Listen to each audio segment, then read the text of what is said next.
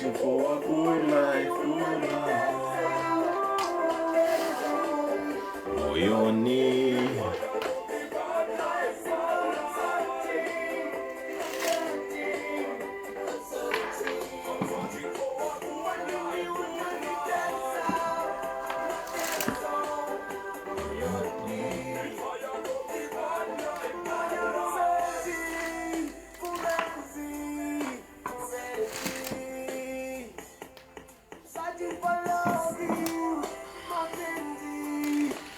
Hey Grace, how are you? Grace Uganda.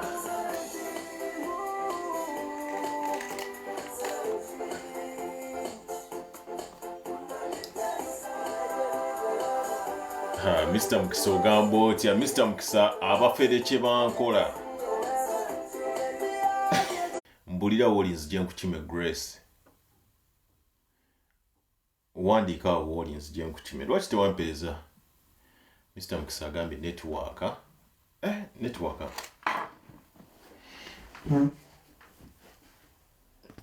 Network. Kasoka njise wansi njikomeyo waggulu.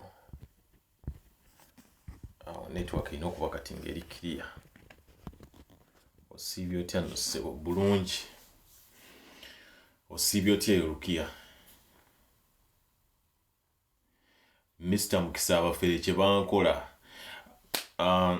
Abafere bagenze ne bagulawo wano account ne bagigulawo nga efaananira ddala eyange.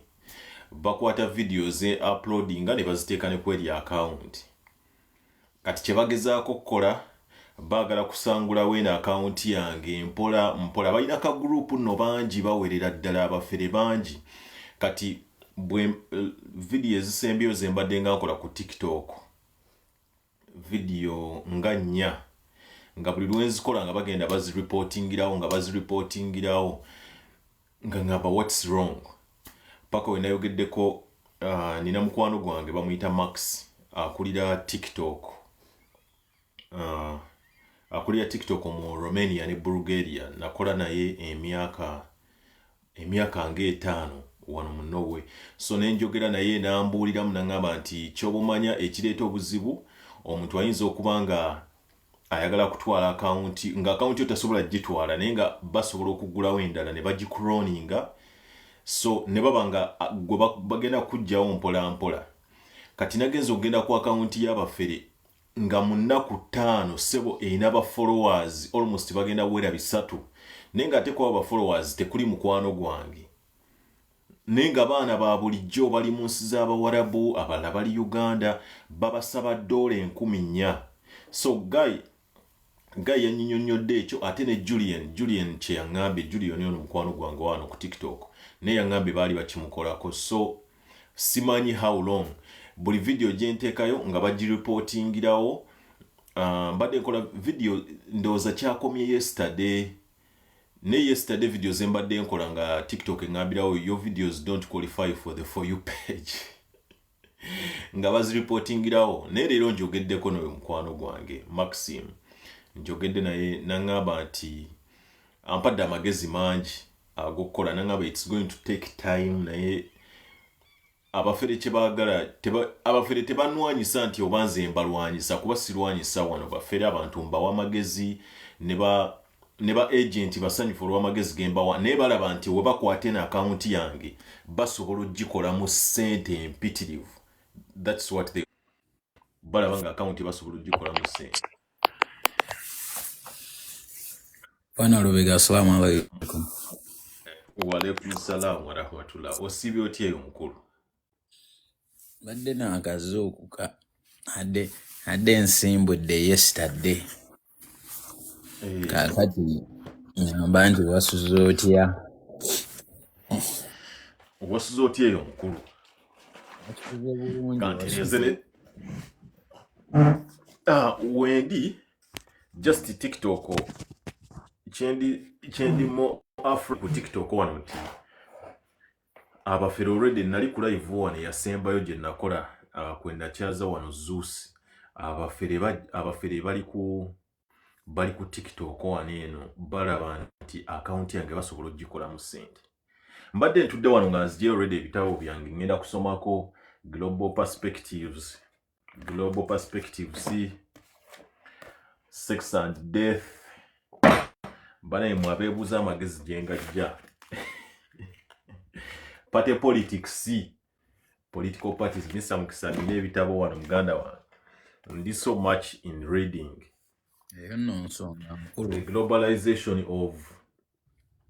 the globalization of world politics multicultural citizenship mbadde ntudde wano nga ngenda kusoma era no wano wensomera wali ninawo reading table yange mbadde ntudde nga ngenda kusoma ninga akansooke nno tosaga you can verify your account ngenda gezaako wandiikira TikTok what is going on ekisookera ddala nina kyenjagala otegeere mu lulimi olwa science n'ebyuma bikalimagezi tukiyita catfishing will never end. Mukisa siya asoose sigwa asoose bw'ogenda ku Facebook yo n'owandiikamu Chris Brown bajja kukuleetera page ezisoba mu 1,000 bw'onooteekamu Steve Harvey bw'onooteekamu Bebe Cool bw'onooteekamu Chameleon so bino ebintu bizzenga bibeerawo. I remember waliwo omusajja gwe babbako miliyoni oba zaali 13 e Uganda wedda nga omuyimbi Irene Ntale yakakubanga hiti zeezo ng'omusajja yakimanyi yasasula Irene Ntale naye nga gwe yasasula bw'otunuulira kali ka Facebook page oyinza okufenseko nga post Irene Ntale ze yakolanga ebiseera ebyo ono naye zajja eri najja n'ateeka eno kati ate yeezize nga aziteekayo leeti kati katugeze eri emazeeyo ennaku nga 3 n'alyoka ateekayo eyiye. So catfishing will never end. Abantu tebagenda kulekeraawo kuferebwa, abantu tebagenda lekeraawo kutukolamu fake account oba account yo verify nzo banedda abasajja bonna bendi mu kwogerako right now account ze balina ziri verified nenga abantu bakyabba abagoberezi baabwe mu mannya gaabwe. Njagala ogende ku Google yo oteekemu romance scams 2024 mu US abantu bonna be basinze okubbako sente bazibabbeeko beefuula ba celebrity people with social statuses. Kakati nze ndowooza nti buvunaanyizibwa bwa bantu bano abawansi okumanya oba okukitakinga upon themselves nti bwe mbanga ndabye account eno nga ya mwami Lubega can I look into it just nti kubanga ndabye video ya Lubega tekitegeeza nti account yani nti account ya Lubega kubanga Lubega tosobola regulating accounts bantu zibagenda creating ono ku TikTok ezo zo zijja figura nga zikolebwa. You just have to educate abantu n'obagamba nti nze account jennina yene ya TikTok yokka account jennina ya Facebook yeno account jennina ya YouTube yeno n'obalaga channels zo eziri official. Omuntu yenna waagenda ne bamubba tebo babuvunaanyizibwabo. Kati ate nze nina ne system endala gyenjagala okukola nti gwe kasita ogenda olinga katugeze ya creating a fake account mmanya gange n'omuweereza ssente zo kasita ojja noga nti Mukisa yanzibanga nkusiba slander and defamation oleeta obujulizi obulaga nti nakubba jjukira oba tobuyina. I don't regulate accounts on Facebook. Anyone can use my pictures. Anyone can catfish me. Naye abana Uganda baaka actually let me say this abana Uganda basirusiru ddala bana abaana abali mu bifo obanga tebibawadde nnyo opportunity kutegeera nti ajja kujja wana alabe mwami Lubega alabe ekintu ky'oyogera bulijjo oluva ku live yakyerabiri. Omuna Uganda y'omuntu agenda okujja akugambe nti mbadde nkufollowinga bulijjo naye banzibidde mmanya go naye ng'akimanyi nti nze siriplyinga message z'abantu. Nze n'abalina ennamba yange bajja kugamba oyoggayo muweereza message n'olinda weeks. Nze siri muntu wa simu nnyo reality nga tuvudde ku bya TikTok ekisimu kyange nkyesuulira awo neebeerereyo mu byange. Naye buvunaanyizibwa bw'abaana bano okumakinga sure nti olaba akawunti ng'eriko Dios Lubega sooka oddeyokko ku akawunti ya Lubega original olabe mu vidiyo za Lubega waliwo wagambira nti nakozeeyo akawunti endala waliwo wabagambira nti eno backup yange yabaffe omuntu gw'oli mu kwogera naye mu inbox akugamba nti ayagala kutwala Bulaaya mu $10,000 ye Lubega travel agent. Kati abaana bano beetaaga just ku applying common sense. Era nze Fala yenna bw'ajja n'aŋŋamba nti Mukisa banzibidde mmanyago ngamba bugaye nti weebale Mukama. Kubanga mulimu abantu nga tebajja kuyiga okujjako nga kisoose batuukako. Then waliwo ne scheme endala nti waliwo information gye tujja wano ne tugaba n'wabaawo abantu nga tebasanyusa. Oli mu kusomesa abantu genda Norway, oli mu kusomesa abantu genda Bulaaya ku bwereere. Waliwo bukampani obuli e Uganda bugwa. Muli wano mu busuula eri abasajja ekyokulya tebakyalabirako ddala. Kakati bagenda ne bacreatinga video zaabwe. Ne bamala ne bacreatinga fake account zaabwe. Ne bekomentingira. Okitegedde ng'eya postinze video yali mu commentinga. Ne bafuna yawo kya account ky'omuntu omulala ne bakikozesa okukomentinga. Kati gwe n'obeera awo ng'ogamba ye ate ono muntu ki? Kumbe travel agent yakola ki? Yakuliko. Kati nze situation yange last week omuwala oyo yagenda n'akola video mbu atwala abantu mu America ku $8,000,000 last year ne muyisaamu eggaali bubi nnyo. Kati bw'alabanga abantu abaliko musoke mu likinge live eno mbadde sinababagamba mu likinge mu sharinge live kuba kati tutandise ensonga enkulu mu likinge mu sharinge live giteekeko 200 likes nze account yange yafunye ebizibu bye sitalabanga wano. Genda maaso Mr. Mukisa. Kati ekiwala ssebo bwe kiraba ndowooza nga si kya postinga ku TikTok oba ne kirowooza nti TikTok naginnyuka. Omanyi obeera awo ng'omuntu tomanyi kigenda mu maaso yasembayo postinga myezi 6 emabega temukyamulaba alaba kubanga nze ne bwe mbeera ku live n'ebeerera eno ku zi live z'abalubega. Nti bw'oba tontambulirako nnyo oyinza obutandaba abantu abatufollowinga be bamu bw'ojja osange wa Lubega bw'ojja osange wa Diuku bw'ojja osange wa Mukisa. Kati ezo sako bw'oba toziriimu oba tokola ki oba tondaba. Ndi wano bantaginga bampeereza bu screenshot ba Ricky Henry Radio ko Bunansa na Chairman Yerosi iye ngamba kye kigenda mu maaso. Ngendo okukebera ku linki nga bambulokinze ne mmanya nti bano bawante nga ki account ekikomentinga bambulokinze. Kati nze ndi musajja ali ize nnyo nga ngendo omuwala mugamba before you even try to defame my name make sure you have enough evidence. Nga mpeerezaayo musajja wange osi ku ka office kaabwe nga nkola ka video nkateekayo tewaayita ddakiika 6 nga bikomenti byabwe babijjeeyo. Naye obanga baakubba ate komenti ojjayo zaaki? So balina busikiimu bwabwe awo oba baagala kuba. Era ojja girabanga video etandika waliwo abantu gwe n'osaba munno $8,000,000 asikonewo $2,000,000 eriyo. Lwaga nti ebina Uganda bisiru they don't resonate tebasoma marketing. Bitambula mu yolerero era singa byali abaana ba Isirayiri nga bali Misiri bye byali sigaddeyo. Nti era omuntu musabe sente eziri reasonable naye gwe mwana wa munno n'omusaba $15,000,000 ne bidda mu comment section wama tukolere ku sentence amusaamu nga babimaze. Tuanze nakowa banna Uganda sikyalina budde bwange busobola kwetunuzaamu kamera mbeera muna Uganda kola kino no. Omuna Uganda kyayagala kyabaakola.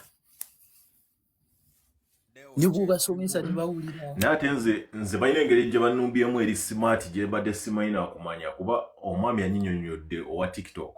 Nangamba njagala okimanye nti kuba ambuulidde yaŋŋamba nze content wo yaŋŋamba byokola mbiraba kuba gayi nakola naye for 5 years nafuna omulimu mu TikTok naye yaŋŋamba nti account yo mbadde njiraba content wo gwokola mulaba naŋŋamba nti just nsomako buno bwa waggulu ne manya ki kyoyogerako lwakuba nti biri mu language yamu naŋŋamba naye abantu kye bakola oli ajja kujja amanye nti eno account kati abantu bagipikinze mu trust fe ono wetumugjawo ne tusigaza account yennyini erimanya ge tugenda kufera abantu ne Julian yaŋŋambye nti kye baagala okukola baagala eyo account eveewo egende nga olaba oba mu shadow oba ki oba bakubaningise basigazewo eri account abantu gye balaba nti manyago babba abantu teeka mu DOC Lubega alabe nga account eri tezze omukulu Kyaika eri yagigadde ali kweno empya ali kweno Deo kyekiriwo omuganda wange blessing si egwali e Finland driver kati nno nze kantandike n'akagero kano omwaka 2022 Honorable Dabira nkulamusizzaako nnyabo ekintu fere kigenda kuggwayo nalinnya nenva wano ntera okugenda ewaka buli mwaka nalinnya nengende Zanzibar mba nkomawo Entebbe bwenti nyina hoteeri gye nasulako outside z'Entebbe nsanga omuzungu ku reception ng'ali awo akaaba ng'agamba nabookinze ku hoteeri yammwe ku Airbnb ne mbookinga okusula wano wiiki 2 namba era ng'alaga ne proof nti yasasudde ssente ng'asasula hoteeri eyo ku Facebook. Hotel ne bagenda ku site yaabwe ne ku Facebook page yaabwe ne bamugamba tewasasudde ffe. Omuzungu yali ava mu America nga yasasula miliyoni zaali 3 naye nga ba Nigeria be bazitwala. Kati njagala nkubuulire olwalero okutangaaza muganda wange Francis ekintu kye bayita obufere wano mu Europe nfuna ensimu z'aba scammers mpitirivu ezive Poland ezive Germany ezive Sweden eziva wano Finland ekintu kye bayita obufere kiri international level respective oba oli muna Uganda oba tuli muna Uganda kati gweddeewo olwalero fe abasinga okukolera mu olwalero be bafere be Uganda abali ku national level obufere bwa national level kubanga bu company buli awo bukola air ticket reservation ne kugamba air ticket reservation yo ja kumpaya asatu kyokanga ya mutwalo gumu 2 kati bakubagula okuba nti you are giving a free consultation obo agent olugenda basoka kugamba soko sasule yetaale za consultation ya soko sasule kati already omwana agenda bagamba consultation nga Deo yajiba waddedda kati buli company buga consultation yaffe gye batuwanti wenfuna abantu 2 nga masasuze emitwalo 5 consultation already Deo yajiba waddedda kitegeze yo diru y'abantu nga 2 already Deo oba wagiyuyedda obo consultation obo agent bugamba kati oze soko regisalingene emitwalo 5 awo tukuwe consultation kati omwana abadde ku page ya Lubega already byogendo munyumiza Lubega yabimugambye dda osobola booking a ticket boti free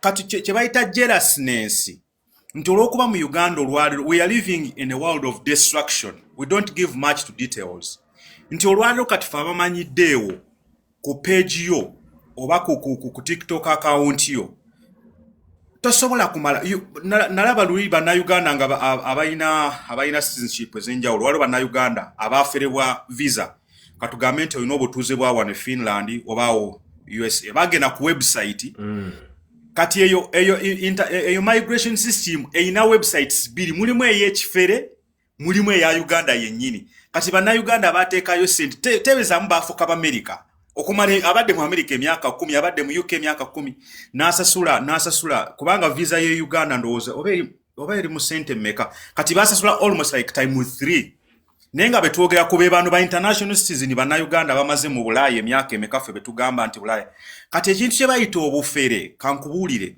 you must give attention to detail sokolindeko sokolinde ogambye bana Uganda nga bali mu America ne babafera sente za citizenship ku internet for example woboddayo wakango ina citizenship ya wano nga toyina duo nino ku applyinga visa olina oku applyinga Aha, kati okwapplyinga visa olina ogyapplyinga online ku website ya Internal Affairs. Kati waliyo websites 2 Abanigeria bagikolanga almost efaananira ddala ng'eri original. Kati gwe wakirikinga ku Google bweti bakuleeta websites 2. Kati baana bangi waliwo abateekamu kati oli n'asasula ne ssente ne visa nga bamugamba nti website kuwa bookings si eya Internal Affairs ekuwa visa eyo just ya kifere gwe wakirikinga bwoti website 2 zezijja. Kati olwalero omuntu watamanya Deus Lubega n'atamanya account ye n'ateekamu amanya Deus Lubega n'amuleetera ekifaananyi ky'omuntu asobola okugyayo ekifaananyi kyekyo kyennyini ekiri ku profile picture n'ajjayo buvidiyo bwe n'abuteekabo. That means you are not giving attention to details. Nti munayo lero olwokuba nti tulivinga in a destructive world gwe olulaba ekifaananyi kya Lubega ng'ogamba yooyo, gwe olulaba ekifaananyi kya Lubega nti yooyo, gwe olulaba Mukisa nti yooyo, gwe olulaba Blessing nti yooyo. Wangi? Ndako kati njagala kuddamu ku kya visa kireka Lubega kyanoonya. I was a victim last year in June. Na applying nze kyenjagadde obbalaga nti mukyala Benina bino ebintu bye twogerako wano yeno nagikola esomesa munnayuganda nti how to apply last year nange nakolinga victim ne applying visa otuuka e Uganda nga mu system terimu, but the good thing I always travel with cash. I had to pay ne cash wali ate tebatwala kaadi. Yes. Kati ebyenkugambye nti obufere kye bayita obufere mu nsi yonna you must be able to give attention to detail. Nze nkubuulira nina ennamba z'amasimu ziva mu Poland, ziva mu UK, ate abafere bali mu UK bali awo ekibundo kiri mu UK. Omuganda wange Lubega ayaya, mulimu abayindi, mulimu Ababangladesh, mulimu Abachina, kiri awo ekibundo kinene bwe kiti. Era gwe genda ku Amazon saawa zino oba tomanyi official website ya Amazon oli asobola okuguza ekintu n'oteekayo ne visa yo kaadi ne bakukuba olwasa lwa dola lulamba. Ogenda olinda ebintu tebijja ne bagamba nti wa bookinga. okoze bubi nnyo okwogera ensi gye bayita UK. Dioku ne Saidi bali mu comments awo obusajja buli awo bufela. Naye amasimu ganze olaba waliwo ennamba ejja negamba essimu negamba nokugamba that's a scam. Era bagiteekawo directly essimu yange egiblokingirawo. Essimu egiblokingirawo ne message we zijja zikulaga that's a scam. Essimu negiblokingirawo nga tasobola ku accessinga. Obusajja buferera ku Amazon, buferera ku Temu. Kati muganda wange nva Kyannamukaaka, nva Bupadengo. Kati yakakwata smartphone ye olabadde Lubega bwati mu kifaananyi kye ngagamba omwana weka wuyo oyo yennyini yo muntu waffe. Kati olwaleero kye bayita paste and copy omuntu waba tamanyi nga tasobola kuwa attention to details kyangu nnyo okuferebwa, kyangu nnyo ddala, kyangu nnyo okuferebwa. Mr. Mukisa, bino ebintu byoyogeddeko ebibyo nali wano ku makya n'akazuuku kange omwana yabimpereza dda mu inbox ya Messenger. Yabimpereza ku Facebook Messenger n'angamba njagala kwogerako naawe. Waliwo omuntu ali ku TikTok okwo agamba mwamubba obukadde 35 n'engamba ani ne omuwala ne mumukubira essimu. Nemukubira omuwala n'angamba munaye ndalabye boogera ku Mr. Mukisa biki ate mbalaba mwenna n'engamba kati ekifaananyi kyammwe. Ngendayo n'ensooka mbiraba ku account. Ne nasooka n'endowooza neŋŋamba nti oli nannyini account alabika alina byayisaawo.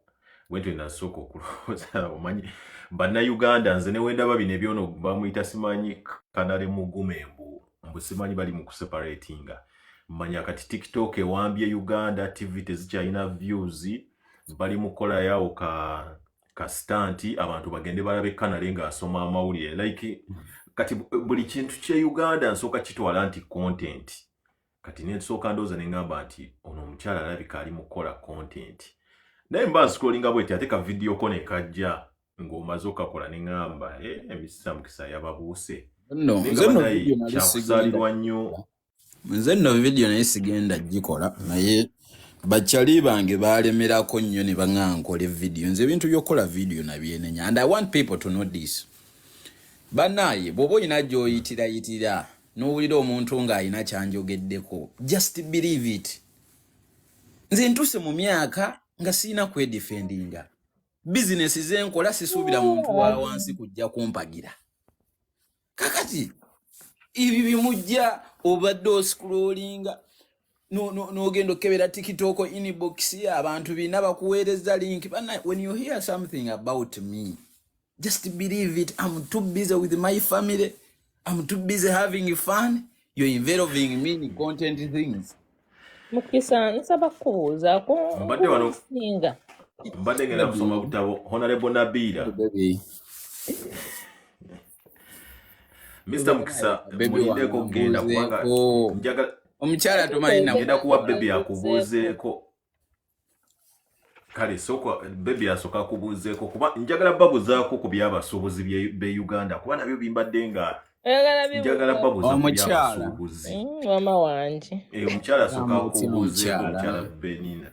Obuze. Muganda wange. Nkunoonyeza ssente ezinaagula amaka ge nakusuubiza kazinga apalizmu. Okuba ssente nina mukwano. Tonoonyeza. Kakati mbadde mmanyi nti nsooke nnoonye ssente ndyoke nnoonye omukazi gwe nzina naye ate akakayimba akamanyi ssente nina. Mukisaba naye obuze mbadde nkumisinga era lukulabye nze sikyali nnyano obutuuti ennaku zino mbadde neewaamu nange time neŋŋamba kangende mbuze ku mwana w'abandi. Naye webale kumbuuzaako. Mwami Blessing naawe nkulamusiza. Lubega oli otya? Laavu ekyuka.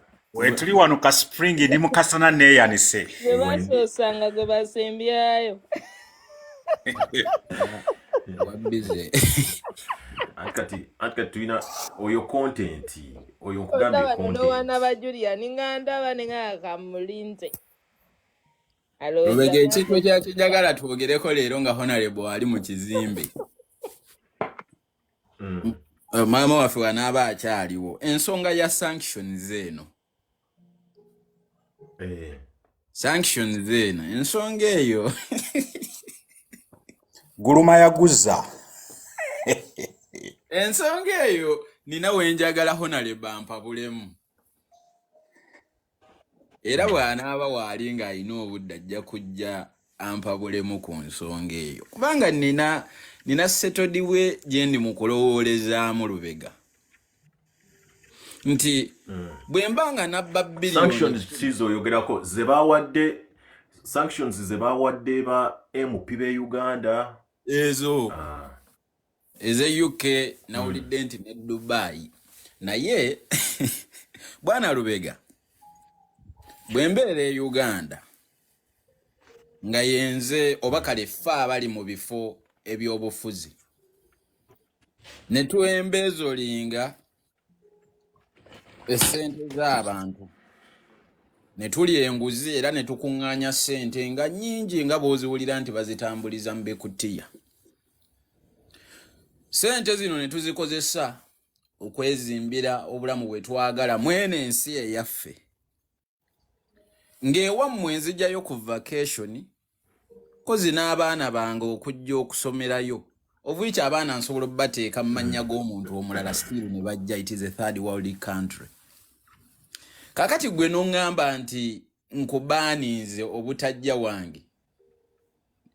Tolaba nti you've just like mu chemistry tuyina kye bayita catalyst.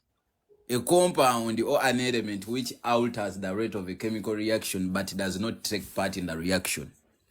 Tolaba nti they've just catalyzed these people okumanya nti kati eno entebe katugiremeremu kubanga we tugiteera kabaka weddemu. Kati ziru bwebanga yali 8 eri 19 kubanga oli amanyi nti eno entebe wenjiviiramu ebungereza tebanjagalayo Dubai tebajja kunjagalayo. Mukisa nyina na clip gyendabye ate gabadde mawulire ga TV nga bano ba surrogate moms bagenda batandika oba taxing. Luwega nakakuweereza. Kampeereze kaako. Nakalabye mu kirambe nina. Nkalabe. Ng'abadde mawulire ku TV ng'ate era balaga palamenti etudde bagenda tandika obba takisi nga bano abeetikkira abalala embuto. Tuli ajja n'ateekamu eggi lye n'akusasula omwetikkira omwana olw'okuba atasobola zaala gavumenti eyagala solooza muntu yeetisse lubuto. Naye nga ndowooza nti in one way or the other. Babuuza mwe nga mmwe. Mr. Mukisa.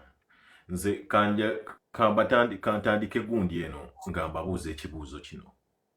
Mulowooza kivudde ku kyokubanga Uganda emisolo giyitiridde ng'emisolo gyekaanamye ng'ate omwaka oguwedde omwaka gwa 2022 we twaviira mu COVID. Twagenda ova mu COVID nga tukimanyi nti ensi zonna ziri hit by the pandemic. Mulaba wano no way crown emu ya Norway yali evaamu nusu 45 ez'e Uganda. Nze njagala mbalage fact engeri COVID gye yakosaamu zino ensi nti COVID waba yakaggwa ate Russia nerumba Ukraine. Russia werumba Ukraine ebintu byonna ne byonoonekera nno ddala kati ate bikyayonooneka. Crown emu yali evaamu nusu 45 ez'e Uganda. Just one crown ngevaamu 45 nga kitegeeza nti omuntu waabeera n'omutwalo ogwa corona sente za Norway omutwalo gumu nga guvaamu ez'e Uganda obukadde 4.5. Banayigwa aliko owuliriza njagala otegere ensi wajjeraga nga corona tannatandika, COVID nga tannatandika, nga crown emu evaamu 45 akakadde ng'ofuna obukadde omutwalo gumu wali ojjamu obukadde 4.5. Essaawa zino nga COVID awedde tuyingidde mu lutalo lwa Russia. Crown emu olunaku lw'eggulo nga nziweereza e Uganda mwabadde muvaamu nusu 339. Omutwalo gumu guvaamu obukadde 339. Omutwalo gwa corona luli gwali guvaamu obukadde 4.5. Nti essaawa zino bw'oweereza omutwalo e Uganda ogwa corona ovudde ku bukadde 4.5 ofunamu obukadde 3.3 nti ofiirwa akakadde kamu 2.20. Lubega. Ofiirwa akakadde kamu 2.20. Lubega. Before the inflation, ojjukira ba ministers we bajjanga okurobingiranga Uganda ng'abantu abali e Bulaaya babalwanisa from robbing money. Ojjukira instances ezabeerangawo Ameri akyambadde oba yali mu nsi ki Abannayuganda ne bamustorminga. Yali mu Norway. Abaana ba university even before inflation zino ensi they had lost trust mu Uganda. Kati ate inflation effects nazo ne zijja kati buli nsi yeefaako yokka. Kati mpulira Uganda yeewola ne mu Saudi Arabia. Kati eyimiriddewo ku mabanja. Kati n'amabanja gennyini tegagimala kuba toyinza kuba ng'olina amabanja mangi ate ne weeyongera kwewola okitegeera. Kati balina kunyigiriza muntu wa wansi ky'oba olaba nti kati ne bano baneetikiddeko gundi lubuto balina obba takisinga abasuubuzi basinze okunyigiriza they are putting taxes bakireese just out of the blue ng'abantu tebakimanyiira. Waliwo ekintu kyoyingiza mu nsi nga otekinga step by step abantu tebamanyiira ekintu n'oleeta omusolo mulala naye bataddewo emisolo mingi at the same time olw'ensonga nga tebasobola kumanaginga ikonomi yaabwe naye ate kisinga okukwasa ennaku omuntu wa wansi talaba ssente gye zigenda. Ate n'ekirala muganda wange Lubega. Sokolindeko ku katono blessing malu batangazaamu nti mu sente zonna dola efunye nnyo strength ku sente z'ensi zonna dola efunye nnyo strength nti ate bw'otunuulira ne Uganda yennyini Mr. Mukisa nti luli ekintu ekyali kigula nti ekitole kya sabbuuni ekyali kigula 2 kuba COVID yahitinga currencies zonna nti dola negaininga strength ku zino sente z'ensi zonna oba z'e Uganda oba z'e Norway oba z'ewa nti bw'otunuulira Uganda kiri emu ya sukaali before COVID yali egula ndowooza oba nga 1,800 kati after covid bw'oyogerako n'abantu kilo ya sukali eri mu 2,500 13 nti buli kintu kyagenda well naye ate obuzibu bwensinza okulaba nti mu Uganda ne bwe twali mu covid time mu Uganda twali tetuyinaawo eno mbeera yakuba nti abasuubuzi tubongeza omusolo abakyala abeetikkirako abalala embuto nti munaye nze sizaala mwana naye bba wange asobola okuzaala bba wange ka kolona omukyala olubuto oba bamuteekemu amazzi agazaala ag'omwana ogenda okulaba nga naye bagamba tumutakisinge ne batandika jjukira nti ekyapa ky'ettaka luli w'obadde oto Lubega. Salugate bamukola lubuto baba bamuteeka mu buteesigi. bamuteeka esimazi naye ati njagadde nnyonnyola abantu bakitegeere Mweraka bba wange mu ngeri ya bulijjo eya common man mu ngeri ya common man's language mbadde njagala omuntu akitegeere naye nti buli kimu batandise okiteekako omusolo awo njagala mu nnyinnyonnyole ki ekituuseewo mu Uganda ekyo lyali tteeka lino lya bisoobooza nti lye twayisa ng'abantu bwe bagamba nti bayisa etteeka oba Uganda erina ensaasaanya nnene just gundi state house ya president olunaku ekozesa biliyooni emu ekyo naye kimbadde njagala biliyooni ze bakozesa mu state house buli lunaku ababaka parliament yagejja mumulowooza kivudde ku ki lwaki emisolo gyeyongedde mu Uganda tutandikira Lubega njagala okondesinga programu eno ogende ku your personal economy.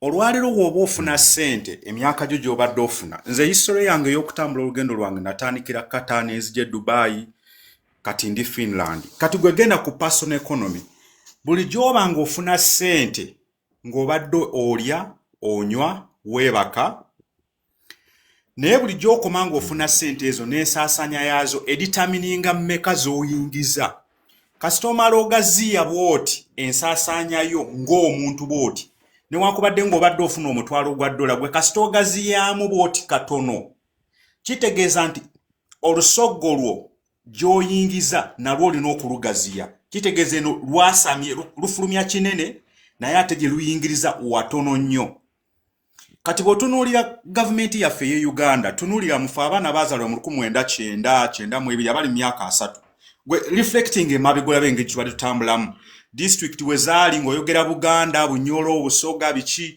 n'oyogera ba MP ng'oyogera ku baataano 42 districts 42 districts kati njagala nkubuli Uganda yes olwaleero bw'otunuulira ba RDC ba RCC ba assistant nti ba civil servant betwina mu Uganda olwaleero they are no longer even civil servant okigambo civil servant nze nkirabira wano omuntu ajja n'akola nga takolera kutunuulira musaala wabula atunuulira ku servinga nsi ye olwaleero ekiriwo 40 years in power ekibiina kya NRM kiri rehabilitation omanyi okubeera n'ekipiki kyo nga kikadde buli saawa okikubirira naye ng'olina kugulayo bispeya n'oyongerayo kati ate nga toyina tekiyingiza kipiki kikadde tekiyingiza wabula ate nga kiina ewangi nnyo awafulumya buli saajja kireeta omukka kikola bwe kiti kati gwe n'otunuulira mbu omuyimbi agenda ayimbe ku campaign wali olabye wa campaign abayimbi kwe babeera nga bayimbira abakulembeze wano mu Finland tulonze ndowooza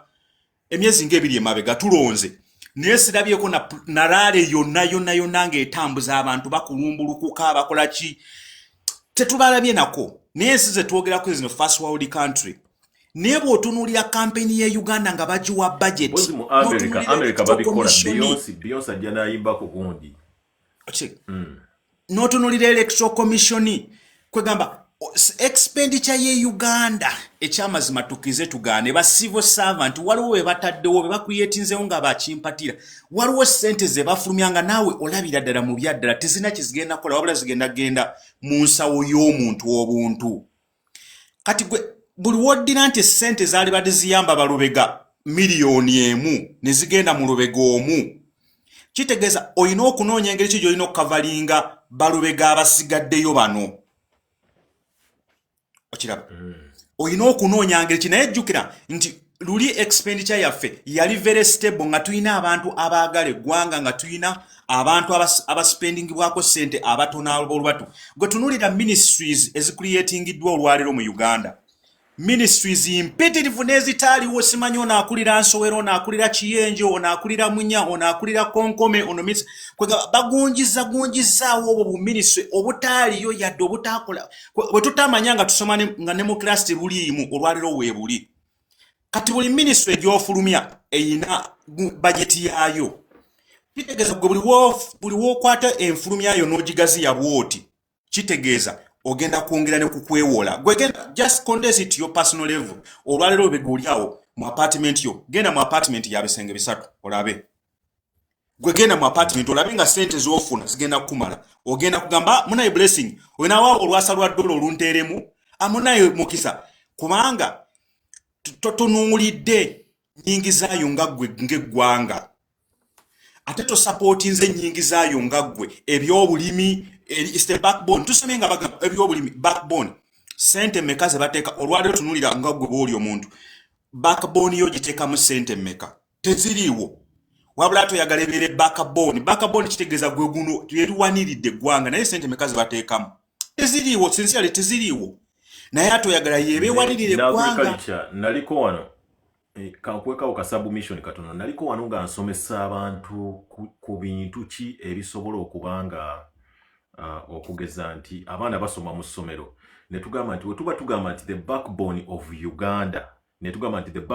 Uganda buli ssomero lyandibadde lirinawo ka model farm ne bagamba nti buli ssomero libeewo n'ente bbiri bw'oba tosobola kikola don't start a private school buli ssomero libeerewo n'embuzi buli ssomero libeerewo n'ebikata buli ssomero libeerewo n'ekitooke wabeerewo omwanyi that is essomero eriri ku background y'ensi eri ku background ya agriculture naye kati genda e Uganda olabe nti nze nsobola otandikawo obuzigo bwange kamu 236 ne mbuteekaawo enkya nenkolamu nenteekamu essomero ne bampa license naye nga tewali kyengenda somesa kikwatagana ku agriculture.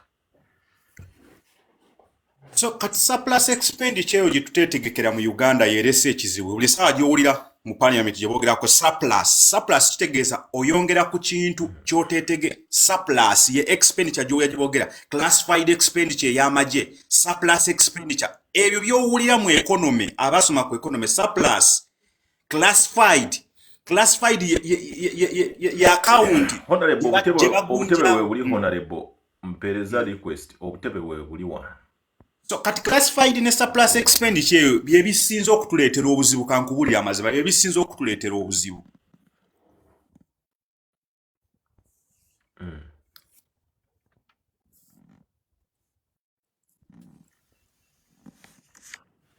Mr. Mukisa obadde ogamba kiggwe ku nsonga eno lwaki emisolo emisolo from nowhere netulaba nga ne covid yawedde buli kimu kiwedde emisolo ate netulaba boom nekintu nga wemwogera maaso notesa ku nsonga eno kyenjagala obabuuza kyabadde kya buvunaanyizibwa abasuubuzi okugenda okusinkana pulezidenti ekololo oba pulezidenti oyita abasuubuzi nti mujje tuteese ku musolo abatagugereka si be bagereka omusolo si be bakola ki abasuubuzi ne batuuka ate ekololo ne bagamba nti beekyanze abasuubuzi batambula batuuze ku geeti amagye gabagamba teri kufuluma tewali gye mulaga muddeyo muwuliriza omukulu n'abye nga katemba ali awo ki ekigenda maaso mu nsi yaffe.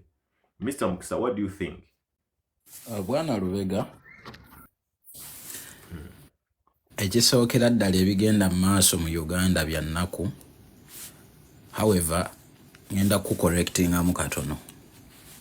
Bw'obanga wali oweereza ssente e Uganda ng'oweereza croname omuntu n'afuna 4 naye nga kati oweerezeemu n'afuna 3 kitegeeza ssente ya Uganda egaininze value. Inflation is bw'oba nti wali oweereza 4 nga kati bw'oweereza afuna 5 kitegeeza egudde value. So awo nno kiba kitegeeza nti the cost of living over trade in general and foreign exchange eri mu kukka wansi, which is a good thing kuba tuli mu kuva mu inflation. Ekintu Benina ne blessing kyeboogedde ku nsonga nkulu nnyo. Mr. Mukisa, Uganda dollar yakka oba yeeyongera bweyongezi? Dollar yeeyongera bweyongezi. kati ekitegeeza nti dola egayinize power ku sente z'ensi zonna kubanga ne wano dola yali ku crowns nga 7 kati eri ku 10 nti bintu kino bingi kyali mu dola ebidetermininga value ya sente z'ensi emu omwo mwe muli gold reserve, natural resources, economic, naye kati eyo bwe tugendayo omuna Uganda tuyinza omusuzaawo kakati tujja mubuza Blessing ne Benina boogedde ensonga ennungi. You cannot spend more than you earn. Ekyo kye kimu ku bizibu ebisumbuwa Uganda. Edda ennyo nayina neighbor waffe nga musomesa wa primary ng'afuna $30 omwezi. Naye ng'omwezi gugenda okuggwako nga ku dduuka bamubanja. N'abanga yasasudde n'asigala nga bamubanjaayo ng'omutwalo kyokka ng'omusaala gwazze. Nga expenditure ye nnene nnyo okusinga ku ssente z'akolaki z'ayingiza. Kiba kikuforcinga okunoonyaayo engeri endala gy'oyinza okuyingizaamu ssente ezo. Bibyo byolaba nti bw'oba oli ku Bulaaya omaliriza ogenza otandise okukola emirimu ebiri. Olina full time job ne part time. Lwaki? Kubanga omulimu ogumu tegukumala. Kati mu ggwanga nga Uganda tusaasaanya ssente ze tutayingiza. Tusaasaanya ssente we tutayina zisaasaanyiriza. Ekisinga okumalamu amaanyi ne ssente ze tusaasaanya nga si zaffe. Twava ku leve esaasaanya ezaffe ne tutandika okusaasaanya ez'abalala nga batuwoze mpole. Banka bw'eba egenda okuwa looni eyina kye tuyita akawoomereze. Esobola okugamba nti mwami Lubega tugenda kuwola miliyoni. Tuli mu Gwakutaano naye tandika okusasula mu Gw'omunaana. Gino emyezi 2 gyakwetereeza. Kati awo ebintu byo bijja bba bitambudde bulungi. Kubanga gwe omulimu gwa banka kukuwola, omulimu gwo kuzzaayo. Eventually ogenda owulira nga skando ng'ezaali zituuseewo ku Entebbe airport zikoze eki. Nti essaawa yonna bagituma Gwangizo International. However, ekimu ku bintu ebireetedde gavumenti eno okukola byonna byekola nja kukizzaayo ku munna-Uganda. Omusajja omusoga yayogera n'agamba nti gavumenti eno eridda kuba maana mu kyolye, eba maane mu kyolye aye nga tewulira.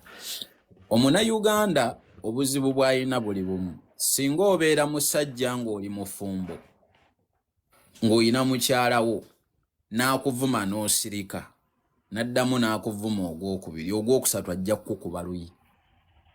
Lwaki? Kubanga akitegedde nti tugenda kukolawo. Nti oli Ssekibotte, oli musajja Ssekibotte. Weebale. Gavumenti eno yatandika mpola okunyigiriza abantu. Nga buli munna-Uganda yeesuulirayo gwa naggamba. Kasitanze nja kuyitiramu wano. Kasitanze nja kuyitiramu wano. Kasitanze nja kuyitiramu wano. To the extent nti olabeera n'omusolo gwa leero oguli mu kunyigiriza abasuubuzi. Si gwa abasuubuzi. Omusolo guli ku final consumer. Kubanga nze essimu yange bwenjireeta gavumenti n'egiteekako omusolo nja gwadingako bwe mba njiguza honorable ezange zikomewo. Kati final consumer ya essimu ebadde y'emitwalo 10 ogimuguze ate kati emitwalo 2. Ya emitwalo 2 kubanga gavumenti yanzigyeko 8 ate nange njagalako yantaddeko omusolo. Kakati essaawa ya leero abayina okubanga beekalakaasa sina basuubuzi. Just abasuubuzi ekibeeraliikiriza nti the final consumers don't have the money. Naye singa ba final consumer sente badde bazirina, singa omusuubuzi tali ku street, omuntu omutuufu alina okubanga yeekalakaasa kati ye munna-Uganda, naye era omulaba ye asirisa ajja kugamba abasuubuzi bali mu kwekalakaasa. Kati ekyo kyekizibu ekimu ekireetedde gavumenti eno okutunyigiriza n'etulinnyirira okutuukira ddala ku level eri gye twaligambye nti esembayo. Kubanga omuna-Uganda ye muntu atasobola kukaŋŋangula ddoboozi. Omuna-Uganda ye muntu atasobola kwogera. Obwedda ndi wano nga ndaba vidiyo y'omusajja eyabuuzizza pulezidenti nti muzeeyi watandika ddi okuleeta amateeka aganyigiriza omuntu wa bulijjo. omuna Uganda mu kifo ky'ogenda mu comment section alaga obutali bwenkanya na ngeri ky'amateeka gano gye gamunyigirizaamu abadde mu comment section ng'agamba tell them we need more people like you. That is the Ugandan. Nti situation eyo singa ebadde wano mu America, no one would be commenting tell them. Buli omu yalize a commenting engeri gyanyigiriziddwamu etteeka eryo na biki bye yali agadde bikyuke. Si tell them. Yes, he is confident. We need people like him. Kino si kivulu nti tunoonya bawagizi n'abafaani. These men they are not musicians nti baagala mu bawagire. Kakati omuna Uganda bw'ataayimirire n'akaŋŋangulayo ku ddoboozi lye n'alaga obutali bwenkanya ajja kusigala ng'anyigirizibwa. Secondly, okusasula omusolo si kibi. Omusolo gulinnya mu mawanga gonna. America yagoba Abangereza kubanga Abangereza baali bagiteekako omusolo gwa 2%. Olwaleero tusasula almost 40%. Naye ng'ekyagobya Omungereza kusasuza 2%, olwaleero tuli mu 40. Naye omusolo guno guli accounted for. Teguzimbira sipiika nju namugulira dining table ya billioni. Bwe ngenda mu malwaliro eddagala ndisangayo. Government etaddewo employment opportunities, etaddewo skills training project, omuntu yenna mwasobola okuyitira n'abanga atuuka ku ssente zino ze yeetaaga okukola ki okusasula omusolo. Uganda tebakomye ku bukomi tukaka musolo, naye omusolo bagukkaka Bwana Lubega. Katugeze oguze emmotoka ogireese Uganda nakunyumiza ebyantuukako ku luli. Omwana n'agamba gana amataala gali electric gongera omusolo ne mugamba obadde otya muzeeyi. Gwe bulijjo baga amataala g'emmotoka gaddukira ku mafuta. Naye omusolo n'ogusasula. Waliwo ebintu ebimu bye mpulira ngamba.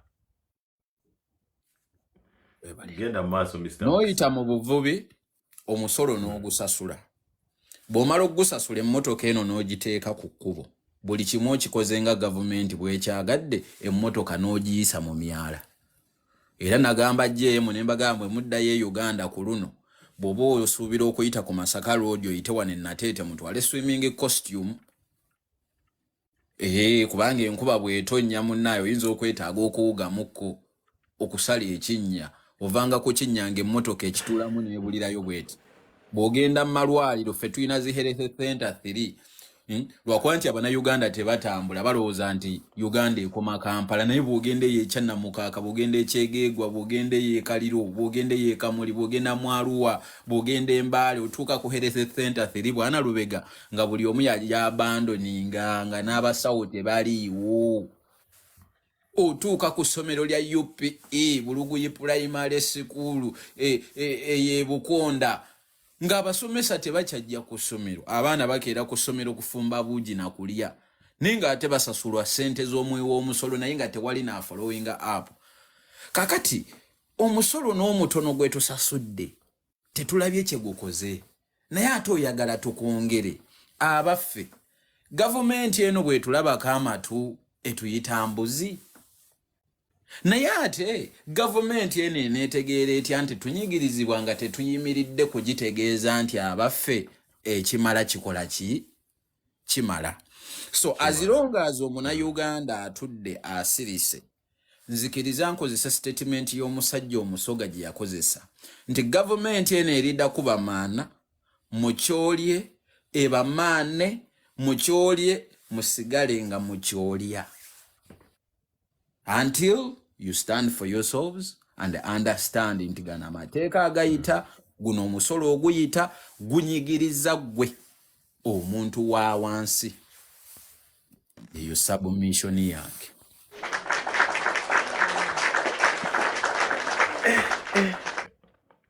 Bannange omukulu Nsubuga senior nkulabyeko mu comment section nkulamusizaako muganda wange oyina inspiration ya maanyi gyokola wano ku TikTok. Abantu abamu mbate mubamanyi nenzo omukulu oyo mumanyi mukulu Nsubuga senior nkulamusizaako nnyo muganda wange.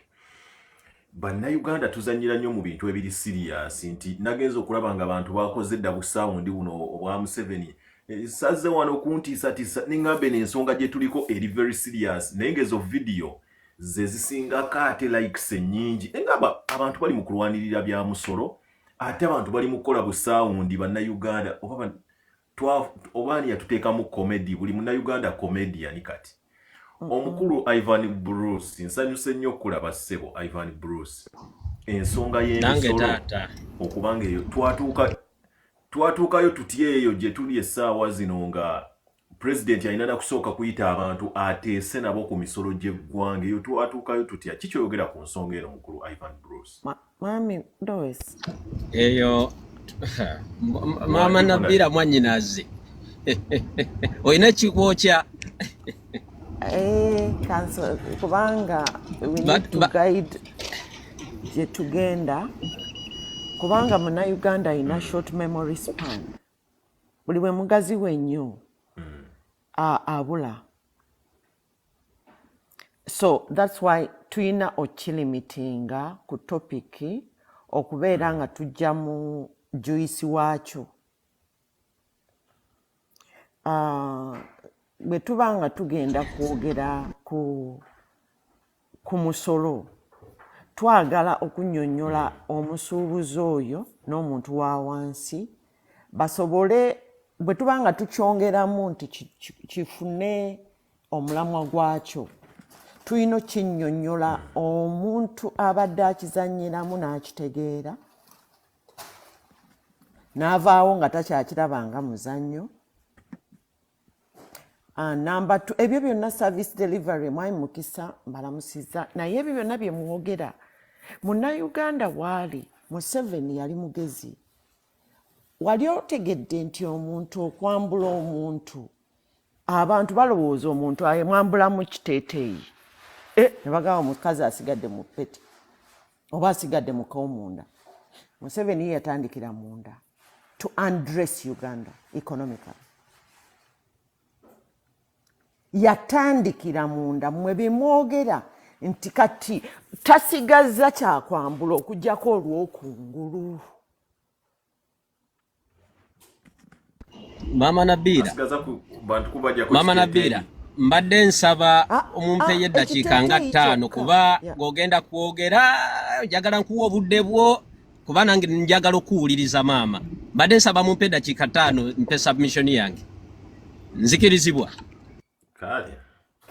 kale katukuwe si kunyoma mama Nabira kuba mama Nabira saagala kupapya ng'oyogera era njagala nkuwulirize bulungi kati nze nja kutandika bwe nti ebizibu bino bye tulaba ebya basuubuzi ekonome ebizibu ebyo byatandika mu myaka gya 80 mu myaka gya 80 Museveni lwe yagenda mu nsiko ebizibu ebyo bye byatandika kuba ekintu ekitawaanya Uganda is the poor management of governance kyekintu ekitawaanya Uganda bwe tutamanya root cause ya kintu kino abantu bayinza okukirabira wano nti just abasuubuzi bali ku kya iflis naye ekintu ekyo bo babadde n'ebintu bingi nnyo so si kino kizibu kya iflis kyokka naye bibadde bize bipayilinga bupayilinzi up kakati abantu bano bwe bagenda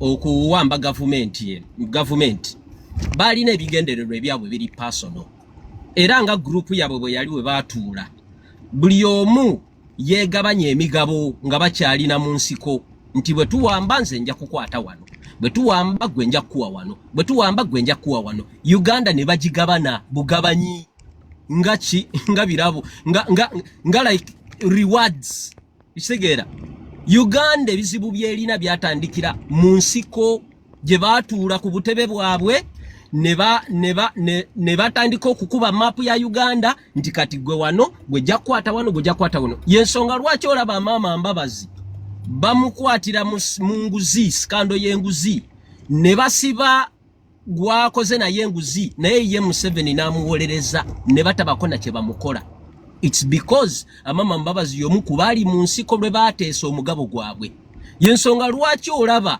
nga Anita Amongi yes kando ziri wano oluzeewo yate bamunabidde mu maaso kubanga teyaliyo mu Kasaka eri gye batuula nga bagabana Uganda.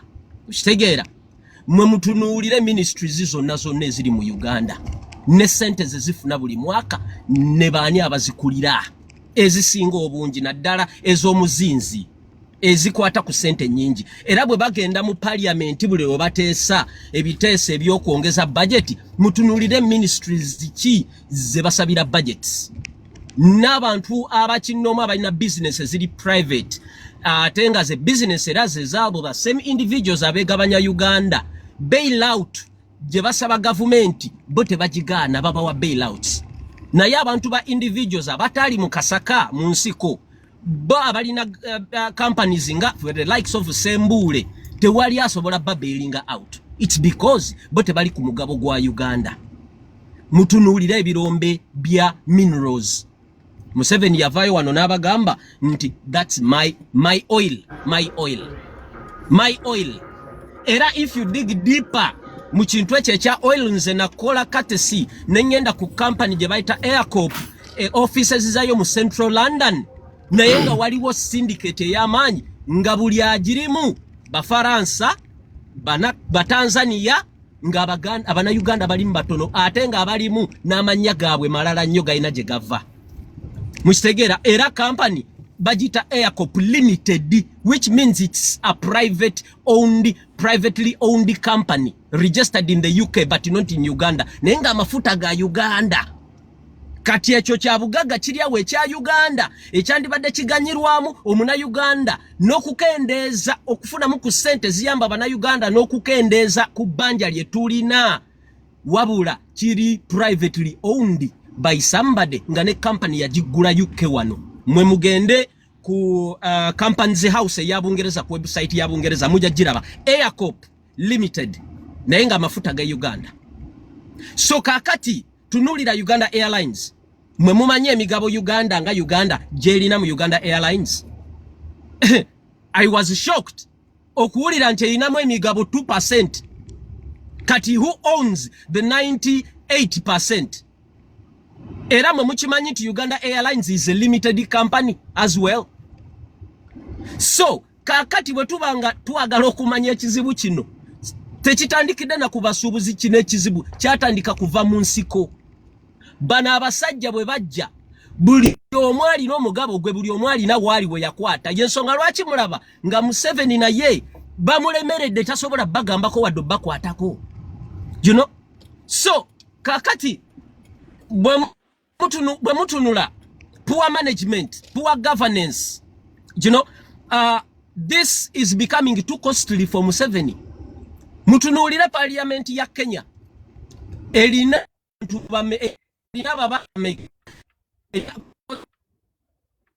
Uganda ne population yayo ne size yayo elina parliamentarians abasoba bali bameka bitano bawere bitano n'omusobyo nonso abo bonna sente kati kati waliwo kye bayita political gerrymandering yoyo keri costly costinga Uganda costinga omuna Uganda muyiwa omusolo. Political gerrymandering buli Museveni wayagala okuliwadinga omuntu akutulamu bu district naawe omuntu because yayagala kweremeza mu bufuzi amanyi eyo yengeri yemu kujabbamu obululu.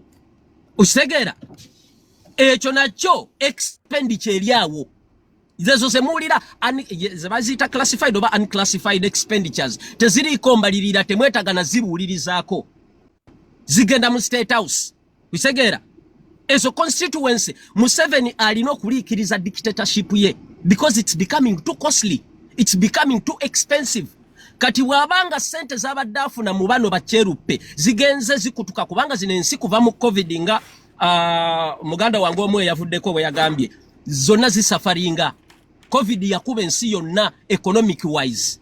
Ekitegeera kati nazo zigenda zisala ku expenditure yazo up to now tezinaba ku recoveringa. Kati Museveni agenda yavuwala kuba takyafuna sente zaali ziveno mu badonors. Kati ye ki kyagenda okukola? Mwe kenyini abana Uganda mwe muyina okumubeezaawo tunulire jeli eli private eli SFC mwemuloza SFC bajisasula sente zezimu zebasasula regular zebasasula ba UPDF abali regular era muloza why abavubuka bo balivinga extravagant lifestyle basula mu mawoteli bavuga amamotoka beyagala kubanga basasulwa buwanana na buwanana. So kakati mwe kiche mulowooza nti Uganda nsingaga elye banja singa Uganda elina governance enungi disobola okusasula mu banga lya myaka nga 10. You know gwe muganda wange Deuce omanyi ku byobulimi Uganda yemu kunsezi line ettaka liri fertile nga buli wokwata ensigo n'ogikasuka emera. Ekyo bulimi kyokka agriculture esobola okuyimirizaawo ekonomi ya Uganda independently. Neobo ogende gulu eri omusana gye kwakanga gutetta bwaba wateereddwayo irrigation schemes ettaka lyayo gimu n'okusinga nelya central. Gwe mukimanyi ekyo mutunuulire Kayanja Pastor Kayanja yatwala irrigation scheme eyo kulima omuceere wa side zeyo waggulu eyo mu Bakalamoja naye mutunuulire n'ateekayo irrigation scheme ku sente ze n'ateekayo bitrakita birima omuceere naye wagimu. So kakati ekitegeeza kisoboka mutunuulire water system Uganda elilake ffe tukyasinza okuba ne fresh water system mu nsi yonna. Ezo sente ziri awo bisegera. Water transport yali operation mu biseera by'enkaaga n'ensanvu nga tulina emmeri ezigende Kenya tulina emmeri ezigende Tanzania ezitambuza abasaabaze n'ebyamaguzi bweziri kati bisegera. Twalina train bisegera abana Kenya East Africa elina sente ze yafuna eza East African Rail Gauge eyo Uganda yazirya. Uganda we bagigamba yo yasiya yabatawana n'okuzimba. Kenya yazimba yayo n'egikomye Kisumu nga agreement we yali. Uganda yali ino kutandikira kuva Kisumu paka munda ezabwe bazirya. Laba ki train kye reviving nti ba revising biringa ebiyumba byembuzi. Mwisegera. So kakati bwe tuva ku transport system yokka today ku tourism Uganda is so lucky. Uganda yandibadde mu kunsezi kyasinze okuleeta ba tourists mu East Africa yonna kuba tulina buli kimu. Tulina ensozi, tulina Rift Valley, the great East African Rift Valley tandikira Uganda side ze Kasese. Tulina culture yenjawulo baganda okitegeera ya bwogenda Arua culture eyo nayo yanjawulo ebyo byonna byandibadde bya attracting tourism. Okitegeera tourism yokka yandi mutunulira akasinga Kalwanda n'amazike ge kalina gava Uganda lwakuba ffe tetukyagawa mmere kati gadduka ne gasala ne gadda eri abagawa emmere. Abazungu bonna badduka badda Rwanda. Wisegera ezo zonna sente zigenda ziri ago tewali azikwatako. Mutunulira leke Bunyonyi kuliko ekizinga mbu oba kiri owned by Sam Kutesa nagenda mu Maction Falls National Park mulimu hoteli elimu eri privately owned by some guy in the government. You know nenga it's a national park. Wulira kati waliwo yagambye wano kucha education nti tewali muntu yandizimbye somero Uganda nga talina faamu oba talina kyayinza kulaga banenge amasomero aga government agali mu jenkaaga mu jensanvu ne ale 80s agasinga gali n'ebintu ebyo gali n'amataka gali na farms ne kisozi farm okimanyi nti si ya Museveni ekyo kimanyi oba nawulira ya UPDF oba ya Makerere University. You know nenga si ye as a person ne katiraba ani aji owninga national ettaka eliri ku is it galleries ya National Theatre yali eyono yali tumwine yali ajefuze nga ne sente ziva mu zonna yazitwala teetagamanya kakati nze njagala babuli ebizibu bye tulina nga maliriza it's poor governance. Poor governance, nothing else. Kuba Uganda nsingaga tulina buli kimu. Tulina gold, tulina diamonds, tulina mafuta, tulina ettaka jimu, tulina fresh waters, tulina banange chiche tutalina. Tulina everything. Ekisobola okutusustaininga abala Uganda nga n'omwana gwe bagenda okuzaala emyaka 5 maaso alina omugabo alina entandikwa gyagenda okusangawo nga yiye eryawe mulinze. Mwebale nnyo kumpuliriza.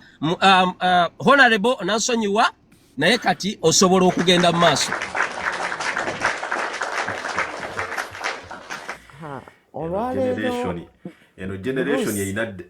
Generation erina data mungi. Generation erina data oba bana abaana. Honorable tubadde wano nga twogera ku nsonga za musolo. Nga nayagadde okumanya twatuukayo ddi eno tutya okubanga Uganda emisolo gitulemeredde, emisolo gituyinze mingi. Honorable ojjukira kana akafaananyi ke baakubanga aka family planning nga tuli baana bato. Nga omusajja alina abaana abangi nga okajjukirako ke batimba nga kamuyinze. Nga balaga nti obozi nga kamuyinze. Kabeera mu malwaliro. Wendalabye president. Gye babatiriza abaana. N'abakyala gye banywera eddagala kabeera. Akafaananyi. Oba mukajjukira nga balaga omusajja omu ng'asitudde famire ye nga kuliko omukazi n'abaana babiri. Omukyala kati nga ono alina abakyala nga 3 kuliko abaana nga 9 ng'omusajja atuuya nakamuyinze kati. Nalabye president ekololo nga ndabanga yayimiridde mu kana kafaananyi ng'asitudde abakyala 3 n'obwana nga bumuyinze n'engamba emisolo we gitutuusiza. Honorable Enteesa eri kuki omukulu Ivan Bruce ayogedde ensonga ze nga ziri jeno yagadde tulaga bizibu bya Uganda. Ankoze bulungi okutangaza emisolo awo tugende mu maaso. Ivan ayogedde bulungi nnyo kubanga background bannayuganda oluusi abasinga abavubuka tebagirina. One, eno gavumenti ya invadinga Uganda bwe buba mubiri yali kansa naye ate kansa tomulabirawo. Kati tuli ku stage 4 ya kubika. Diagnosis ya Uganda weeri. Kansa singa omulabira ku stage 1, stage 2 basobola omujjanjaba. Kati Uganda bwe guba bulwadde kansa stage 4 takyasobola kujjanjabwa. Kyova olaba nti buli muntu atandise okulaba era n'okufiiringa effects. Njagala kukiza politically mbagambe nti there is economic effects of dictatorships. Olwaleero Museveni yali very holistic mu kuwamba Uganda. Yasooka kuwamba militarily. Majege gasooka. Kati njagala balaga phases oba ekirwadde ekituluma gye kyenkana. Museveni yasooka nabuguze. Webale. Sokoni neko nga tonde yongerayo Honorable njagala bannayuganda bayige nti wobeera osomesa wano ebintu mulimu abayizi abalungi nga Lubega.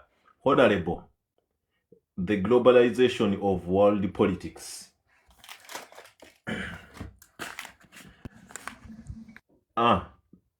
Handbook of party politics.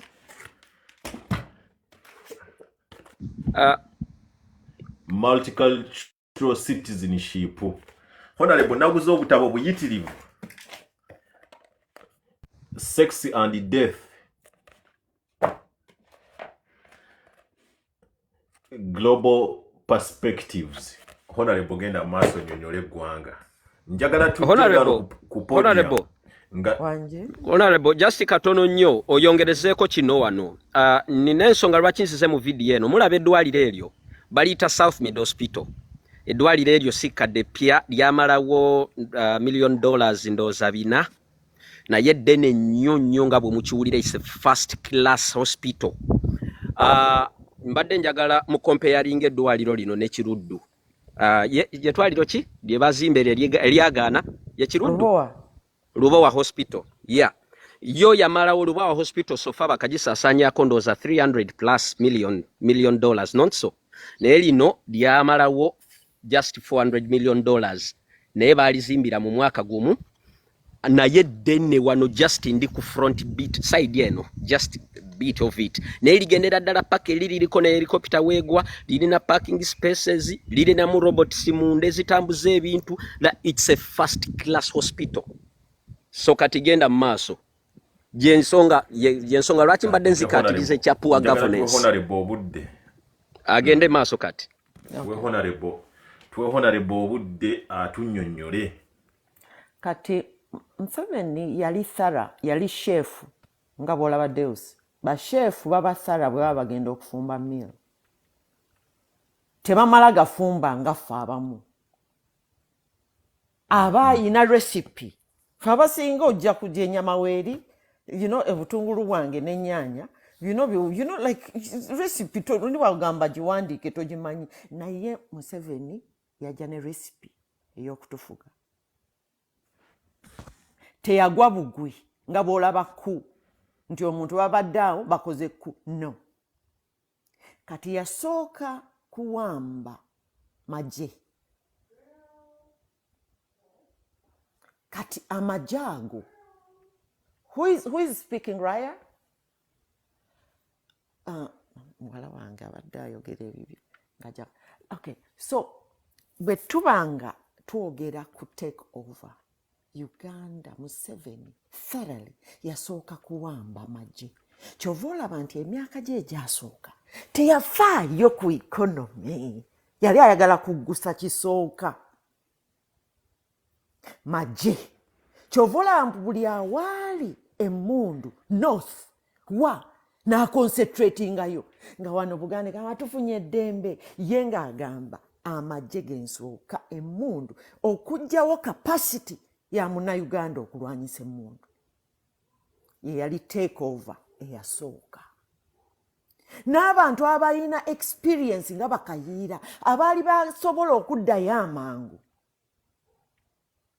baweejingewo n'abamalawo kati yali first take over Munnayuganda ali eyawuliriza sooka osooka olabe emitendera gya take over Museveni gye yakolera Uganda n'amanya nti aggyeewo capacity eya Munnayuganda atali ye oba famire ye okukwata emmundu mwe mulowooza ensi endala nga zi Burkina Faso zi Mali abaakozesezza emmundu tebali mu Africa kati ye yasooka kuvumula capacity eyo njagala mwetooloole musooke mukiwulire ekyokubiri bw'amala ekyo n'akwata ku national economy naye yagikwata abantu bakyali mu kuwola kwa lutalo nga bawola bazadde bambi temubanonya bo baali bagamba musooke bannaye mutuleke tuwole tuziike ku bantu baffe abaakafa yawo mu grieving season we are taking it over national economy bwe yamala ekyemmundu national economy yagikwata atya kati national economy omuntu okugibatwalako nga Ivan bw'abadde ayogera yagitandika mu mpola n'atandika okurestructuringa civil service gye yayita mu ssaawa y'emu ng'akwata obuyinza abawandiika muwandiise eyasooka yali ya capacity ya Munnayuganda kukwata mundu kati militarily bwe yamala n'agenda ku national economy atya naga Uganda eyina ki kati ogwo omuntu eyali mu kyalo ng'olina ekibanja kyo gwe wali tolaba bwe batwala national economy kubanga togitegeera si yo togiraba relationship gyeyina naawe kati national economy agitwalirawa atandika railways ezo railway erabika ekola loosi airline ekola loosi tugijjewo tetugyetaaga aleeta ekiddako ava ku national airline atandika bus national bus transport system UTC Uganda Transport System Company agikwata agamba eveewo transport system company agikwata agamba eveewo economy olaba transport yonna bw'agikutte Uganda Railways agikutte agizinzeeko azinze airline agizinzeeko azinze ground transport abantu batono abamanyi nti nno Uganda yayina baasi Uganda Transport Company agijeewo olwo azingako national economy kyova nakugambye Museveni yatwambula yatandikira munda mu kawale ka munda n'akajjamu kati kungulu abantu nga balaba ayambadde Uganda eyambadde naye yatandikira kapale ak'omunda kati bw'amala akapale ak'omunda abambula eky'omunda kubanga omuntu okugjamu empale kyekikolwa ekisembayo ye kye yatandikirako kati bw'atwala national economy mu transport gwe Munnayuganda tokyalina capacity egenda mu train okutambulizaamu ebintu kubanga byalayise kubanga train ya ggwanga awo akwambula your right to transport gw'abadde ayita waggulu tulina airline nze nyina miles zange ate Uganda Airlines erina otutwala kiki agamba eyo kangisirise n'asirisa ne baasi n'atumaliriza mu transport ayambula economy ffe kati kyetulaba kati effects za kiteeteeyi kati kitandise okufungulwa abantu bakuba enduulu ekiteeteeyi agenda kwambula nedda omuntu ali bukunya munda akawale peti kaleega byonna byayambulwa dda kati batandise kusalako mikono njako emikono mpolampola kati batandike kabba omanye olugoye oluliko like veve what do they call this nga osobola olutaggulula wansi mini n'ensigalawo kati ataggulula lugoye naye nga munda temuli wadde akawale kati mbagamba bwe yasooka okutwambula national economy was stripped ebyo byonna byazingako mugabo gwo gwali eyo bajjajjaabo ge baateekamu essente okugamba nti Uganda weeri kati mbakwatidde sekita emu transport sector yokka n'agizingako n'esirika Bannayuganda ne bagamba tetulina transport tetulina airline tetulina railway tetulina baasi yabisangawo eyo sekita emu ku national economy gye yazinga single handedly nti transport sector yonna ngiziŋŋamiza kati omusuubuzi eyaliwo mu kiseera ekyo singa twali tetuli mu grieving period yali akitegeera nti obusuubuzi bugenda kufuna obuzibu kubanga watali transport system busuubuzi ki obuba butambula obulungi naye omusuubuzi teya interpretinga nti kino ekyokugyawo airline ekyokugyawo train ne baasi nga ziyinamu omugabo kigenda mukosa mu myaka 3 effects zaakyo kati tutandise kati mbagamba buli muntu Munnayuganda yayambulwa dda economically ate nkutte ku sekita emu ya transport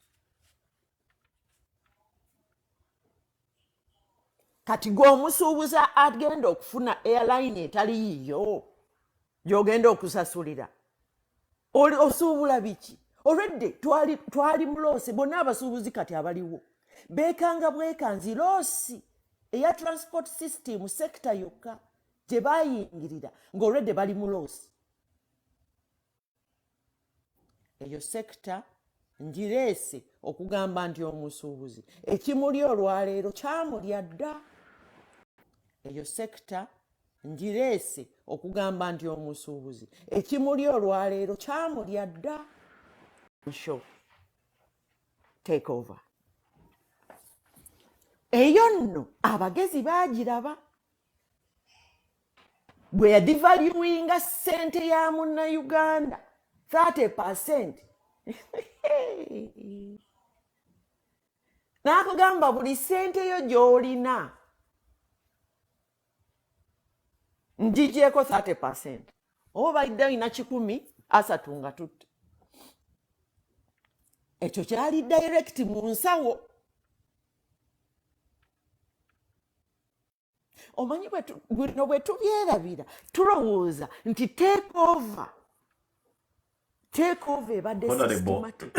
Honorable mbadde nkusaba ewantu awo nnyonnyolewo abantu bategeere kubanga kuno okuliko bannayuganda nga ebintu bino babadde tebanoonyereza tebasoma tebakola ki. Abantu bannyonnyole nti gavumenti eno wemala okujja mu buyinza jjajja wange yannyonnyola n'aŋŋamba nti mwana wange nalina akasente kange naye baatugamba nti bali mu kukyusa ssente bajjewo ziri enkadde baleete mu mpya naye ne bagamba nti mu zino empya buli muntu tugenda kukusalako bw'oba obadde olina emitwalo 10 emitwalo 3 baazitwala gwe n'osigaza 7.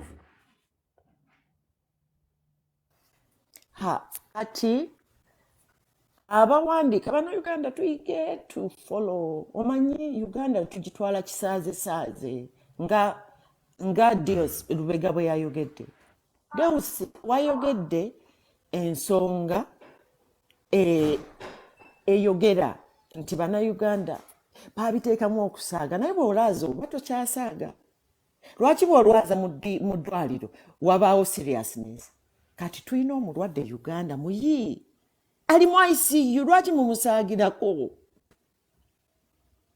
Mbagambye tuli ku stage 4 eya kansa. Kubakubika okwo kubakubika. Naye gwe abadde tamanyi kyovola nti abantu bagamba ne tutwala okutuukaawo ne mutatubuulira nti omulwadde yatuukaawo. Kati bannayuganda bwe mulina okwogera nti mubadde mulowooza nti tuli balwadde ba musujja. Kati ffe abaludde nga tumanyi obulwadde nge buzze tubagamba ono kansa naye ali ku stage 4. Tewali muntu ayogera solutions. Waliwo omuntu agamba nti twetaaga solutions. Solutions si zange nga nabeera zaffe ffenna as Ugandans. Naye gwe onaategeera otya solution nga tomanyi cause na extent wa bulwadde we butuuse. Olowooza weetaaga doozi ya malaria nga ate tulina kgenda mu chemotherapy.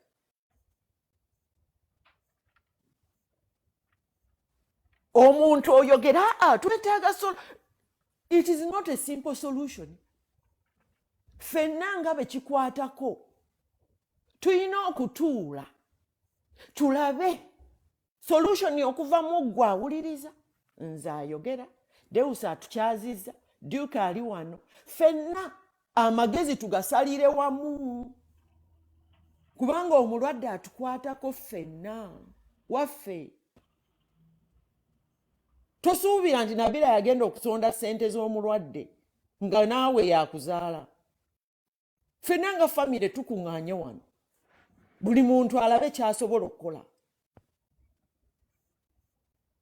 Ebino ebyokulowooza nti waliwo one person with a solution okwo kwe kujerega okusookerako. Njagala bagamba devaluation twatandikidde ku military takeover. Kyovola nti kati e Uganda munnayuganda takyasobola kwogera tukwate emmundu. Lwaki? Eyo capacity is a right. Mumanyi nti to have a gun is a right of a citizen. Naye Uganda Museveni kyeyasooka okufuula treason. Kyeyasooka okuwambako the right to have arms. Abakaramojja throughout history babanga n'emmundu zaabwe to protect their cattle. bonna ba pastoralists mu eastern abakaramoja balinanga emmundu zaabwe. Why? Nga tebaagala kujjako government. Balinanga emmundu zaabwe. Why? Nga tebaagala kujjako government. Do Ugandans know that? Bisasirimu.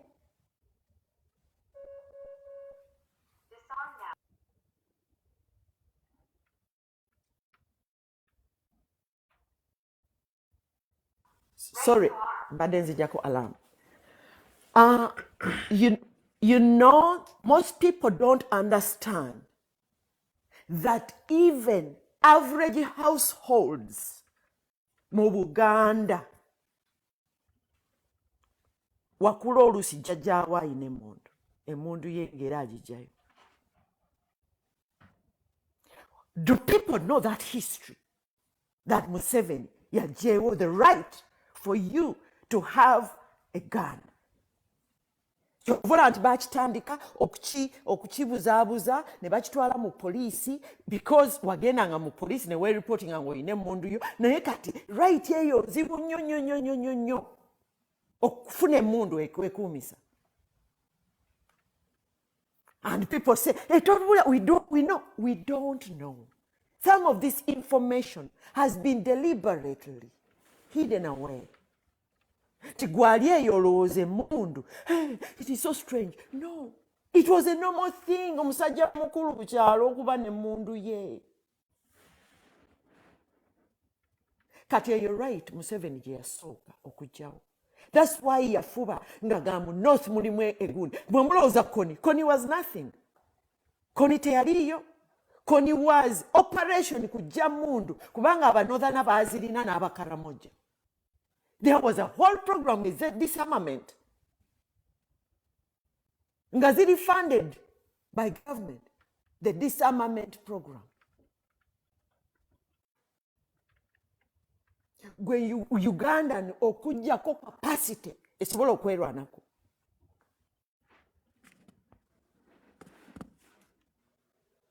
Kati njagala bagamba take over, state capture, individual citizenship capture yali very systematic.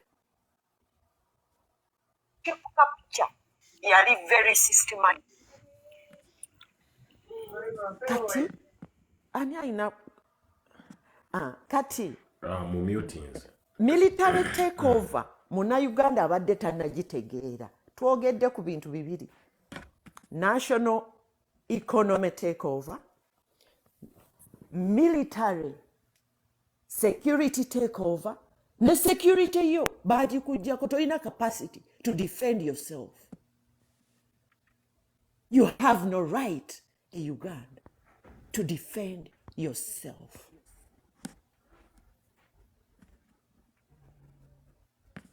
Kubanga ekyo abantu olwaleero akiraba bulayi n'agamba abantu n'embyalo baayinanga emmundu zaabwe baazirina. Abasajja abakulu ng'era okumanya nti oyo omusajja mutaka mukulu buli muntu yakulanga aganzi jjajjange emmundu ye era yagiteekanga wano gasasirimu gakiki. But how do people know that that was a right of Ugandans? Golooza baasobola batya okwegugunganga mu mirembe giri nga kabaka bamututte? Because nga tolumba buntu nnyumba ya muntu eryo ejjooga okujja okulumba ennyumba y'omuntu n'omwaza nga tasobola nakwerwanako. Awo baali batwambula the right to security as Ugandans. Ne batuggyako the right to national assets, the national economy eyiyo. N'ogamba train yiyo ng'era osobola okwekalakaasa ng'ogamba train yazinye etya ku ssente bwe ziti. Kati yali awo atudividinga ng'okutambula mu Uganda kufuuse kuzibu. So we lost interaction. train eyaletanga obumonde okuva ekasese ekabaale nga bwe bayitawo abantu batwala at least ng'ecrossinga mu Uganda nemala negenda mu east ng'omuntu agamba nze nja kukwata baasi eya Uganda ngitwale ku train bwe naalinya train then entuuse e Kampala agamba nze nja kukwata baasi eya Uganda ngitwale ku train bwe naalinya train then entuuse e Kampala na ne bazijjawo essente zaggwa zitya mu bantu like that bwe tudda bwe tugambe nti sente currency reform obwo obubbi kye bwakola munnayuganda gavumenti ekugamba etya nti sente z'olina oba olina miliyoni 100 mpaako miliyoni 3 gange ekyo kati yali blow y'amaanyi buli famire bagijjako 30%. Buli famire ya Uganda Museveni yagijjako 30%. Enkalu si musolo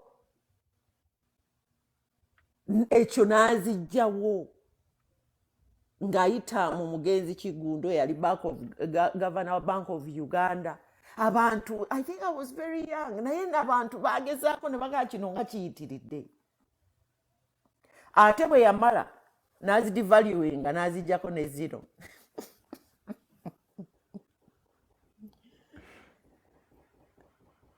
Mukitegedde? Kati njagala kubagamba nti take over ya Uganda ebadde systematic.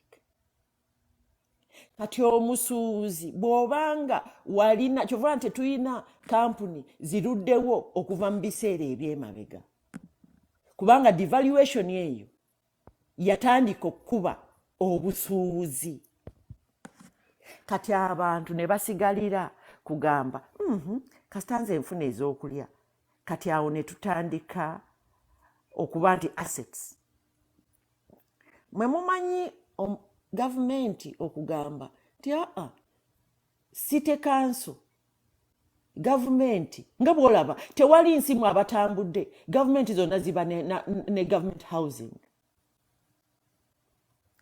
awo nadda ku bikalu eby'ennyumba kololo yenna almost yali wa gavumenti yali wuwo gwe munnayuganda n'ennyumba zaamu Nakasero Bugolobi Kiwafu gye twakulira Bukoto housing estate flats ezo zaali nnyumba zo gwali eyo awulira Museveni n'agamba zino ennyumba tetuzazeetaaga gwe munnayuganda tokyazeetaaga ezo ennyumba leka bannannyini abazisobola bazitwale eyo take over eya assets enkalu z'olabako ne bazitwala kyova olaba nti osanga ebiyumba ebimu ekololo nga byazika abamu omulala yakwatanga ennyumba 10 ezo zange kyovula nti oyite kololo n'osanga ennyumba eriko ebibaati abamu batandika n'obipangisa awo Nakasero ku Lumumba Avenue ne bateekamu ebibanda bakwata bingi nti ebimu bikyabalemye n'okuzimbamu oli yakwata ennyumba nga 30 ow'amaanyi n'asula wano wali awalala wa neighbor n'atwalawo n'amala kati ye reality yaffe ya take over omuntu atwala ebintu byammwe ebikalu mu maaso gammwe nga mutunula kubanga yasookedde ku mmundu temusobola kwerwanako yasookedde ku ssente enkalu n'azikwatako n'abaavuwaza Number 3 ne batandika take over eyebyebye mulabako kati awali mole eno bagiyita batya awo kuleerwe mole eyo bagiyita batya eri awo molo kiyo naho mall eri kumpi ne Villa Park. Eri ensambya. Arena waliwo Mall. abagambye wano Arena Mall. Yes. Do you know that all that land, waliwo ne hoteri eno bagiyita batya Mistil, bagiyita batya eri awo wansi ku ttaka eryo eraleerwe. Ezo zonna construction ze mulaba ziri ku ttaka lyo gwe Munnayuganda. Mistil. Kati take over strategic national assets ezizogwe. Kyova abasooka ne bazivunza. Ne baziterekaawo ne balabanga ebitaliiwo. Ne batunda ekitongole amasannyalaze gago gwe Munnayuganda. Ne bagamba tetukyageetaaga Uganda Electricity Board eveewo. We were stripped okuva ku kajiiko paka ku kisiimuula ekisembayo mu national takeover, economic takeover.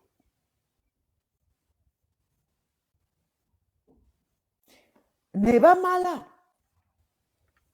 UEB yayina property. Buli kyolaba nga kitongole kyenkubuulidde kyayina property n'amayumba g'abakozi. Nga bwe bakizingako bazingirako n'ebikalu assets, mayumba, ttaka, buli kimu. Golooza ani yabitwalanga ebyo? Kati we mbagambira nti kati tugenze okuzuukuka tuli ku kateeteeyi akasembayo bwe tugamba amaanyi gampedde. But that's the truth. Entebe yonna nga bw'ogiraba, Ntebe town yali ya gavumenti, yali yiyo gwe nange ali e Uganda. Entebe yonna nga bw'ogiraba yali yiyo. It was on public land and the property was public. Uganda Commercial Bank. Kati mbagambe bana Uganda batwambula dda. Kati empewo etutandise otuyingira ku magumba. Kati omusuubuzi lwazuukuka. Kati olwaleero kiki tusobola okukola? Knowledge is power. Abantu abatalina cause to be angry, munyigeeko. Munyigeeko. Kati omusuubuzi ukyamukutte alaba tekyalina gy'alaga. Kubanga nga nkyali mu parliament nga twegayiriranga abasuubuzi. Munnange kiri kino nti ffe temutuleeta mu byabufuzi. Nti eggwanga lyo lifuuse kya byabufuzi. Kati omuntu yenna akyalaba Uganda ng'ekyebyobufuzi ng'alowooza waliwo abeenoonyeza ebyabwe ffe batuleke. Omulimi yasooka okuzingibwako. Kyova olaba nti saha bwe yayimbye oluyimba akamwanyi kaaliwo, kavanira kaaliwo. Kati nze ndaba pain with which musicians, those are poets, those are prophets. King Saha olaba obulumi bwalimu kati. Because abantu bagenda obulumi kati bugenda kutulikira kuba tuli ku stage 4 cancer. Ebiwundu bitandise okuvulula. One, tutandikire mu kunyiiga. Buli muntu atali mu revolution manya nti yiyo omwana n'omuzzukulu. Ekiddako kino kyewalabye ekya sanctions. Kati we should agitate for more people to be sanctioned. Kubanga olwa tutandise okukwata ku misiwa egifiidinga. Gwomanyi kye bayita sanction, gwomanyi Anita takyalina maanyi, mulwadde. Honorable kyogamba bino bibagize nti Anita Amongi bamutaddeko sanctions. Kyogamba bikola ebintu ebyo bikola si bya kutimba bannayuganda bbula. Kati kankubuulire, kati Anita bw'afunirawo ekizibu alina kukyataringa nnyonyi ate airspace alina ogyegendereza wide. Sente azirina naye takyasobola kubuuka freely. Afunye emergency emutwale India. India ennyonyi ezisinga ziyita Dubai. You know? Emirates. Europe kasitayo Dubai ene tuinako Dubai eno nnyonnyola munnayuganda awulire nti Dubai ene tuinako buyinza ki obututeekako sanction. Dubai gye twawako n'obuyambi myaka gy'ensanvu egy'amini. Dubai tuinako buyinza ki essaawa zino negamba nti kati Lubega tukutaddeko sanction. Dubai tuinako buyinza ki? Dubai ogirabe eyo. Abantu bagirabanga Dubai. Dubai is an investment y'abazungu abo. Abantu batunulira Dubai bagiraba yokka. Bagirabako bawarabu wano kungulu lw'amaseeka. Behind the scenes. Ono abuuza sanction. Honorable katono nnyo abantu katubavuunirire mu Luganda. Bane ekigambo sanction kwe kuteekako natti. Ne bagamba nti kati tokyasobola kujja mu lino ggwanga. Sanction kye kitegeeza. Honorable genda maaso. Kati Dubai bwe tugitunuulira ffe tulowooza nti abawarabu b'amaanyi bakoze nnyo Dubai. Nedda. Omuzungu yateekawo center, economic center ye. Naye ng'agitadde mu bawarabu. Ye Dubai UAE. Era Omumerica ba Western bwe boogera ekigambo ne bagamba UK babadde tebakyayitayo transit. Kisobola obutabaluma. Dubai kati eyo international network yetandise okukola. Kati Omungereza agamba naye basijja kusigala nga batambula mu Asia.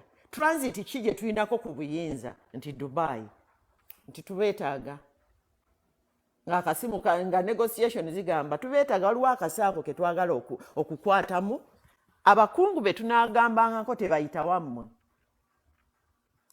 Kati tovola Dubai yakiyingiddemu. Kati bakusiba bigere nti olina ssente zo naye ogenda ziriira Uganda.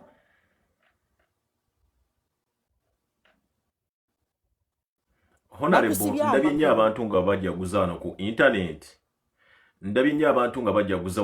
Ku internet nga bagamba nti natti zino oba envumbe eno gye bateeka ku bakulu abali mu Uganda ejja lwakuba nti Honorable Kyagulanyi abadde atambula mu zino ensi.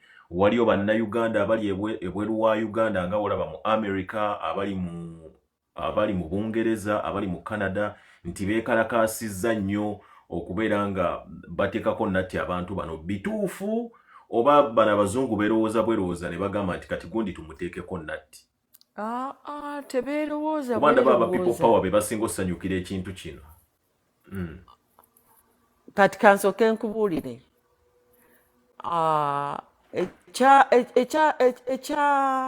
ekya diaspora. Kati kankubuulire ekigambo diaspora kintu kinene nnyo mu kununula eggwanga.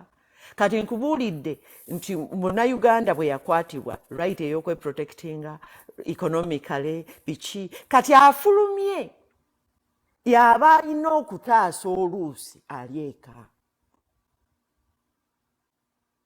Kati bino byonna Bobi Wine byabadde atambula byasisinkana biringanga jooku kuba Museveni naye yabikola naye kati bitandise okuluma okuleeta omusaayi.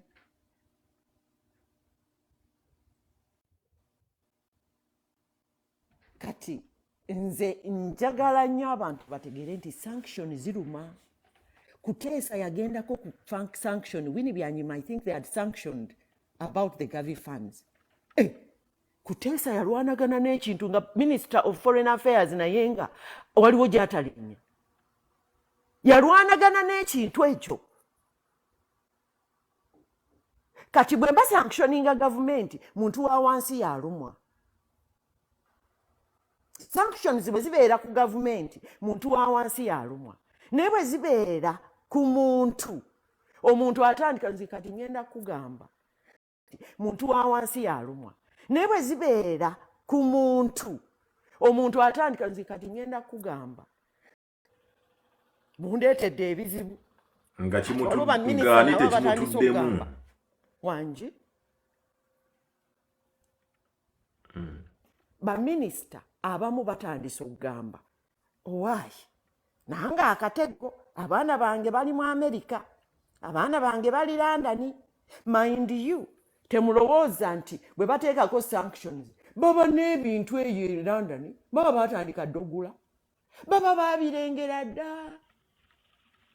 Kati sanctions zitegeeza nti ebintu byo oba ka akawunti kakabadde e London gwaneta bakalinyeemu ekizimbe kye wagulayo ng'oyita mu muntu, you know, NDA agreements, non-disclosure, nga baakutegeera nti ku ssente ze wazimbamu eddwaliro walinawo ebizimbe byewaguze mu Europe, baba abirabye. Kati nga baleeta ennatti, kati abalala bonna bategeera nti kijja wange, kijja wange. Kati batandika okirekera Museveni nti fa n'ekintu kyo, fa muzivaayo mufe n'ekintu kyammwe, ffe omwana wange tagenda kifunamu, sigenda bafiiririra kubanga ne byenkoleredde babitutte. Kati kyekizeeko. Mwami Lubega, kandeka abalala bacontributing. Njagala leeta mukulu Dioko. Dioko ono njagala atandikire ku nsonga egamba nti Dioko banaye mukyala Patricia nkulabyeko waneeno, nkuwaniriza nnyo ku podium. Nayanzanye Mwami Lubega. Kale nnyabo naawe gye. Amiina. Mukyala Jini buli ankulabyeko nze yakusharingidde live nayagadde oleme kusubwa mulamwa weeguti kuba gukwata nnyo ku ggwanga mwe bantu abawagira nuupu. Era mukyala Jini buli alina kusharingidde mukulu Dioko najja. Nga njagala mwe mbabuuze bino bye bayita natti bye tulaba batadde ku bano ba Anita Yamongi bani. Lwakubanga mukulu Dioko muganya okugira mu video. Mbadde njagala mugire mu video munnyonnyole ensonga zammwe zino. Nabagambye nze obutabo mbugula, ndi musajja musomi, kati naguze obwa politics wano obunyonnyola ku byobufuzi, engeri gye ndi mu kwetegekera okufugako eggwanga eritali Uganda. Ngenda fuga ggwanga ly'abazungu, abazungu banneesiga nnyo, kati nsomera ddala ebintu bino, naye njigira ne ku bannayuganda waneeno. Mukulu Dioko oyina kamera oba wooli kamera tekola? Wendi kamera ekola naye katusooke tuleke mukyala Patricia asooka ayogeremu. In a bit I'll be able to speak nga siteeteganyizibwa. Ekitegeeza nti mukyala Patricia yabakulira mu diaspora. Kasooka ayogere. Nayanzanye. Mukyala Patricia weekend ewedde. Yes sir. Weekend eggwako olunaku olwaleero tulabye events nnyingi mu Uganda ezigenda mu maaso nti abantu bavuddeyo ku by'emisolo ne kituuka n'okuba nga pulezidenti alina okusisinkana abasuubuze kololo, naye twalabye ng'eyabadde katemba kuba pulezidenti we yatandise okwogera bw'ati abantu ne basituka bafulume bagende. Yes sir. Tubadde wano abantu batunnyonnyodde, twatuukayo tutyeyo, honorable atunnyonnyodde, Ivan Bruce yabadde wano naye n'atunnyonnyola, Uganda yatuukayo etyeyo. Naye kati we tutuukidde ku kigambo ky'ogamba nti Uganda yeejalabya nnyo abantu balina ssente nnyingi nnyo abali mu gavumenti, nti bateekawo positions nnyingi. Tulina parliament erina ababaka 525 nga ne India erina biliyoni 1 ey'abantu teweza bantu abo. Tulina ba RDC kati bateekawo ekifo kya assistant RDC. Nze nno abantu abansomese Uganda kwe kuli omwami gwe bayita Eric Sakwa mwamulaba nnyo yali RDC wa Jinja. era mu kwesimbawo oba kwali kwa Bobi Wine oba kwa Besigye yakuba nnyo abantu emiggo. Eric Sako oyo musomesa wange ye yantraining okwogera bwenti. Eric Sako ye yangrooming waliwo n'omulala bamuyita Namanya Nabongo era kati ono naye MP eri mu Bamasaaba ava mu Bamasaaba era kati naye MP. Nasomesebwa abantu bangi nga babitiibwa kati mu Uganda be bantraininga. Kati mukyala Patricia Sewungu ngoze ogenda londako otubuulire mwaba nuupu mwabaleeseewo kana akasambatuko okubanga abantu babateekako envumbo babateekako sanctions tunnyonnyola okuba tulabye mu celebratinga nnyo TikTok zammwe zijjudde Anita Amonge bamukubyeko sanction gundi bamukubyeko sanction mwabaleeseewo kana akasambatuko. Sisobola kugamba nti yes or no, naye olina okujjukira nti nno FDC ekulirwa omukulu kifeefe Dr. Kizza Besigye. Petitions have been going on for a very long time. Naye nga petition ezo ezimu bazi-ignoringa. Government webeera mu buyinza nga mwetaaga ogisalako ogijjako ddala ffe abatalina mundu mulina okukuba the chain of distribution especially sente. Nakyemalira Museveni yeewola sente mu nsi zino najja n'amala n'abalaata n'abeera nga playing around ne human rights. National Unity Platform, we are taking over people power. We have been writing petitions upon petitions. Kakati recently exhibition nebeerawo eya parliament. Na exhibition jukira ntino Anita Amonge teyaweebwa budde bumala. Kubanga petition somehow exhibition yali ku Twitter yagenda nnyo ku Matthias Mpuuga with honorable. Kati Anita nataweebwa budde. Naye jukira nti Anita is the Speaker of Parliament. She's number 3 in line of Uganda. Netuwandika petition. Twa protestinga a few months ago. So tubadde tu protestinga for a long time. Twa protestinga ne tutwalayo ebyokuba kw'amabaati because jukira nti n'abantu apa ne Karamoja babadde babonaabona era nga babonaabona ebbanga ddene nnyo. So we put in a petition. We are happy nti no ezo petition zigena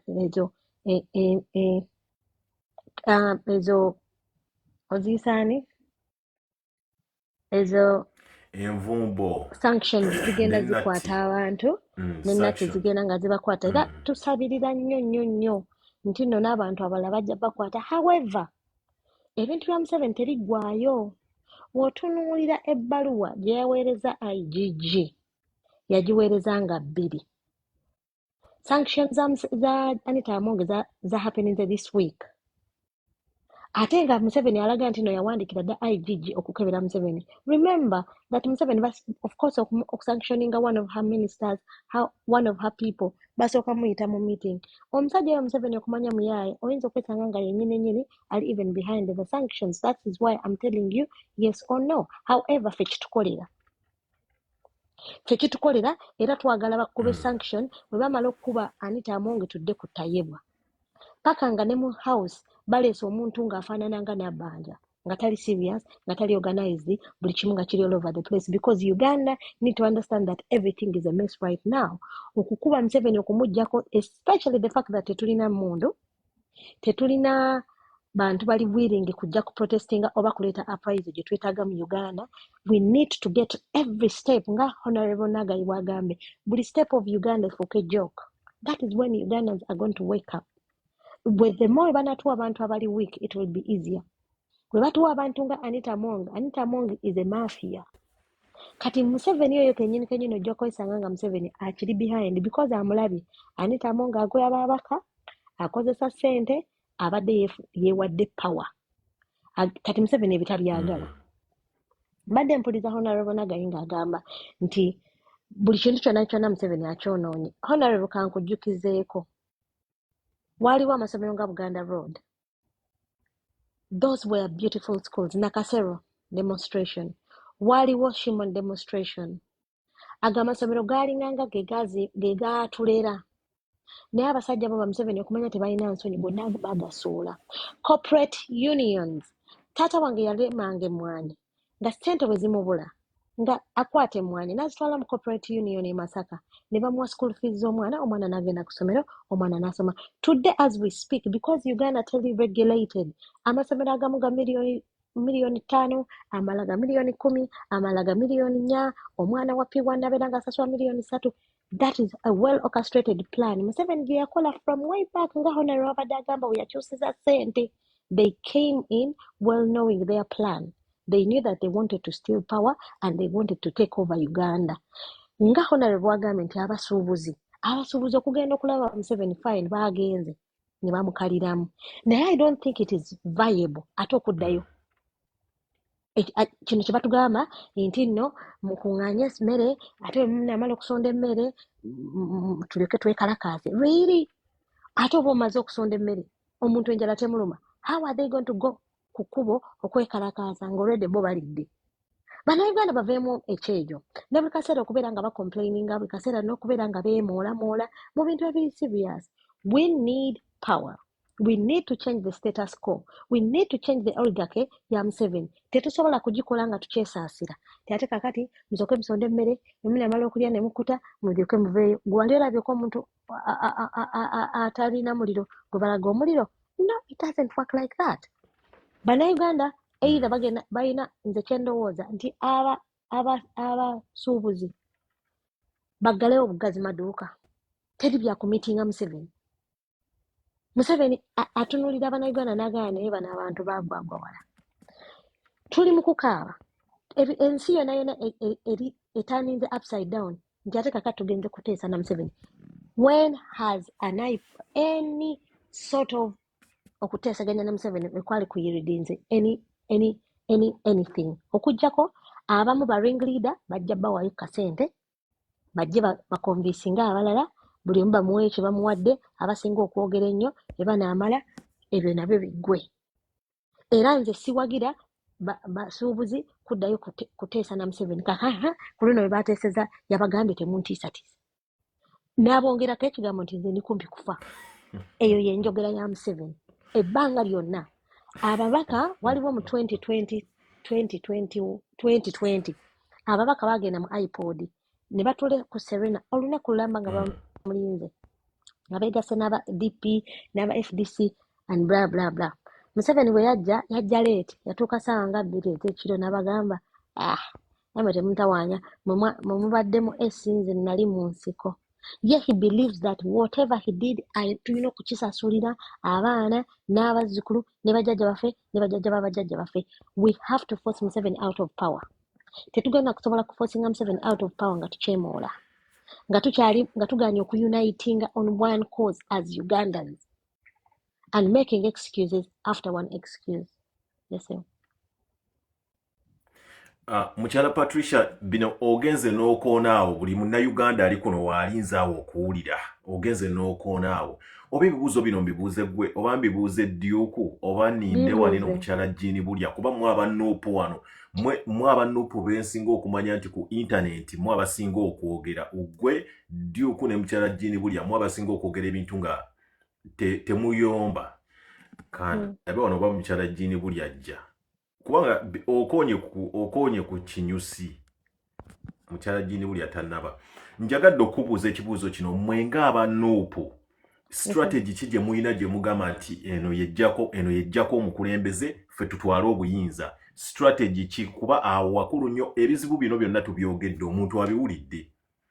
Kaakati bino byonna President Museveni abikoze gavumenti ye ebikoze twagala otubuulire strategy kimu abannuupu gye muyina gye mugamba nti yene esiguukulula omusajja mu buyinza. Bale mukyala Judith Hard nkulamusizaako nnyo nkwagala nnyo mukyala Judith Hard.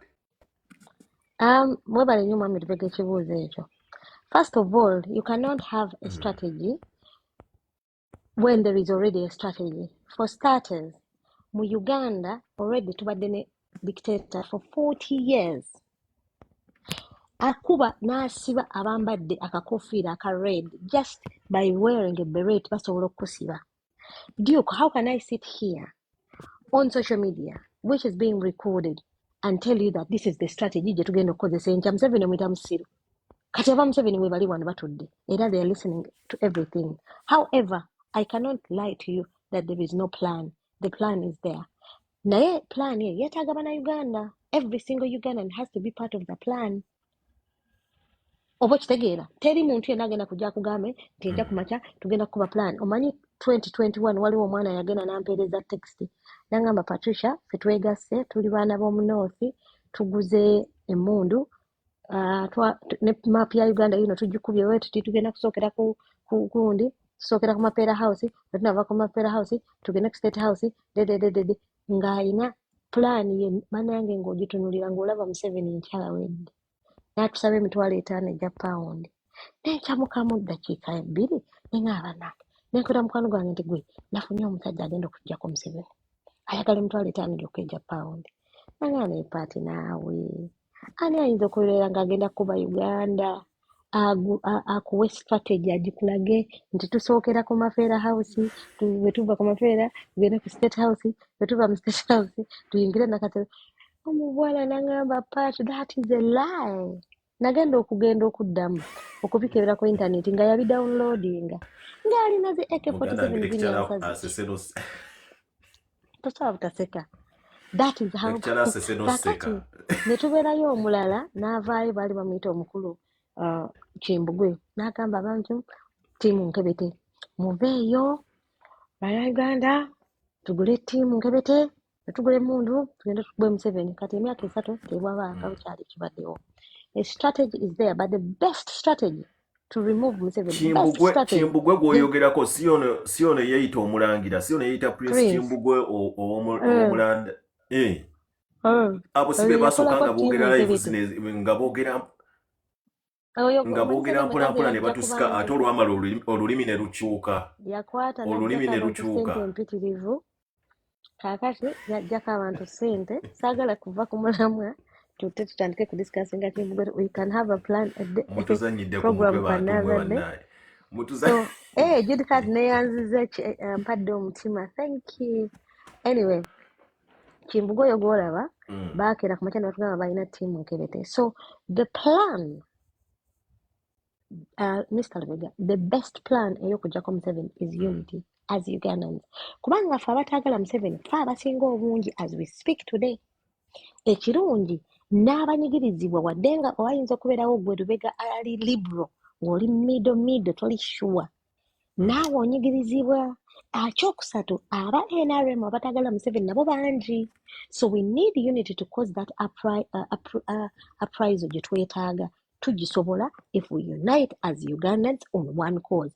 For example, abasuubuzi bagambye nti tugenda kwekalakaasa. If we all wake up as Ugandans and just ne tutuula wansi ne tugamba tetugenda kugulawo maduuka, tewali agenda mu maduuka because kasita okuba ekonomi y'ensi nakyemalira oba omukubyeko nga 70% ku biwawaatiro ebimuwaga.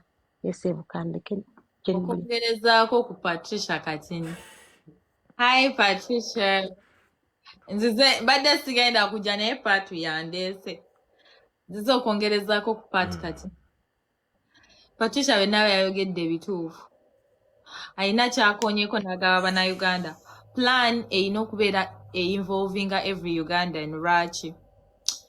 Museveni we yali agenda mu nsiko baatuula ne banne ne bakola plan ey'okuwamba Uganda. We baakola eyo plan ne beeteesa ne bafuna omugabo ku Uganda kubanga bo be baaplaninga ne bagamba era we bagamba buli kimu batugamba batujuliza bye baaliko mbu mwaliyo nga turwana. Plan gye baakola etu affectinze nga ffe bannayuganda kubanga babuildinga dictator ne beddiza Uganda kubanga be baaplaninga. Kyova olaba buli kimu batujuliza baazirwanako. We baawa Nazzi we bagiwa amagye bagamba abamagye baazirwanako.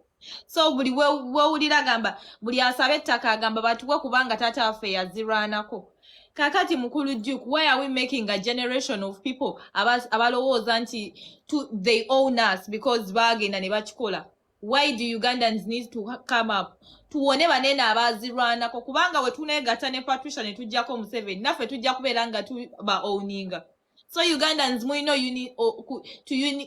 to unite. Tujjako binene ebizimu bya bazirwanako ne batunyumiza ebyali mu nsiko tubikooye. if we are making a generation of what we desire Uganda yaffe tulina okujjawo bineeno nti Patricia yaleeta enkyukakyuka, Honorable Nabila yaleeta enkyukakyuka oba Duke yaleeta enkyukakyuka. We twegatta ffenna tubeera nga Uganda twaginunulanga ffe, tetulina baakusasulanga kati Museveni baali osasula. Museveni awa abantu ebintu kubanga atugamba be baalwana. Eno ono yakuba eno babitujuliza ebyo nga babitugamba wano. Kati bannayuganda, the moment you wake up ne mumanya nti Uganda ogyeddiza kijja kubeera us. Tubeere nga tokikwata nga tojujuliza. Patricia yakuba emmundu wali eri ennajjana nkumbi nedda. We need to unite as Ugandans tweddiza ensi yaffe. Tulekeraawo okubeera nga we own our freedom to anyone. Era bannayuganda mba muganya okuzuukuka. Mukyala Jini Bulia nina ekibuuzo kye njagala okubuuza kuba nina mukwano gwange nanyumizaamu naye n'emboozi yesterday. Omanyi nze ndi muntu ndi realist like kizibu nnyo omuntu okuŋŋamba ekintu ne sitakirowoozaako ne ŋŋamba kino how real is this. Tulabye nga President Museveni ye muntu azze n'akwata Uganda agifugidde n'emyaka egiwera 50 kubanga ziri gavumenti zonna ezayita. President Museveni yali mu mwezo gavumenti yali omu ku bafuzi ate abaali okumpi naye yamanya weaknesses z'abafuzi bali bonna ba Amini, Bobote, Balutwa, Babinaisa, yategeera weaknesses zaabwe zazze. President Museveni n'azitereza. President Museveni n'akomyawo n'obwakabaka era abamu bamublaminganga olw'okuzza obwakabaka. Yatuwa byoya byanswa yabukomyawo naye yatuwa byoya byanswa buli ceremoniyo. Etayagala owakana obwakabaka mu Uganda buli ceremoniyo. Kati President Museveni ebyo byonna n'abikola n'amanya weaknesses z'abali n'ajja kati kwafugidde emyaka gino. Mmwe mulowooza kyangu kityo okuggyako omuntu bw'atyo apafectinza akazannyo kuba nze ndaba President Museveni is perfect in his game. We yalabye nga abasuubuzi beekalakaasizza n'abayita n'abafeesinga kuba nze mu Uganda mmanyi mulimu abantu babiri nti woba feesinga face to face okyuka. President Museveni ne Bobi Wine. The moment wobatunuulira maaso okyuka yabayise n'abatunuulira maaso era abasuubuzi mmanyi nti ne wiiki ejja bajja kukola. Mwenga abanuupu mmwe mutuwa bwesigwa tubeesige kyenkana tutya nti mugenda kujjako President Museveni. Mwami Duke woba ogambye nti Museveni apafectinze binene ebintu njagamba yes and no. Kubanga Museveni w'omu nsiko 86 the new breed of Africa wa meeting Museveni w'olwaira ayinza omukuba empi. Museveni kituufu ayina ebintu bye yalongoosa naye ebintu byonoonese kubanga era omufuzi waalwawo ebintu byonooneka. Nze mmanyi okuggyako nakyemalira olina weakeninga source of income ye ekisooka. Jjukira nti Museveni amagye yaga owninga okitegeera. So we have a lot to work on. Lwakuba mwami Lubega Abannayuganda baagala nnyo ebintu ebyamangu ebibumbujja. They don't give things time. Baagala oli ajje abagambe kakati enkyukakyuka egenda kujja kati. Naye jjukira naffe ffennyinyi tulimu omuzimu gwa Museveni zimu kugumbuulire. Tetulina muzimu tulinamu division. We are not united at all. So yes, waliwo ebintu byakoze otudividinga. Yakoze kinene nnyo ekyo dividinga nga ffe Bannayuganda. Oba takudividinza according to your tribe agenda kujja nti oli munene abeeru n'abaddugavu bonna badividinze. N'agenda mu sectors zonna n'azoonoona n'azifuula useless. Agriculture was the backbone of Uganda. Right now it's nothing. So Museveni yesu alina ebintu byayize naye waliwo byayonoonye. N'agamba oba oyagala ofuga omulembe ogenda fuga omulembe gw'abatamiivu. Uganda omwenge bagutunda cheaply endongozi kuba buli wamu.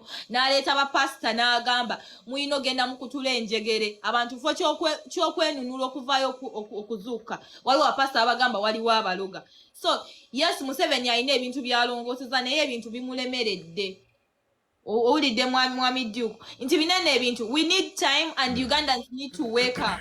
Mwami Duke ne munaleekana ne mugamba nti Bobi Wine biganye. Tewali leader agenda kujja bajjako Museveni nga mwe mutudde weemuti.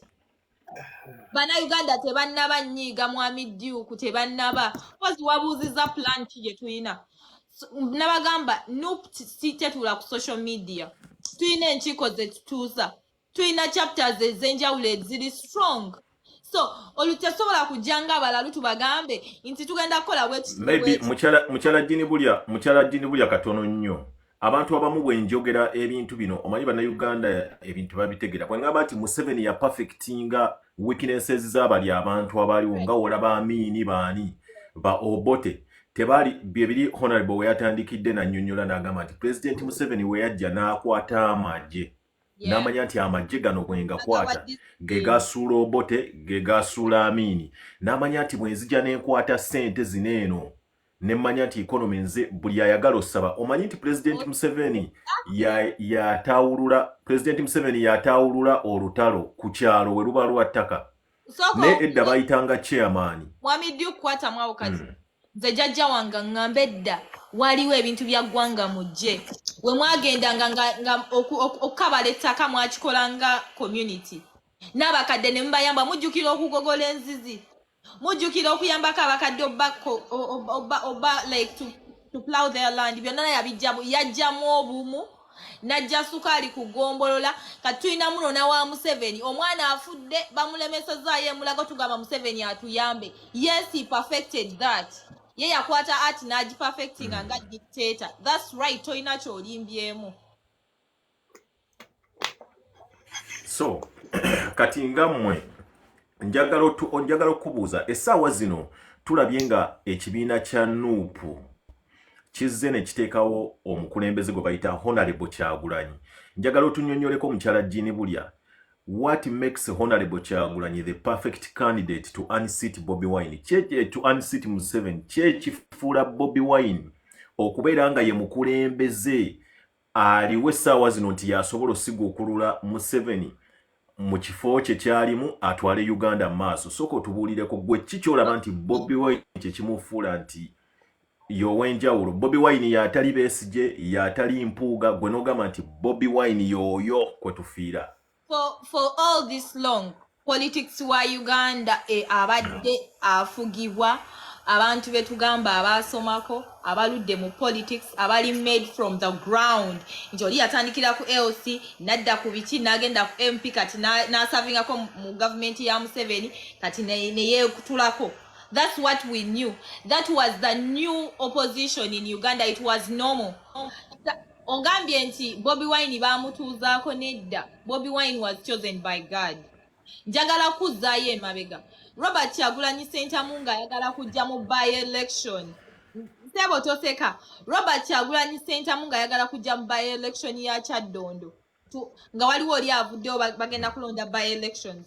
Yagenda mu prominent opposition parties zonna ne bagaana omuwa amaanyi kubanga ffe twali tumanyi abantu abasinga okujja okubeera ba prominent opposition leaders balinga ng'oli abaddeko n'amutonyezako n'aga kati gwe nkuwadde omukisa genda bonna bamwesamba.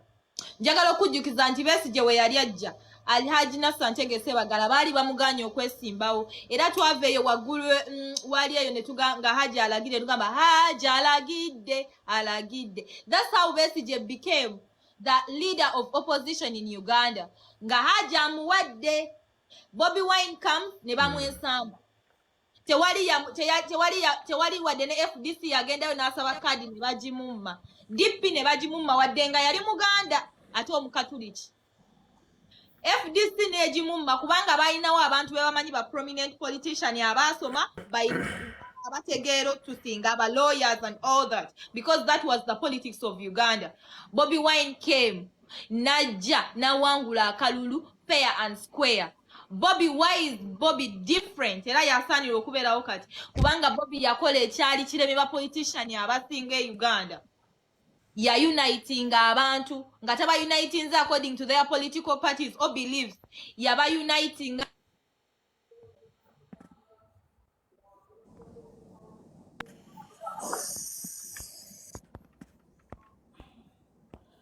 mukulu Lubega mbadde nsaba kongeza katono omukyalo nga tanaakomawo ku nsonga eyo gye wadde omubuuza yennyini ese bwe neyanza again yingira mu ku gundi yange nsonga nkomyewo darling.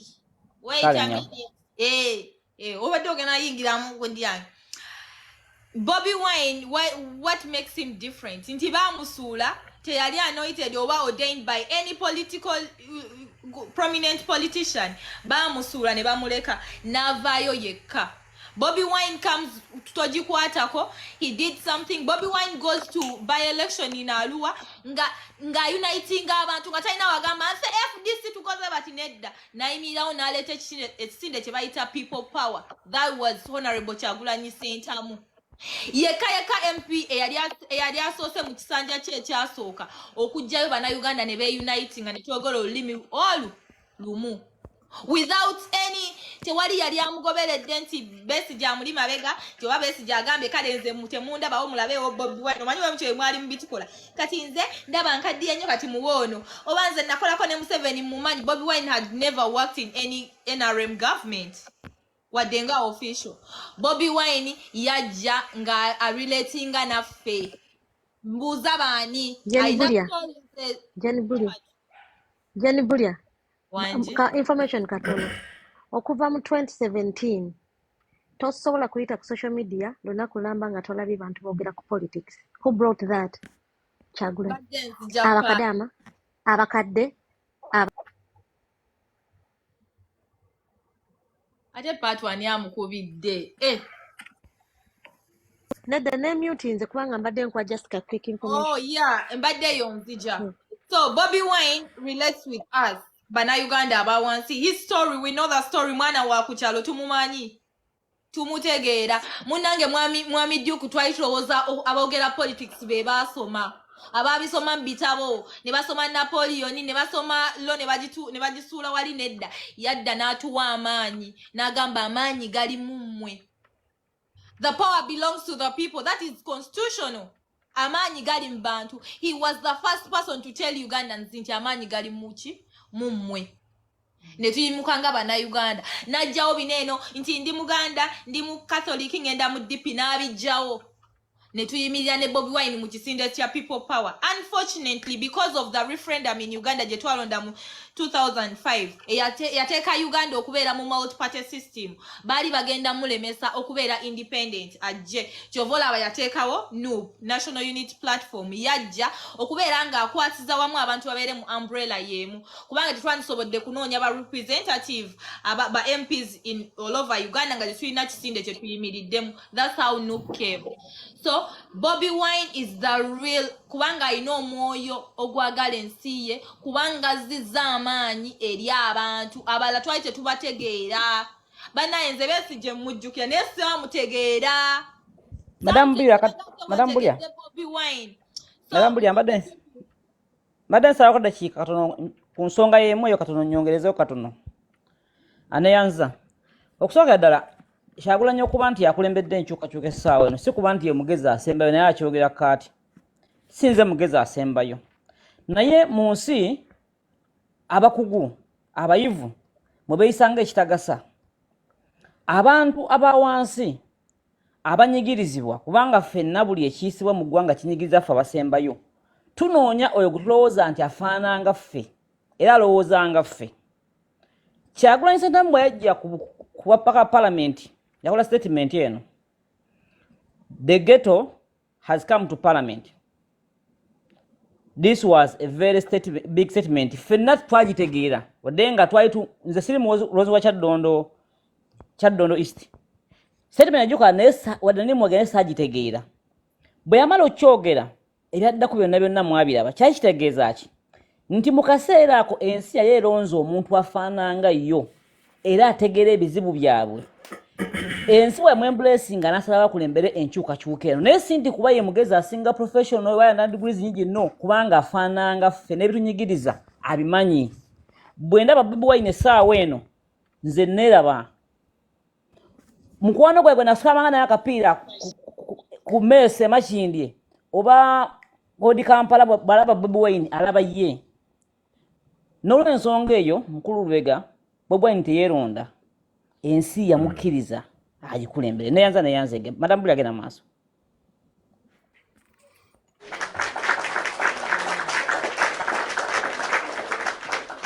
Webale nnyo okwakuka information ndowooza olaba abantu bali balowooza nze olaba mwami Lubega nkula mpuliriza mambo bado mpuliriza ebimeeza jjajja waffe yali mukazi muyivu era ebyo ng'abituwuliriza nga tubiwuliriza nga mpuli oli agamba nze nasookera mu weeti ne ngenda bweti. Bobi Wine is the only person who came nga batebamanyi yachanginga narrative ya politics mu Uganda, especially in the opposition gega amazima. Ate Bobi Wine ye namulaba antunulira mu kifaananyi bwekiti the ideology gye yakaringa sinnakyemalira nti buli kimu akitegeera. Ekizibu ekiruma bannayuganda kukwata bizibu biwa muntu omu ne tugamba ono yagenda otutegeerera. Lido omutuufu alina okubeera ng'asobola okuwuliriza abalala nti ze Jenny Bulya ndi mbya bulimi waliwo ali mbyenjigiriza tukwataganya si buli kubeerawo. Museveni omwana wange alwadde omutima Museveni kyova olaba mwami Lubega Bobi Wine oba Honorable Kyagulanyi Ssentamu abadde nga mufuzi naye towuliddeeyo nga kye bamuvumako bagamba talya ssente na banne tabawaako tewali soja gwe yali asasudde kubanga tayagala abantu kugamba nti bamusasula kubeera ku Bobi Wine. You have to come and join the politics because ebikuluma amalwaliro egalibeeramu eddagala amasomero gabeera ttiiko oba ebyenguudo ebiritereera awo ligamba nti ensi eteredde naye without that yabagamba tunaabalabiranga ku bikolwa byammwe saabantu tubalinze. Bobby has been careful by the way akuze mu politics nga tumulaba enjogera Bobby gyayogera kati Robert Kyagulanyi Ssentamu si ye yaluli eri omulaba nti leader kati Bobby oh my god nze ngamba Bobi Wine tumulondangako Katonda ye yamulonda.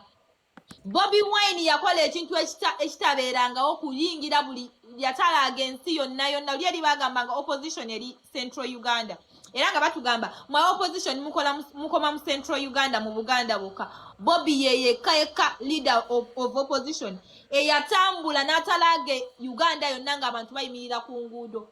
Ekyo kyonna lwaki tekibeera God chosen. Nze ngamba Bobi Wine is the ideology of the revolution gye twagala oba enkyukakyuka but the ideology oba leader waffe atukulembeddemu we have to own the revolution.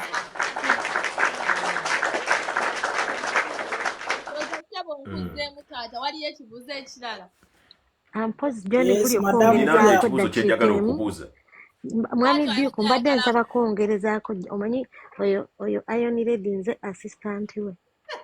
First of all, Bobi Wine Abannayuganda balina okutegeera Bobi Wine has the numbers and that is very important in politics. Free. ate patwani amukubidde naye mwami Lubega onansonyiwa obbayingiramu Jenny Bulya yongera otutangaaza ideology eno yeeriwa njagala kutegeera ideology eno because mwami Lubega teeka mu kinene mwami Lubega linda ebiseera ebisinga mwami Lubega ebiseera ebisinga I've had trouble okuinquiringa okuva eri a few supporters naddala ku kintu kya ideology eno gyeboogerako naye responses zaabwe zonna abasinga ziba vague okiraba so kati nnyabo Bulya njagala oyongera okutangazaamu kaawe ideology oyagala tukutangazeemu ideology the ideology right now kubanga nze ng'omuntu understanding that to unseat omuntu nga Museveni it requires more okitegeera it requires more kyemulina okukola to discipline naddala olunaku lwaleero ekintu kyotasanga mu bantu bannuupu abasinga okiraba nedda mwami Lubega mbadde nsaba kuddamu lecturer waliwo abantu abamu abafuna eno narrative about Nuupu ng'abantu abawemuzi abayomba Jenny Bulya nazo wanino siina gwe naayombye naye okitegeera kwegamba togamba nti bali vague tonabatuuka ku muntu anaakuddamu naye anti era kyenkugambye nti abasinga bembuuzi kale genda lecturer oba nze muddemu lecturer nedda ngenda mudda maaso gundi Jukuyenza ali mu kinene mpozi ng'oyagala kujja mu kinene nsobola okuwamba kale Eddie kankugambeko what utogamba nti it's wrong to say abanupu bawa vague answers because the edi person aitona bakumbuuzako ekyo ekibuuzo nenkuwa vague answer, so that's wrong. Kiringa ng'ogamba NRM temutegeera kubanga mwatwala Ngambye nti abamu bembuuzizzaako abamu. Okay, then you could. Kati Eddie oyagala nkunyonyere the ideology. Omuntu mwami Lubega atamanyi nti Uganda yeetaaga enkyukakyuka nga twetaaga change okuva mu dictatorship government, then mbeera sikutegeera. Eddie we unmuting.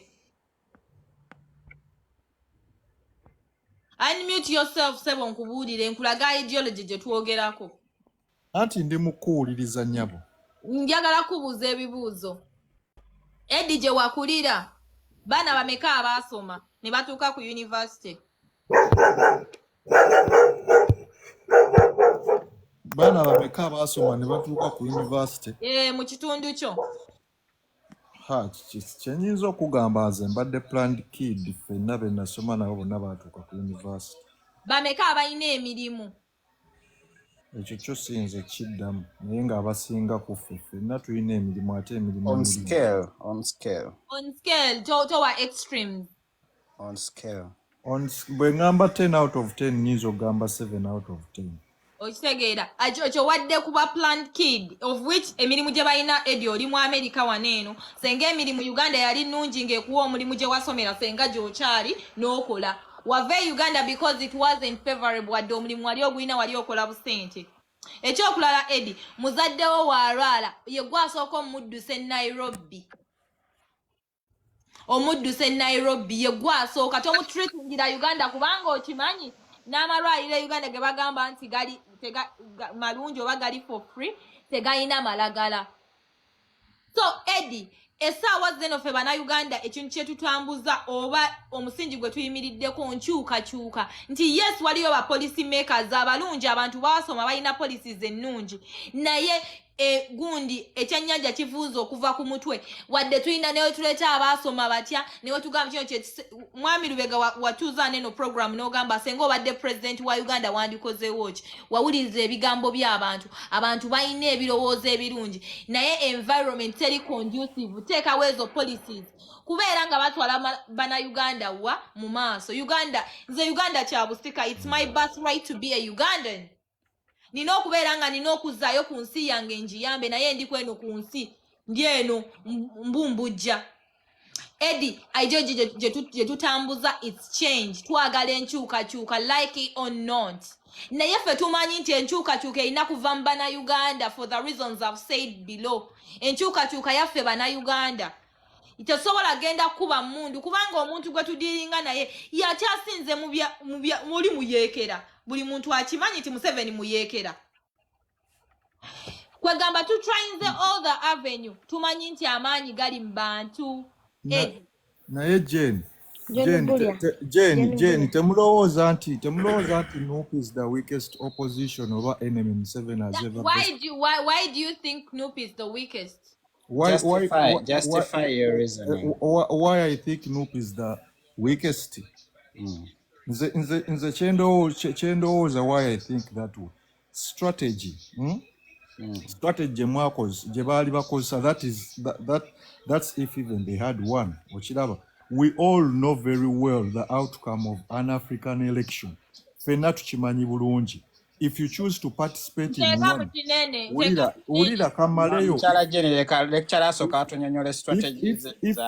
if you choose to participate in one, okiraba, it should be then for a purpose of pushing oba kwegamba ng'ekintu kyemusindika. It's bigger than just nga kyemwalaba Museveni kyeyakola mu 1981, which I don't see mu abaana abato abali just very excited okiraba because bali busy ku tax money okiraba on account of having bigger positions. Nteka mu kinene boss. Like Chala byogedde sina kyentegeddemu Jane Bulya mpaya kadakika kamu kokka. Yes, Patricia after First me. of all, lecturer tolina moral authority discussinga oba erimba bannayuganda nti you're a planned child ng'oli mu diaspora okuba kyeyo. Ekyo kimu. Ekyokubiri, what is the ideology? Ideology ya National Unity Platform is good schools, good hospitals, good salary, good jobs for people who have been educated, good planning of the country, ng'abantu tebababba bubbi. That is the ideology. Ekyo kirabwa n'omwana omuto, n'omukadde, n'omukulu. Mwami lecturer, w'ogamba nti no twagenda mu kalulu, twakola National Unity Platform 3 months to the election. For your information, oba tokyakijjukira. National Unity Platform creating 3 months to. We did not have enough time. Ekyokusatu, we are not using taxpayers' money. We paid the money. Twakola muda ku muda. We raised that money fenga abantu abawansi. Jeni buli agenda maaso. Edi ayino kisangulawo mbu NUP ye weakest opposition party. Edi manyu ogwa mu DP. Since Chijao, that's my opinion. That's my opinion. In my own opinion. In my own opinion. Inze yenza ayogera Edi. Gwe Edi awuliriza tulaba gwa kusanyusa gwo w'ebirabo akusanyusa gwo kasukire ebirabo gwe abantu ayogera ebikusanyusa Edi gwa mu DP nkumanyi DP webanga ibadde strongest DP ebaddewo in opposition in Uganda ekozeewo ki okujjako mawe okukyuka ne mutandika okulya ssente nabagambye the narrative of politics in Uganda changed with Robert Kyagulanyi Ssentamu. Jitwabalaba mwabefula nti you have strongholds. Mwina strong grounds mu Uganda nga political party. Nga mufeirinze babaguze muweddewo. Edi babaguze muweddewo DP kati yasigala awo tetukimanyi weegwa. Oba DP ye DP mwasigala mwani. Ekirala bana Uganda bwina bunene omuze. If you give all the opposition leaders a lot of time, Ngana guno gwaka muchaba they were only looking for comfortable zones. Ochiraba in the first place. Kati gwe edinga oli mu stronghold ya DP egumire mu belonging ngo Muganda nchimanyi ekyo. Lwaki mwete mbadde temujjako mu 7 for all this while? If NUP is weakest because NUP mwami Lubega NUP tayimiranga ne bagamba yefa balina okujjako mu 7 yabala musule wansi. Bobby Wine came and said united causes of change. Nedda, Jenny Bulia kankuyambeko katono. If National Unity Platform is the weakest political party, how many sanctions were given to how many politicians while DP and FDC was in power? Or that was leader of opposition too. How many people were arrested? Kankubulireko, Kanata is in prison. Olivia Altaya is in prison. Frank Asenteza was killed in broad daylight. Rita Nabukenya was killed. How many people were killed? Why the FDC, Net DP, Gechali Mbuyinza? My friend, what are you talking about? Era ne DP ne other oppositions bali bagenda mugundi mukulonda, or if the strategy is what we use bali bagenda mukulonda bamekabe bajirako internet ne bajijjako obanga abantu kale bayogerako katono bannange njagala kuleeta Dyuku mukyala Jini Bulya sokoberewo ngenda kuleeta Dyuku ndeete ne mukulu Henry Subugo bano abantu beerabira nnyo baakujjukiza omanyi mwerabira nnyo muli baakujjukiza mujjukire nti ne FDC nayo yawa Museveni pressure y'emu mu 2000 mwali mutuba ekyo nakyo mukyerabira mukulu Dyuku wanje sebo. The pressure was in central Uganda, not for long. Wetegese okujjako mu video nga mukyala Jini Bulya wabadde live ekola amakulu. Nzali mu kinene bobo ogerere mu kitini. Leka nze njogerere wane eno. Jini Bulya muteeke mu kinene nze nga njogerera mu kitono. Njako nzembere mu video tewaliwo. Kale katumulise. Kakati bannange neyanziza nnyo Mwami Lubega omukisa guno gwompadde. Abasajja bano nga balekichala ebiseera ebisinga kyova olaba Kyagulanyi taba kuvaayo bano abasajja babeerangawo nga bo balowooza be bategeerera Uganda be bategeerera politics wa Uganda. Twalina ebiseera by'ebimeeza twalina ng'ebiseera bya zimmambo no nze kati njogerera wamu mwenna mbakutte kakota. Twalina ebiseera by'ebimeeza twalina ebiseera bya zimmambo bado twalina ng'ezo zikiriza obagana programs ezo zezaaberanga ku ziradio ng'omukadde gy'abeera strategy. soka weemyutingemu tunakwatagana Kugenda maaso lecturer ye Mwami Lubega, mutings. lecturer yasabye Get yasabye ideology ne tugimuddamu. N'asaba strategy ne tugimuddamu. N'agamba National Unity Platform is the weakest nakyo tukimuzzeemu. Kakati Mwami Lubega, ne bwe tunaasula wano era Jen Bulya, I beg you, lecturer tomuddamu. Because bwe tunadda wano tunyonnyola lecturer olunaku lulamba, he has been listening to these things and he knows the truth. Babiwulira naye tebaagala bikkiriza. Badde mbasaba Duke, do not reply lecturer. anti nze Lecturer kasita lecturer agende no tokyankalana. Mukwano tokyankalana.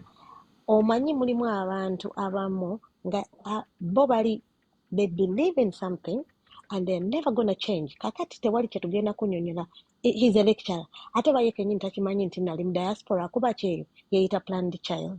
Era yeemanyi nti nno yalina omulimu kyokka ng'ali Bulaaya nga nze naawe fe abatali ba planned children takimanyi.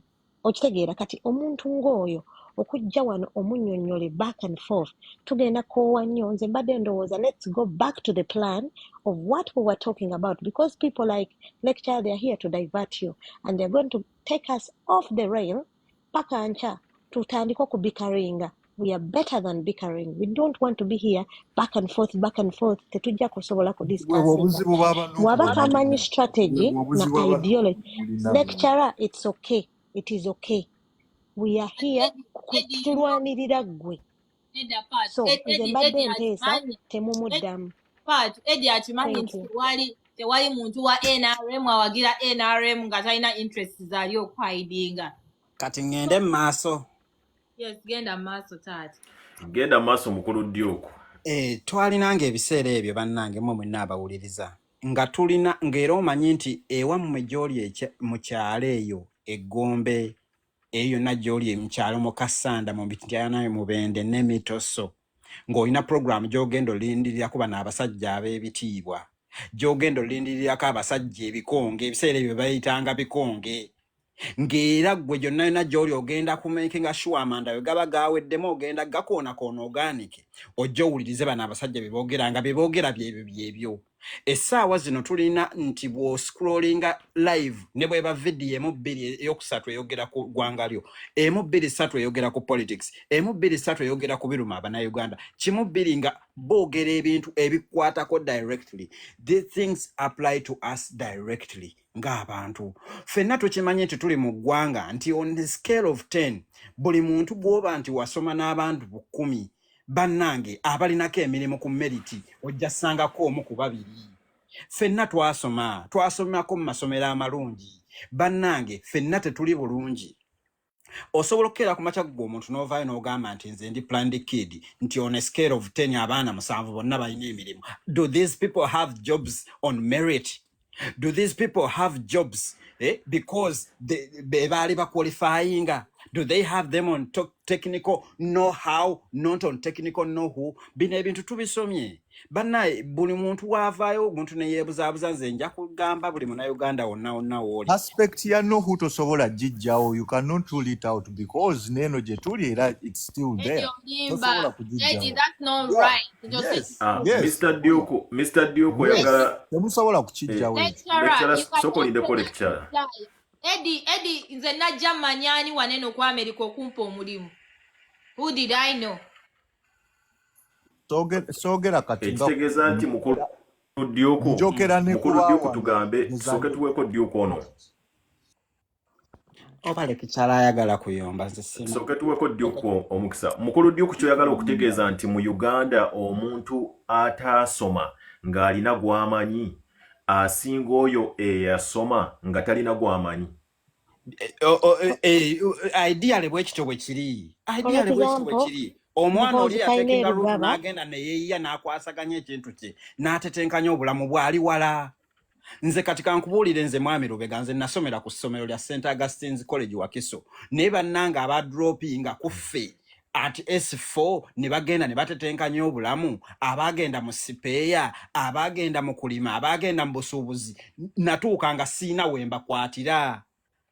Okitegeera because bo bayinza okubeera baazuula route nze kyenvayo ne ngamba abantu bwe tubanga tuvuddeyo ne tugamba nti katwogere ku bintu ebiri inclusive nga tuli ku kintu ekiri fair inclusiveness buli muntu wanakeera ku makya n'agamba nti at least tulina ekifo tukimanyi nti ebirumira tebijja ku bulamu ebirumira bijja bbaawo every now and then kuba ne mu nsi zetuwangaaliramu tulina zi scheme war recommending omuntu ne bagamba nti omuntu bw'amala mu kampani emyezi 6 oba emyezi 4 tukuwa pounds wezityo babiri oba 6 ze kati mu kampani yange bakuwa 6 ekyo kyo kibaawo because you know someone who will recommend you era wano mu Bulaya kyekintu bakitambulirako nnyo naye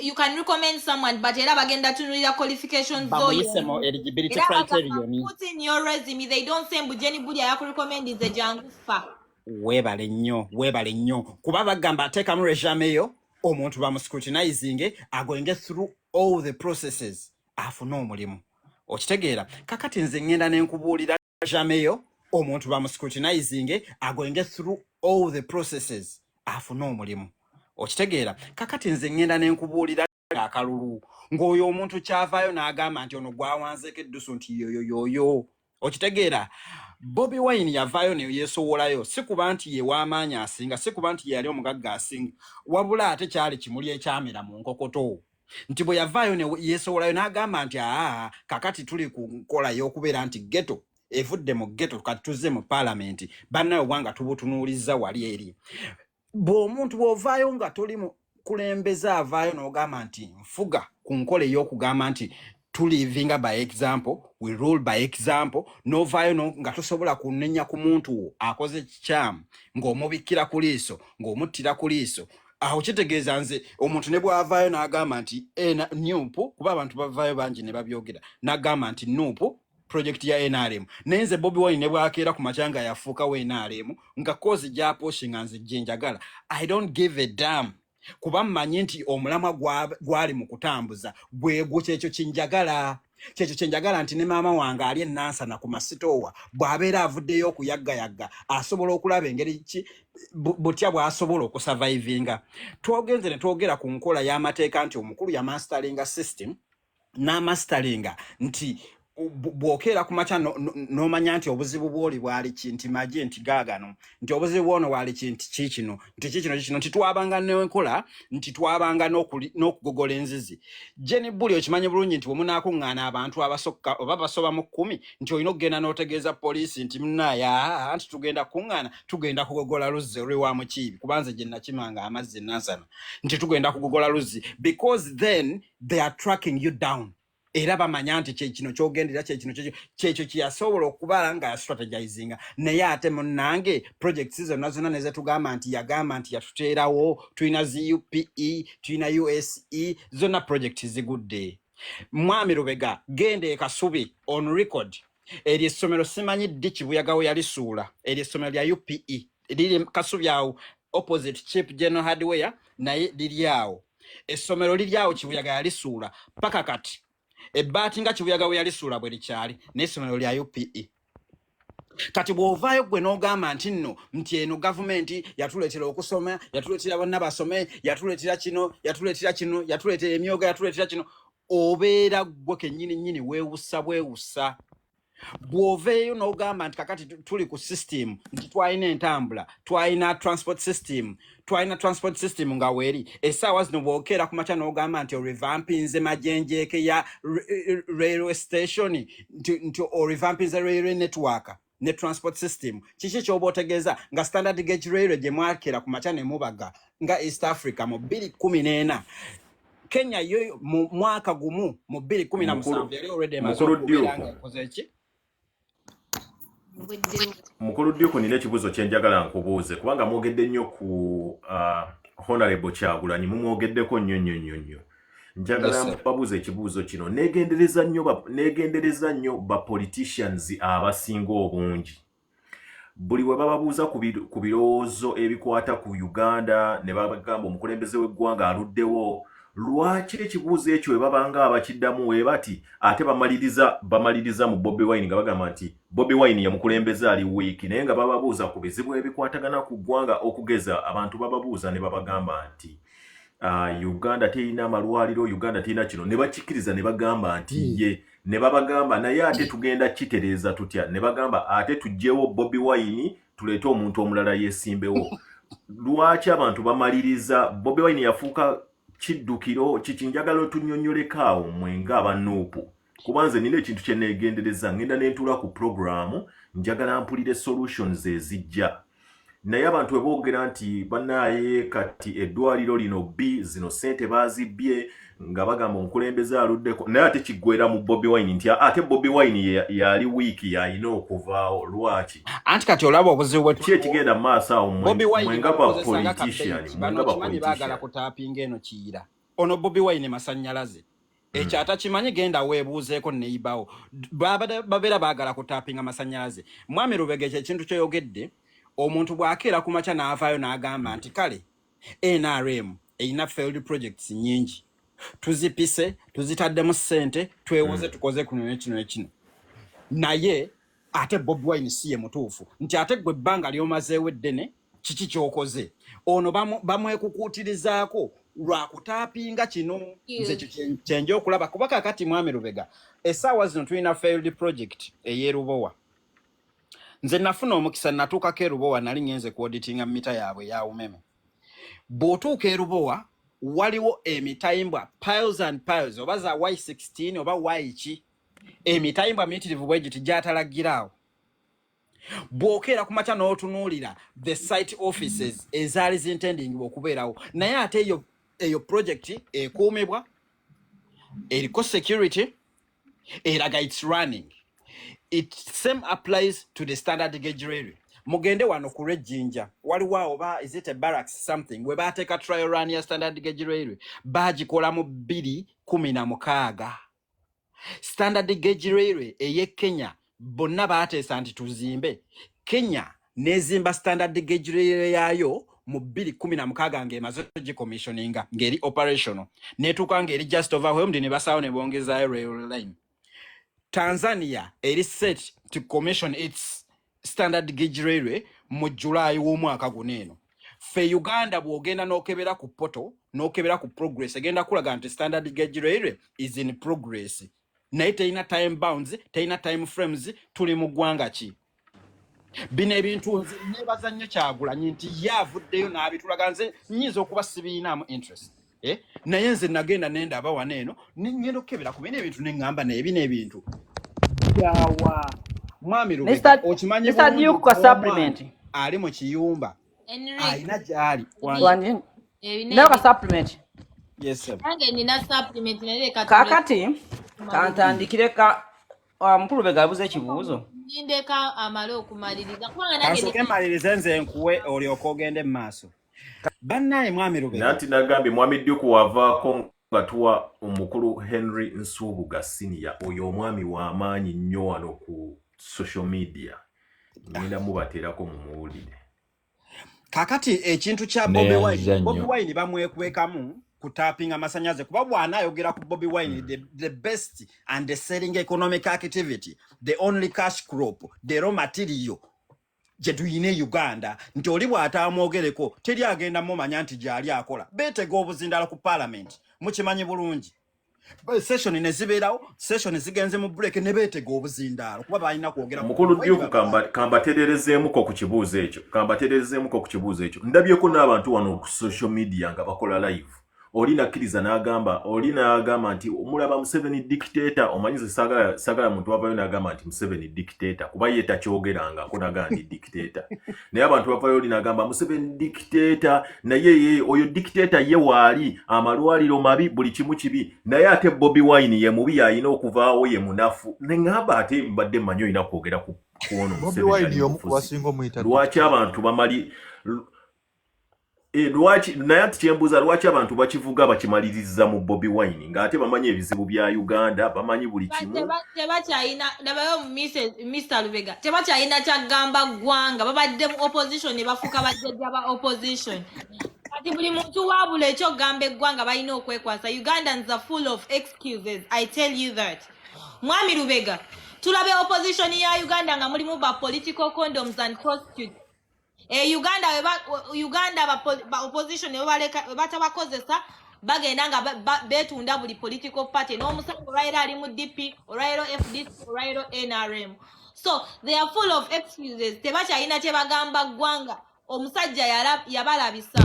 If Bobi Wine yekizibu for all these years opposition ya Uganda emaze emyaka mingi nnyo mu Uganda ng'eopposinga NRM. Bobi Wine wasn't even in the picture, yali akuba music we.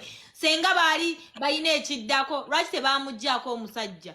We've given them time. Apart from Bobi Wine is just recent 2019. Naye tuli mujajingira ku bantu amaze mu opposition emyaka 36. Thank you so very much. Bane kangateko bane katono. Uganda. Kateko bane katono kantu ako. Kati Mr. Lubega ensonga yeri bweti. Abasajja bano balina terms esooka balita spinning journalism. Eyokubiri ababefuzi balina enjogera egamba nti if you want to find a solution, create a problem. Already balina ebizibu. Tebana kya kubyogerera. Kati bo bateekawo embeera nti ono abavuganya yabalimesezo okukola. Ekyokubiri spinning baso driving an story nga omutufu olaba nagamba nti kala ya white naji driving anti kala ya white oduke sana nayo kenyini mbongo nagamba yes tufu kala inzubanga ya white nenga gosaba kala ya blue yensonga lwachi watu kakasera ko kunenya yes bakiriza anti bo balemereddwa ne bakyakuma kintu kyabwe nayanza sebo bale katuweko ku mukulu honorable Nsubuga. Mr. Lubega kyagezaako gamba 50-year plan of Museveni's leadership yalimu ne opposition pretending mbu ya opposing while bakubira. Mr. Lubega omuntu avaayo nagamba nti nze ndi wa Museveni ojjalo nagamba nze ndi wa DP naye nga ebigambo ebimuvaamu byogera otherwise. Tunuulira abagamba mbo Mukulu Lubega ne beesowolayo manyi sitaani talo n'abateesa bonna banaye mbalamusizaako kanteeke mukulu honorable Nsubuga mu kinene banaye mbalamusizaako nnyo mwenna mwebala ebiteeso ebirungi video taata abeera mu kinene abeera mu video mbadde nkyaliko bize wano yensonga lwaki njagadde njogerere wano mukulu Lubega n'abawuliriza waffe bonna n'abateesa mwebale nnyo mwebalire ddala tuli mu kaseera bw'okwata akazindalo n'okawa abantu n'obabuuza nti Uganda wano we tuli eyagala ki buli muntu ajja kugamba nti twagala enkyukakyuka naye enkyukakyuka eno gye twagala tugenda gifuna tutya fe abali mu opposition ene essaawa tulinganga omusajja ali mu kukwana akwana omukazi toyagala chance yonna gifiirwa bw'obanga oli mu kaseera k'okukwana okozesa olulimi lwonna olusobola okulaba ng'owininga omukyalo oyo bannaffe abasinga obungi be tulinamu essuubi naffe betulinamu essuubi bwe tuba tunaakulembera Uganda twetaaga parliament twetaaga essiga eddamuzi twetaaga amagye twetaaga poliisi twetaaga abagagga b'eggwanga twetaaga n'abakadde mu ggwanga naye abantu bano bonna tugenda kusobola tutya okubawiininga okudda ku sayidi yaffe kyoke tukulembere Uganda era ssuubi ki lyetuwa munnayuganda atuwuliriza kubanga ekizibu kya Uganda system amawanga bannaffe abasinga mu gye muli eyo gye mwagenda ne bw'oteeka omuntu atamanyi nnyo bya bufuzi najja n'ekibiina kye nga kimuwanzeeko eddusu asobola okukulembera ensi eyo kubanga ensi ezo zirina system ewaffe tetulina system ekyokulabirako tubadde ne ba opposition mu parliament abawererako ddala naye ba opposition bano abali mu parliament buli opposition ajja bw'avaawo ajja agenda kujja na birala. Bino ebyono byonna abaddewo kyokka abadde mu opposition. Ono agenda okujja byonna byazze nabyo n'abiyiwa ate ono azze naye n'ajja n'ebibya ebipya naye bonna ba opposition. Ekitegeeza Uganda eraakinga system. Nti singa tufuna omukulembeze yenna ajja n'atusuubiza n'atugamba nti nze bwe nnaakwata obuyinza bino bye ŋŋenda okukola. Omukyala Patricia abaddeko ebigambo by'ayogedde wano okwongeza ku misaala gy'abantu nkyagadde. Singa tuleeta system nti singa gavumenti egenda okujja ne bwe tunaayimba ennyimba eza past nga tetuyimba nnyimba za future. Ennyimba za past nnungi nnyo zijja tukaabyamu era zijja tuleetera okuwaga omuntu mugambe wayimbye bulungi gwo kyasinze naye oluyimba lwa future gye tugenda lugenda kubeera luyimba ki? Gye tugenda tulagawa. Kubanga olwaleero mu Uganda Musevenizimu mungi. Musevenizimu ono omungi yeetaaga ffenna okubeera nga tumanyi okukwana. Okukwana kuno kwe tugenda okukwana nga tukwana abantu abagenda okutugattako value n'okulaba Uganda empya tugituuseemu tutya. Bwe tunaba tukyavuma amagye kubanga n'amagye gye gali amakoowu. Poliisi gye bali abakoowu. Naye tubawadde essuubi ki nti bwe tunaamala okugenda mu buyinza bino bye tugenda okubakolera. Assalamu alaikum nkwaniriza ku live eno nkulabyeko. Ng'oggyeko wano ffenna tukimanyi bulungi nti Bobi Wine His Excellency akoze omulimu munene nnyo. Naye omulimu guno gwakoze omunene mu Uganda empya gye tugenda tulagawa. Era bwe tunaatuukayo gye tugenda kutuukayo tutya, tugenda kwenywerezayo tutya. Ono ali mu kunyweza omukazi we omukadde, ali mu kumukuuma na kumunyweza kubanga opposition yalemwa okusooka okutegeera omuntu gwevuganya oba gwe tuvuganya. Omuntu gwe tuvuganya yagenda n'abantu mu nsiko bameka. Yayimbisa abantu ennyimba atya mu nsiko ng'abalaganga bwe bagenda okuwangula. Ye yasooka ne yeetegereza obunafu bw'abakulembeze banne abaaliwo. Nze mbadde nsaba ffenna abali wano tukole omulimu si kwedi campaigninga naye ffenna tukole omulimu ogwagazisa munnayuganda Uganda empya nga tugamba nti obukulembeze obugenda okujja tugenda kubeera n'amasomero abaana basomere bwereere tyotyo. Tugenda kubeera ne parliament tugenda gisala mu kifo ky'okubeera n'abantu 5 mu 8 n'omusobyo. Tugenda kubeera ne parliament nga buli region wakiri erinayo member wa parliament omu nti otyo. Tusale ku nnyingiza y'abantu kuba kati bw'otunuulira meeya w'ekibuga yekka ssente zaafuna omwezi zisobola okuliisa famire nga 30 omwezi naye zifunibwa omuntu omu yekka. Nze ndowooza ffenna abali mu kunoonya obuyinza tukwane bulungi abantu bano be tuli mu kukwana nga tugenda mu Uganda empya. Neyanza ndi bize naye obwedda nfubye nnyo nga njagala mbeerewo nsobole okubanga obadde as brief obadde very brief ne points zo nga zitegeerekeka. Mwongereyo n'obugalo obulala mwami Lubega. Mwami Lubega mbadde nsaba kuzenako nange nsooke neetoololemuko. Mr. Lubega omukono gwange gwabadde waggulu dda. Naye sinakomera ku bbuula. Sokolindeko mukulu Henry. Mukyala jini buli twagala Uganda empya ne bwe tunaayimba ennyimba eza past. Ennyimba za past tegikyasobola kututaasobola okujja kututeeka obuteesi mu nnaku n'otujjukizaamu n'otukunguba ne twekubagiza. Twagala oluyimba olupya. Emikolo n'embaga tebigenda tutwala mu Uganda mpya. Nsaba kunteekako mu kinene taata. Mukulu Lubega kankusiibule ngenda kubeerawo naye kankusiibule ssebo neeyanza nnyo neeyanzeege. Tata wange nga tonabagenda. Mwami Henry omanyi 10-point program? Wagisomako 10-point program? Sebo nsaba w'emyuka. Omwami ono. Kakati omwami ono. Yes, exactly. Mwami Henry kyayogedde agambye tulaba abantu baleete kye bagenda okukola. buli kimu ekigenda ekitwala Uganda maaso kiri mu 10-point program.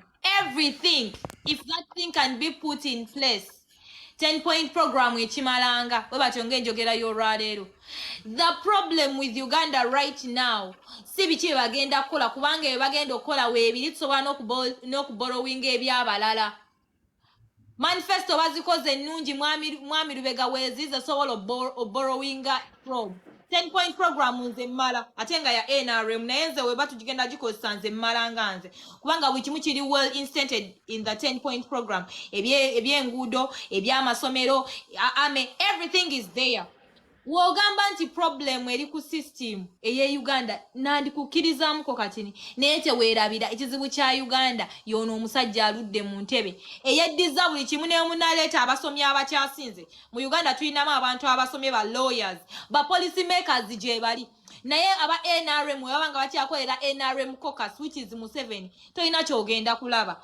Mwami Henry agambye tuwagaze abantu ekintu kye tutunda tukwana omukazi mukyala jini buli akatono mukulu lecturer nga bwe wetegeka kuba njagala ndeeteko omuntu wano alina endowooza ey'enjawulo ku Mwami Henry agambye twagaze bana Uganda ekintu kye tuli otunda tetulina kye tutunda, we are not selling anything. Muna Uganda aliyo oba tomanyi nti ebyamasomero biri bubyenguudo oba tozirabanga ebyunnya mweziri oba togenda nko mu ddwaliro omuntu wonna afa nga tewaliwo ddagala tetulina kyakugamba ebintu bya Uganda we byatuuka roya lwa mu nnyindo yeggwa lwekuula olwejja wekka okuwa abantu responsibility tetulina neno omukazi gwe tulikwana wabula ono omukazi tugenda namukuba bukubi mpi we bituuse omukazi abantu akoye okubeera ku lujja. I'm gonna use this narrative ye gyakozesezza omukazi atalaba nti aludde ku lujja nti yeetaaga ova ku lujja tetulina kyamukolera. We don't have sweet words for you Ugandans. Bannange abana Uganda namwe abagamba nti tetulina give us the young ones. Nedda mwami Lubega soko olinde omuna Uganda agamba nti oyina ssente njagala kugamba oyina security y'emmaali yo mu Uganda. Security weeri nga mwe tulaba abaana bafiira ebuwarabu abalina degrees bali buwarabu babona muna Uganda kikyotalaba kye tugenda okukugamba bigambo ki byoyagala tugambe awo wenjawukanya ne mwami Nsubuga naye byayogedde ebituufu naye bifu in this situation neona agamba mbuleta system manyi wa federal leta system bwet ogiteeke mu nsi ki pozi nga mwami Nsubuga ngamba Museveni si ayina Uganda mu ngalo ze weebiti omukazi gwayagala tukwana already ali mu menopause kakati tukwana ki wabanga Uganda teri mu ngalo za Museveni then nja ku agreeing ne mwami Nsubuga naye nga tukyayina envunza eri mu Uganda nga tunabajja etundula ne wona aleta system ekola etya. And I'm not saying that Bobi Wine is the only leader right now. Yaliko amasanyalaze abala mwena mujja kwesimbawo nga tulina okomyawo constitution yaffe neddamu ne tukomyawo term limit ne age limit ne tukolawo n'ennongoleza mu constitution tujjeko abantu powers ezimu eziyitiridde naye gwe nowona abireeta n'obyogera mu aba federal mbamanyi gye muli nowona agamba tuwaana ono tetukyayagala kuwaana muntu yenna kubanga tetunoonya lidambu ng'olina manifesto bweti. We are not comparing manifestos right now. Tuyina ekizibu kye tulina okujja mu Uganda tuyoke tucompare manifesto. I beg to rest muting. Baleetedde challenge Linda katono omwami ono lecturer yakusoose mbadde njagala leeta omwami ono lecturer mbadde njagala leeta mwami lecturer kubanga mwami lecturer wa kibiina kya DP ayina endowooza yanjawulo ku bantu bano abanup DP naina strategy kinga abadde muntu gwe buli wa kibiina kyo ngenda kuleeta wano njagala oteese naye nga as long as nti oli very respectful ng'ebintu byogera tebiyisaamu muntu yenna maaso tewali gw'ovuma njagala oteese ow'endowooza yo mu mirembe nga tewali muntu yenna gweyisa mu maaso. Mwami lecturer ndabye nnyo abantu bangi ku internet abawagira kaŋŋamba aba opposition nga balina endowooza eno egamba nti Muzeeyi Museveni akuza agenda kufa enkya. Juzi nalabye nga Muzeeyi Museveni agamba alina emyaka 8 gyokka naye nga mu Uganda tulinamu Kalidinaali Emmanuel Wamala wa myaka 97. Olowooza abantu bano tebalina delusions nti Museveni agenda kufa enkya kubanga omuntu wabeerera president wa Uganda nze ng'omuntu ali mu medical ndaba abantu nga ogenda ow'omukadde ng'omukadde oyo omuwa eddagala erimukubisa omutima, omuwa eddagala erifuba okulaba nti omusaayi tegwekwata, naye ate pulezidenti w'eggwanga omulamba waba alina emyaka 80 olowooza pulezidenti Museveni takyalina potential ku 80 ogattako emyaka 18 naaweza obukulu bwa kalidinaali Emmanuel Wamala n'afuga eggwanga, sooka otandikira awo. Ezo delusion zize nnyini. Kubanga era omuntu gy'akoma okukula n'amagezi gye gakoma okweyongera. Ekyo ffenna tukimanyi.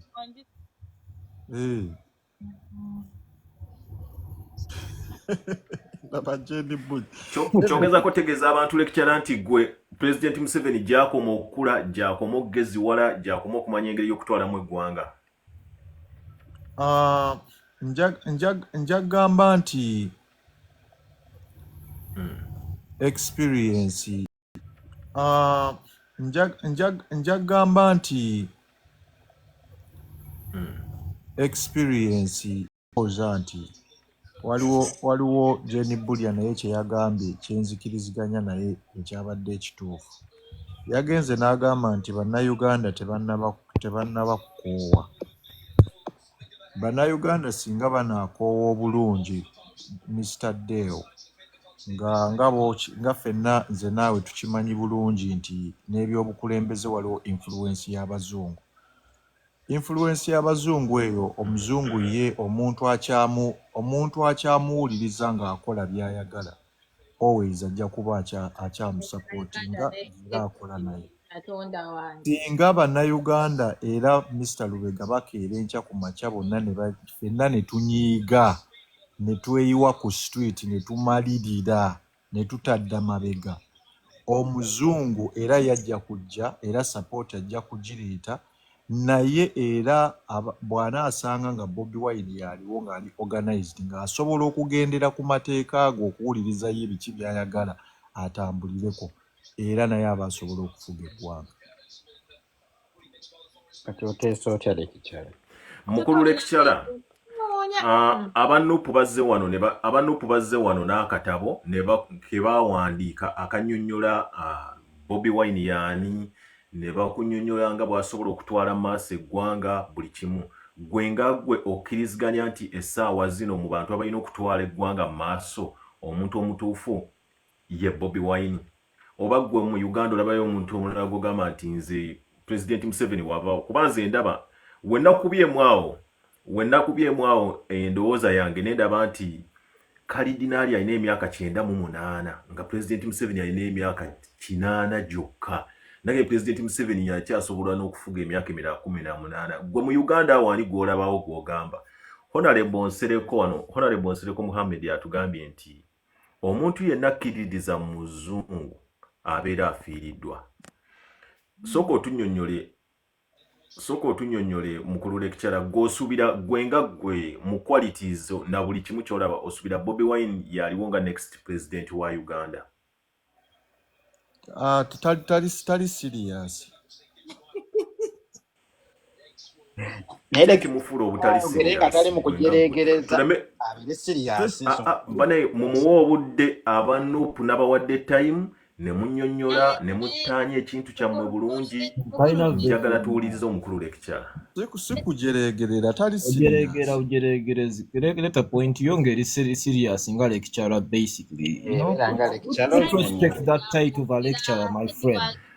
Kati mwenna mugenda moderatinga program bwe buzibu obuliwo tusooke tumuwe time. Ayinza okuba aleese title eyo n'agikubawo ng'ayagala kuddako awandiike paragraph ze annyonnyole title ye, musooke mumuleke. Mukulu lecturer bamukubidde. Bamukubidde essimu. Bamusindikidde samale ey'okwogera.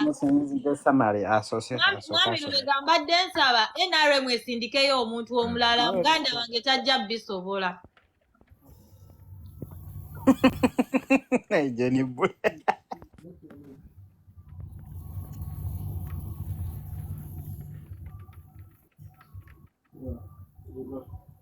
Kanteekewo omwami ono asooka atunnyonnyole points ze zabadde ayagala okugamba. Mukulu Maka. Yes, boss. Mukulu Maka twogedde wano ku nsonga ezikwatagana ku kandeete wano honorable ndabyeko wano request. Waliwo mwami yabuuzizza about achievements za NUP n'agamba nti NUP is one of the weakest which is so wrong. Yeah, okitegeera. Kakati omuntu ng'aleetala nengejja nfuna samukadu. Ompulira sebo. So NUP nkuwulira. NUP is one of Banaye soko lindeko mukulu Maka katono nnyo. Banaye katwanirize honorable Nsereko Mutumba wano ku platform emabega kawo tubaddeko ne honorable Nabila Naggai lwakuba agenze nenyenda naye musharingira akomewo naye nga twaniriza honorable Muhammad Nsereko ono nga ye mukiise w'omukuba agenze nenyenda naye musharingira akomewo naye nga twaniriza honorable Muhammad Nsereko ono nga ye mukiise w'omukunyolamu ebi. Mukulu yagambye nti NUP ye party ekyasinga okuba weak, which is very wrong, right?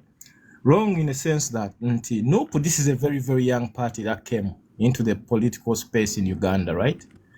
NUP bwejja nekola ebintu ebyewuunyisa. Right now as we speak, NUP erina katono nnyo mukulu Maka omuntu yenna ali mu comments abantu abali mu comments zammwe nziraba bw'owandika comment yonna eri personal ojja kunsonyiwa ngenda kuba blockinga ngenda ba mutinga for this live. Just beerawo owulirize oba olina kyoyagala okugamba nawe time yetuke nkuleete to commentinga comment yonna eri offensive towandika ekintu kyonna ekiri personal. Waliwo obwedda abajja ne wano nange ne mumpeereza nti mpisaawo bya NRM ate olumaze ne mugamba mpisaawo bya NUP. Kale mweyigiriza okuba mu debates bweziti nga zisomesa ng'omuntu asobola okuwa endowooza ye noyiga. Kale genda maaso mukulu Maka. NUP ekoze lots of political representation, yeah? We've seen tulabye ba leaders bangi nga begatta ku NUP, not because nti baagala kubeera bankyukakyuka, but because of their own interests, right? Nekirala ba leaders bangi bazze mu NUP for them to be elected, about to be, okugenda mu positions bagendamu. It's been NUP. Why? Chikulaga nti is one of the strongest party right now as we speak. NUP ekoze youth mobilization all over the world. In Uganda, tawaddewo political party ekikola ekyo. It is going to take Uganda lots of many years for people to do that. Okay? Canada, London, everywhere, NUP is represented. So omuntu waveera agamba nti NUP is weak. Mbasi kutegeera, let's give credit where it's due. Yeah? Advocacy for political reforms. It's been NUP as a political party. International awareness, yeah? Kwegamba, all these points, yeah? Wabaddewo political parties nyingi ne NRM yennyini nga tebabikola. Bakyewunya, tubalumya emitwe right now. Okay? So, oli bw'aveeri nga weyita lecturer n'ogamba nti NUP is a weak party, basi kikutegeera batayogedde mazima. Okay? Community engagement and support. These guys are doing all this very well. Okitegeera. Tulina just bawa credit na back crediting for the work well done. So that's my simple submission basically. This is the best political party in the country right now. It's Uganda's #1 political party right now in a period of a very short time frame. To about respect. Best, that means no mukulembeze walabika is the president right now. So that's my simple submission basically.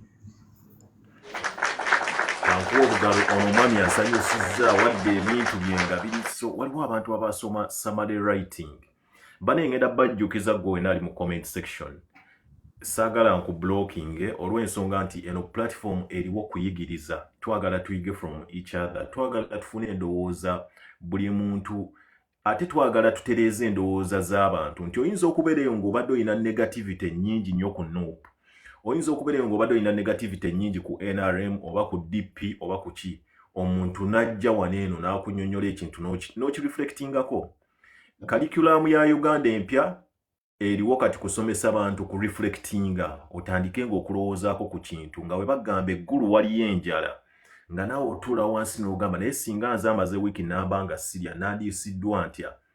Kozesa live eno oreflectinge.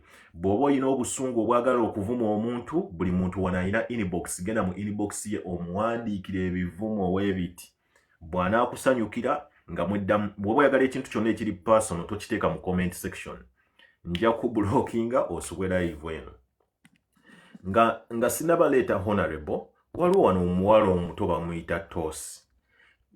Tusooke tuwulizeeko ku birowoozo by'abavubuka. Tosi ono, she's a very young girl, muwala muto nnyo. Tosi, sooka ow'endowooza yo. Bannange mwena abali ku platform embalamusizzaako mwena gye musinziridde.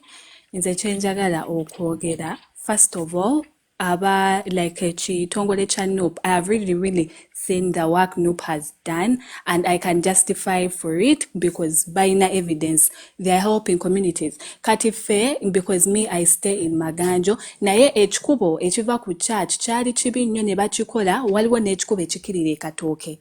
Mayor wa Nasana Municipal, I think abali wano mumanyi, Mayor Hawaship Bajite, ebyo byonna ebintu abikozeeko. Ate ne yeeyongera eno mu kyalo, n'akola oluguudo lwali olubi ennyo nga enkuba weetonya, mazima ddala nga tosobola kuva ewaka n'ogenda oba ku stage oba olinye taxi ekwongerayo. So the other thing, abantu kyakoze like community engagement, like youth engagement, yagenze n'asaka project ey'okusimba emiti era it is ongoing.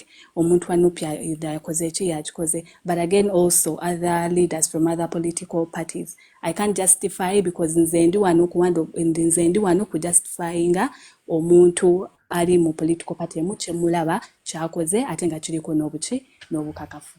Ensonga endala gye njagala okwogerako bannange. Bwe tubeera nga tugamba enkyukakyuka oba enkulaakulana y'ekintu, abantu abamu tebaagala enkulaakulana. Oyinza okubeera n'endobooza emu naye ng'abantu abasinga tebagiramu mulamwa. Kati kyenkuutira bannange, bwe tubeera nga twagala kujja kuba abali ku buyinza, we have to be strategic. We have to be logic. We have to go back and study the old books. Ne tusoma ne tulaba, tulinza kumunafuya tutya. What new tactics can we use to ekireko okulaba nga tupushinga cause mu maaso? Because n'ebintu by'okunenengana political party tebiina kye bigenda kutujjamu, because there are people in other political parties that have a greater cause of taking like our country mu maaso, because Uganda is a beautiful and it's a rich country, rich with minerals, rich with land. Bannange, tukole projects nga zisobola okola ki okukulaakulanya ffe naffe tubeereko, because if we really have a vision, because what they kept saying we should joke to care mass tuberanga twekulanyiza the great people that want the cause, people that are loyal, abantu abatagenda ate mumuli ku cause ey'amaanyi. Actually I can give like an example of you. Tuli ku cause ey'amaanyi ate ne tubeeramu n'abo abantu abatali loyal. We really need loyal people in order to take this country mu maaso. Loyal soldiers, the people that stand kwete kintu kye baagala. We are all here for a greater cause, for a greater economy. In the old days we would buy bread. In the 2000s bread can be eaten like by every family, but these days no kugula omugati tosobola gula. Sukali tumulimira muno, ebikajjo ebiva muno. Actually ebikajjo tubilimira muno. I don't see why njagala nkubuuza ekibuuzo kino. Tosi kati Tosi nkutegedde wawoolaga naye era ne points zo nnungi mpitirivu. Gwe Tosi olaba nti NUP awo weeri eyina capacity esiguukulula President Museveni, kuba nze nalabye ebyabasuubuzi wano nga President Museveni yabayise n'ayogera nabo naye n'agamba alina emyaka 8 nga mu Uganda oyinamu kalidinaali omulamba Wamala is 98. Ono abeera President Museveni ne waalwala nti omutima essaawa zino ogugo wali mu fridge weeguli bakyusa bukyusa like everything nti ndabinye abantu nga balina endowooza egamba nti ajja kufa enkya. Nga ekyobulamu kuba nakyo njagadde tukijjewo bino ebyogamba nti President ajja kufa nkya. Gw'oba olaba nga mugjeeko ekyo, gw'olaba nti ekibiina kye kya NUP muyina capacity esiguukulula omusajja munfo. Kati nze ekintu ekyo kyenkyogerako. With NUP has the capacity, if they go back and re-strategize and back to be ebintu beeramu okuplanninga plan toyina kuzigamba buli omu alina okumanya plan. Those loyal people nga wengambe, those loyal soldiers that are there for the cause. Ne mutuula, you strategize, you go back, you read the lines emugamba luli twakola kino bwe kiti ne bwe kiti, we are going to put such tactics in place. We need loyal soldiers, people that are here tose for a ekibiina better kyammwe ekibiina kyammwe mwina secret plan eri mu katabo temugibuulirako omuntu yenna. Yeah, actually, for every like in Chuka there are those loyal soldiers that have a secret plan. Yes. Mwami Lubega omwana lwaki tomuwa ku bugalo bannange? Ati nze byayogera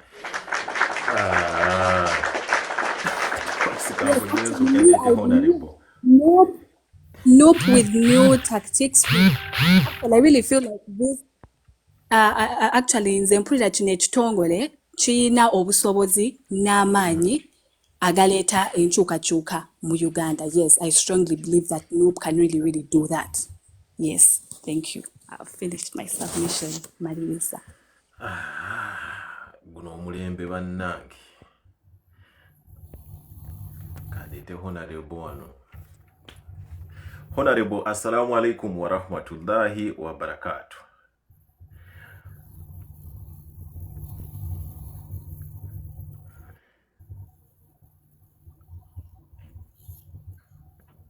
Mwami Duke honorable like atalina Honorable kubanga eraga leka kamaro kwa ni mute nga okay, I got it. That's wa alaikum salam wa rahmatullahi wa barakatuh. How are you?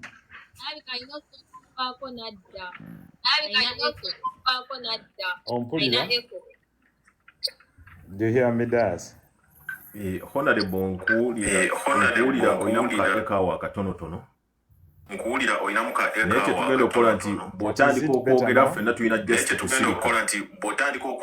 tulina just kusirika. Do you get me now? Honorable nkufuna just nti mulimu echo. Osobola okukomawo honorable. Let me do this and let me go down and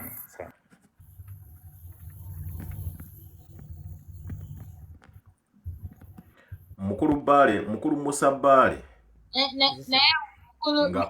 Mukulu Lubega tukirizibwa okubuuza host naffe ebibuuzo ba host yalina otubuuza yekka.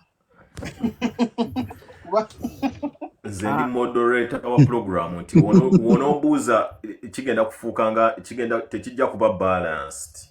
Aleka ne muting kuba nange nina ekibuuzo kyo. Kubanga ogenda tandika okumbuuza ebibuuzo nga kati host ogwawa.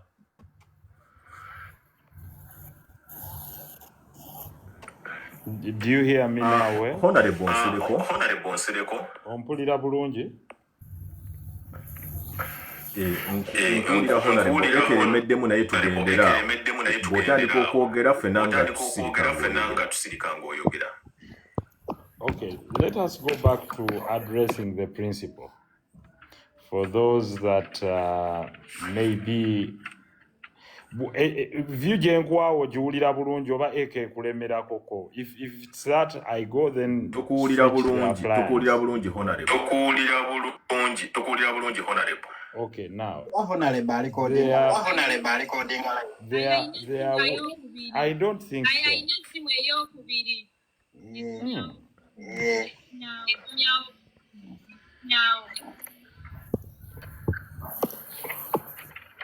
Ompulira bulungi Dias? Are you okay? Ndi okay. Thank you very much. Now, Uganda as a country has its history, but there is also what we call its reality. Reality versus fiction.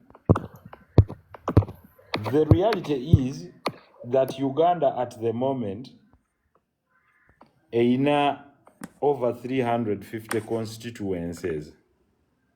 And if you to access political power, you either have to come through an election, insurrection, or a military coup. So you have to choose. Now, if you choose that you will come through an election, Ogambenti I'll be an elected leader, then the way you access that power is different. Is that you must create either what you call a political formation, ogire in a given political formation, or you come as an independent leader. But to achieve that, you must win over the presidency and parliament in order to have governance.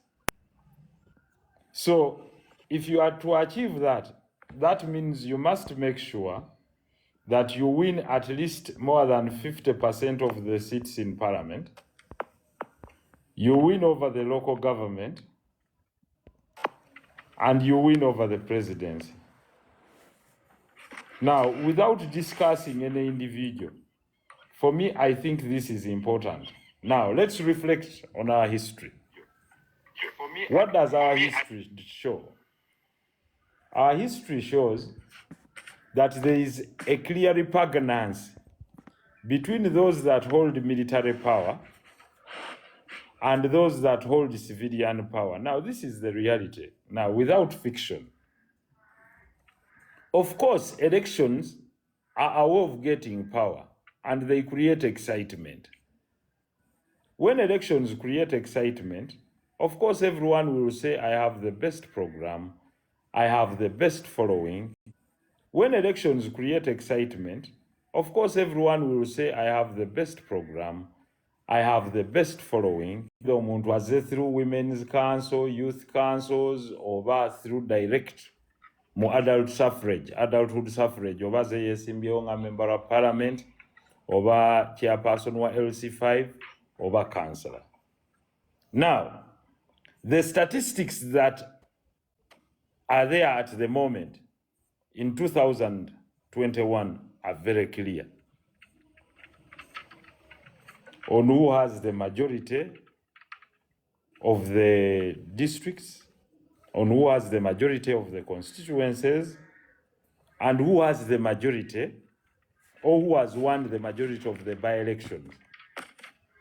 The statistics show. Whether Ugandans vote the way they want to vote, or whether they are aiming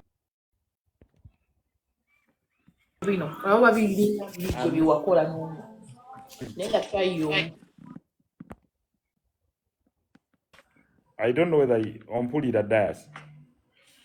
Yeah, honorable. Now, let's go to the recent elections, because those are the reflections of the trajectory of where the election may swing. I think we had by-elections in Hoima, we had by-elections in Soroti, that is there. We had by-elections in Lango sub-region, etc. Those by-elections speak a lot. I think we even had by-elections in Kayunga, to mention but a few. Now, those clearly show the voter apathy. Do we analyze based on statistics? If we are to talk about an election, if you think elections are the ones that bring power, yes. Should we talk of crowds, as crowds speaking for who is votable? If it's to gather crowds, then everyone has gathered crowds, including PLOU. And you see, when they realize that that is the issue that people use as the measure of who can help you in an election, people pull crowds. How they pull them, it's up to you. Oboli yabasombedde ku basi, omulala yabatwalidde ku bigere, omulala yabatutte tebakola ki. That is it what happens, because it gives an impression. Now, in my view, until Ugandans start voting for value-based politics is when we shall realize the change we want. Of course, there are those that still believe in the impatient approach, and they are right in their own cause. I can tell you as night follows day, the impatient approach, I don't think, in my opinion, will help anyone gather power or garner power from Genome 7. The trajectory doesn't suit even the entire world. And I can tell you, the colonialists will help them come and take power. That's absolute slumber. Dreams. They can dream, because it will not happen. Not in Uganda, I can assure you. Not in Uganda. But if Ugandans mobilize and go into an election and try to field candidates in every position as much as possible, in all competitive positions, then there is a possibility of having a flip over power, both in parliament and presidency. That is what I can tell you. But of course, there is nothing written in blueprint. And what I'm saying here will be the final decision of the people of Uganda. But that is my opinion based on our history. Because who is the guarantor of power in Uganda? It's the military. It's the police. And that's the reality. And I had one gentleman talking about it who was dismissed. Then it's the persuasion of the people. Every 5 years, we go through a routine called elections. Elections as a way to symbolize transfer of power peacefully. Now, the reality is, if we go to the data and statistics, if we have over 2,000 electoral positions, if we go to the data and statistics, if we have over 2,000 electoral positions, statistics will not lie. There is what we call voter excitement. People can vote for you through voter excitement and as a vote of protest. And I normally tell people, when it comes mainly to presidential elections, it is a vote of protest against the incumbent. Now, there is no one that holds the monopoly of who will get those votes. It is about how you canvass for those votes. Different regions in Uganda vote differently. That's the reality.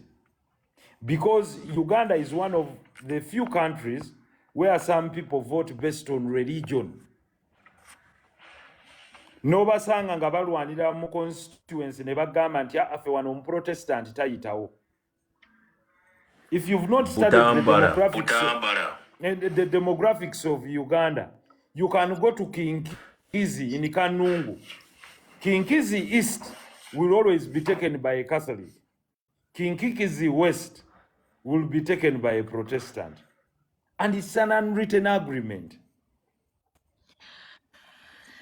But I'm talking of areas where when you contest, and even say your opposition like in Kanungu, in Kinkizi, and they want to vomit,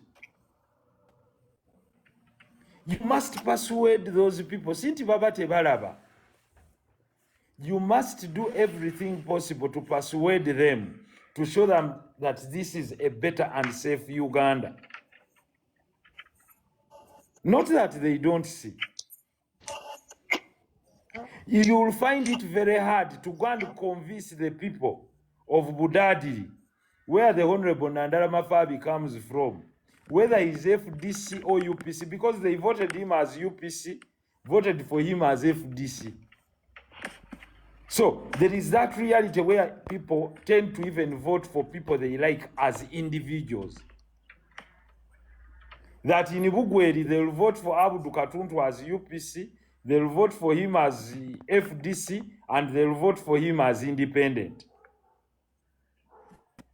Now, I think the biggest misgiving that we have in African society is the inability of some of those that have dissenting opinions not to listen.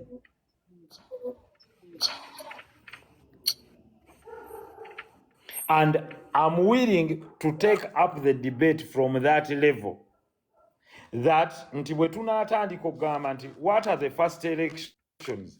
The first elections are the youth elections for the youth leaders in all villages in the country.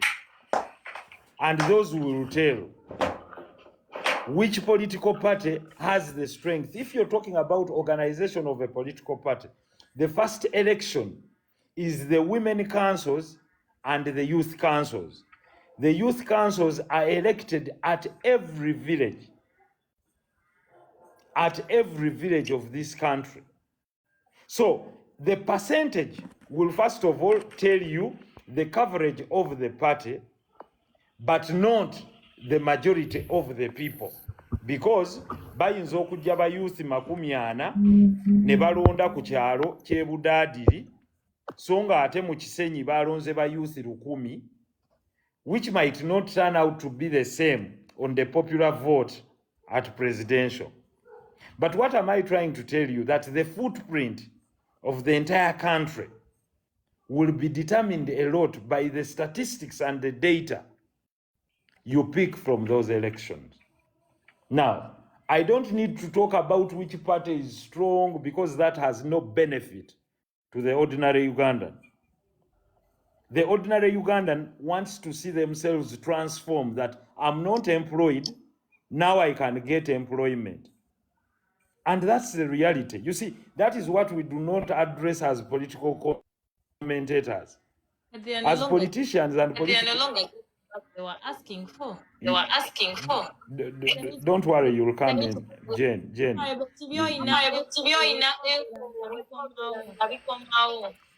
Okay, let me just wind up and maybe I'll come back. Now, I'm talking about what the ordinary Ugandan wants vis-a-vis what we want to give. The ordinary Ugandan wants to see their life changing. Ngabo walabye nti omusuubuzi ye kyayagala nti omusolo gubeere low. Therefore, you will reach an extent nga abantu batuuse mu kye tuyita civic awareness, bakubuuze nti just tell me ku musolo guno oyimiriddewa. And whosoever gives them that promise, they will elect them.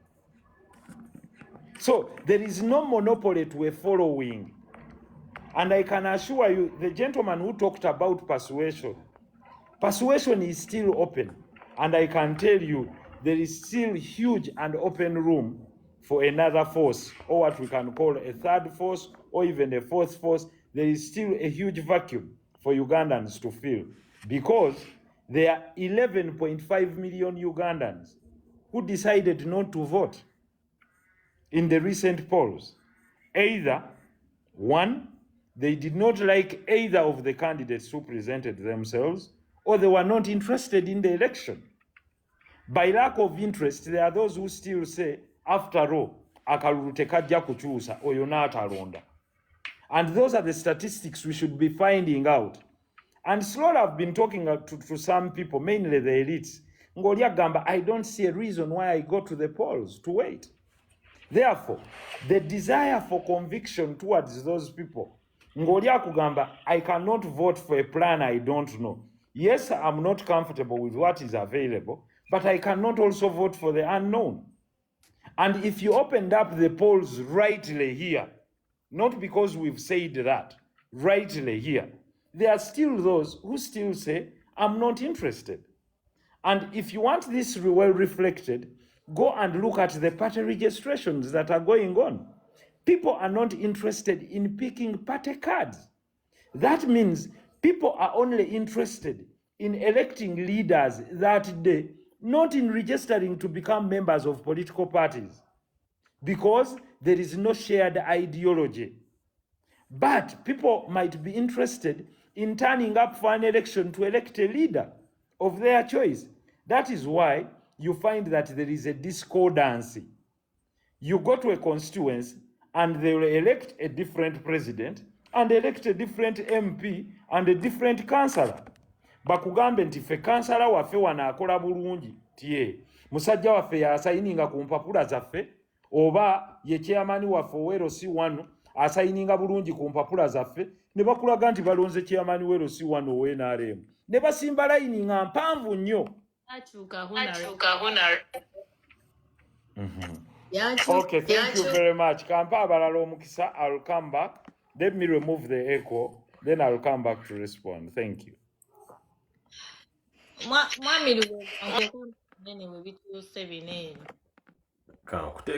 Kankuteeka mu kinene mukyala jini bulya kinkoze obi nti honorable nange bw'omala ogenda kunteeka mu kinene. Adde ndi wane ngamba kyekayagaliza embazzi kibuyaga asudde. Nze sinayogerawo kanjogereko Mr. Lubega. Yenza ali mu kinene. kanjogerewo katono Enza ali mu kinene mukkirize mugaane. Mbadde njagala Honorable Bajje nga tugenda kwebuuza ebibuuzo questions and answers mpola naye kyembasaba bannaaye mwenna abali ku platform eno tubeere respectful nnyo ogenda kuyiga buli muntu. Honorable ayogedde ebintu bingi, mukyala Jini buli obweddamu ogera, Honorable Nabira abadde wano n'ayogera, buli muntu adde opinion. Njagala abantu abali eyo ng'olaba live eno oveewo ng'olina ky'oyize. Ebbanga ly'omala ng'oli mu comments ng'oweereza ebiwemula, oweereza ebivuma. Nze waliwo neyanvumyawo n'agamba owagira NRM, ate omulala najja n'agamba kati owagira NUP, naye mwenna obwedda mbaddamu nga mbagamba kimu. Okay, thank you so much. What next? Kati omaze okuwandiika ebiwemula ki ekiddako tubuulire. Tuli wano twagala abantu. Mami lubeganza wale naiko nga Jenny twagala sivuma abantu. Okujjako nali nfunyeeko omuntu omu yega. Era bananti abantu abali mu comments.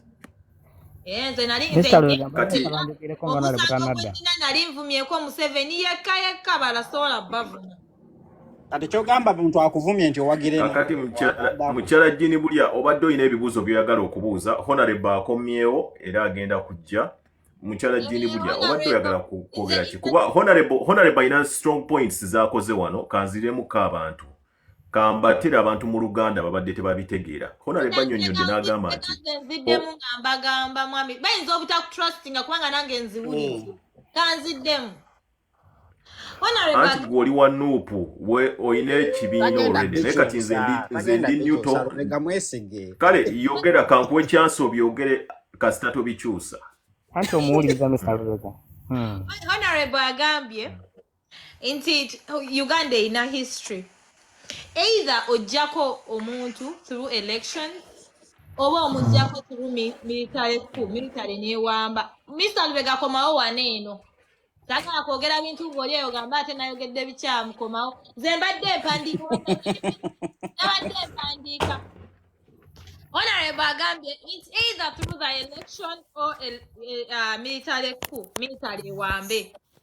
Kakati election olina okuwangula district owangula district bwatyo wagambye ebirala jererere. N'agamba mu Uganda waliyo abantu nga ekitundu constituency eyo eri stronghold either lwakuba olina belonging to a certain political party oba you're belonging to a certain religion.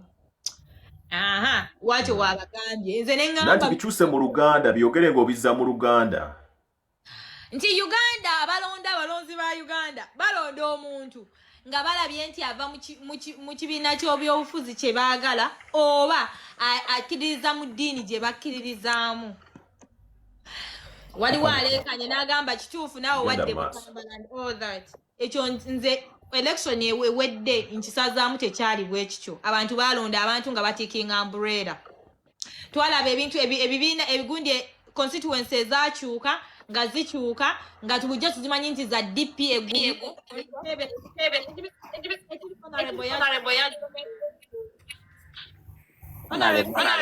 Obuzibu tetugenda kusobola kunyumyamu. Honorable tubadde tumwagala wano.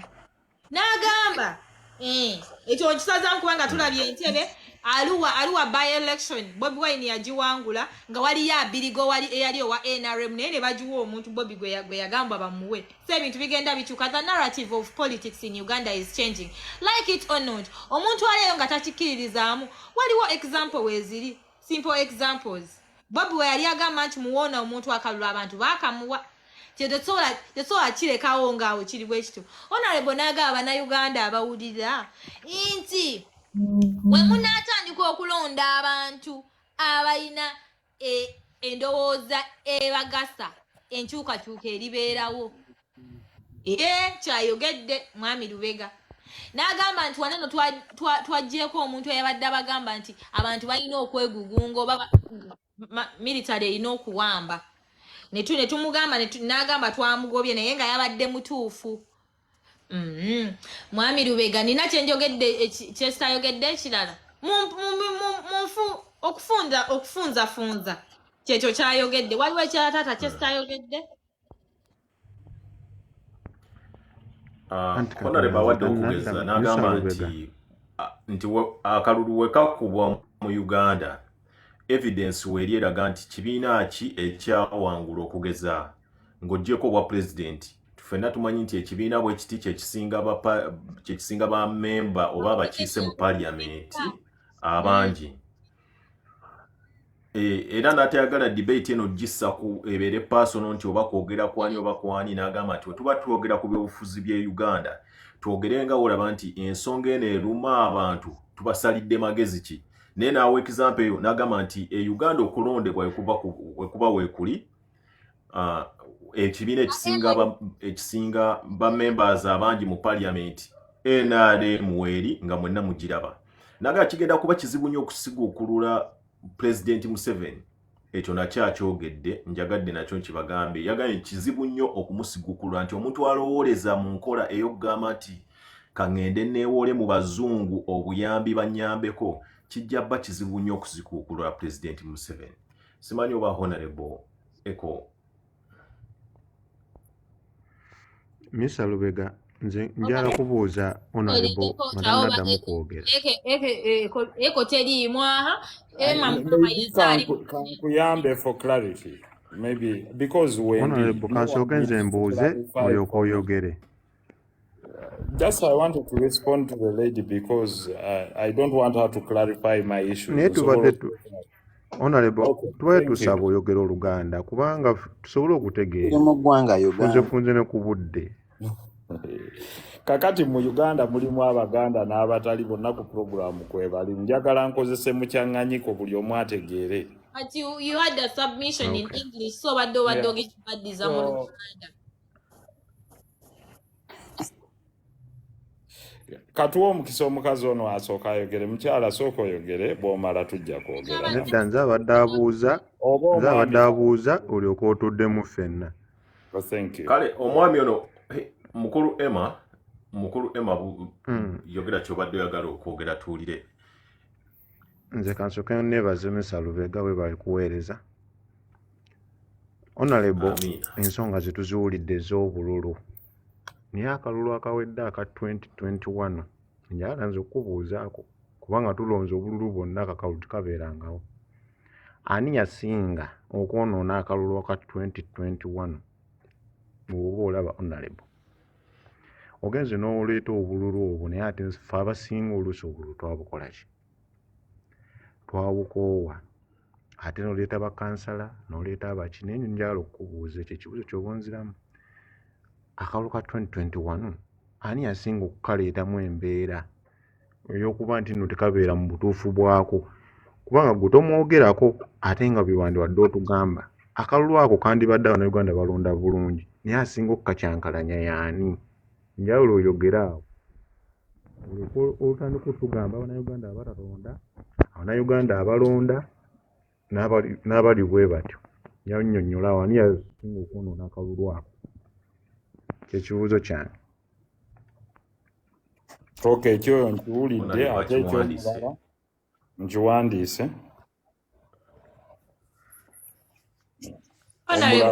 Demu ekibuuzo kubanga abantu bajja kubeera lost. Nedda ekibuuzo kiri kimu njagala discussion ebeere interactive ekyo kiddemu tugende naye okubeerawo nga tuwuliriza bajja kubeera lost nze mbamanya abantu bawano tukolera abantu bawansi mbadde manyi waliwo host kanteke honorable mu kinene engeri gye mwagala obuuza honorable kamuteeke mu kinene.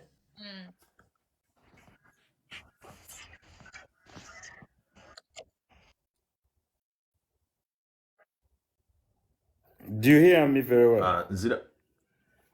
Tukuwulira bulungi honorable.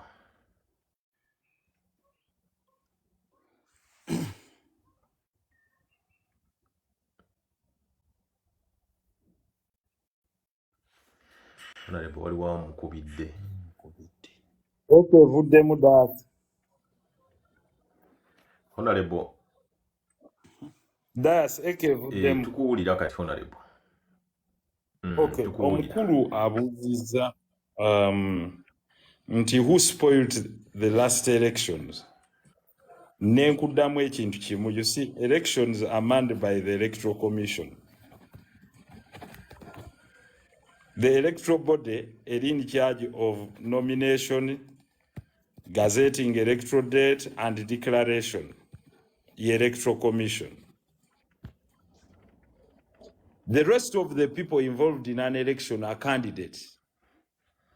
Now, ebimu ku bye tuyina challenges mu bye tuyinamu is with the absence of electoral reforms.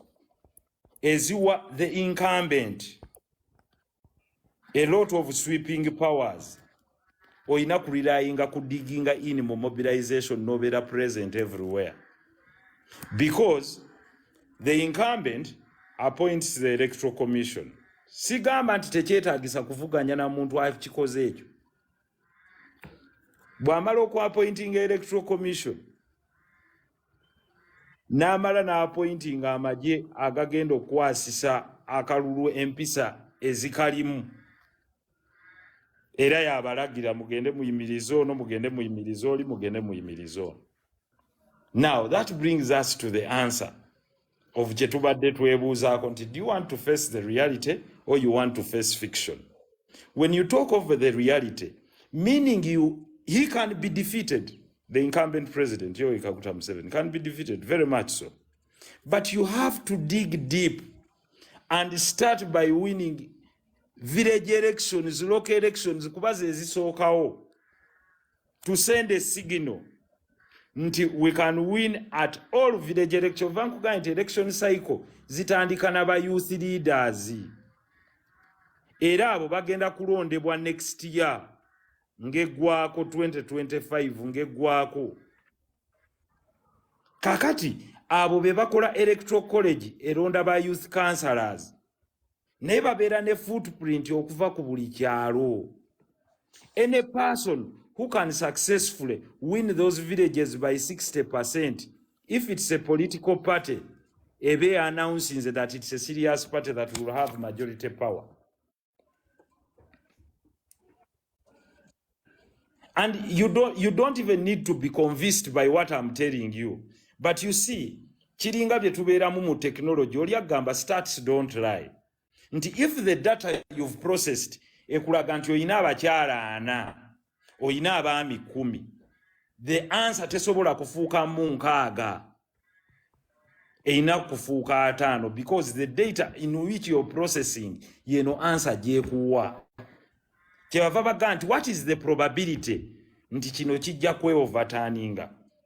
Kakati, there is a lot of what we call hype. Nti we can speak to convince ourselves. Olina avayo n'agamba nti basebo ne banyabo nze nawangudde eggwanga lyonna. But listen, you have 54 members of parliament. What is the probability nti eggwanga lyonna waliwangudde? Well, osobola okubeera nga waliwangudde.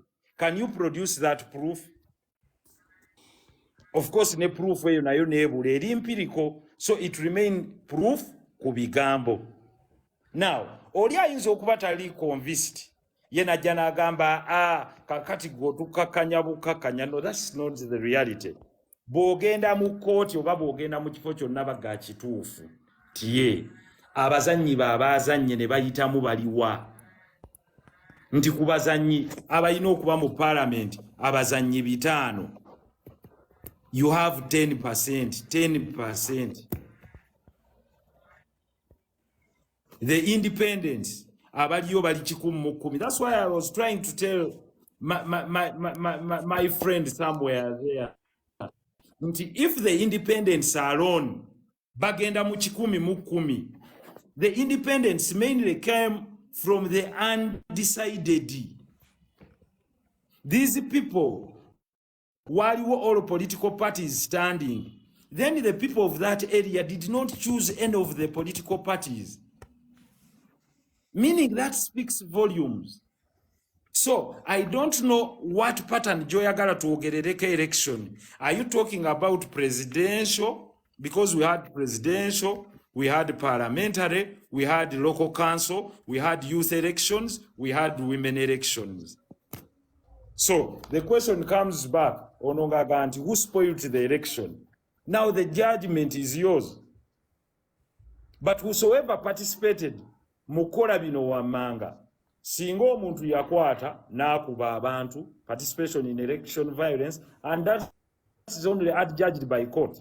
Bribery, if the matter had gone to court, never adjudged to those facts. Ngabo Wachiraba court were proposing electoral reforms in 2016. Then the answer and the writing is on the wall. But for as long as you don't turn those tables, toyinza gamba nti nze yawangudde eno. Kati kankwe example, recent by-election yakabaawe lango. Because I'm talking about between 2021 and now. Clearly, UPC spoke volumes. The NRM had contested. There was FDC, there was UPC, there was NUB, and they were independent. The winner came from UPC. That means the people of Lango are clear on electing UPC. Kakati fe perception je tuyina wano nti buli omwana alonda UPC era ajja kulonda n'ekyono. Kyova olaba nti it's also important in most cases to first think a lot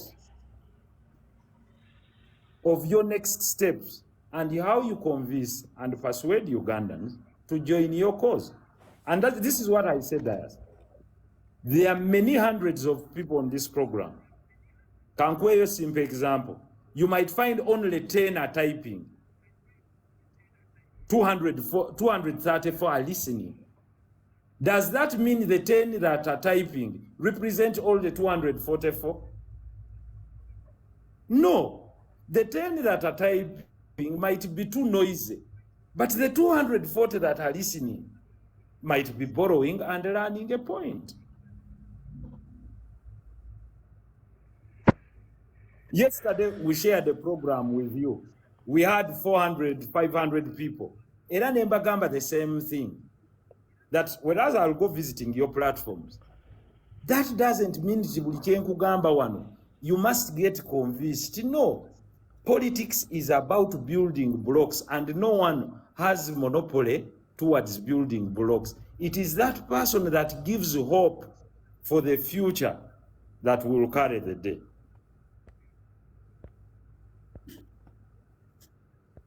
Honorable kati ekibuuzo ekirala. Mukulu Emma gwatomaliriza Emma watutte togenda kufuuka mulungi. Banaye mwami Lubega. Kakati mukyala jini buli ati kyo badyagala okubuuza honorable. Nze from kati labayo mwami Lubega. Kwetinabeera nga tubuuza honorable ebibuuzo ejja kubeera nga ogambye hostinze honorable. It's a discussion between you two. This was an open table. There should be also some submissions. We cannot say tubuuze honorable tumbuuze. Tunabagamba honorable yalina answers zonna. Kale tuwa omuntu nze nina submission yange ku honorable byayogedde. Era ekibuuzo kyange kijja But I think Dias also that goes back, it's two-way to Madame Jane Bulia. It would also mean that you're also the only person, Kuba Musabale, Kwali, and Duke, and others who has an opinion. Honorable wakuja bote baagala kwogera. Tebagambye mubaagala kwogera. Submission n'ekibuuzo. Honorable, if mukyala jini Bulia. That would be something. Mukyala jini Bulia soko we submission yo then ndete mukuru kandabe waliwo Uganda yaffe. Ngenda leta mukuru Uganda yaffe. Honorable wali tagenze wa submission then nga neho. From what honorable is saying, if iweba mufunye ubi angambe, honorable trusting anti tuli ku equal grounds ne mwami Museveni mu byokulonda. From what he has said, buli kimu ekizibu kiri waffe kyekiwa Museveni ebyokulonda biri ku equal grounds tubulamu mobilization. Mwami Nsereko ogenze n'ogatta ebibiina by'obufuzi ebiina stronghold mu Uganda n'ekibiina ekyatandika ebyobufuzi ne kitandikawo 3 months before elections n'obicomparinga. Era mwali mutugamba nga tetuyina structures, of which structures si triangle building right now. Kati mwami Nsereko gwoba olaba nga Uganda tuli ku same ground ne mwami Museveni gwe tokkiriza nti Museveni buli kintu yakyeddiza yakiinako control or believing even in the judiciary of Uganda ogamba nti ebintu byefulumizza nga ffenna twalaba NBS ebintu bye yafulumya mu kulonda ne bajjako internet ndoza ffe twabiraba fekka nti byali eco grounds era ebintu byali tayali muzuri. Honorable, lwaki gwe ebbanga lino gy'omaze mu byobufuzi lwaki tewajja ng'olina zeno strategies z'olyo laying down ezammwe abaeliti abaasoma lwaki tovangayo ne weesimba mu Museveni n'oteekawo binene ebintu n'otandikira ku grassroot n'ogenda mu ba youth n'otandika nga strategy wogideyinze down n'ojja n'otugirako omusajja. Okay, thank you very much. You're saying whether the ground is leveled and you're talking about the judiciary. And she's asking about the judiciary. Of course, your question is what we call a self-defeating question. Kanziremu bino wamanga. You're saying that the ground is not leveled, the judiciary is compromised. Now, let me give you statistics about the judiciary. No. First listen to me. First listen to me. First listen. You see, you don't listen. Linda ko muchala jini buli asoko we honorable ka chance. Thank you. I'll talk about the debate. The judiciary, Jane Budia says, is not independent, might have some challenges. But let's start from here. In 2017, the judiciary evicted FDC candidate Eyali Etya Dondo to usher in a by-election that brought Mr. Bobi Wine. The judiciary confirmed the election of Bagala. The judiciary confirmed the election of Honorable Sekabila. The judiciary confirmed the election of Honorable Onowebu Komansimbi Omuchala and she's National Unity Platform. The judiciary confirmed the election of Honorable Senyonyi. The judiciary confirmed the election of Honorable Segirinya. The judiciary confirmed the existence of the party of National Unity Platform to be a legally registered party. Mumusango gwaba Chibarama. No, listen, you see. And I want to give her the response to this.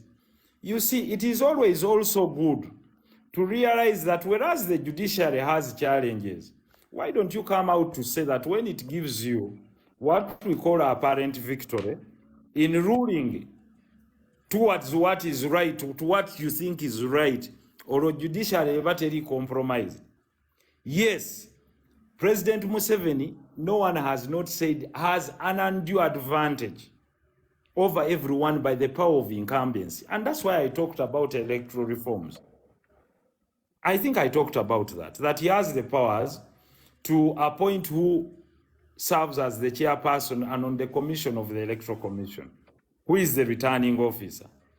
He has the powers to appoint ani akulira amajene police pretending over the security of the election. Now, that is the reality. Kakati Jane Buli alinga agamba nti I'm not telling her the reality. I'm telling you that is the reality.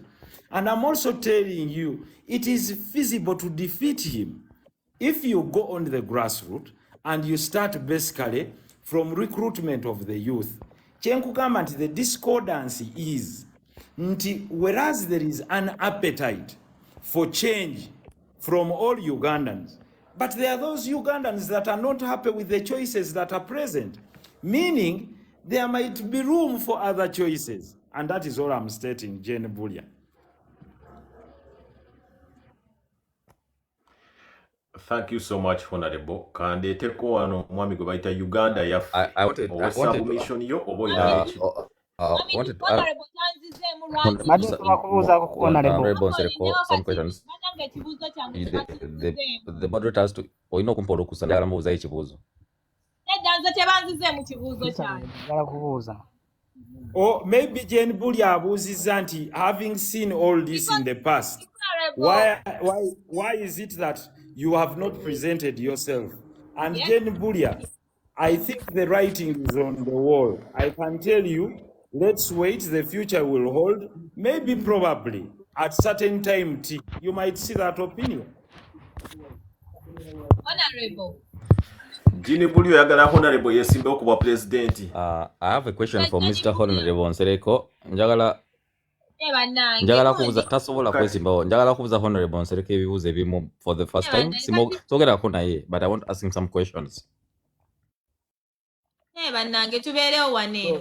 So the question from Jane was that, having seen all this, why didn't you offer yourself to give us a position?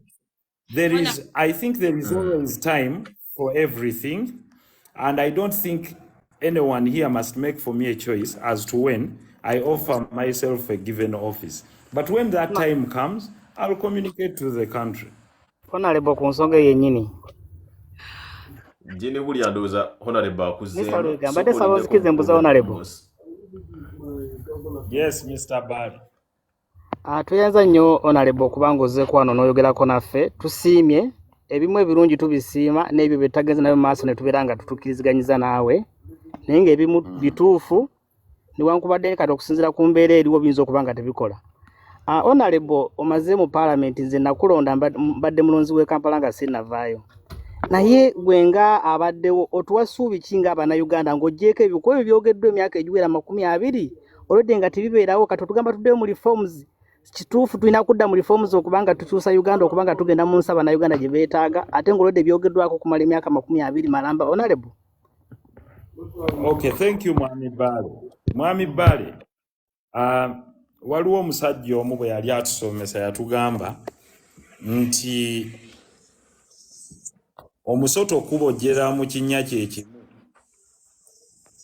more than once speaks a lot on how you think as an individual. Now, I want to ask you the bare-knuckle question as well in response. What is your opinion? In your opinion, Gwenga Musa Bale, what do you think must be done to see to it that President Museveni lives now, tomorrow, or during an election?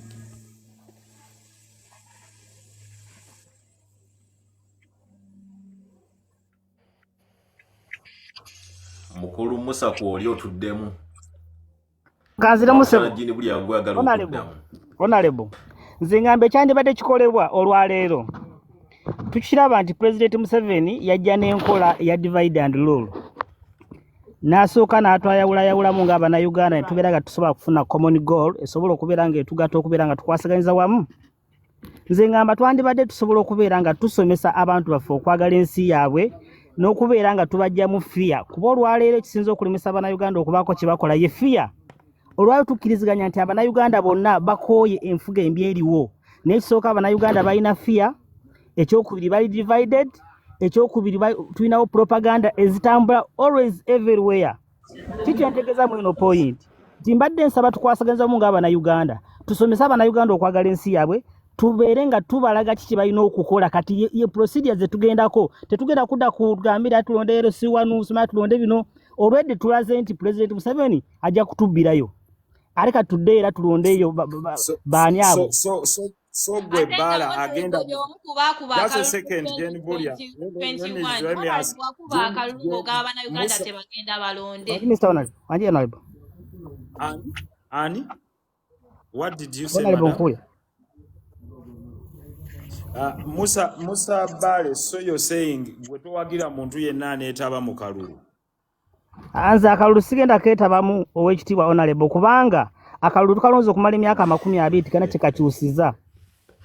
Nga president akuba mu 2021 nagamba nze nakulonde Kampala wagira kibiina linda ko katono mukulu Bale Musa. Yes. Mukulu Bale Musa wagira kibiina ki.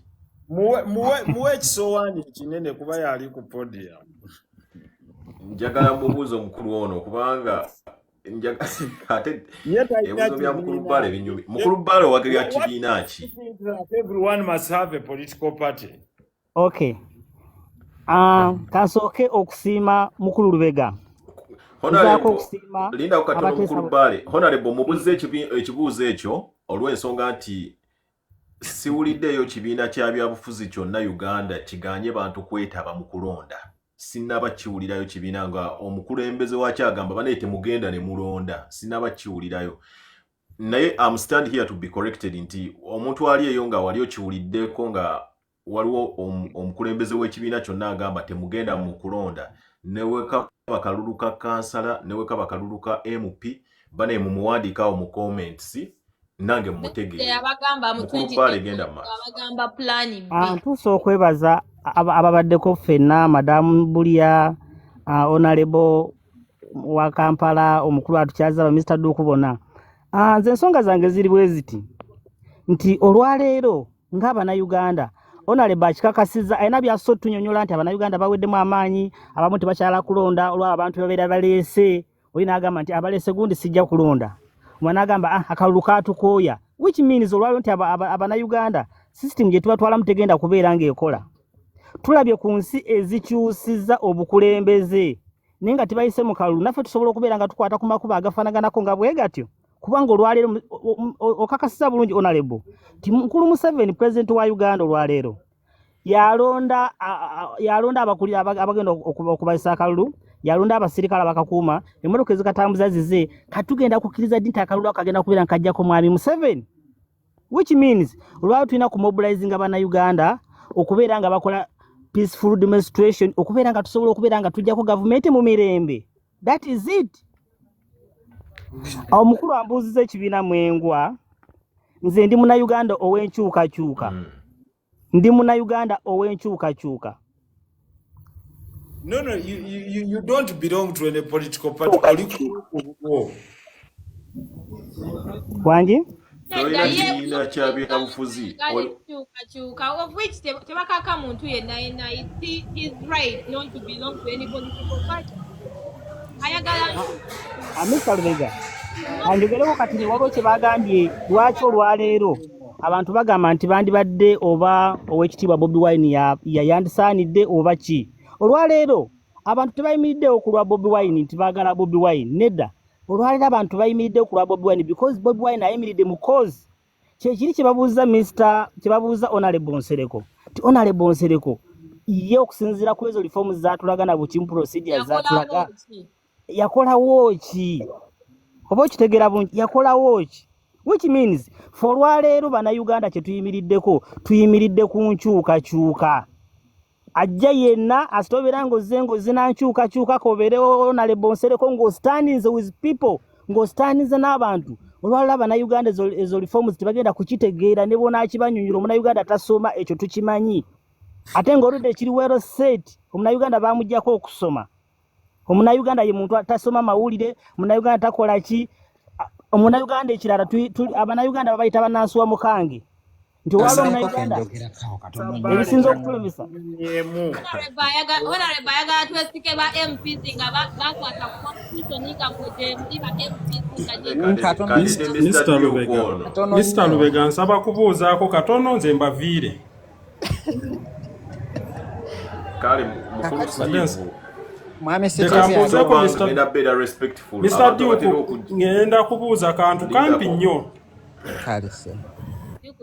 naye soko sirike mukulu Steve nkuwa lindako abantu abatera okujja n'agamba kambuuzeeko katono mbaviire batera okuba disrespectful nkusaba obeere respectful platform eno yabagiriko yes kati mbadde nsaba kubuuza Mr. Nsereko oba kale kiringa Nsereko alina ekintu kyayogeddeko abantu abasinga bakyogera naye njagala Honorable Nsereko nsaba kunsonyiwa ayina ekintu kyayogedde kuba MP nti n'aba independence baali bangi titulina bwe tukakasa nti Bobi Wine yawangula election ng'alina ba MP 50 Honorable alinga atakimanyi nti waliyo district ezimu nga Kiruhura Kazo balina MP nga bana 5 naye nga ne bwozigatta 2-3 teziweza bululu balonzi balonda Segona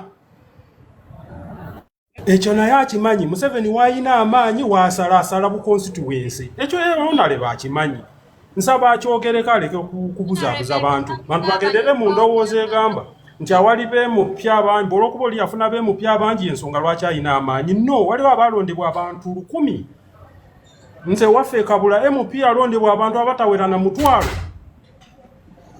neyanziza kyekibadde endowooza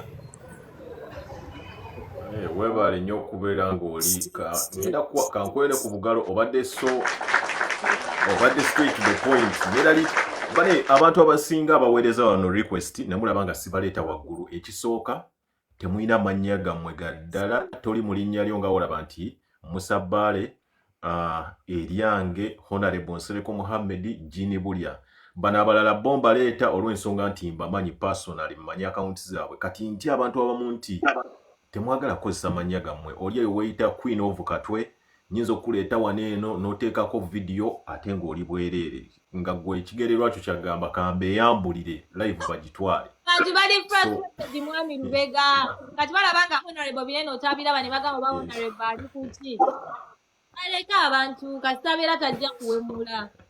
Kasata wemula jamujjako. Mukulu Duke of Nasana Honorable sokoddemuko ku mwami oyo agambye nti constituencies ezimu mu Uganda zirimu abantu 5 naye nga bagenda nazo ne bazitemamu ne zifuna ba MP. Ebintu ebyo bituufu Honorable? Well, constituencies zonna teziweza numbers. Tugambe nti abantu abasinga bali mu Central Region. Let's go slowly. Constituencies zonna teziweza equal number of voters. And demarcation of constituencies teri based only eri based on numbers but also demarcations endala kyova olaba nti ne bwogenda mu America oyinza okusanga nga Michigan newalala tebankanya namba y'abalonzi but bonna bwe baweereza abantu mu Congress babeera ba congressmen okitegeera for legislative purposes. Alright? So ekyo oteeka okukimanya. So kyayogedde kituufu ordinarily about numbers kyova olaba nti yes Bugiri municipality erina abalonzi batono okusinga nga bwe tunagamba Bugiri municipality yaleeta Asumaani Basaalirwa is an opposition MP naye abalonzi be bali 228 but ekyo tetusobola kidiscounting nti mu 8 but that is 228 Honorable. That is Bugiri municipality. That's no si kituufu. Honorable wabeerawo ekibeerawo yegwe yagambye waliwo amazima oba ne reality whatever you say. Mr. Mukisa ali mu comments ayomba. Ekyo kituufu okubeera nga that is the representation of people in Uganda. I think our colleague must learn to first listen a bit. Muchala Jini Bulya soko ulize ku Honorable. Soke tuwe Honorable chance. Mwami oli kyagambye kituufu. Kyenva nkugambye nti Bugiri municipality abalonzi ba Honorable Asumaani Basaalirwa indeed baali lesi balinga 2,800 oba 3,000 tebenkanankana n'abalonzi ba Ssegulinya. Okitegedde?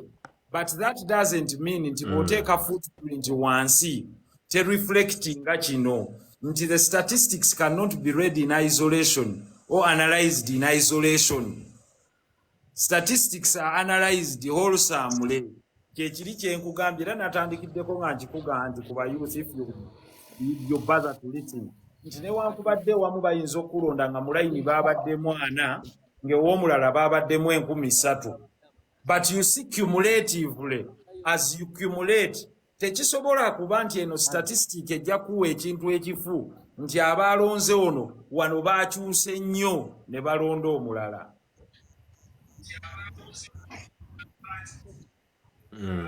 Honorable otegerekeka bulungi kandi ate waliwo omwami ono yeeyita empologoma ya Uganda. Empologoma ya Uganda erina echo. Oba waliwo alipoinga live oba naye echo nga zisuse. Next live nja gikola nga tesobola kukola. N'ebirowoozo byammwe byonna tubiwulira eno. Ankubadde abantu tusobola kuddamu bwe tufuna omukusebe ne tuddamu naye nze mbadde okuteesa kwange mbadde ndowooza Honorable Nsereko yali aleese omulamu omulungi mabegaawo ng'agezaako okuleeta ensonga okusengeka engeri eggwanga lyandibadde state gye yandibadde etambuzaamu eggwanga ne liba nga liri productive, stable ne politically nga bintu bitambula bulungi nga okusinga nga tutunulidde unemployment in Uganda.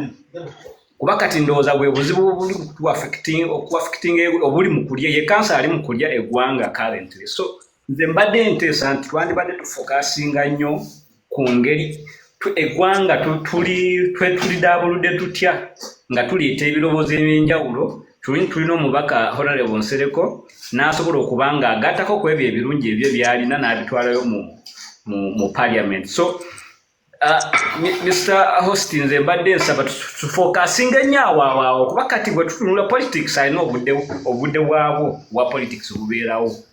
So naye kati bwe tuli wano eggwanga liyiika liyiise abaana bangi nnyo mirimu wali abaana basomye baana bagenda wabweru babonaabonerayo. So tufokasinge tulabe nti eggwanga lino ekizibu kino tukirwanyisiza tutya.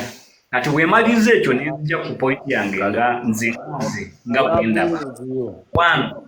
Twandibadde kati tutandika okuteesaganya ne gavumenti ffe ng'abantu kuba tulina amaanyi ago n'obuyinza. Tukuŋŋaanye ebiro bisobola okubeera development ebisobola okubeera variable nga Muhammad Nsereko byatera okubeera nabyo. Gavumenti yaffe gavumenti zonna along mbadde ndi kukola research ku Kenya eyo kuba kati mbadde tunula ensi ezitusingako economy kati currently nti ogenda okutunula ensi ezo nga zina investments zezikoze ng'amawanga state nga zina business mwe ziri mu kuteeka ssente. Investment ezo ne zicreatingawo emirimu oluusi ne zivaamu akasente akayamba bannansi. Kyevula bakati ensi ng'Ekenya lina gundi minimum wage. Why?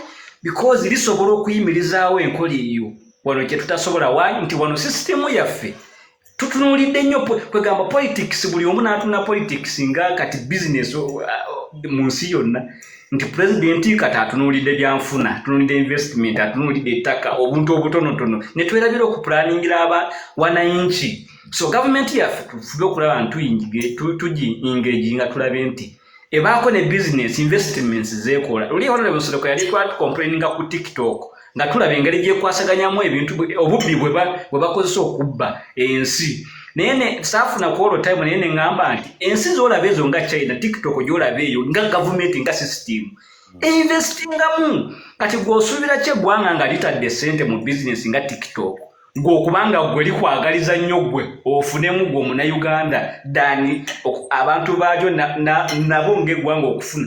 Of course balina kusooka kwefaako. So wali ku sekita ya technology nga tulaba nti kati apps ezo TikTok tulina wano abaana. Nze namukulu wange yasooka okuba ne idea ya MTN mobile money eyo n'agezaako okulwaninga afulumya n'okufuna n'agezaako okulaba nti agoba gundi bamufaafu ne fandi system eyo asobola okugibuildinga esobola okubanga ebeera ki nga bagifunamu nga naye afunanga ne system egifunamu naye teyafuna mukisa. Buli we yatuuka nga bamulemesa gundi chance negenda wetu. So government eyambeko ku baana abalinanga kati nga ICT department eteekeyo akasitubeere ne funds eziyamba abaana ng'abo.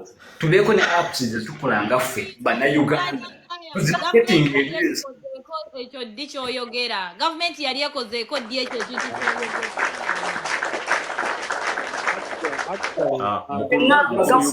mukulu Uganda muleka amalize tumuddemu bulungi wamma. Tufuba okulaba nti at least ebirowoozo bye tuleeta wano tubiguze gavumenti through Honorable Muhammad Nsereko. Muntu mulungi awuliriza kyekye namwagalako obbanga lyemugobedde ku live wano eno. He listens. Nawe oba ndowooza efaana nti n'akuuza era n'akunywa n'akugayidinga. So tuyambibwe okuyita mu bantu ng'abo tulabe nti gavumenti ebeeko ne investments zeekola. Tulina omukisa wano mu like agriculture. Edda twalinanga investments ezaaliwo nga Kato branch eyenjeru ejinjanga. I think that was Obote regime.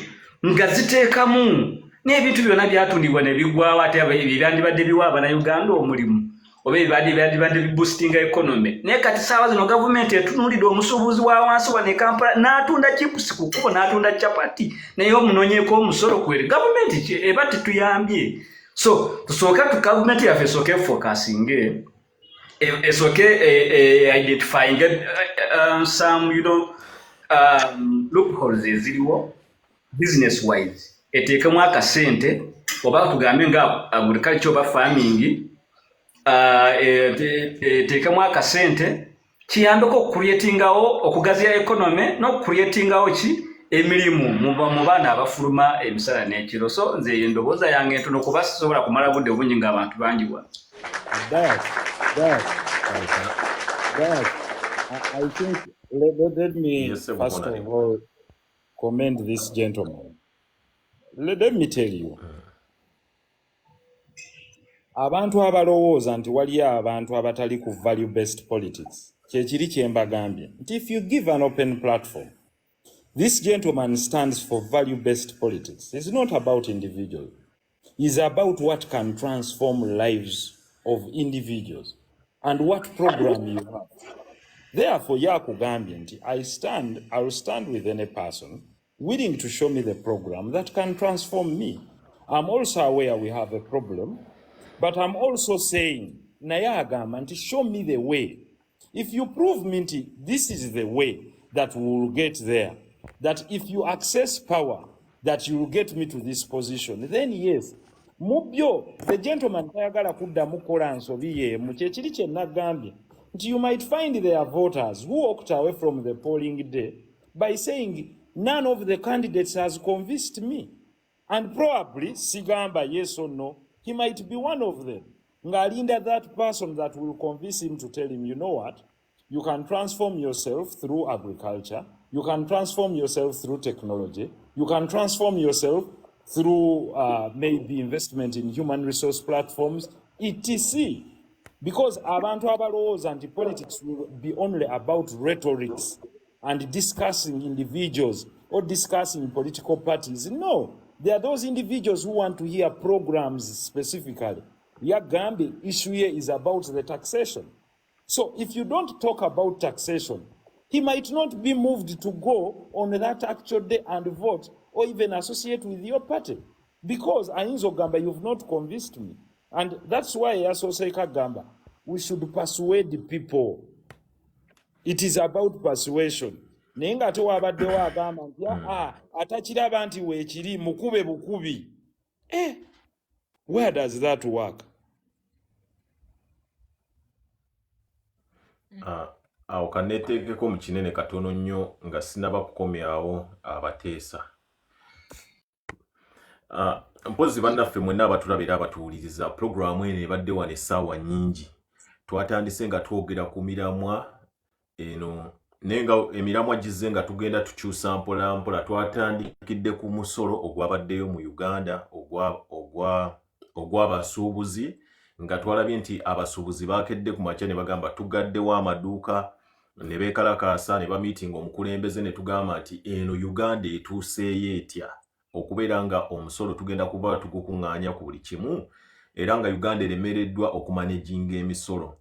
Twabadde wano ne Honorable Nabiira Naggayi najja naye naawe endowooza ye abantu ne bateesa omukulu Ivan Bruce abantu babadde bangi abateesezza ku miramwa ng'egyo kuba nze platform yange ntunuulira nnyo okulaba nti abantu bagenda ebongerako ovira ku live nti tukwongeddeko batulina ensonga enkulu gye tuteesezzaako.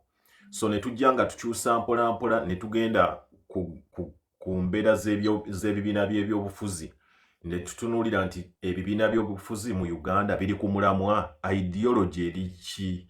Owanuupu najja wano n'atunnyonnyola nti ffe ideology yaffe twagala amasomero amalungi. Mukyala Patricia Sewungu yabaddeko wano n'annyonnyola n'agamba ffe twagala amasomero malungi, amalwaliro amalungi, buli omu n'awa idea ye. So abantu abasinga kati omuntu yenna w'osangira live w'otandikira naye ate obeera osubiddwa ebintu bingi. Ensonga lwaki mulaba nti singa ofuna notification ya live ng'ogenderawo ku live eyo. So ne tugenda nga tuwogera kati ne tutandika n'okukubamu ekifaananyi mu bakulembeze baffe bye tulina mu bibiina by'obufuzi bino nga tugamba neddala ono omukulembeze mmwe gwe mugamba akulembera ekibiina kyammwe mmwe mulaba nga yasobola okuddirawo nga olaba omukulembeze w'eggwanga era ne tubabuuza nti mutubuuliremukko potential ki ze mulaba biki byemuwandiise ku lupapula byemugamba nti bye bigenda okukyusa Uganda oba okuteekawo Uganda enejja.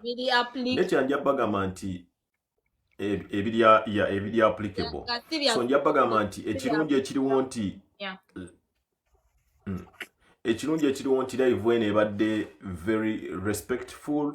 Buli muntu ajja wano n'owendowoozayo ababadde mu comment section obwedda buli muntu awandiika ebintu ebiri disrespectful nsooka nenkuwa warning emu 2 3 eyokuna nkublockinga sikumutinga bumutins naye nkublockinga naye abantu sooka nembawa good warning. So awe tubadde tutambulira paka abamu emutusanze nga kati twogera bwogezi nga olaba ku bibiina by'obufuzi abamu tusanze twogera ku bakulembeze b'ebibiina ne twavudde nga tulina emiramwa gye tujja twogera egizimba Uganda. N'omwami ono Henry Nsubga yabaddeko wano. Yes, maybe let me give an insight about taxation in Uganda. Like I've always said, I'm one of those people in the 12 years I've spent in Parliament, now making the 13th year, coming to the 13th year since 2011 May. My view on taxation has always been low taxes, and that has been my view. And it can be backed up by statistics. And for me, I believe, go for low taxes, create yourself as a secondary export market. You understand? And you can go, create yourself as a secondary export market. You understand? And you can go answered. This time during taxation, those that who are not very many. You realize bantu batono nnyo abaina knowledge about taxation, and I can tell you, we have a problem of having kadodi politics, just selecting people because baba kubidda kadodi and they come in large numbers from sides of political parties, all sides, without looking at values. And then how we expend the taxpayers' money also leaves a lot to be desired. For example, Nababuza one time, I think it was in last year Minority Report, Nembagamba, Mazimadala, why should the taxpayer pay 39 billion to political parties? Why should we give 1.2 trillion to State House? But first, political parties. If a political party clearly says, I don't want to deal with taxpayers' money, I don't want to touch taxpayers' money, I'm so obedient, sagala zikwata ku sente za muwamsolo. Listen, 39 billion shillings can do a lot of work. And this is what the taxpayer gives to political parties just for having MPs in Parliament. 1.2 trillion is given in classified budget to the home of State House, home of the president. That's a lot of money. You understand what I'm saying? Ezo bazibawa per day or bazibawa per financial year? That's the financial year. Mu State House. And nze ndi mukubabulira ku wasteful expenditure. That if I get the opportunity to have the power that wills on finance, political parties will never get money in this country. There will be never. Honorable, how sure are you? Point. You'll have your point. Musoke mulinde katono mchara jini bulya. Bibera mu parliament. And this is on record. Echirala, how do you get taxpayers' money? Then you donate it to an individual like Magola. And are running a company. We must be frugal with taxpayers' money. 2021, I challenged the creation of constituencies. Nengamba Right Honorable Kadaga. We are making a mistake. We are increasing this parliament by 70 people. Go back, that video is still there because Facebook runs page here for your parliament. And I told them, you're gerrymandering. You're creating more expenditure. Nembagamba, why are you creating more cities? Why are you creating more cities? Do you need to create more cities? Because for every city created is more taxes to the taxpayer. But because waliwo abaali bagenda okwesimba mu constituency obwo bwe basalaasalamu, they didn't even bother to listen. Nga bayongerako bu constituencies, gundi simanya, Masaka bagyongeramu bu constituency, ne Jinja babongerayo bu constituency. Can you imagine mu Jinja mulimu woman MP of the city and a district woman MP? You can imagine.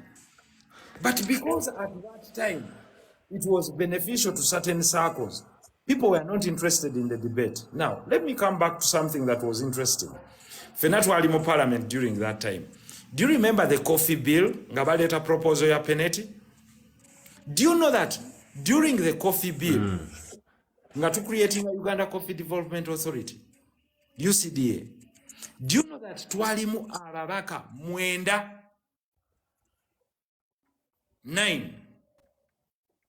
Everyone was not interested. Why? No one cares about kati bwe bejje ebya penalty bonna ne batandika emwanyi yaffe emwanyi naye nga waliwe twali tukyogera. No one seemed to care. Now I can tell you, if you want to care, what makes a politician closer to you is taxation and budgeting. Kubanga wako affecting that. That's where political decisions affect you directly, because it's done every year, where they must milk money from you or get money from you, but to take it to either priorities or non-priorities. And you have no control over that. He who has control over parliament would have control over that. That is why, until this time, you've overheard the debate on taxation. Nenga tubadde obeerayo wekka era nakyogera ne mbaga leero muzuukuse. Ngambadde nkyogerako nga ndi bw'omu. Oli n'akubuuza otukoledde ki? But I've been pivoting for your taxation. That is why you didn't have taxation on land in the last budget that was introduced. That is why taxation was not put in technology infrastructure, because there was someone who pumped sense in some people by saying, in order to attract capital for our young startups, you must desist from overtaxing them. That is why we have some few startups that have attracted funding. Mumanyono mvubuke yakola app ye ya buses. He attracted funds ziri over $50 million. But just imagine if the government had come to pick 30% from that income immediately. But respect to people who sat there and said, listen, if we want to promote startups in this country, let's avoid overtaxing them, because no one will come to invest with them when they're attracting a corporation tax ya 30% plus. Oliajja gamba gireto gikolere Dubai ewali low or zero taxation. Now, ekizizizaayo ku Lion, for as long as we do not look for value based politics, ne tudda mu kadodi politics of Walala. Walala can only take you few yards. You can shout today, hey, yes, your noise will be heard. But if you're running, it can take you few yards. If you want to run a marathon, you must dig deep. At every opportunity, okusuuza omuntu n'okimusuuza. That is why kyekiri kye nagambye nti saagala nnyo kudweringa on discussing individuals. Let us discuss values. To meeting wano nga the battle is on values. But Because that's honorable, what we are going to tell to the public. But honorable, tax gundi eno sente zemwa political parties oba ne gundi ne state house. Ezo sente tuzimanyi nti bazisaawo just for formality. Newe munagano zibawa onategeero batya nti zemuwadde teeka mu nguudo bagenda ziteeka mu nguudo, because that's the problem. Ne zemuwaddeyo mu nguudo enguudo bazikola bubi. So the problem is not where the fund is going mainly. I'm sorry, I can't be as simplistic as you are. Ekyekyo gamba nti kati temuweerayo ddala sente mu budget ya luguudo baleke dukola. You see, bobana aba wabba oluguudo, there is an auditor general mukwata, but you cannot. Auditor general mulimu gwe nga tegulaba nga agukola honorable linganga atabira babannange. Auditor General bwe yakola ddi? Yakola ddi kubanga honorable ogamba nti ezamu state house tuzigyeyo tuziteeke mu nguudo enguudo era naye ze mutaddeyo mukyala Jeni bulya ngenda teekako wano timer. Let us not use emotions. It's not emotions, it's the bitter truth. Just a second. Kambuze mukyala Jeni bulya for amalirize. Let me just ask this. Jeni bulya, are you trying to say that the money in Uganda that has so far been appropriated on everything has done completely nothing? You can't see anything in Uganda. There is no road. No, I'm not saying that. Mwami Lubega nteka mu kinene. Kubanga nzojogera mu kasonda chai kaze bampulira banteke mu kinene. Yes, I'm accountable to my words. I'm not saying that. I'm saying the money you put in these infrastructures are doing substandard jobs. Enguudo ne batulaga nti zikoleddwa newe zimala wiiki emu nga zijjamu ebigundi ebinnya. Wemusindika sente muganga tusindika amalwaliro eddagala terituuka honorable. Binayo kyogamba honorable tembiraba. The problem is not how much you're putting in. Nakatinike mutaddemu ke mutulowoozako ne mututeramu. Of which honorable okukola amateeka aga favoring abana Uganda gwe omulimu gonza honorable sigambye building amasomero nga gwe. Oyina kola amateeka ezo budget muzirowoozeeko muzuterewo. Naye nabunene obutini bwe mutuwa tebukola. Auditor General sirabye ddiwe yali akoze mu Uganda nganze Jeni bulya simulabangako. Muzirowoozeeko muzuterewo naye nabunene obutini bwe mutuwa tebukola. Auditor General sirabye ddiwe yali akoze mu Uganda nganze Jeni bulya simulabangako. And elsewhere are not roads. Mr. Honorable, Honorable, I also want to talk on that one. Jenikiriza nkuyambeko bange. Bowe unmutinga n'oyogera nga siku unmutinze nga kudropinga down. I don't want to look like this person who wants to say that there is nothing that is done. Of course there are statistics that talk about Uganda. Okay? You can say nti mulimu enguudo ezimu ezitakolebwa bulungi. Of course. But mulimu enguudo ezikolebwa. So the issue is that omuntu yenna ali found out nti oba teyakoze luguudo maybe is a contractor. They can be blacklisted or etc. But you cannot say nti saalabye bridge y'ejjinja nga bagikola. Oba saalabye wano nga bakolawo. I mean the bridge is there. Mwami Lubega kambuzeemuko kati. Yakagwamu recently egenda bakamba yabadde ki honorable. You see you're losing the point. You see Kambeko kenjogerako kati. Some work done. Some work done. Kati Jeni bulya agamba. Kyenkola honorable mwaluzinga anyayina power ku Uganda honorable. Mwami Lubega kanjogereko katono. Okay, kati respecting let us not. There are also other men here who are other people that are willing to debate. Kati bane mwenamba mutinze ajja gwenteka mu kinene 5 minutes kasoketoke honorable amalirize ndeto omulala 5 minutes. This lady says nti nebwe munazijjayo mu state house ne muziteeka mu nguudo zijja kubula. Now what sort of person is this? Agambi bazibba nti naye nebwe munazijjayo ne muziteeka mu malwaliro era bajja zibba. Meaning I have no further meaningful debate with such a person. I'm sorry. Thank you, Dias. Kampulirize ku baami bano abalala. So oli bw'aba agamba nti ne bwe muba mugenza okusevinga zino temuzisevinga wakiri muzibalekere bazirye. I mean what usefulness kijayina on the debate? Thank you. Let me listen to the honorable candidate Duke of Nasa na abada ina submission nechibuzo. Words in my mouth, I can speak for myself. Sinabagamba muzibalekere bazirye. Zendi kugamba system mfu already newe tunateeka mu sente era bagenda zibba kubanga babadde bazibba.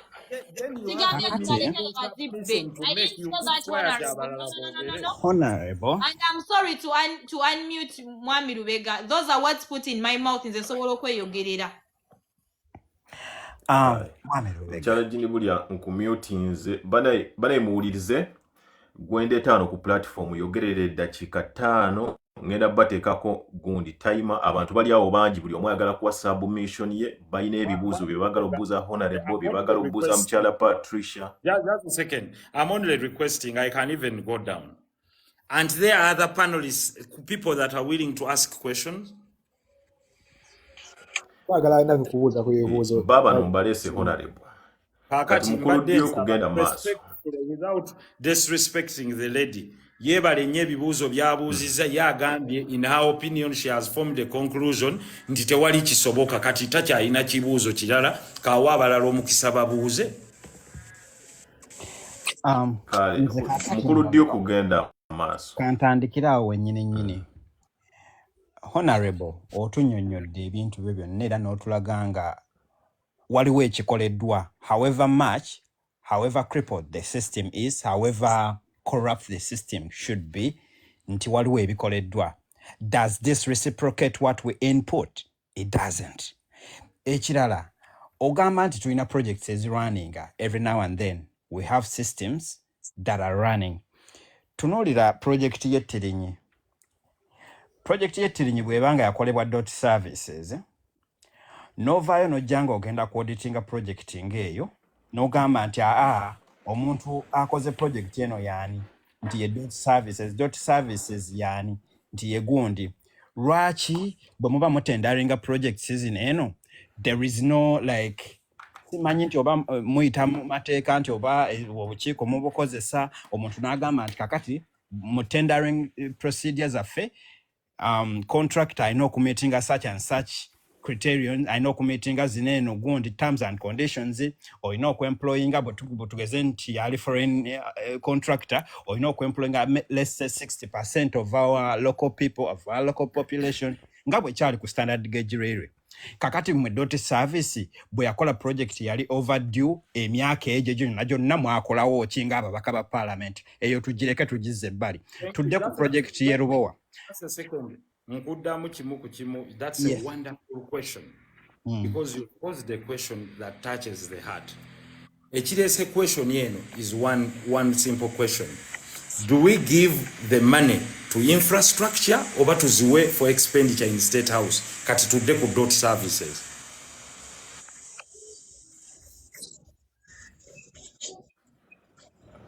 Mr. Duke of Nansana. Yes, sir. We expend the money. Should we expend the money on roads or we expend it on State House and political parties? We have to expend money on the infrastructure development, obviously. Thank you. 32 . Now you pose the question. Now you and I agree that the other one is political expenditure. It doesn't benefit the nation. Now we go to the work of .services. Now .services comes back to you. The role of .services after being audited by the Auditor General, the report is presented in the Public Accounts Committee chaired by who? Genda maaso kyovola banjogedde ne ku bukiiko. Tugende maaso. It can come to Kosase, chaired by who? By the opposition. Okay? And now, obukiiko buno bulina producing reports, whether kiri ku civil aviation, oba kiri ku infrastructure, oba n'ebirala. Those are what we call the oversight committees of parliament. Zirimu auspices z'abaani, zirimu auspices z'aba opposition, and you know who chairs them, and you know who appoints them. Baakera ku makya honorable, ne bagamba nti bamutula ki? Oli mu basaga tulabe how accountable you people are. Duke, you're very right. And that is why we need transformation of power so that these people are accountable. That a company that is blacklisted, that's where I agree with you. We cannot continue to give wishful expenditure to State House or to political parties and deny it from infrastructure. Therefore, .services, I'll give you an example. Waliwo company y'Abachina yagenda e Rwanda, netakola bulungi. They made it pay back. Kakati nze honorable nze omanyi nga bwe nfunye obudde obutono. That comes to us, and Duke, you're very right. That comes to us where there is a problem in non-performance or doing shoddy work. Now that goes back to the standard offices as the institution.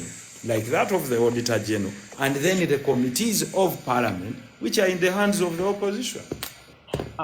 Mwami Honorable, tulina zipaaka, tulina zikosa sennemitoso, obonna bukiiko bulondoola era butupotinga atranso mufa aba deliveringa okubeera nga tuli accountable. Nga bwe baakangavvulaani Honorable, twalaba keesi waneeno yabba mutulaki CEO wa aviation yapuutingibwa mu kakiiko omuntu n'akeera ku makya n'akugamba n'amiyandalinga naddeno nga bwe mwakikola ddi. That is why you see the role of Parliament is advisory. Monsiona. The President remains with the pen of the decree. Ochijukira bulungi nti bantu bangi abalemesebwa mu Congress ya America nga baagala okuba impeaching from their positions. President Trump now sticking to them because the powers of the pen remain with the final decree with the President. Therefore, if you want to change that, you go through elections and change that person who is seated in the main office, and no one disputes that. Kitumazeemu nnyo amaanyi Honorable nti mmwe nammwe ababaka ababadde mu Parliament okubaawo essaawa zino. I'm quite Linda muko Jenny Bulya katono nnyo nze ono omubaka wa Parliament aludde mu Parliament nze njagala mbeereko just katono nnyo kuwaako bantu oversight entonotono kubanga eryokanga neetonya Bobi Wine najja mu bino ebintu kubanga bantu bangi nnyo abali abamu maybe balinganga nze nga bino ebintu babanga tebabimanyi and we really appreciate nti tusobola ofuna public awareness and the interest in politics. If we start discussing individuals like it's a campaign here, no, that means Honorable, you get a rebuttal from me on that individual. Maybe in Zobutakusanyusa. No, don't put it on personal basis. Stick to your point of accountability points rather than glorifying or trying to throw an individual in other people's faces. But name's okay. If you have your opinion on an individual, create a campaign platform or you get about that individual and rightly so you possess all the powers. Honorable tugende maaso katono nnyo. Honorable mubadde mu project waneene saawa zino manyizi bino ndaba nga gwe omuntu omutuufu gwe nnyinza obbibuuza ononsonyiwa if you're not the right full person naye ate njagala nnyo okubeera nga mmanya ebbanga project eno gyebadde overdue ey'erubowa mubaddewo nga mmwe muli babaka. We rejected it. I don't know why this gentleman is bringing that point. In Lubowa, Fetwali mu Parliament, even when the people you're glorifying were not in Parliament, whereas they were supposed to be in Parliament. Yes. Go on the answered.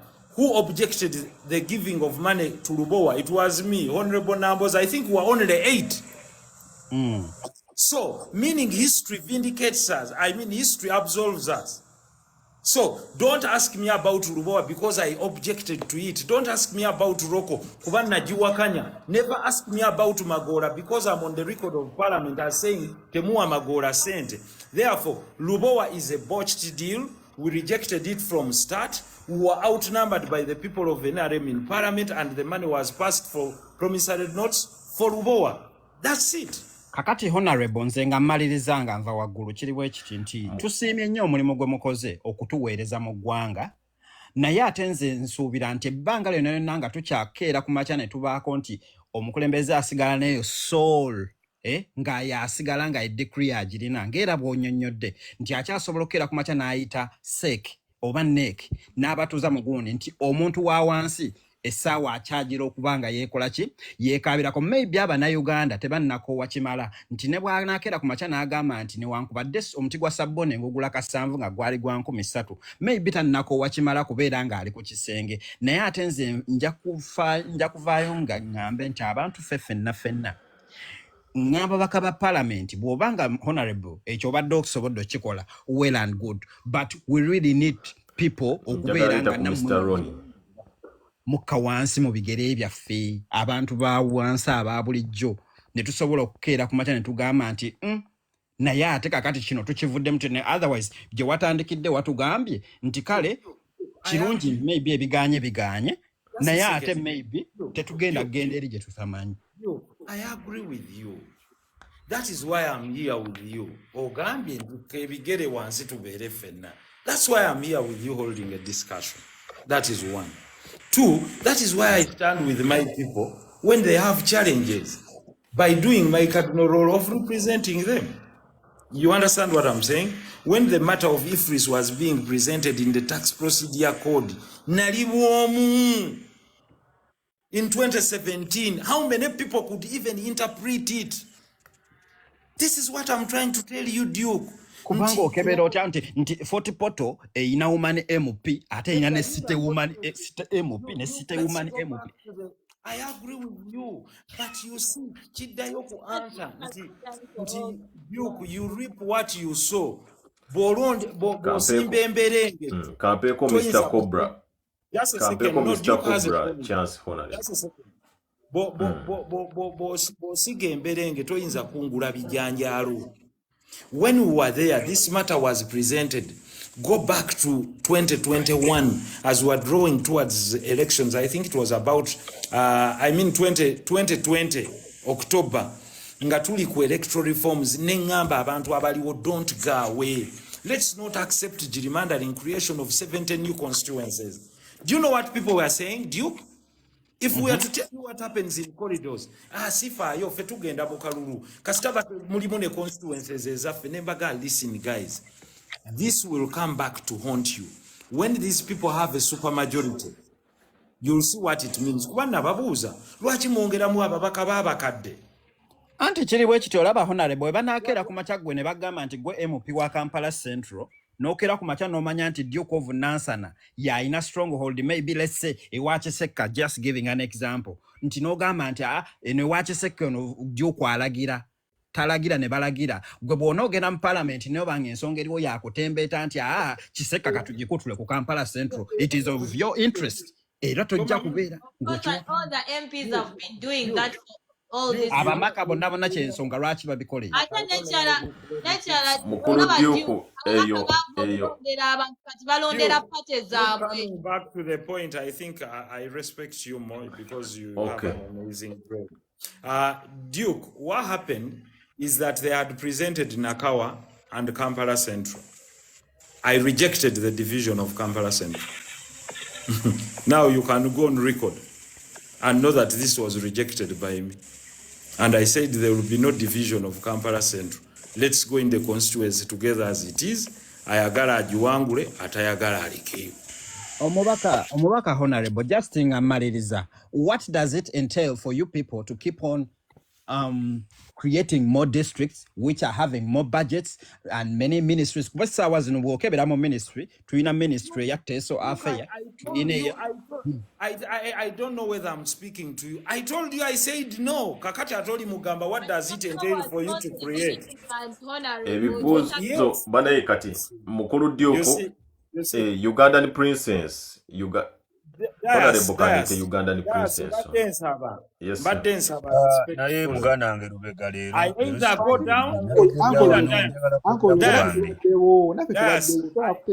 go down or this lady goes down so that there is sanity.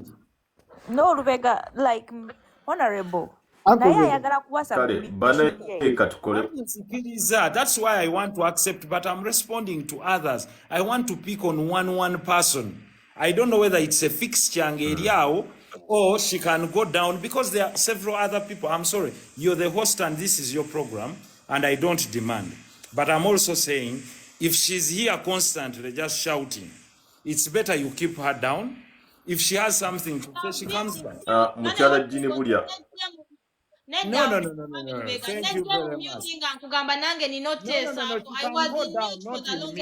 here in a shouting match. Okay, Muchala Jinibulia Soko, ngenda kuwa chance yo Muchala Jinibulia. Ngenda kuwa chance yo. Ngenda kuwa chance yo. Katuulizeko. Anale batagenze. Atani yako bya honorable ngenda mukomyawo bannaye. Mumujje. Mukomye. Honorable mukomye. Tukyamwetaaga.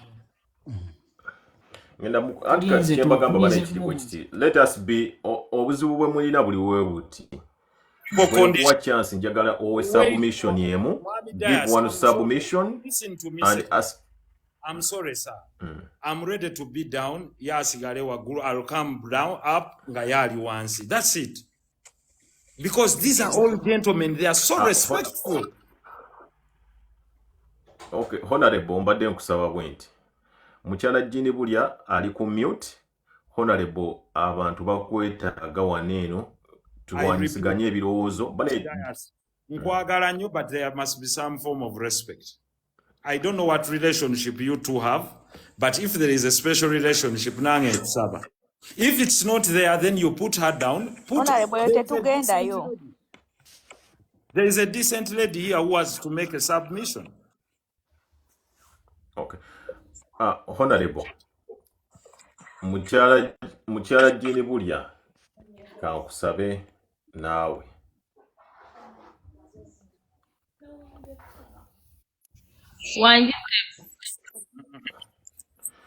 Mukyala Jini bulya mbadde nkusaba don't enter any submission wane y'omuntu yenna.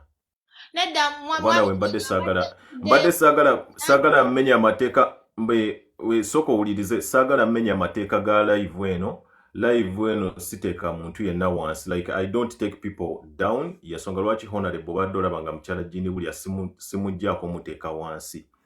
Kati mbadde njagala ne tubeera nga tuli libro. I want to be honest. There has been Duke, there has been another gentleman, there has been a lady, there has been someone.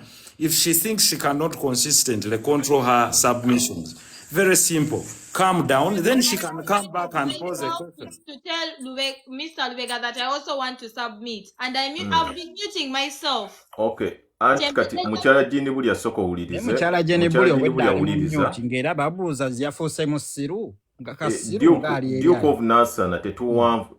Duke muwulirize. Amateeka ga live eno mugamanyi sijjaako bantu naye nsooka ne nkubuulira what will happen. Kakati mwenna ngenda bagamba bwenti bannaaye. Omuntu omu yayogera nga mutadde mu kinene and it is going to be 5 minutes. Tetwagala twonoone live ennungi, twagala buli muntu ayige. Ate bw'owulira ng'ekintu kikusiiwa nnyo soko wanika at least omukono. Kuno kuliko ka emoji ko kuwanika omukono kateeke mu gundi yo owanike ndyoke nkuleeta. Yes, I am so in case kasita we unmutinga. I hosted you yesterday on my program and you would see the order that is there. You understand, sir? And I hold the right to say I'm sorry if she even interacts one single moment when another person is asking, I will leave. Yeah. Honorable, you are very right. We will stand by that. Nenga tewali agenda kuddamu ku interacting. Kandeeta omukyala gwe bayita Ugandan princess.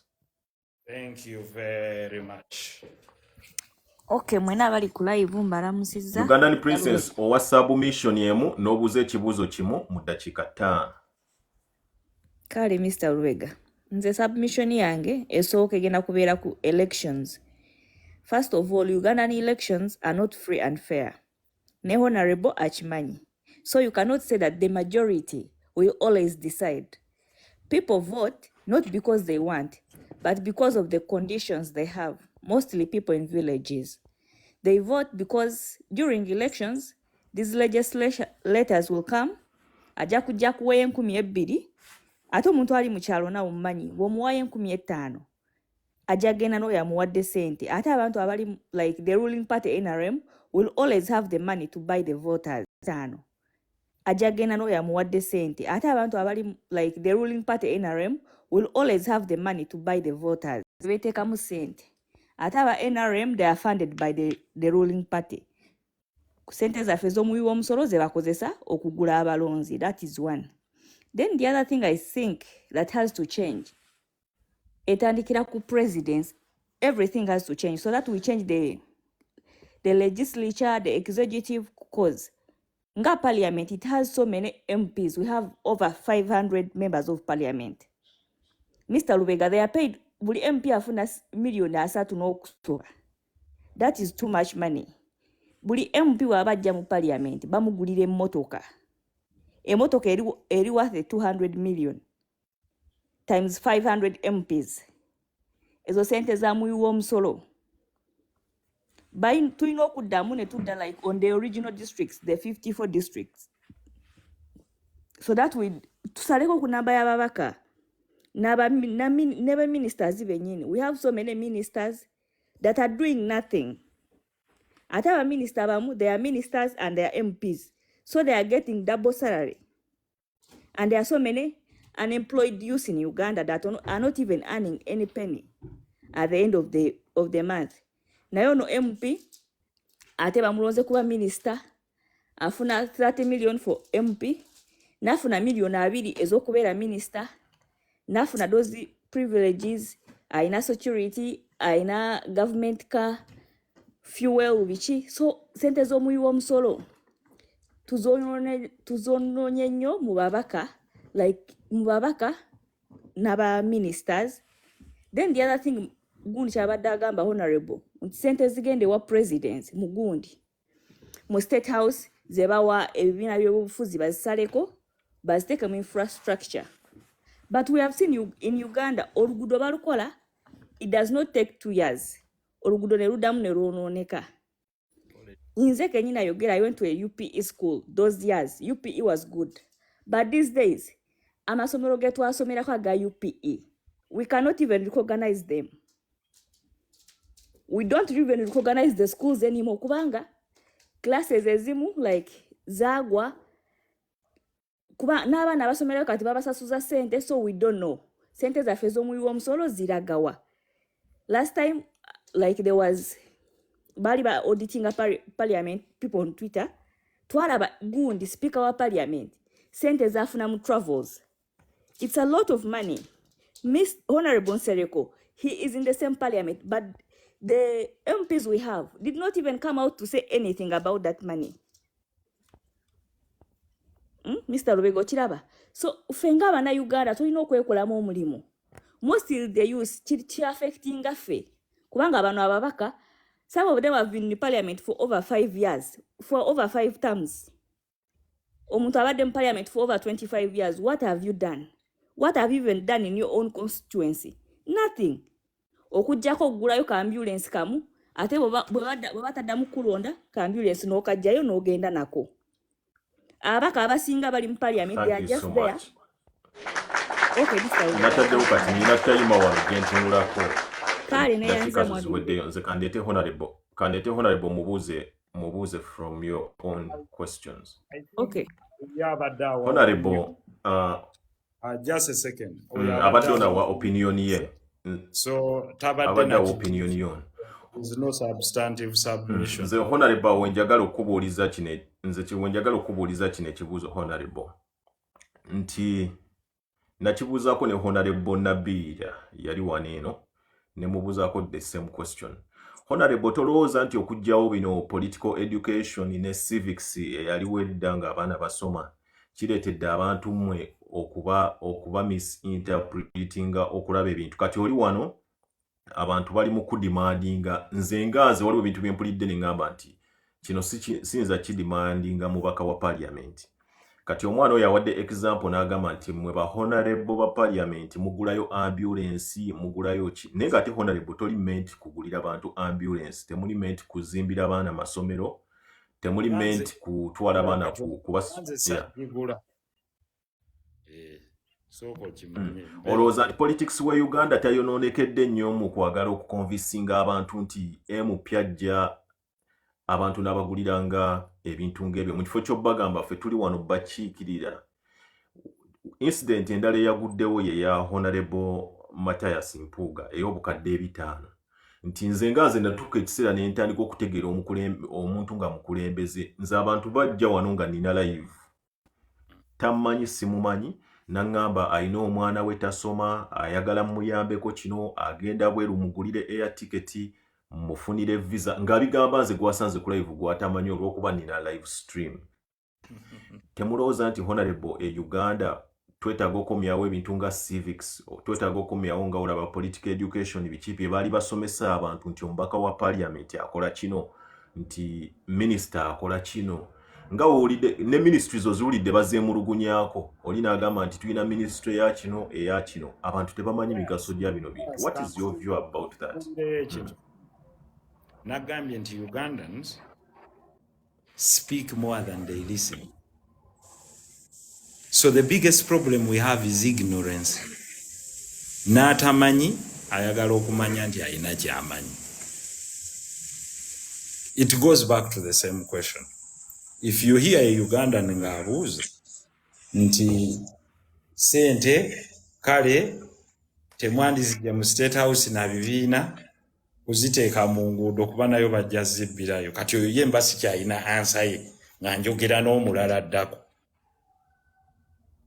Because I won't give you my time. I won't donate my precious time for such an individual. I'm very sorry. Yes, mulimu ebimu ebiri legitimate that I'm willing to listen to, A, B, C, D, E, F, G. Political science. Civic education is necessary. Civic education gwe basoma mu primary, but political science, studying about a homogeneous nation and a heterogeneous nation, studying about systems of governance, studying about imported democracy, studying about political history. I don't think that's what transforms a nation. That information is readily available. What transforms a nation is science and technology, period. Science and technology, skilling, etc. is what transforms a nation. So if during the holidays, as a member of parliament, I can organize my 500 children that I sponsor plus, nembatwala mu computer skilling as a cyber security, net digital literacy, and others, for me, I've added value to that child. Bwe baba basobola okumuyigiriza omulimu gw'okukola n'emikono. Yesterday you had the program we had with the other lady. You had her, amazing lady from Namisindwa. You had her training 200 children every day. And she has reached out to me. She has slots for 500 fully funded. And she has reached out to me. She has slots for 500 fully funded. It is political rhetoric. But what transforms an individual? Kwe kuyigiriza omuntu bakola batya n'omuterawo environment mwasobola okukolera. One, by access to cheap capital. And this is what I talk about the other day. How does someone access cheap capital when they can borrow at, let's say, between 5 to 7% per annum maximum for an investment? 2, easy and cheap access to land as a factor of production. 3, low taxes, mainly for startups, where you have equity. And if anyone asks you about this, this is what I stand for. That I don't stand for a system that favors only someone who is coming in and as an investor. Let's just level the ground like it is in the UAE, and you tell the people, our tax regime on VAT is 7%. If you want to come and invest, this is it. In the new city of Saudi Arabia, Jerry Mokola, the tax regime is 1%. So if you want to come as an investor or as a local, that's all you have. It's 1%. So an equal and fair playing field in investment for everyone.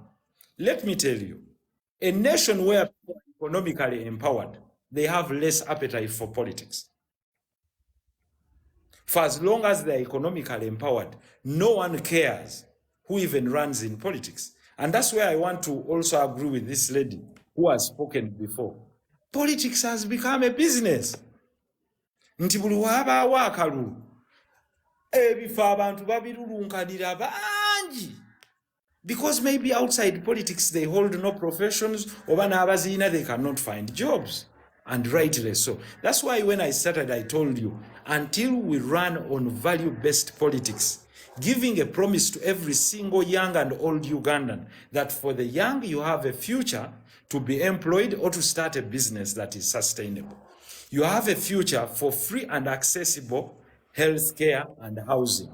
And for the old, you have a guaranteed social security. Then therefore, you can know that the future is really bright. Kakati, the rest we can talk about, agree and disagree. What is the best plan? A political party no your best plan, a political party si good plan. But the issue is to present your plan. If the voters buy it, then it's okay. If they don't buy it, then they buy the plan of the other person. Mami Rebecca. But yes. Thank you so much. Yes, thank you. First of all, my questions are just three. Soka weyanjule kuba kati okomyewo watesiza ku topics nyingi kati soka weyanjule. Amanya bampita Patricia Sewungu. Mbade ngenda kubuza honorable, ngenda kubuza mwami nsere continue. We have seen the Speaker of Parliament bamtadeko sanctions. Just a second, just hold on a bit. Rukulo, you will call in the morning. You're one of the chaps from Kololo? Hold on, mute yourself. Just a second. Mute yourself. Yeah, honorable So, meetings. mwami nsereko mbadde nkubuuza nti Speaker of Parliament bamusanctioninze obutajja Bungereza ne isn't there a way that the Parliament as MPs make a plan to censure her, or at least for her to resign, because we are yakwatibwa mu scandal y'amabaati nga she's been undergoing court nga ne president yennyini Museveni, dictator Museveni yawandiikidde IGG okumukebera. Why doesn't she have to stand out of Parliament for now as they undergo the checks and the sanctions? That is question number one. I hope you can remember my question. Its second question is, as the MP of Kampala, where is the city of the trade and business, I'm asking, what have you done kuba subuzi, because we've seen abasubuzi nga bechanga bekalakasa. You're the MP of Kampala, to teach them, because you've said that subuzi, because we've seen abasubuzi nga bechanga bekalakasa. You're the MP of Kampala, to teach them, because you've said that then to teach people what is EFLIS, what is all about EFLIS, because people are frustrated about the whole system of EFLIS. What we both understand that EFLIS is not necessarily a taxi, but it's a system. Have you taken a time to stand with the traders, to speak to them or teach them for that matter? So ekibuuzo kyange ekyokusatu, my third question is, mbaddewo wano nga nkulaba oli agitated about what John Bullier has said, but honorable, we have been through fights, battles between me and you. I think, and I find it very unfair and very unrealistic of you as an MP of Kampala at that, or getting agitated over small matters because people are speaking to you, and then you go on and on about it because Jen Bullier said a question and you brought it back in your third. Can you guys mute yourselves and go on about it in your submission as an MP? Don't you think Chiku reflecting a call of something different? Because I think you are supposed to be servant leaders. Listen to people. Fair enough.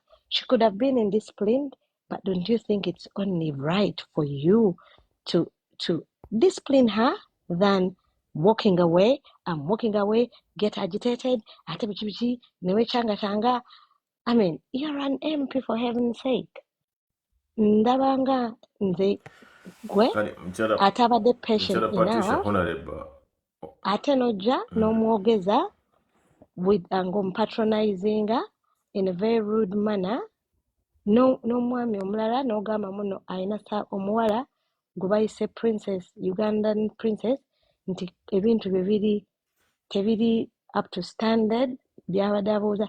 So please, Mami Nsereko, we respect you as an MP. Nze mbadde nsuubira nti no, there could be a better way. What? Somesa decorum. Okay. Now Kati you have mbadde yes, thank you. Mazeyo ekibuuzo byange. Simanyi oba obiwulidde kubanga ovuddeko. mbiwulidde. abiwulidde naye lwakuba ebimu abadde yabiyogeddeko. Going back to the issue, let me start with number 3, the issue of Jen. Tusookere ku kya speaker. Kale, sure. Mukyala Patricia, oyagala kuba muntu omuwe n'enkaaba. Omuntu oyagala okuba omuwe n'enkaaba. Maybe in future he will consider how he moderates his program. and whether he wants decorum on the program and the level of decorum. I think, Patricia, you present yourself as respectful as possible, and I think this comes from the history. You've had the panelist before on several panels, and at least in the way you're asking, there's a lot of decorum and definitely respect. So I have to commend you for that. And I have to throw back that to the host. So the host will reflect and realize how we operate on different platforms when we invite him. Now, going back to the matter of the traders, yes, of course, I run many digital camps to try and help people differently. Of course, digital transformation is not something that you think will come overnight. And that was my issue with URA as a tax farmer. That listen, whereas the biggest problem is the high taxes being levied on a given population, which is small, what do we need to do during legislation as we levy taxes to broaden and widen the tax base? Kuba abantu abatono bwe baba nga be basasula omusolo ate nga muguba binika mubatadde ku pisto, ate nga ffenna tukimanyi bulungi nti yes, of course the system ey'okugifuula electronic si bwe buzibu. The issue is one, abamu tebamanyi gikozesa, and rightly so, others probably cannot afford, but also the issue is emisolo emingi. Transfer of that VAT, input and output VAT, is not simple for people to administer. Transfer of that VAT, input and output VAT, is not simple for people to administer. Okuyamba okumanya stock joina, stock in, stock out. You don't need necessarily to be there, then dead stock. Ekuyamba okuwerawo quick results in real time. However, mukimanyi bulungi, there is no successful musuubuzi asobola kusucceedinga mu busuubuzi if they definitely pay these taxes to the dot. And if they dare transfer the VAT to the final consumer, I can assure you, as night follows day, we will have automatic inflation in this economy, and it will impact them. Kuba abantu bajja kuswitchinga okukusa ebintu obisa magendo n'ebirala. Kyova owulira nga abasuubuzi abamu bavaayo ne baga nti kati mugenda tulingiriza biki bye tubadde tutunda. That mistrust. Kuba akimanyi bulungi buli bw'omulingiriza, you'll know nti wayingiza ebintu bwe biti at importation, oba wati wayingiza mu container nga mulimu emipiira 1,000, naye ate wano mu sales olaga watunze emipiira 3,000. You understand what I'm saying? Of course, they exactly know what we are talking about. That's why for me, when I was talking in Parliament, no, the issue is not the tax farmer. The issue is the high taxes. And I still stick to that. If VAT was 3% or 5%, who would not be able to pay it as a transferable tax? But when it is 18%, it is so deterrent at the level of this economy. So we can talk about taxation, we can get time, analyze taxes and why taxes are really, really, really hurting many economies. As against the taxes as a way, as the only way to raise money, they are terrible. Sanctions by the UK to the Speaker. Of course, the UK is a sovereign government and it can issue sanctions to anyone as it so wishes. But so is Uganda. Uganda is also sovereign. And we follow the principle of natural justice. If the Speaker has committed a crime like any other individual, there is no one above the law.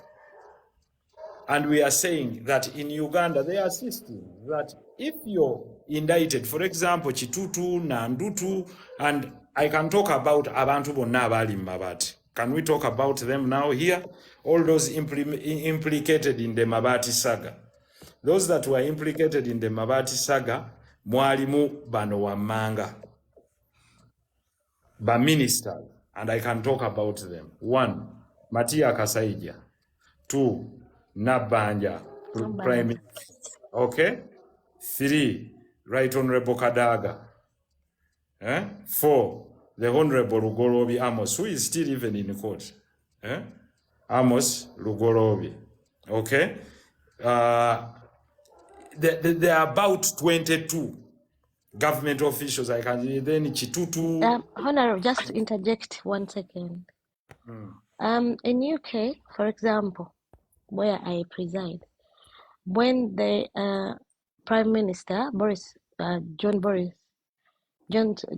Johnson sat down with some ministers and MPs and sat in number 10 and had a beer in lockdown, they had to censure the Prime Minister because he was the head of state at that moment in time. Well, the UK is not a state, but he was supposed to be the leader. And being a focal leader, they had to tell him to step down.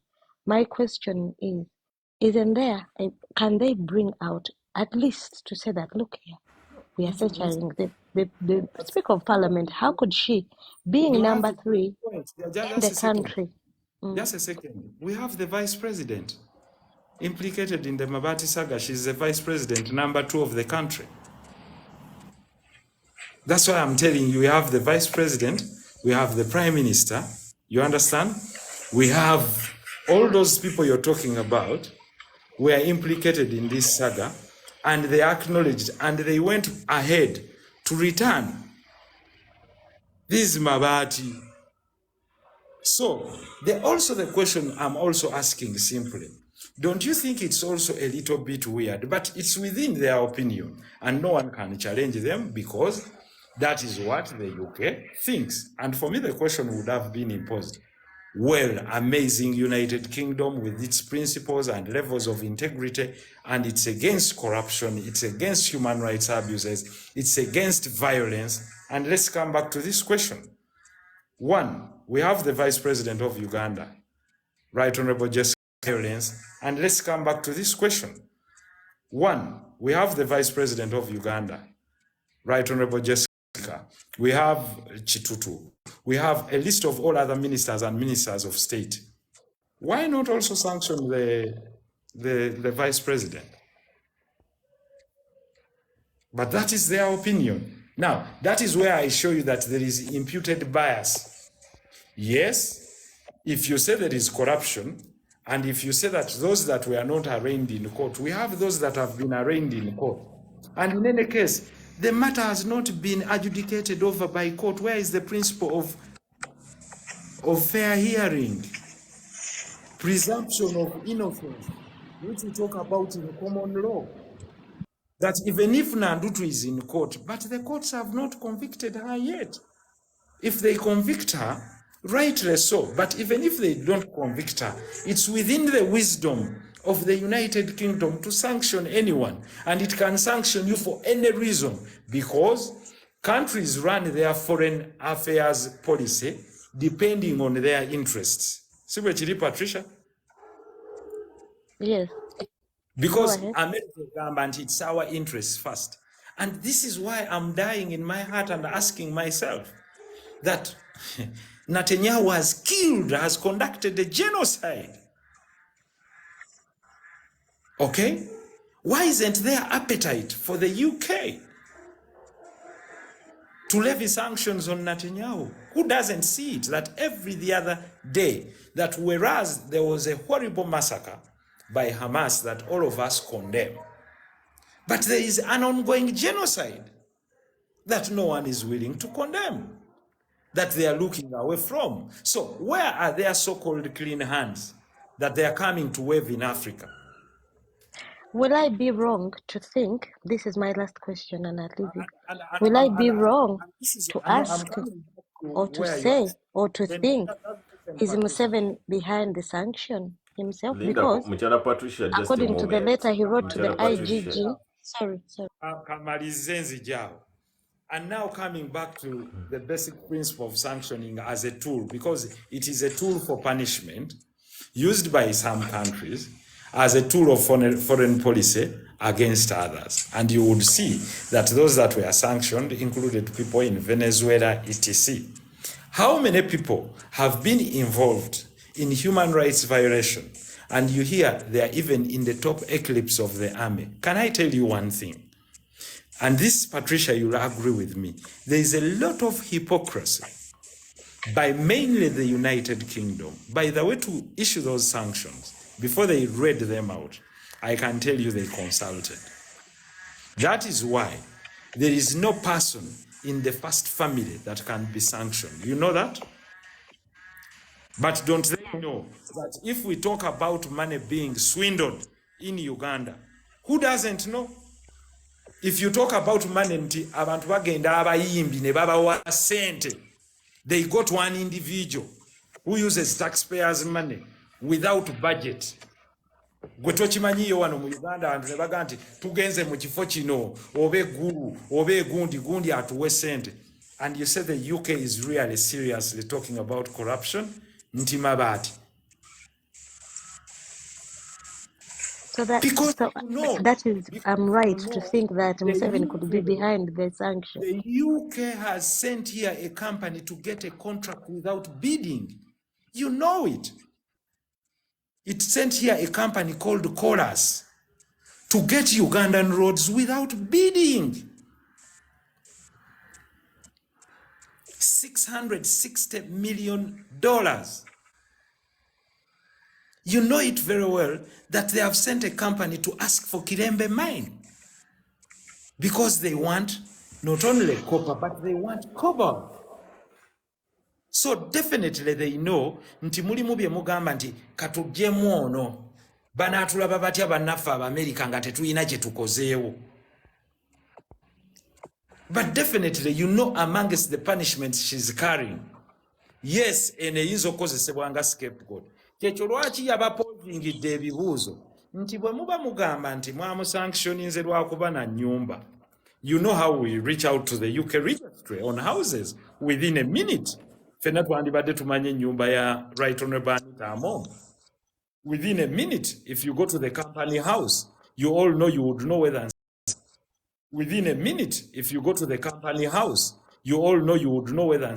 Kasukidde what they call a stick. Ye abenga akyejjamu president abagamba munengezeeyo ennyumba gy'ayina mu UK. Of course they know she owns no house. But Honorable, that is foolhardy because we both know that it is very easy for you, Mami Nsereko, for you to buy a house in UK and put it in my name. It's very easy. But you see, unless it's proven, you see, it cannot be proven because there must be a chain of transfer of money. So, since akudda wano nengamba nti ennyumba ya Patricia Sewungu yange, you know the British law that we talk about. Who is the registered proprietor of the house? The person that, just a second, the person that appears on the title, on the deed, is the registered proprietor of the house. Unless with interest as a spouse.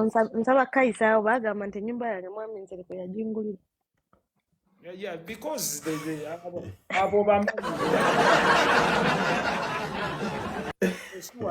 you know those. Well, that's what they said. Patricia knows those characters because when they have nothing useful or value to speak, bagenda mu blackmail. That has been a tactic. But let's go on the principle. What does the UK law say in the statutes? The UK law says the registered proprietor on the deed is the owner. Other than oli ayinza okubamu ne vested interest tugeze ezimibwewa by other statutes. For example, a partner or your wife, chetuyita matrimonial home, etc. nebirala abayina interest. So I think unless that proven, that is it. Anyway. Naye ndese wano omwami ono Mr. Ron yazze wano mu kusooka n'aweereza request naye ate n'avaako. Bane n'abalala ndabye muvaako buvi nga muggwa wansi. I don't know what happened. Oba mweggyeko simanyi. Mwami Lubega mbadde nkusaba inviting We Africa, please. Please, if it's okay. Wa alaikum salam wa rahmatullahi. Olwaleero nze njagala nazzeko dda wano naye mbadde up and down olw'ebintu ebimu ebigira simanyi oba mpulikika bulungi ndi mu kuvuga. Tewali buzibu tukuwulira. Main characters of development ze mmanyi waliwo ebintu bisatu bye njagala okwogerako nze. Ekimu ku byo nga bakiyita possible things. Ekirala ne bakiyita easy oba easy things to do nekira ne bakiyita small things ebintu ebitini ebisoboka n'ebyangu ebintu bino bwe tutunulya sekita yonna e Uganda eggwanga nze ndyatitulatinga ku mwala ogwagwamu embwa nga gwonna guwunya ffenna abaliko nga twagala kunaaba osobola okukkiriza nti bw'onaaba ojja kuwunya bulungi naye ate osobola obutawunya bulungi olw'ensonga nti amazzi gali contaminated. So at the moment tuyina ebintu bingi bye tutunuulira ebiziyiza eggwanga emabega. To me ebimu sibiinaako nnyo sisobola bikolako clarification kuba nze ndowooza ze muntu asinga okuba aleesa updated ku ggwanga naye ng'ate ku sectors ezisinga obungi waliwo ebintu ebitukwatako naye nze bwe ndaba wali omubaka wange ate nga sifuna budde bumulaba ate nga mmanyi atuuka asobola okuyisaawo ekirowoozo mba njagala tukiyiseewo. Nze ebintu ebisatu bye njogeddeko wali mu ntandikwa waliwo ebintu ebyangu ebisoboka bino nno byanguwa mangu okusolovingira omuntu ekizibu nabaawo ebintu ebiri possible then ne tusembyayo ebizibu ezo characters of development. Kati today tuyina abaana baawumudde today nga bagenda okumaliriza n'abaawumudde naye tebalina gye bagenda kukolera kubanga emirimu gye basomye tegiriiyo. Naye main cash crop Uganda yafuuka bantu nti omwana kati Uganda edda luli mu buddu twetwalanga batwalanga naye kati twetwala. So honorable nyina wakati ebirowoozo nga bibiri wano naye nga byombi bikwatagana ku Minister of Education. Badde nsaba ofubeko kyogerako ate nga mmanyi singa point ebeekuyiseemu nayo n'owulira ng'erimu ensa gw'omu ku bantu bemmanyi ababyanjula mu Parliament. One, tulina obuzibu nti omwana bw'aguladiwetinga e Uganda ku senior 1 okuva mu P7 eyo level of education gyatuuseko abatalina kyasobola kukola n'ate ne mu senior 4 kakati essaawa zino mulaba mutya singa honorable omwana bw'atuuka mu gundi mu senior 4 alinayo omulimu gw'asobola okukola ng'era aweebwa ebbaluwa emukkiriza okukola era mu buufu bwe bumu tulina abantu abagwira batandika kampani e Uganda n'abantu abali mu ggwanga nga balina companies ez'enjawulo mwe bakola butya ne bawadde tubawaamu ka taxi nga basobola okufunayo ka taxi break in case singa omuntu aba employees omuntu eyakava ku ssomero kubanga bino byenjogerako byo biri possible naye kiri ekyenguzi kinene tetugenda kirwanyisa kati kiggwe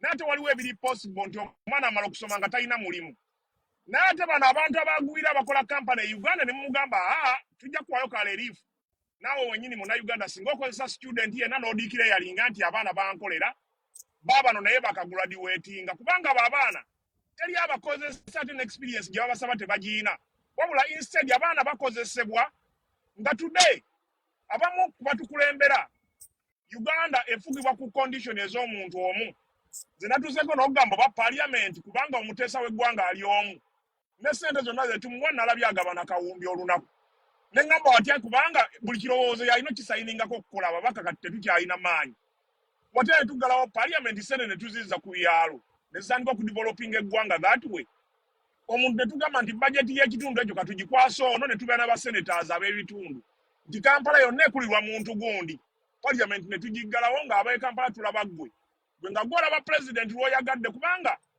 sekita gye twononeramu obuwumbi bwa ssente tesobola kubaako kyetuteeseza. Secondly, tulinawo ekizibu ekyokubeera nti abantu essaawa za kakati mu ggwanga lyonna lyonna mu kusoma nga otuggyeko ebyo ssente za UPE baaziteekawo naye zigasa ggwanga lyonna kyokka abaana bafuluma nga tebalina kye bafunyeemu. Ku mutendera guno gavumenti bw'ekolayo sectors 5 mu disitulikiti nga 5 ezimu negamba nti kati tulondeyo disitulikiti 5 ezisinga okuba famous nti omuntu asobola okugendamu ezirimu ebibuga eby'amaanyi ne batuterawo kampani ne batuteramu abachina ne bajja ne badigiriza abaana okukola ebintu eby'emikono ne bagiba mipiira gya mmotoka ne baziba spare parts ne bateekawo sectors ezo 5 kati ng'omwana amaze P7 asobola okujja n'abeera mu gundi eyo gavumenti kuweere. Lwaki? Kubanga gavumenti ssente zeenonera mu UPE budget eyinza okuba ng'emalawo obuwumbi bwa ssente n'abaana bameka abasobola okugenda okuyigira mu kampani ezo teri n'omu Kyakubiri, sente zino gye zigenda tezirina mugaso lwa nsonga. Omwana wa P7 asobola okumala ogimala nga talina sente zimwongerayo ku university ate UPE erimu ebyo. UPE ekoma ku P7 ebiseera ebisinga. So kakati nze n'ensaba watya sente gavumenti zeenonda ku UPE neziteekamu sectors ezideveloping abaana ebitone ng'omwana olumala P7 oba siniyafo nga talina za university ng'ajja n'ayigirawo ebyemikono ne yeeyongerayo. Endowooza yange eyo gye mbadde nayo gatta kuze mbadde mwogerako weewaawo eyawukanyeeko ne mbadde muteesaako naye nja kusaba honorable tugyogereko ko tulabe gwe submission yo ku ebyo eri ki oba honorable abalala.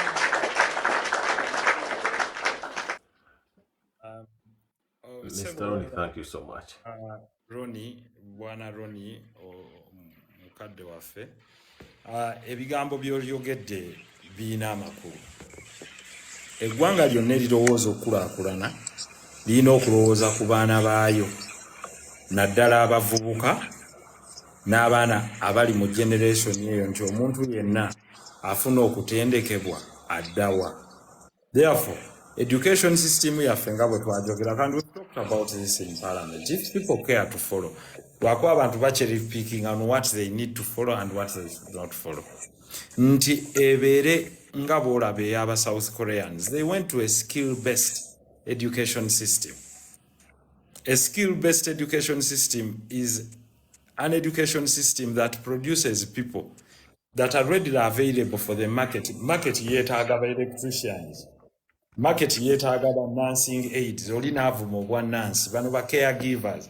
This is what the world is looking for now in the health sector. Yeetaaga ba radiologists, yeetaaga ba tech practitioners, yeetaaga abantu abali mu cloud computing. Omuntu agenda okukola cloud computing teyeetaaga kuyita wala nnyo okukola physics, chemistry, biology byonna omulundi gumu. Yeetaaga abantu abagenda okuinvestinga mu improving research mu stem cells n'ebirala.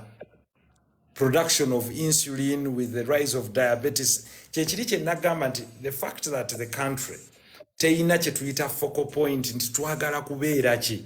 Do we want to be a pharmaceutical giant in the region? Why? Because when you look in the entire African continent, the net importation for pharmaceuticals is about $700 billion. So what do we want to be? To exporting mwanyi oba tukole Uganda National Pharmaceutical Companies to producing ARVs, to producing insulin, to kole research mu embryos and stem cells, etc. Tugende mu cosmetics, because South Korea is running on cosmetics and technology. Appliances, that's it. Things of that nature. Do we want to invest in infrastructure? And that is where I want to really invest my time in discussing and responding to people like Ronnie. He poses a point. Those are things that are brain challenging. Where do we put our efforts? What should we do? And who should we come together with to implement that? And for me, that is my divergence. Table Ronnie, I have no other way to support you but to borrow your ideas and to take them strongly. I mean, anyone that is supporting young people, never employing, probably yandibadde afuna kye tuyita tax rebate eyo gy'ogamba. Honorable, ekintu ekyo ntunuddemu wano ku misolo nga gino abaana baffe bakozesebwa. Essaawa ya kati Uganda tosobola soma mulimu n'ogamba nti weeguli. I have surety over that nti abantu abasinga bali e Bulaya baasoma. Naye skill based wise bwe tuba tutunuulidde ekyo kyokka. Waliwo emirimu egirina partial training. Nti tukola tugeze tugenda kukola ddagala naye ng'oli agenda kuyiga buyizi kutabula chemical emu nga training emyezi 6 aba akola. Kampaneezi ezivaayo okukola ekintu ekyo abantu ng'omuntu ne waba omuntu amanyi oluzungu nga azze nti olina bbaluwa ya P7 osobola okusoma n'okulebolinga ebintu nti yes. Ebintu ebyo omuntu aba akikoze akyamangu okuwa omuntu omulimu tagenda na kusoma nnyo bbanga ddene. Kitegeeza nti n'omuntu asobola okujja eri nga yasomako katini n'akolayo akantu katini naye the system etukandaaliriza. Kati weewunya omwana alibeera omusawo okugenda okusoma GP neera ngo. Natunuulidde wano amasomero g'e China ng'omwana owa P7 okuwa ebbaluwa nti omaze P7 olina ky'osobola okukola. Naye omwana wa Uganda amaze senior 4 talina kintu ky'asobola kukola. Future aginoonya amaze senior 6. I agree with you, but now you see the powers in our law on education, the power to change an education system transforming to that level lies with the executive. It's not ours, it's not parliament that changes the system. But we have what we call the National Curriculum Board, proposing or proposals. Unfortunately, you see, when you're not the one in the steering, there is hardly much you can provide for. You can give your suggestions, you can present them. The powers belong to that one who is in charge of the ministry or appointing the minister. And the minister sitting down there, technocrats, and coming up and devising solutions. And that's about governance of a country. So you must look at the disruption, but even going back to pick the actual data, or for example, creating what we call the students' identification number, whereby at real time you would know that this child has checked in school or bataliyo, go back and trace and find out skills chizafunye, chichakozechi, muchifo kyogaba bino bi index number, just use the student's identifier number. Nga nebo akyuse essomero, report ye mwogerako, that's digitization of the system by running an e-government with education inclusive. So you have a point about skilling, but fortunately or unfortunately, we can say the unfortunate bit of it, until we wield those powers to create executive decisions, you and I probably take you as someone resourceful because ogenze mu America, you're running a successful garage, okanike motoka z'abantu. You're someone with a story that someone should look towards, that you can help people be skilled. That's it. But remotely, I'll give you an example what we've done to our few women in Kamocha. We organized about 80 women back home senior 4, and we've taught them to become dispatchers. Mwabali mu US, you know what truck dispatchers are doing. So through an anchor and an aggregator, they are now dispatchers and they are earning good money. At least omuntu afunayo $1 bina, bisatu bina, but they have the computer skills. But they have someone with a hold account in the US, kwe bafunira sente zaabwe, ne baziforwardinga here. And those are people we met online. Abaina productive ideas like that, and they became intermediaries for them to become dispatchers of trucks. They have joined a UN platform advertising about 3 months ago, and I'll be talking to Moses Mujisha, who helped us on that. Data entry clerks. It's a simple skill. Someone has able to use a computer to draw the tables, Excel sheet, and others to enter data, analyze simple data, females, how many males, how many females, how many of these got food, Nadala World Food Program, Bafunye Gundi, Meka stamps, Meka idiomo stores, then you brief them on a daily basis. Those are skills wezili, and the money is decent. Omuntu mu Uganda okubanga yakoma mu senior 3 nga afuna million 2.4 from that, I think is decent money. So it's about skilling. Oli again nalisi kisobola, but era nebaza ne Douglas. This guy Douglas work for NBS. Bafulumiza n'abaana abalala okuva e Kamoche. Era mwebaza nnyo, thank you very much. About 8 of them graduated, I think last week. And that was bonyogeddeko kasonga akalala akagundi aka tax holiday ako ku bantu abakozesa abaana bakava ku ssomero. Kubanga kino kigenda kuyambaka. Mbadde mu mute for over 1 hour nga soogera mwami Ronnie ansanzeewo wano. Nange kanteeseeko. Yakamalize yakasonga kamuko kako kanzenveeko. Nedda mwami Ronnie. Mbadde nsabye gwe mami. Mbadde nsabye gwe kubanga nze ebirowoozo byange sibidisposing nga mbiteeke watuufu kuba manyi bwe mbigamba asobola bintuusiza. Onansonyiwa bambi kamalizeeyo kati niwo nalebo ku nsonga y'abantu bano abakozesa abaana abali semi-skilled ne bano ababadde bakafuluma essomero. Lwaki mbadde nsaba ekirowoozo kyange ekyo kyogerako ki ekyokubawa ka tax holiday singa abakozesa abaana ekikamu ekityo. Bayamba ofuna experience.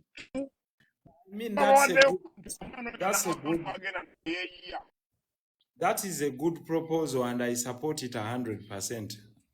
But you see, a private member cannot introduce a tax holiday or a tax And that is globally. Nebwe buma mu US, it's only governments that introduce taxes. So you can't change that law because it has a financial implication. So even if you change government, nebwe mbanganza to demo government, I can only carry the idea, but no private member can introduce a tax. And that is Commonwealth, that is American system everywhere. Because if a private member introduces a tax, nga teri studied, nebera ne impact ku bantu or a tax break, then there is a problem for it to be carried in the floor of the House. I mean, that is a principle.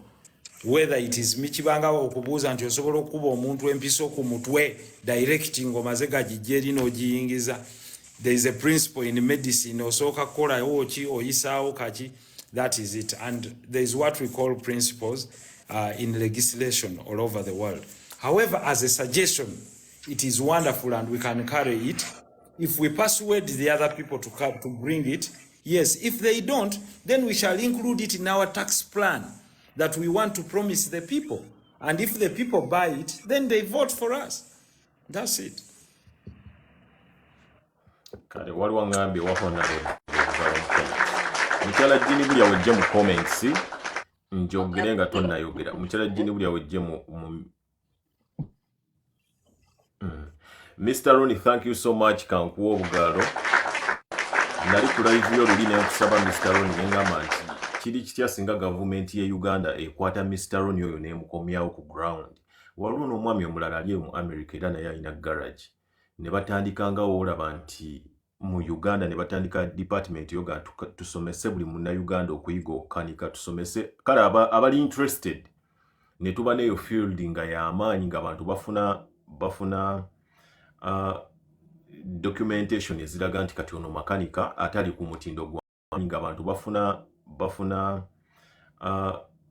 documentation eziraga nti kati ono makanika atali ku mutindo gwa abantu abo okusomesaamu. Mukyala jini buli anabadde nkulese walinga towards the end of the program nga njagala oyogere abantu abasinga ekirungi bavuddeko bokka bane sina gwe najjeeko banetwaka yabajjeeko simanyi nayagadde ojja oyogere kino nkikoze olw'okulaga nti tuli very tolerant kweno platform nti musobola okutuuka wakati wa debate abantu ne mu heating up ne bwe muvaawo ne mugenda mwenna singa ndajjeko mukyala jini bulya oba honorable n'agenda twandibadde ng'essaawa zino tetusobola kwogera. Njagala mukyala jini bulya owe submission yo gyobadde oyagala okuwa wowe olina ekibuuzo kyagala okubuuza honorable nakyo empire kadakika kamukoka just please is it okay just less than a minute in fact less than a minute. I think Mwami Rubega, your question was singa bafuna ba technocrats abali in different countries abalina skills ekyo kyetubuuza kubanga kukuba mulambo ompiso. Uganda right now is a dead state. Kubanga bwobakwata Rubega nojja ne skill yo yonna gy'omanyi Museveni aba ayagala ku owninga. You must be an NRM cadre oba an NRM supporter to do that. Ate nga si buli omuntu yenna has to support the government in power. That is where the problem is. Ebintu bingi nnyo Abannayuganda bye balina mu mind. Jane Bula kyayogedde earlier. We are not tired. We are not short of ideology. But the problem, the people in power do not like okulakulanya Uganda moving forward. That is where the problem is. Awo mazeo. So nze ndowooza tusaba kuba mulambo mpiso. Patricia webale kuyingira mu dakiika yange ekibuuzo kiri nti is Uganda having that conducive environment for people to go back and impact on it successfully? Honorable yazaawo n'abeeranga ayagala okumpisaamu amaaso naye nze honorable wedawe tubadde mu heated gundi conversation sikuyisiza mu maaso kubanga nze Jenny Bulya sivoola nandibanga at times my tone goes up but I can never disrespect nobody kubanga ndi mukazi eyasomako waneno mu America wensinzidde kye basooka otuyigiriza y'empisa naye kye baatanjigiriza kwekkiri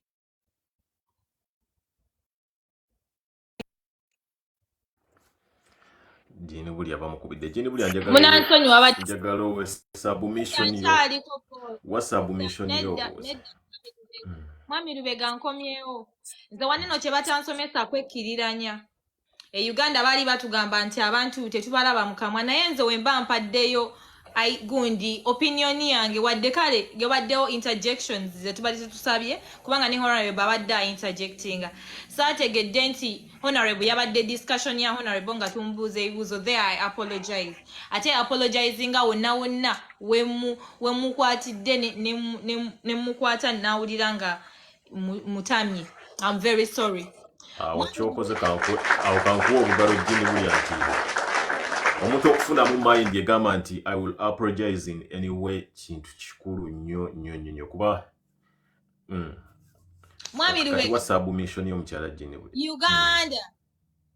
Uganda nga Patricia wagambye Uganda mulambo oba Uganda ereranga goyiwe ensano ku mazzi essaawa zino eno nze kyembadde nkayana nti ebirowoozo tubiyina ebirungi tulina gye tuli eno tutambudde ensi nze siri muntu ataasoma nasoma when I came to the US in the University of Minnesota nasangayo scholarships nyingi nnyo eziri available for people from Africa specifically Uganda and they were surprised to have me from Uganda ne bagamba zeno scholarships ziri mu offices e Uganda we Makerere I can testify to that. Naye nga wotuuka e Makerere okuwa ezo scholarship kizibu nnyo kiraga nti system tewaliwo accountability nti yes abantu gye bali abasobola okukola binene ebintu naye ani aliwo okubeera ng'alaba nti ebyo ebintu ebiriyo e Uganda babikola mu bintu ebituufu mu mazima amatuufu the accountability is not there kyobola banze ngamba oluusi honorable abadde akkiriza nti yes Uganda mbi naye honorable kyaganya okukkiriza nti ekizibu kya Uganda si kuba nti tulina birowoozo birungi ekizibu kya Uganda kiri ku mukulembeze bannange ne system ene eri useless kati nze wenzira n'oŋŋamba nti honorable yangambye nti nagambye sente zebawa State House but zibalekere saakyogedde nagambye ezo sente ne banazijja ku State House ne baziteeka mu nguudo enguudo bagenda tukolera substandard I cannot take that back because I know it has been happening essaawa zino tumaze essaawa mmeka essaawa emu nnamba nga tudiscussing ebirowoozo ebirungi omusajja zo nagamba njagala tuma MP wange agende anjogerere bineno birungi njagala tuma MP wange agende anjogerere bineno birungi bwadde ba MPs already bakugambye honorable bagambye bali bavotinga ku mateeka ate ne bagoba ebintu ate ne babikola already ku ngudo bali babagana ate ne babawa contract kitegeeza the significance of our MPs on voting on certain laws tebikyakola Uganda twagenda tuba tuli mu system kisigitegeera kakati nze wenvayo ne ngamba ti honorable twegatteko ebirowoozo olina bingi nnyo naye twegatteko omusajja amala ave mu ntebe olyoke oleeta ebirowoozo bitule ku nte nedda toseka mwami Lubega twegatteko tujje omusajja mu ntebe then tuleete ebirowoozo ku mmeeza tugambe kati Jenny Buli olowooza ki mbumunaye nze nasoma bya bulimi bye bineno kubanga tumaze abantu wedda batuma neno honorable nenjagala babuuza honorable mwamutumye bulijjo mutumya byali bikoze ddi yali agenzeeko ddi ku floor ya parliament and I'm not pinning honorable Nsereko nedda kubanga nze manyi ba MPs ba NRM balonda nga bagoberedde caucus kyovola ba honorable Nsereko wafuuka rebel MP nova mu NRM nofuuka independent ne bagamba muli ba rebel MPs kubanga naye walaba nga pate yava ku biruubirirwa byayo kakati we tunaddani ne tutuma honorable kola kino tubeeranga abayiwa ensaano ku mazzi we are wasting time because in the wrong run agenda aba representing yekka of which amateeka gayisibwa majority not minority tubirabye waneeno togikwatako twabatuma honorable tugate mukwata ku constitution tebagikwatako sebo kati nzawo mbera sinze nga Jenny Bulya kindatera okulaba nti siraba significance y'aba MPs nange okudda waneno sawa bbiri ngamba honorable olaba kino kyekyandikoleddwa kino kyandibadde bwekiti kubanga era ogende ku parliament floor you present that obeereyo omu oba babiri kati ewe nonna tuli ku kinze ndaba nga we are wasting time munansonyiwa oba nga njogedde bubi kati nze Jenny Bulya wenyiga ne ngamba naye tutwala bakuba because we are talking a lot instead of acting. Kati nzaabuuza ggwe abantu beesimbewo ku bwemupi oba tebaddayo honorable yagala kunnyigira neera nedda I'm only asking you ogambye since you don't see the relevance of whether parliament will change, are you in support of your party to field MPs? In any case, should your party MPs all resign and leave because there is no impact? No, nedda. Sigambia they should resign because for us, honorable, when yogera biki ogera MPs tadana chibako bakuze damu ekibuuzo ba MPs badembe simba batebadda mu kwesi motolandaga kambuzo y'ekibuuzo Kimulavu yafuuka DJ Bulya mukolo Lubega nze mbadde nemuti nze Jenny Bulya sina kibuuzo kyentya MPs are irrelevant. What about him? It's only the question I've asked. You said but honorable, you say when someone interjects, then they put her down, right? Because I was don't interject. Let me ask her. It will be the answers will flow by themselves. Submission. The Honorable Jane Bulya, the distinguished lady, Jane Bulya has said that she doesn't say. She doesn't see the role in parliament, rightly so in her opinion. So do you think it's also necessary for anyone in your party, to still contest for member of parliament? Honorable ngenda kuddamu bwenti.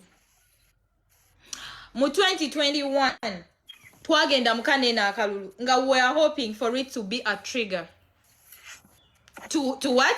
To okubera trigger okubera nga abantu bafuna chebakola ki chebagenda okukolawo. Era oba MPs twabateekawo nga structures okutuyamba kubanga Bobi Wine teyandibadde buli wamu. Twabateekawo nga structures otuyambako okutambuza kakuyege because you people mwatusabe ekintu wamu. Twabateekawo nga structures otuyambako okutambuza kakuyege because you people mwatusabe ekintu Mwami Lubega baleeta yes or no question. Eyo ya muntu atalina magezi. It can be a yes and a no. Nkubulira bye byava nakati endowooza yange ssaawa zino. Kubanga honorable ngamba yes or no, ngenda kugamba okay yes or no because you don't want me to explain. A yes or no is to someone atategeera atalowooza. Mukyala Jini Bulya genda maaso mukyala Jini Bulya. Webale nnyo. Kaakati ssebo we twayingira system gye twasanga yali yakulonda. Era twalina oteekayo abantu batandika okubaka kuyege tufune ground waze muyita roots ze mwali mutugamba.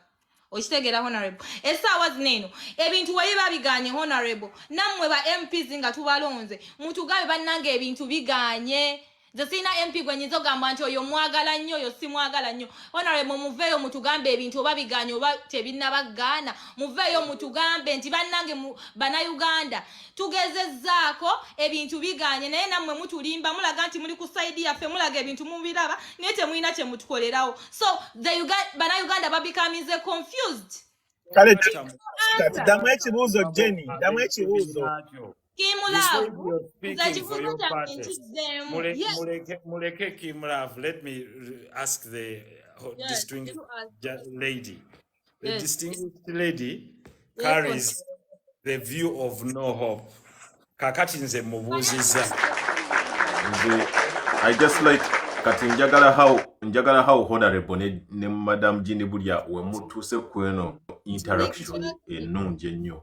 You took these honorable members for a trigger. A trigger to do what? What was that trigger? Because for me, I'm not a member of your party. So speak for those in your party. Mwabasindika ku triggeringa chi? We were kubanga honorable kankubulireko. Uganda we twagiraba nga Museveni yakute electoral commission yatulaga olonda waneno. Twalaba Museveni je yagala obululu je bwatuuka. Je bwagenda mangu kakapate bunabatuuka.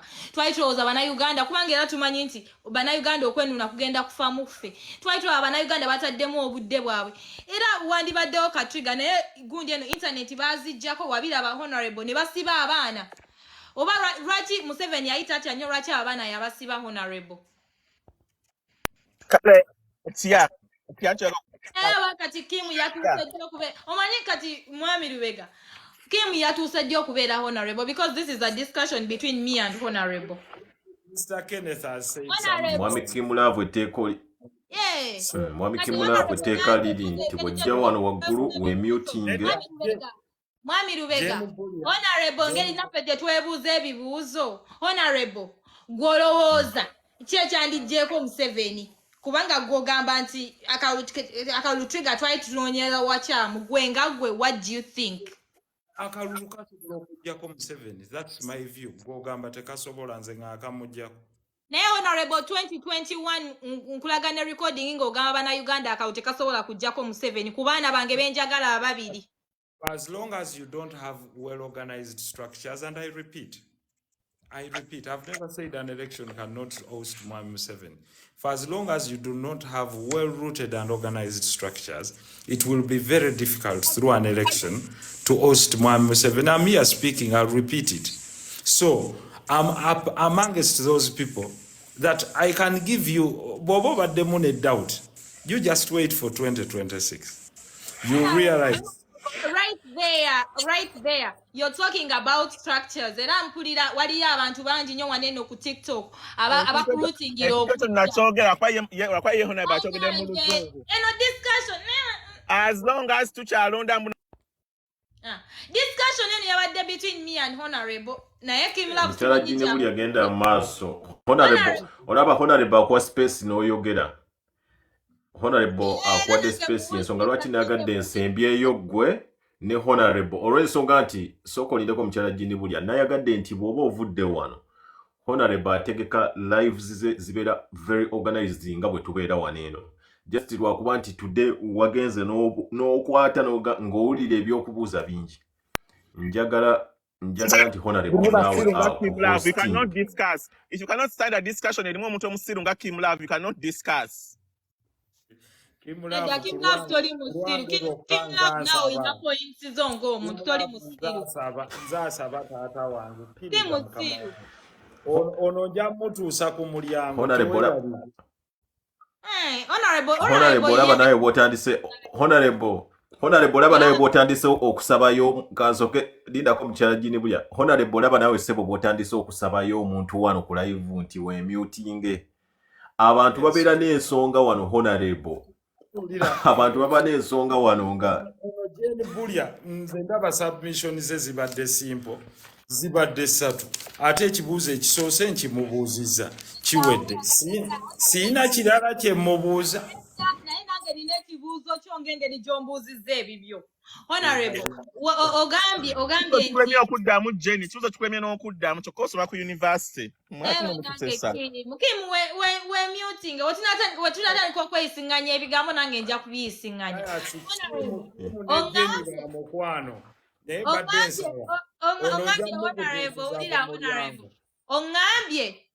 Ongambye nti neera akalulu tekaggyako Museveni kasita nga tubeera ne well organized structure. Until we have well organized structure. Nkugambye Mr. Museveni can be defeated through an election. But nazeeyo nenkulaga the election cycle starts with the election of youth leaders all over the country. And this election of youth leaders, according to the roadmap of the Electoral Commission, will start as late as October 2025, round about that. Therefore, that will give you a footprint. The first data you'll pick, nti ejja kulaga obuwanguzi balonda abantu ndowooza 10 abakola akakiiko k'abavubuka ku buli kyalo. So mu Uganda bwe muba mulimu let's say 36,000 villages, ekuwa footprint okulaba nti bw'oba oplotinga n'olaba nti okay, party eno yakoze bweti n'eno yakoze bweti ne ba independence bali bwe bati. Now that gives you the first synopsis n'olengera pa kati eno ki twandiyise signal. Kakati tetukayanira ebaagwa 2025 is just round about the corner. This is 2024. In about 13 months plus tujja kuba wano nga tuanalyzing nti ekibiina kya Jane Bulya kyakozebwa ekiti, ekya honorable kyakozebwa ekiti. Sabayo ka interjection kadakika emu Jane Bulya yenna nyini time. Jane Bulya nsabayo ka interjection. Mu interjecting as a kalema olero mwansanze oba nnanywedde na. Is it okay? Jane Bulya. Is it okay? Honorable Nsereko. That means obuuza Jane Bully ate obuuza nze. Nkabuuza ggwe kuba nze ndi wano kuyambako Jane Bulya kubanga nze ndi methodology ne ideology ya Jane Bulya nange gye mbirivingiramu. In 2021 my daughter yayimirira ku kalulu k'abavubuka mu Makerere Kikoni. Naye omwana wa NRM n'ababba ate nga jjukira kaali kakusimba layini. Jjukira nti Honorable gwe MP wa Kampala. Siyinza owa Kikoni. Si gwe wa Kikoni, gwe wa Kampala. Kakati ekibuuzo kyange kiri nti kubanga Honorable jjukira nti no oliwo opposition do not believe Linda Kimla to believing Jane Bulya Linda Bulya naawe we muting owogabe time atojogereramu. Now, between me and you and everyone else here, most of everyone here do not believe in the oligarchy of Mr. Museveni and his team. Bwengawa opposition, of course, oliwa independent. What is your plan? Kubanga nze ndowooza bino byonna okuplaninga tukole simanya tukole road waka tudiye bino tulinga obululu tebigenda kujjako Museveni one or the other. Of course, akalu kasobola okujjako Museveni. Naye through unity as Ugandans, what have you done, member of parliament, to unite the people of Kampala? Because jukira nti Mr. Nsereko buli kintu kyonna ekitandika okujjako Museveni kitandikira mu constituency yo. That is Kampala, because that is the capital city of Uganda.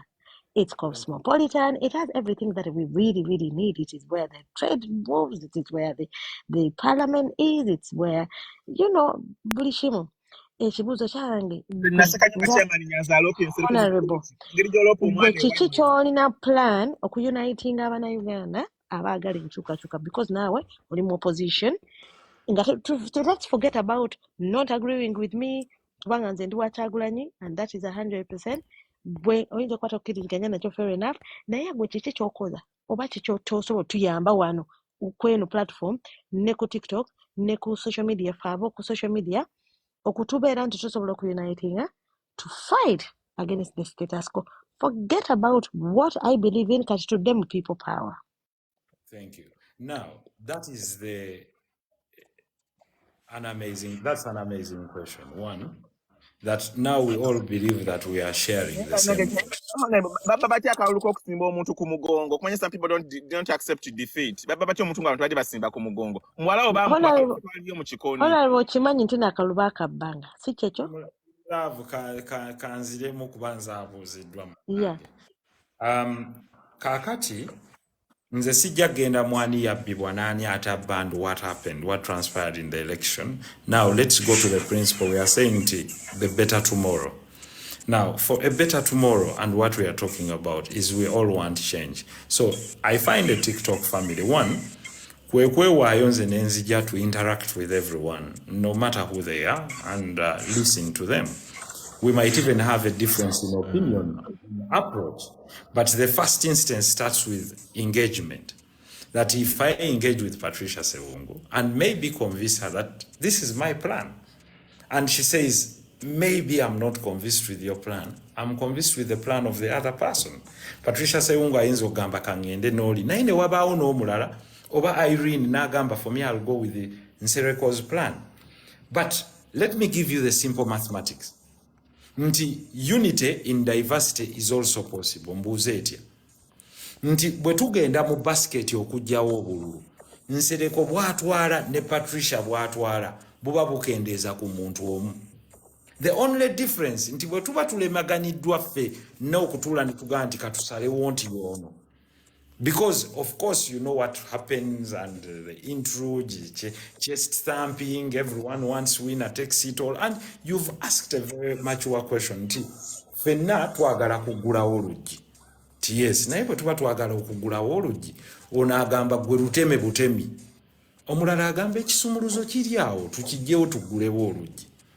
Kakati ye difference nti fenna tukkaanya oluggi luggulwewo. Kakati nze I have a different tax. Nze ngamba I'll move by value based politics and by building leaders from the grassroots.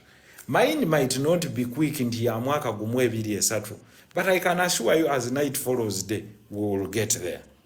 Therefore, that's why nze si believing nnyo creating big rifts amongst us, because at the end of the day we must to sit to agree to disagree, and that's the principle that we've been talking about. And tutukane to engaging and to listen. Maybe here you're right.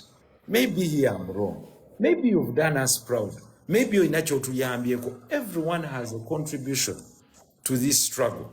Every single person to the struggle. There is no one that has a monopoly to the struggle, because fenna tuagala change eno.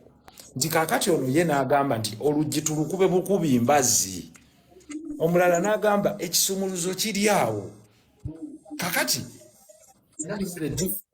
nze ekyo kye ŋŋamba nti we can keep on dialoguing, we can keep on engaging, we can keep on talking, but even where we disagree, we must remain with respect to guy, you've taken that path, nze ntutte path eno, buli omu abuulirire enjiri ye, tukuŋŋaanye abantu be tutwala. Eyiyo bw'enaaba yeesinga egende mu maaso. Eyono bw'enaaba yeesinga naye egende mu maaso. I think them 7 in Bakayira, they were not Charlies, but they had to join hands. Yes, at some point. but absolutely, and that's what I'm saying. So we also must know who is ready to come and challenge. If I say tomorrow I'm coming to challenge, then there is a discussion. But I've not said that yet. No one knows what my plan is as yet. But if that time arises, so we know your plan because you have a lot of Kadei days on TikTok going around saying Honorable Nseleko for 2026 to Honorable President. well, you can call the people that like me. You can even refer to them. In the we refer to you as honorable.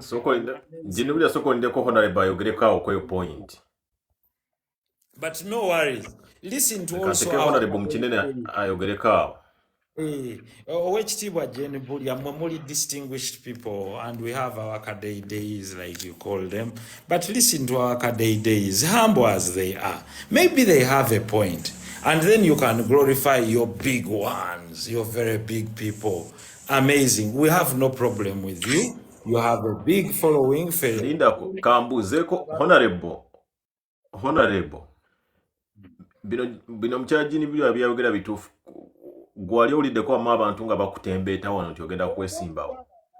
Because nze nsobola okukera enkyano ne debate nenzija nga ntembeeta Muhoozi, ntembeeta Bobi Wine nenga yetakimanyi. Don't conduct a debate about me as an individual. I don't like it. I want a debate about our country. So whether we will make a choice of whether Diaspora is the most qualified person to lead us, that is a debate for another day. When people sit in a Congress and decide who their leader will be. But this will be people from every corner of Uganda. So not me.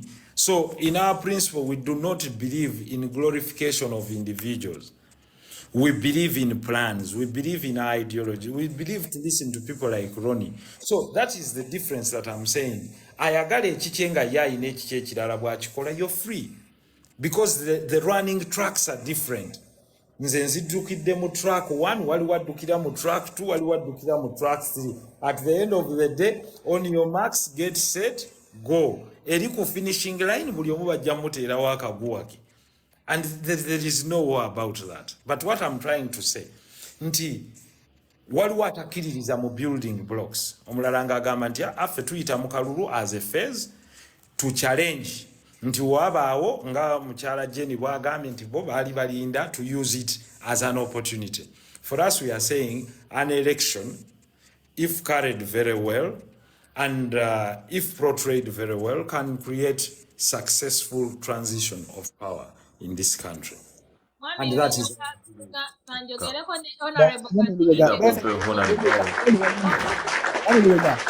only 1 minute in a day. Just 1 minute. 1 minute. Mucha you get then 1 minute only. Mon timing 1 minute. Mukyala jini buli era ngenda kukomyawo soko olindeko katono. omwami ono only me ono bamuyita me and you nowa kubalala ezizaasi Honorable, you're my MP nondera ku Iskolo Primary School A and B. I have few points zengenda okurazinga ezinga bazogeddeko. Mr. Honorable, twagala federal governance. Ebyamu ebiganye mutwe federal governance. Yegeno osobola okusolvinga kino ekintu. Kyensaba era wono tidinga ojje kyoba otambulirako eba principle gyoba otambulirako. Kwa federal governance nafa abantu kwa eba ku local basis tuba tusobola okukola ki okulondera ekintu ekyo paka wechukira ku central government. Twagala federal governance kubanga nowe federal government eri ku bujesi baganda abo kama umayiro akenda nowe gulu naye asobola eba emukwatako nowe karamajo bonna.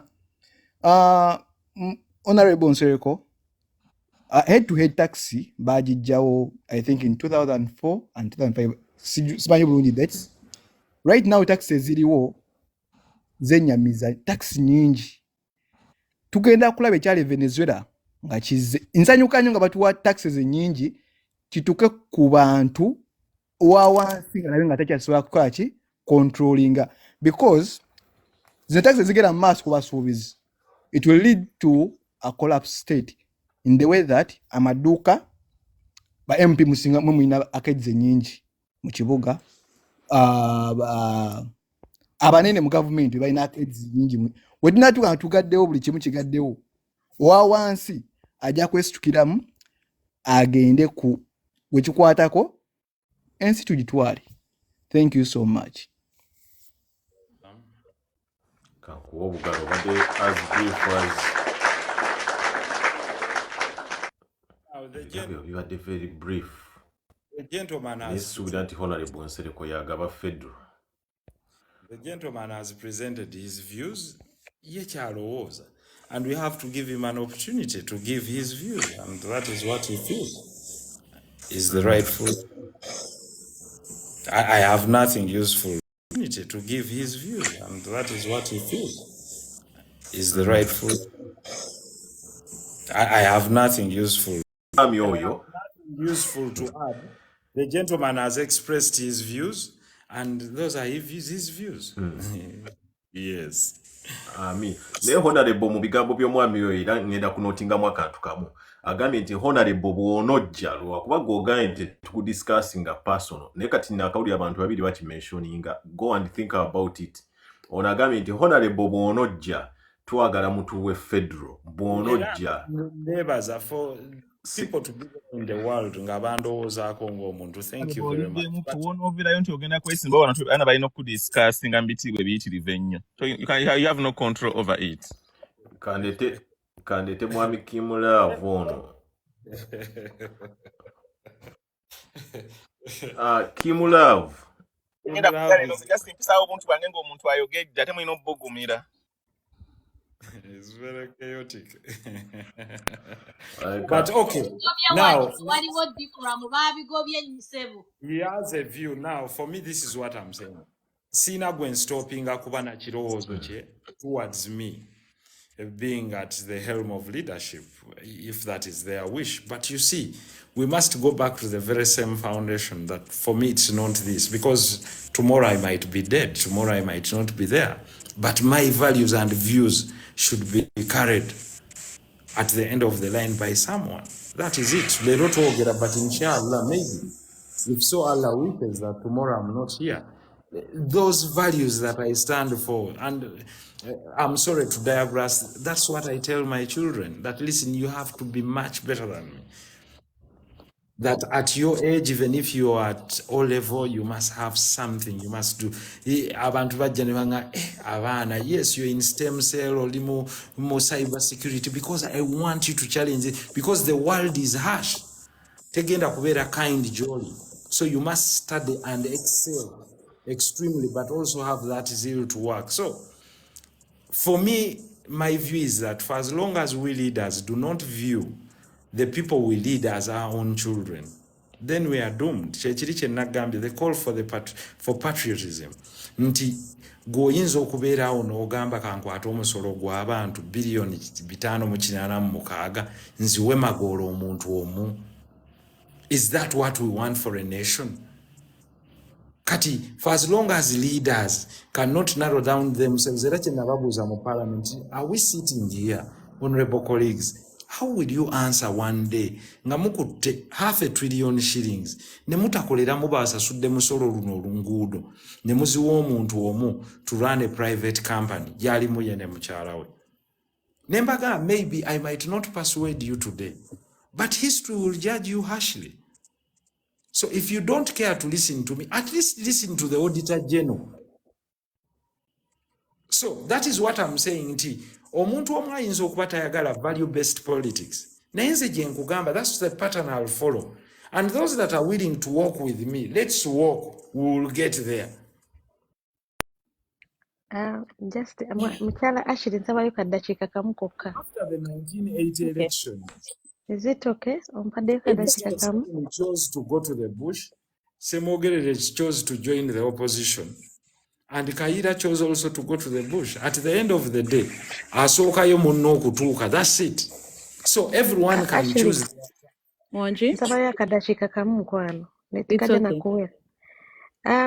Mwami Nsereko ekibuuzo kyange kisembayo leero for the night. Nve nako baweeyo omulala. Since you've understood that unity and at some point we need to work together to fight the status quo, lwaki teweegatta ku Mukulu Kyagulanyi? Because he already has the numbers, he already has the establishment, he has a political party, he has people who really support him. You know his ideology in one way or the other, much as you may not disagree. Kubanga Mwami Nsereko, me and you have disagreed on so many platforms, on so many different things. But at some point we can find ourselves in a corner and have a discussion. Why don't we find platforms on so many different things? But at some point we can find ourselves in a corner and have a discussion. Why don't we find all love? Why don't we put the differences in the corner Very intelligent and man like in Seleko, behind a person like Bobby Wine. okay, fine. Yeah. I'm only speaking to Mr. Anseleko. I'm only asking him a simple question. He doesn't even have to answer it if he doesn't want to. You're saying, why don't I join someone? You see, I've never said that joining hands is worse or is not good. It's amazing. You understand what I'm saying? And you see the same question you're posing was the question that was posed to Mr. Kyagulanyi, that why didn't he join Besigye? But he tried. Twamulabanga trying. Mukyala Jane Bulya kino wandisirise nenziramu Patricia Sewu. Because but on many occasions, Honorable, on many occasions, we have seen Kyagulanyi with Besigye. Okay. That is why I'm saying, I'm not saying that there is a problem with joining hands. And we can agree on who joins the other. In the same spirit, maybe you can also ask him whether he's free to, or whether he thinks about joining me, maybe. We can join one another. Because there is no monopoly of who joins who. And that is a discussion that I'm open to. And you should take the lead. And I thank you for this, that you're taking the lead in this. So we can agree on who joins who. Can I talk now? To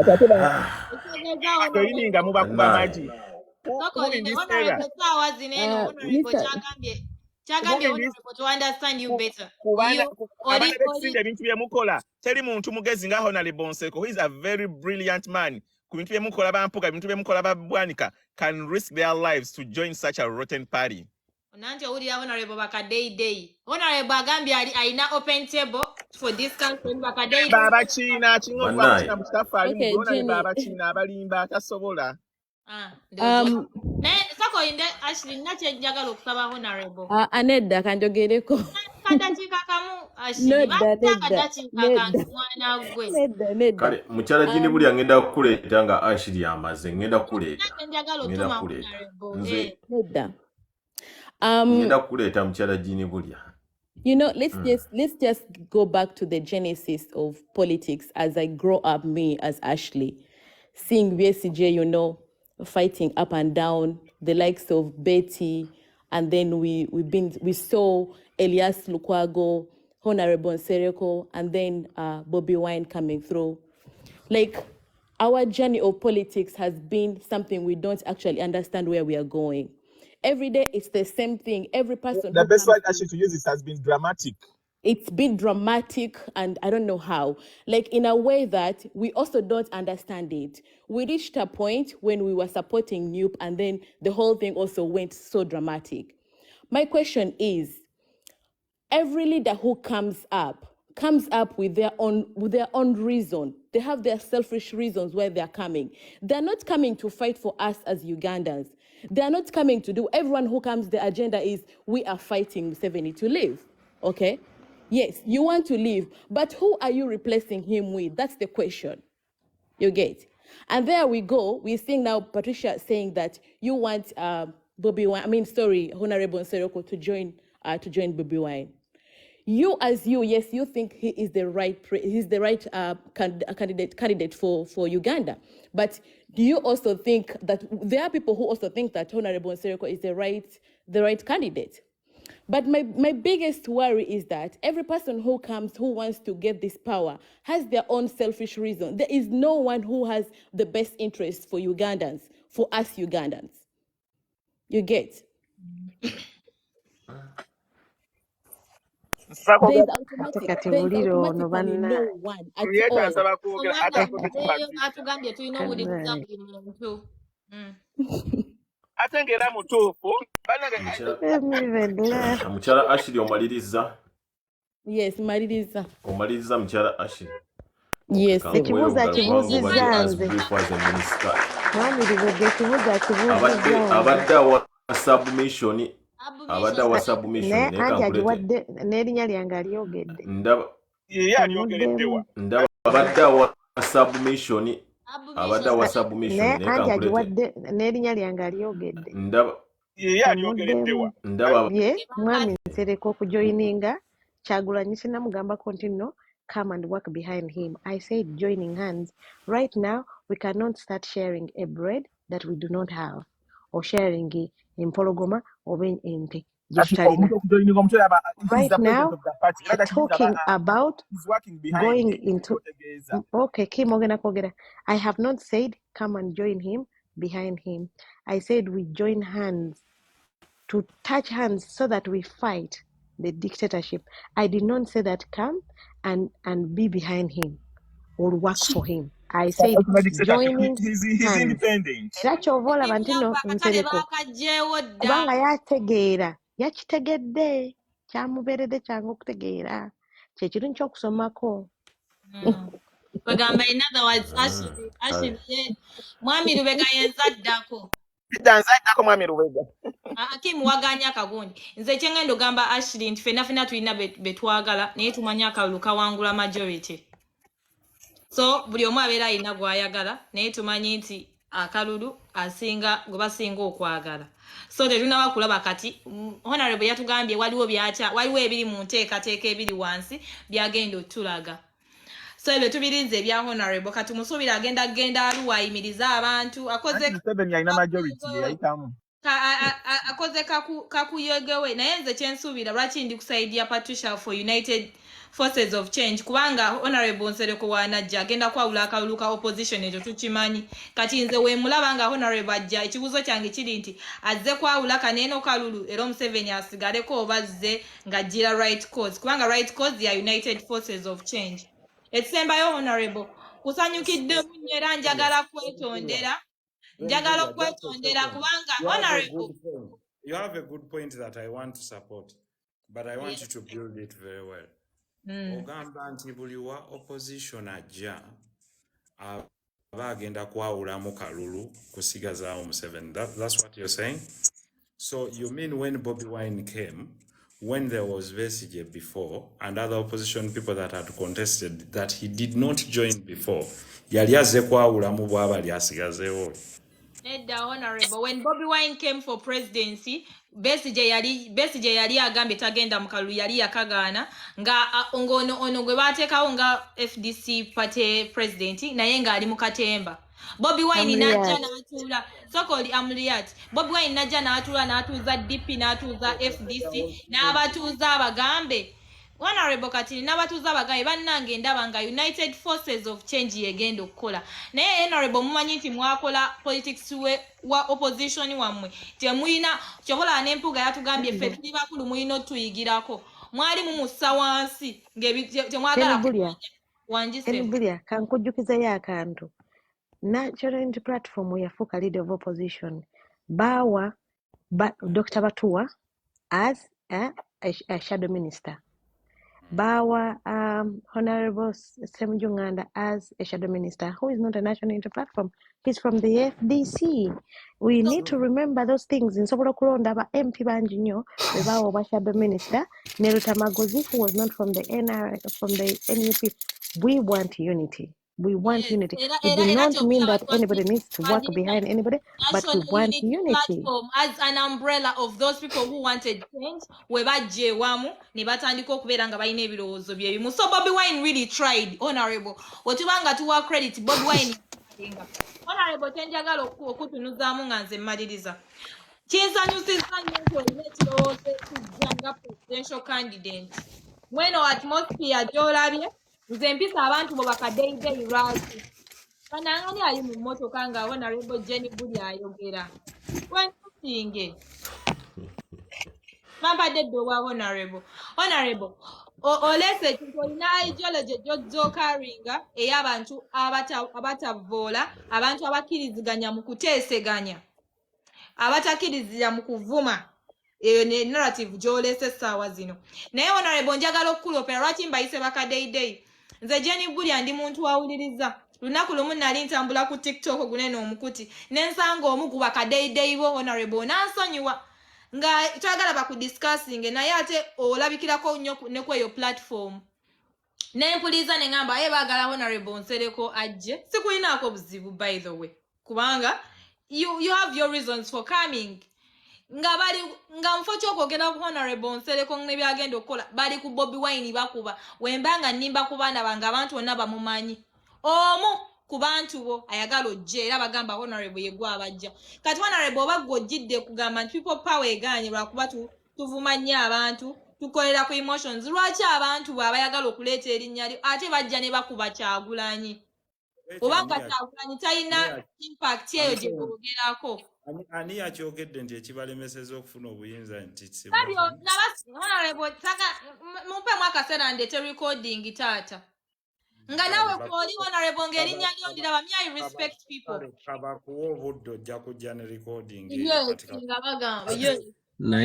naye ani asinga honorable okuvuma? Honorable ng'otuvuma baddimu si baani? Twabiganye tuli mu dikra mu bannange honorable mulekadde. Omwami oyo y'omu ku babeera banvuma. At least mbadde nsaba. Ompayiriza honorable sikuvumangako. I'll respond for okay, so she's very respectful. I will not.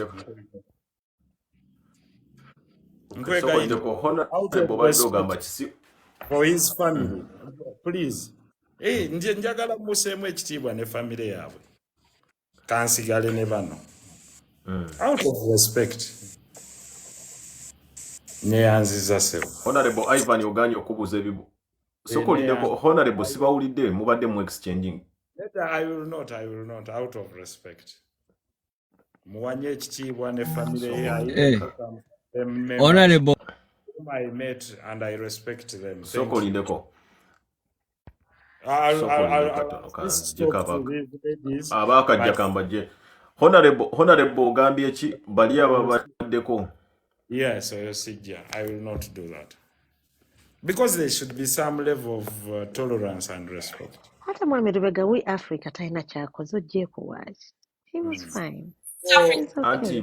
anti babadde bapya sitegedde No, ani no, no. honorable He's a gwabadde very alifaringira gentle dude. kkooti Abada gamba amuvuma Ivan Bruce. Ivan. So Naye that is Ivan, please bring Mwogera. back We Of course, I'm Africa. willing to respond to people that come Mamulega, mbadde from nkwegayidde the komyawo We party. Africa. Jenny Java, Patricia Java, Oli Wigundi Java, and others, because you did not even have time for Mr. Kimla because of the level mwabadde atambula.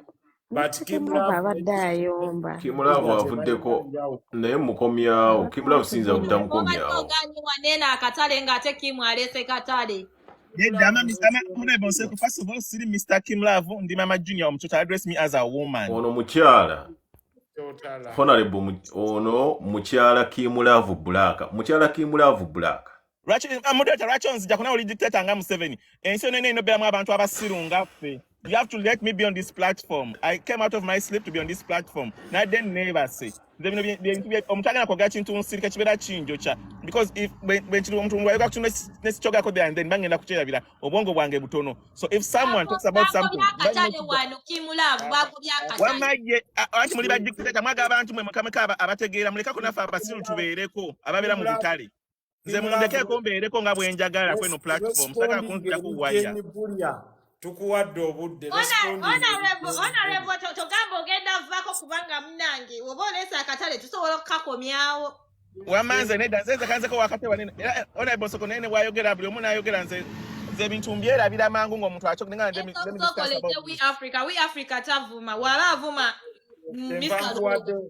waba okujjako Ivan ayina ebintu byene honorable naye We Africa Fazil yanja tavuma Fazil wavuma soko indeko honorable Fazil wavuma oyo We Africa ngenda kuva ku live eno ng'avumye Fazil Mayanja wavuma ngenda kuva kweno live sigenda kuddamu kuteesa.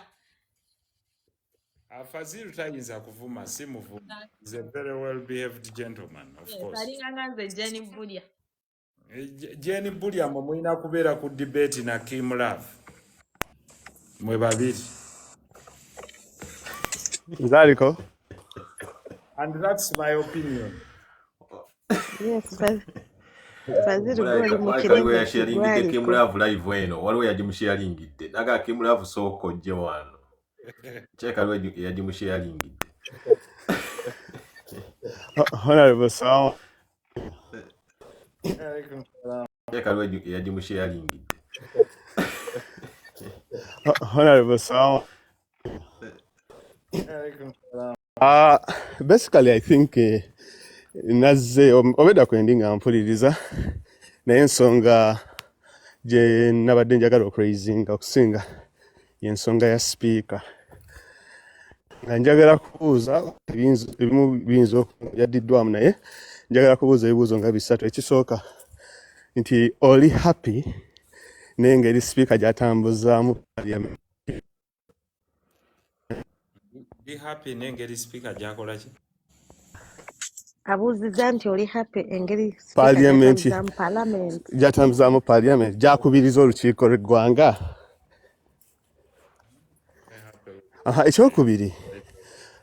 Ekyokubiri wabanga speaker kuba mpulidde point yo ku nsonga ya sanctions n'ogamba nti I think ziri unfair speaker tali charged anywhere nebifaanana ng'ebyo naye ffenna tukimanyi bulungi nti sanctions teziri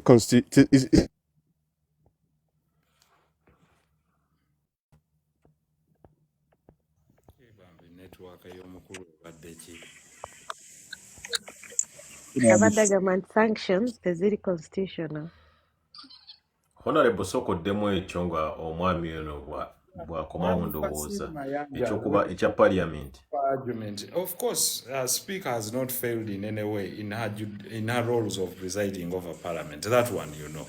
Kubanga in presiding over parliament, by the way, inzo mujja ajingira outside, but presiding over passing of, because parliament in a performance of committees, I mean legislation okuleta amateeka mangi agayisiddwa here and there. So for that she has not failed in any way. You as an individual or probably as an organization, you might have differences with her. politically outside policy, but not outside administration of parliament. Kwa tatinayize kombaka wa parliament yenna kuteesa nga ayimiridde okuteesa oba okuleeta ekiteeso kye. So Yavuma Honorable Sekikubo. that's her role. The Speaker and Honorable Sechikubo, by the way, off record, are very, very good friends. Off record, and I can bear witness on this. Honorable Sechikubo is my friend. Maybe I might not be happy at times when a word or a jibe is said, but normally they are joking. And they talk and Abera rude ku our leader of opposition. they know one another. Yes, I've heard that, but they have a cordial working relationship right now, and I see it because I sit on that side of the bench. I sit on that side of the bench. Okay, In performing her duties as the speaker, I don't see anywhere, and you can challenge me where she has failed. For example, in processing bills, where as processing, does she arrive on time? Yes. Does she let committees do their work? Yes. Does she interfere in committee work? Not at all. So, okay. Okay. Okay. So kakati basically kuba fe tutunulira fa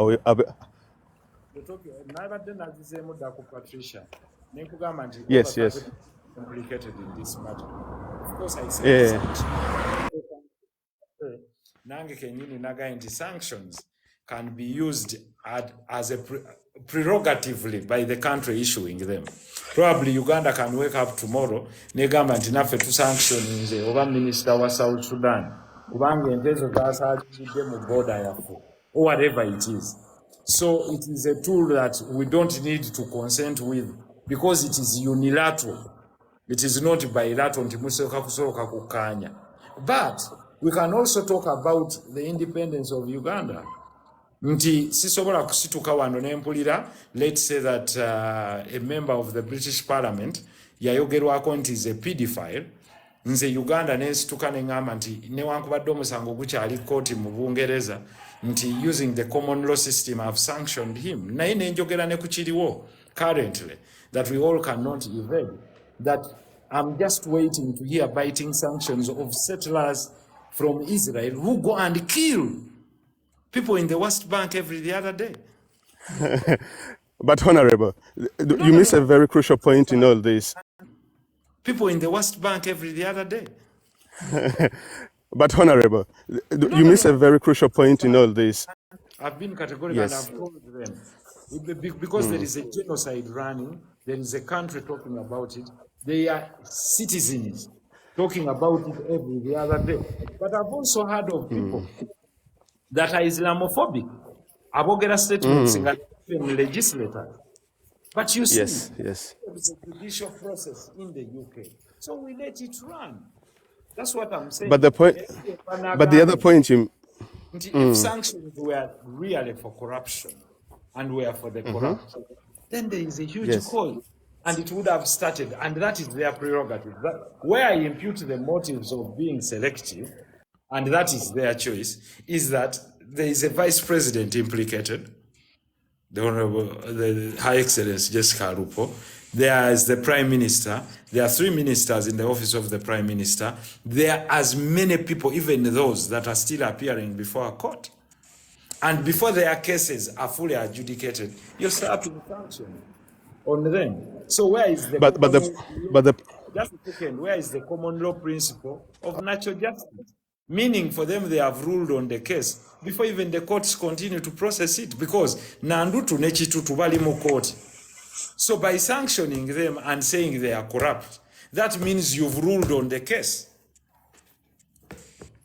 Okay, but Museveni also dropped Nandutu and Chitutu. But also on the other hand, question Jota presenting to the people is that the UK government actually gives aid to Ugandan government, and Ugandan government doesn't give aid to the UK government. So he who pays the piper determines the tune.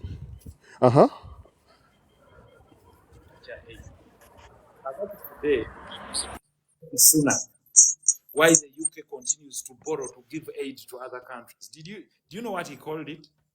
He said, for as long as we do not give them debt, we will not have a tool of control. Aid is another form of colonialism, and you know that. Absolutely. But the other thing is that the UK companies also get contracts from Uganda without bidding. That is illegal. That is corruption. That is based on a blue letter. So they are not coming with clean hands. If you want to hear it now, you're hearing it from me. Do you know how many times the Lord Popat has been here presenting UK companies that have gone through without bidding? For example, Colas has been given a contract for constructing roads worth over $600 million without a bidding process. So, my brother, before you talk of corruption, that is why I asked, and Patricia Sewunga, I would like to thank you. Nagambi, why don't they walk to the first family and try it out?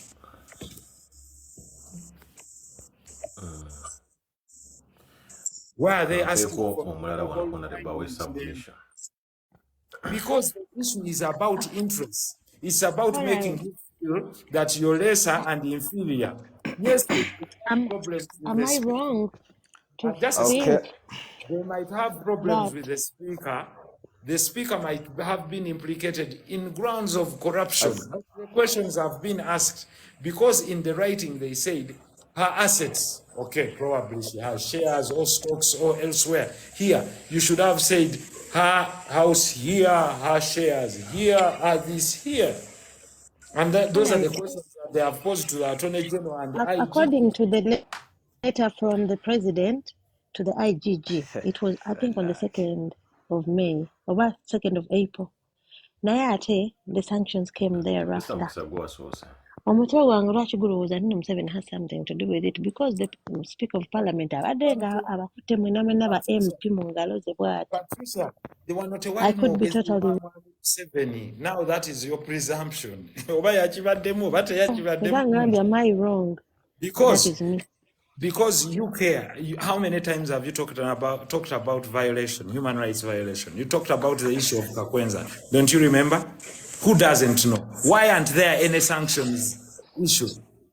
You exactly know. For as long as someone guarantees UK and those governments of deals of exploiting mineral wealth of Africa, they will never sanction them. You know it.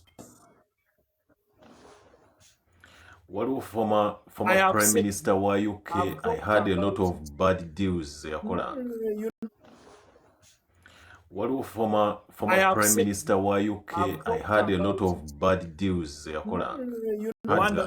Is making a lot of money from here. They are presenting companies that are getting contracts without being vetted. Who the hell doesn't know that? So it's potato.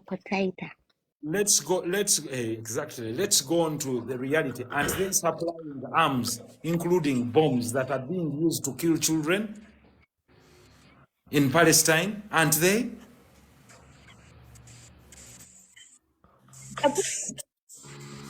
Katugende kugundi addako wano Mr. Mukisa.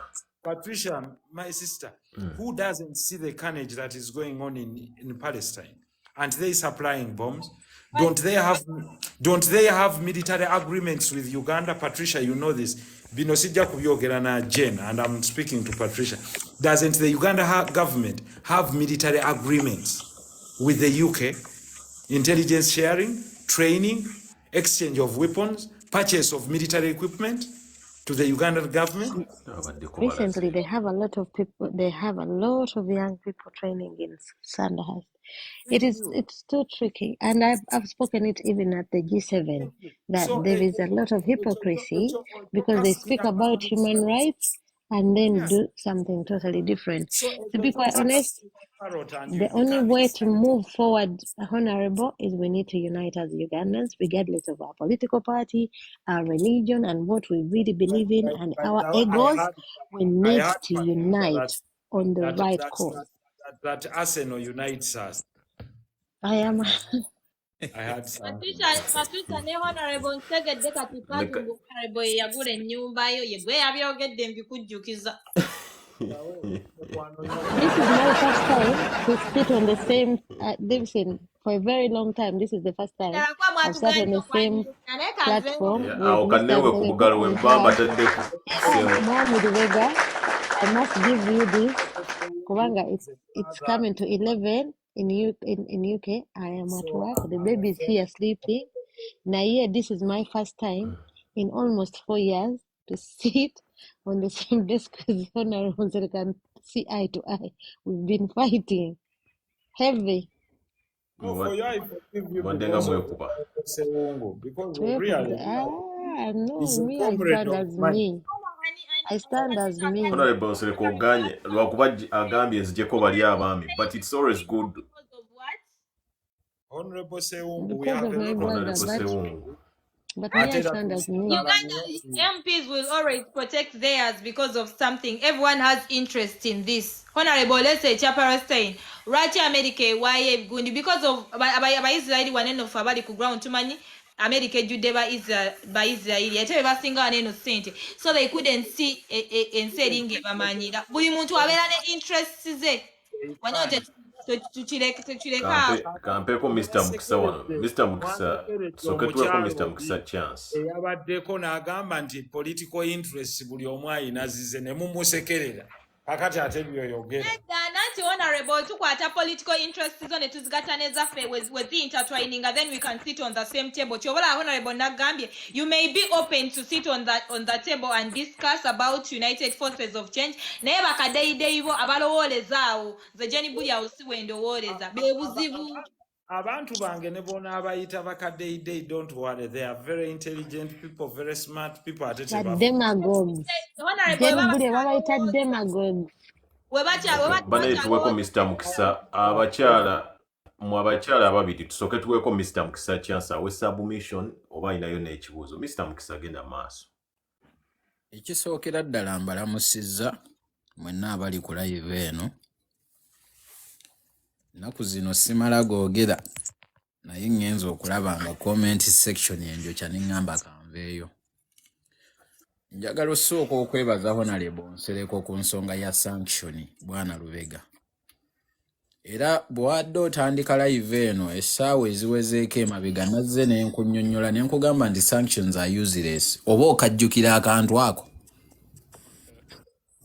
ne nkugamba nti tezirina effect yonna gye zigenda kukola era ne ntunuulira abaziserebulatinga yadde nange ndi omu ku bo neŋŋa nti naffe oba twetereeze okijjukira nti nakigaye nga ne Honorable tannajja era njagala okwebaza Honorable okutereeza ku nsonga eyo ensonga esinze okunzijjayo mu comment section njagala abantu bayige okwawula ebintu bisatu weewaawo bina njagala abantu bayige okwawula Mwami Kyagulanyi Robert Sentamu eke Bobi Wine bayige okwawula ekibiina eky'ebyobufuzi National Unity Platform ne People Power bajawule ebyo ebisatu bintu byanjawulo Mwami Kyagulanyi tawagirangako muntu yenna kola devaluation ku muntu omulala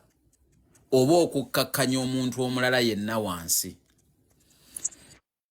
naye bwana Lubega waliwo platform ezimu ze tubeerako ne bakkakkanya omuntu omulala ne gwe twali suubidde okuba omukulembeze ng'ali present na entertaininga okukkakkanya omuntu omulala tobeerangako ku platform nga Kyagulanyi kwali na entertaininga okukkakkanya omuntu omulala mu lulimi Oluganda bwe mba nkyogera kakati abantu balina ekintu kye batamanyi nti NUP ng'ekibiina nakyo kirina be tuyita bawante ajja n'ayambala bereeti ne yeetunuzaamu kamera n'atandika okuvuma abantu n'okwogera ebitajjansa era waliwo ne gwe mwalaba ng'agenze wa Mwami Museveni tekitegeeza nti buli eyeeyita owa NUP si buli ali mu kkanisa nti mutuukirivu kakati ngenda kuddako ku saidi ya Jenny Bulya katono However, personally ng'omuntu sikkiriziganya na kuyita muntu yenna kadeyidey. People have their names and they deserve respect for whatever they are. Naye nga kinkoze bulungi nti nange live eyo nagiriko nga badiscussing omusajja nga bamuyita amannya ag'enjawulo, amannya mu Buganda ge twaliise agavvoola, agakkakkanya, agassa omuntu wansi. And the leader entertained it. Awo nze Kyagulanyi gwe mmanyi yaligambye nti nedda nze entertaining muntu yenna nti kubanga mpagira kuvvoola muntu mulala in my presence. Era ojja okyegendereze nti bonna babikola ku lwabwe era balina selfish intentions zaabwe, and we do not entertain them. Mwami Lubega, you cannot regulate people without listening to what people have to say.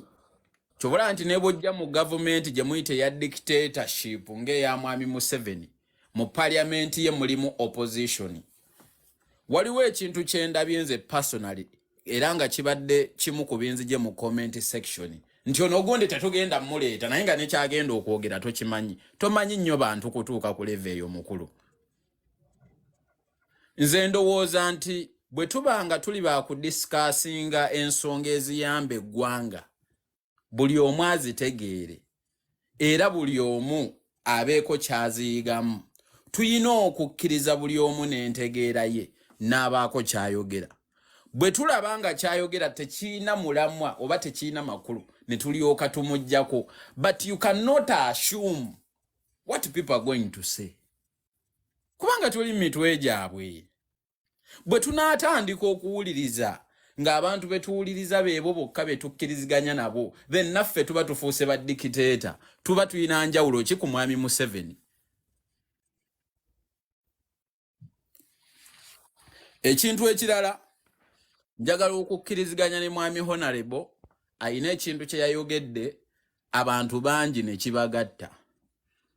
Yagambye nti bw'oba weetaaga abafuzi oba abantu abali mu bifo eby'obuyinza, weetaagira ddala omuntu okuva eri wansi okutandikira ddala ku ba youth leader. Nendaba nno abantu abamu abatamanyi Uganda nga kibagasse. Obumu ku buzibu obukyatutawaanya mu mulembe gwaffe nti abantu balowooza nti Uganda ekoma Kampala. Tebamanyi nti waliyo kyannamukaaka nti abantu balowooza nti Uganda ekoma Kampala. Tebamanyi nti waliyo kyannamukaaka. Bannaye Uganda nnene. Statement eno Honorable gyakoze, ife abantu abagezi tugitutte nga nsonga nkulu nnyo. Waliwo abantu nga ffe ideology ze tuyina Kampala nga tebazimanyi. Nga bw'ogenda abantu nga ffe ideology ze tuyina Kampala nga tebazimanyi. Nga bw'ogenda kino mugitegeera era mumanyi balwanirira ki. Ng'oli ajja kugamba ffe tumanyi NRM naye ng'ate ye government etunyigiriza. Ng'era bo n'abantu be balonda mu bifo eby'obufuzi baba ba NRM ate nga babalonda babaagala kubanga balaba be bantu baabwe abagenda bakolera bye bakola ki bye baagala. Bwe munaava eri ne mu dismissinga point eyo tujja kuba twokyezza kubanga that is a point of reality. Ground operates different than social media. Fenna tusobola okuba no ku social media ne tuwoggana nga twerabidde nti population ya Uganda egenda mu milioni 69 abayina smartphone tebawera milioni 2. Kakati twetaaga okuddayo eri wansi awatandikirwa. Enjiri eno bwe tuba tunaagibuulira tugitandikire ku Muganda kye yaliise ekikolo. Kubanga bwe tuba tusobola okusindika ba member of parliament mu parliament ne babeera bangi okusinga aba government eno, then kitegeeza nti mu parliament essaawa eno ffe tuba tusalawo. Obanga abantu batwagala nnyo nga bwe tugaa nti batwagala, mulimu akalulu nga tebakabba Mwami Lubega. Yedde omukulu tugamba mubbi wa Luganda mulimu akalulu nga tebakabba. Tosobola kubba kalulu ng'omuyaye yawangudde 9%. era akalulu kobba difference eba ya 1% 0.7 naye nga buli ali ku kyala akimanyi nti tuwagira gundi era gwe twalonze. Say your point tugitwale ng'enkulu tugende tujaktingireko tukitwale nti omukulu atuwadde magezi, because that is what we need. Uganda is beyond Kampala, Uganda is beyond Kololo, Bukoto, Bugolobi, Najjera, kira kiwaatuleka wempempererwe gayaza luzira Bugolobi. Era bwe tunaateeka ekyo mu mitwe gyaffe abalwanirira enkyukakyuka oba Uganda empya kijja tuyamba. The population in Kampala eronda is not even 0.25% ko population eronda mu Uganda. Abalonzi bali Busia, bali Bugiri, bali Iganga, bali Jinja, bali Idudi, bali Kaliro, bali Kamuli. Siku tikitoko. So let us take that point as a very important point. Tudde ku ground tukole omulimu gwe tulina okukola. Abankumira atakumira mpeera.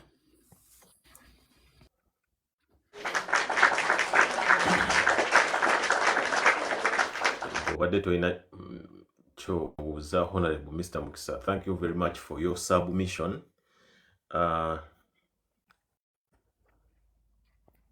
Ivan Bruce yabaddeko dda wano n'awa submission ye before nga waliwo ne Honorable naye to make people safe kyenja okubategeezaamu nti abantu mbajjeko walirira okuba mbadde simanyaani Honorable gwalifaalingako nti ono nga ndesa abantu abapya sagala kozinga nnyo commotion waggulu ku live wano mba njagala tuwuliziganye ate tutambule n'eddembe already nti engeri buli we twogera ku politics nze manyi nti kasita twogera ku byobufuzi buli muntu aba alina kyayagala okwogera. Abantu bangi muli awo muweereza request wansi, buli omu ayagala kujja wano okwogera, buli omu ayagala kujja wano okwogera. Wano wendi ssaawa zigenda bwera 6 gwa kiro. Natandise live wano ku ssaawa ebibuuzo byabwe tubibasomere. natandise wano okwogera ku ssaawa nga 11 ez'olweggulo. Ekitegeeza nti nange ndi muntu nkoowa, mulina okumbalirira mutemubeerawo nga mugamba nti twagala kujja. Kino kye kigenda okuddayo eri Honorable Nsereko, njagala nkugambe nti ba MP abasinga beewala okujja wano ku social media, naye Honorable wano katuuti wano obwedda kajjuddeko abantu nga 33 nga simanyi ani gwe nina nakuleeta waggulu, nti okujjako nga ba MP mukkiriza ne mugaaka mu bikkule. Ntera okulabako Honorable Nsereko, Honorable Nabira abeerawo ku platform eno, Honorable Muwadanku Nyingi, Honorable Lutamaguzi, Honorable Namanya Naboth, waliwo n'abalala batono. Kati abatulaba bonna kubanga manyi nti Honorable Nsereko obeerako bw'otyo sharingirako ba Honorable banna abalala bakwano bo bakala balira mu bintu by'obufuzi, nti we munajja wano mugenda kuwulira endowooza z'abantu bangi. Kye tulina okukola nti buli omu alina kyawagira, buli omu alina kyakkiririzaamu. Nange nina kyenzikiririzaamu wano, naye njagala nnyo okusharinga n'abantu abalala ne mpulira engeri gye balowoozaamu. Singa muneewaayo abakulembeze ba Uganda ne mugumira ababavuma, kubanga mu bantu ababalonda mulinamu ababavuma, mulinamu abawemula, mulinamu buli kika. Singa munaakigumira ne mumanya nti omuntu yenna oyingirira ebyobufuzi n'ogamba ngenze kulembera abantu, mugumire okubavuma. Kati singa n'abalala bajja wano eno abantu ne babawo endowooza zaabwe, omuntu n'avaawo n'amanya nti endowooza y'abantu bange baliwe bati, abantu bange nno bavumi, nina okubeera omugumiikiriza. Kijja kuba nga kituyambye. Abantu babadde bangi wano. Dias. Tebwaka kisooka mpadde Mr. Lubega. Kale radical thinker ayogera nga Honorable bw'ajja. Ate era ye gennyini gwe njagala okubuuza, naye mbabuuzizzaako mu bitiibwa byammwe mwenna. Yogera Honorable awulira. Honorable alina gundi nga nnya, device nga nnya. Waliwo abamuwulirizaako bajja bimugamba. Okay, kansobere nti ndi audible enough. Kaakati nze ekibuuzo kye mbadde njagala okubuuza Honorable nti natuuse wano ku live eno nga Mr. Runa akyayogera era kyova olaba naluddeko nnyo request nagisindise dda.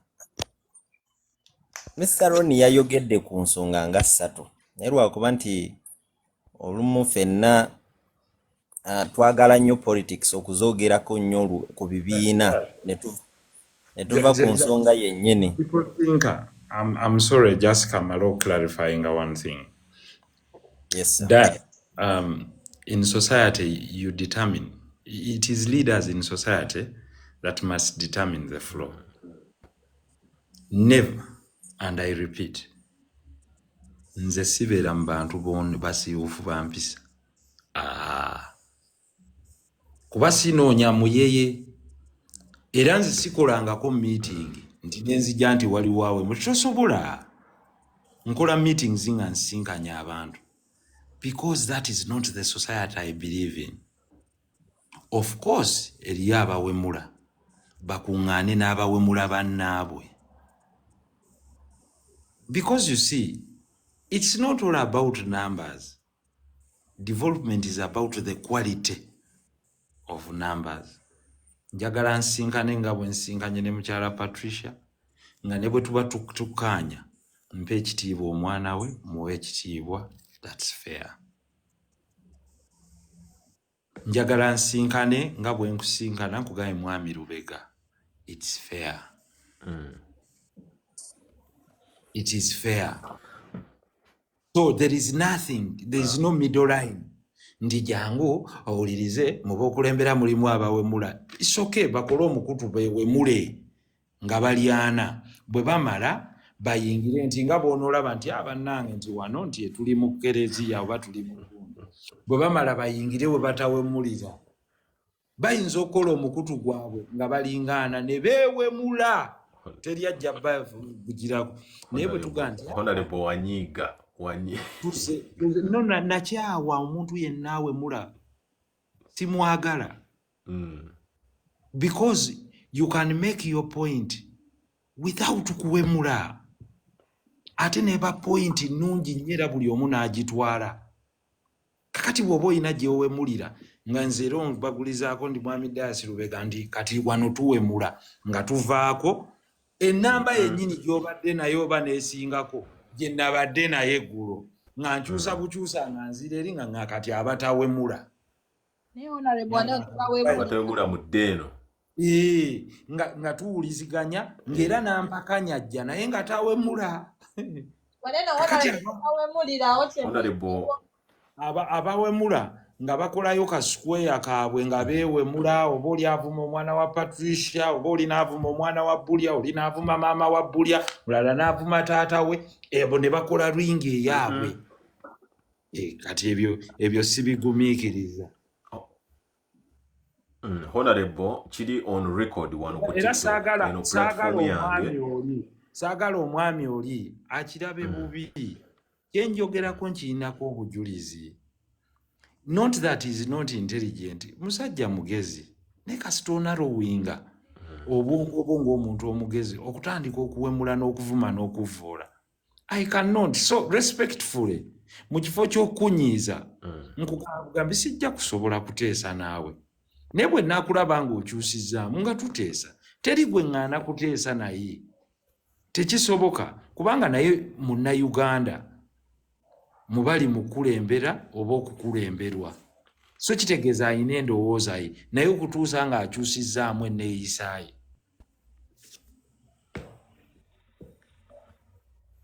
Honorable, you're right. Nja bagamba nti wano kweno channel kwosanze omukyalo ono jjini bulya kwosanze edduuka okunaasana. Endala basobola okwewemula. Tewali buzibu kubanga muyinza atwakkiriza okwewemula. It may be the way you get feedback. Mwami Lubega, wano honorable nga tuli mu society erimu Mwami Lubega, nga tuli mu society amuyita maama. Just a second. Decay. Kukkiriza kubeera ngate omuntu naawemula nga tuli ba parents ng'omwana we gyali sikisobola. Owulira Mwami Lubega, just sokolindeko mukyala Patricia lindako katono. Mukyala Patricia lindako katono. Sokolindeko mukyala Patricia. Njagadde okukuwa clarification nti sisobola kukkiriza muntu yenna kagube mukutu gwange nga kwendi nga presiding over oli najja avuma mukyala Sewungu oba mwami Sewungu Kuba this lady has a child. So for me, it's not for her. For me, it's the society I want to transpond information to. Kuba bawemula tebaba bangi. Baba mukaaga 7-8. Mwe mugende mukoleka group akawemula. Muleke ababadde bateesa ku nsonga z'ekyalo mu kutegeeragana bateese ne bwe baba tebakkaanya. That's it. Honorable nange nyinza okugamba wampemudde kubanga wantadde mu kitulubali erimu n'erya Kimulava. Ate Kimulava nze mumanyi nga kivumo kati nkole nkya Honorable. Kyemmanyi mukwano gwo si kyeddamu. Mukwano gwange. Mwami Lubega tetugenda personal. Mukyala bane mupulirizeeko katono lindako mukyala Patricia. Mukyala Patricia ngenda kuwa Honorable, it's on record nti wano ku TikTok nze muntu abantu bampadde feedback eyo njagikuwa. Nze muntu ahostinga live okutaba abantu bevuma etasosola sifayo oba oli Muganda oba oli Musoga oba oli mukyalo oba oli mwami. Sifayo ku kika kya sexuality gy'oli oba gwani as long as ogenda beera respectful. Nze yeno live kolaba nti abantu bajjako aba buli kika era wano entertaining abantu bavuma naye kyembeera njagala kiri bwe kiti mukyala Kimulava saakugjeeko wavuddeko wekka ate mukyala Kimulava obeera nnyo ono platform yange n'oyogera buli live nkuleeta. So naye ekintu kye mbadde ngezaako kugamba Honorable nti nze nkimanyi ba MP bangi abampandiikidde nga bandaba ne baŋŋamba naye ffe munnaye tutya nnyo okujja ku TikTok. Tetulina buvumu bw'abano ba Honorable Nsereko, tetulina buvumu bw'abano ba Honorable Nabira, tetwagala kujja abantu batuvume. Ngezezzaako bagamba nti bwe munaagaana okuleeta wano ebirowoozo byammwe ebirungi n'okujja okutwala ebirowoozo by'abantu abantu bababuulire endowooza zaabwe nga muli afraid olw'abantu abo abatono abawemula be mukulembera mujje wano eno mwogere. Abantu nze mbawa ne warning 3 wano mu comment, si mutinga si blocking, asooka nenkuwa warnings 3 nenkugamba be respectful, eno ye last warning. Nenkakuddiramu bw'ogaana mulimu n'abantu wano nga babadde emikwano gyange ng'olwaleero mba blockinze olw'ensonga they refuse to be respectful. Nenga Honorable tambuza enjiri eno nti abantu bonna bajje wano eno. Omuntu leero mugenda kuba temukkaanya ku kintu kyenjagala okupreachinga wano. Omuntu leero mugenda kuba temukkaanya ku kintu kati nga tubadde twogera wano eno ku bintu bye twogeddeko ebingi ate enkya kyenjagala okupreachinga wano. Omuntu leero mugenda kuba temukkaanya ku kintu kati nga tubadde twogera wano eno ku bintu bye twogeddeko ebingi ate enkya okukyusa nti abantu ba renewing passports in Uganda. Want you physically to fly back to Uganda now. Imagine omuntu yagenda kukola tebamuwadde leave. They want you physically to fly back to Uganda now. Imagine omuntu yagenda kukola tebamuwadde leave. Platforms, but nga bwe nkugambye, I can give you encouragement and assurance. Of course, nze si kyala ku mikutu. Because you were on mine yesterday, I've come. And I can tell you, it's been a good discussion. Ngojeke a few other things.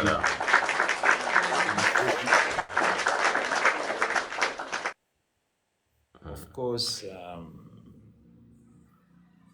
the best discussion, I believe, would be a discussion that would involve values. Of course, Siwanyo, I don't accord a lot of time to detractors, but I want to accord most of the time to what we have discussed and how it's beneficial to our countrymen. Of course, not many people are thick-skinned. Some people are beyond that. Of course, I'm a new constituency. Example, my dear, mulimu constituencies nga ziringa bono ogende Michigan ne bagandye it's Michigan nenga bono ogenda Massachusetts ne bagandye esobola okuflippinga nefuuka red baba nyenya bunyenya mutwe ngobo wekiruula the moment he carries a card yovola nti bo lutalo lwawe lukoma ku card kuba bwakalinga soka Honorable omumpeera obugalo ku lwekyo abanga atuuse so there's something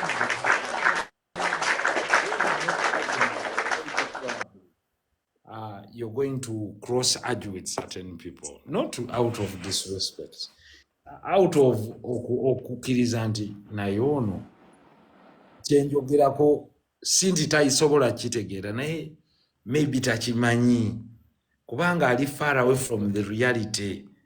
Kakati oyo n'omuleka mu mbeera gy'akola ki gy'ali Musebo nsiimye nnyo.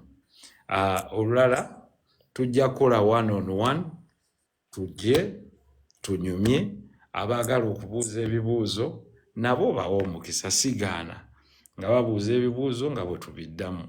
Bwe banaaba basiimye ennyinnyonnyola yaffe banaagenda nayo, banaaba tebagisiimye basigale n'entegeera yaabwe era tebyabavunaana. Teri musango gwe bayina mu nsi muno kulowooza nga bwe baagala. Nga bwe nkugambye nti nvunaanyizibwa ebigambo bye njogedde naye sivunaanyizibwa gw'obitegedde otya, ngeri ki gy'obitegeddemu. Amiina. Honorable tweyanziza okuba ng'osuubiza nti ojja kudda wano. Nja kutegeka wano kuba Honorable wazze wano nga twogera twabadde ng'omulamwa gwatambuddeko dda naye nja kutegekayo wano olunaku Honorable okuinvitinge osooka oyogere. Olunaku olwo sigenda aleeta abantu buli omu waggulu wano. Mpite ne Honorable Nabiira tubeereko ne discussion gye tukola ng'era bikwata ku nsi yaffe Uganda. Olwaleero lunyumye ng'oggyeko just some misbehaviors. But olwaleero lunyumye. It's really been a great discussion. I thank Patricia Sewungu for her insightful questions, really mature questions, and you can see a political background of someone with a trail politically. They have been well informed, well thought, interjecting unnecessarily in the discussion. And Mr. Mukisa had a wonderful discussion. Si bali abajja ne premeditated move kutandika gaffe ng'abaagundi, no. Now, what argument will be there? Because Oli form is a dust stand here. Maybe what I can encourage people in the future, ngatona typing soko olowooze. That's why I tell people aba typing ababa batono naye abawuliriza baba bangi. Kati soko owulirize naye n'olaba oli nga typing emirundi 10 kati gwoba oyo ddala kiki ekiba kikusiiwa that you have to type 10 times.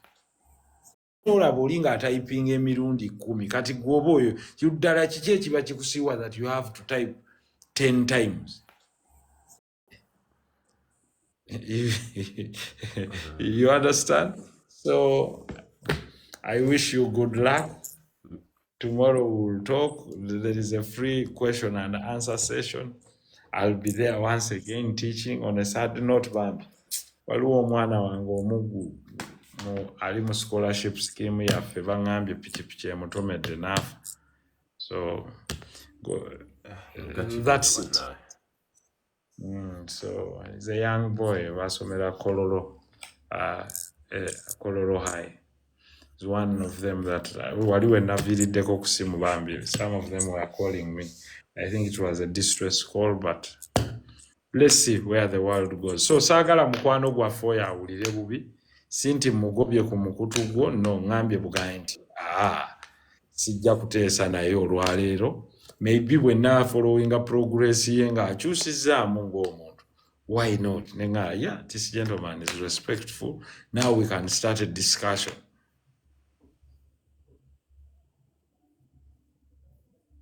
Kubanga, it's not easy. It's not easy for me to just be here with you.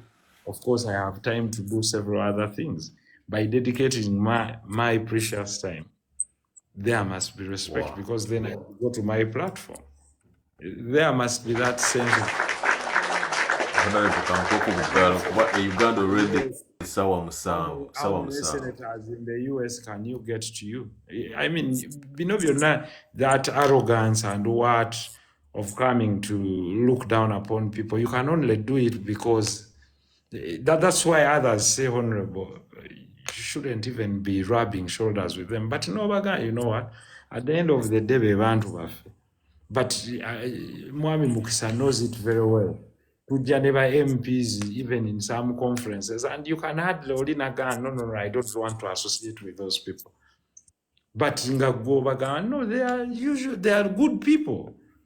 Tebaina chicham, they are like us, you know. So the same thing on the platform. What I say is that omuntu bw'asiidinga one position, it's not from a point of weakness. It's a point of trying to tell you that, yeah, yes, we are all people. Yes, we are all Ugandans. But of course, there's a slight difference. Newankubadde twekkakanyiza tube naawe, but heshima eyo nayo yandibaddewo nti mwami Dias Lubega nti. Of course, it gives you much credit okuba ng'okyazizza omubaka. It's not an ordinary show, is it? Honorable nga tonnagenda. Kintu kyamaanyi nnyo. This is Yusuf naye n'obeera naye definitely azze ku live eno because they are seeing someone who has substance. So that's why it is your role to filter substance n'abali reckless. Saagala bayita kigambo kirala. Those that are reckless ng'omugamba wummulamu genda weebake tusigaze abalina substance. Ajja kusigala ng'akulaba but nga tasobola commentinga kati anyumirirwawo programu emunyumirirawo si bwe kirimu ayo mukisa ebe emunyumirira tonnagenda. Honorable nga tonnagenda nina enjiri gye mbuulira ennaku zino. Enjiri gye bagamba nti it is okay to have different opinions. Nze nkiraba nnyo mu bapolitician ba wano mu America. Trump asobola otuula ku TV n'avuma. Kye nagamba Lubega kuli nimugaba politician okwevuma kiri nnomo.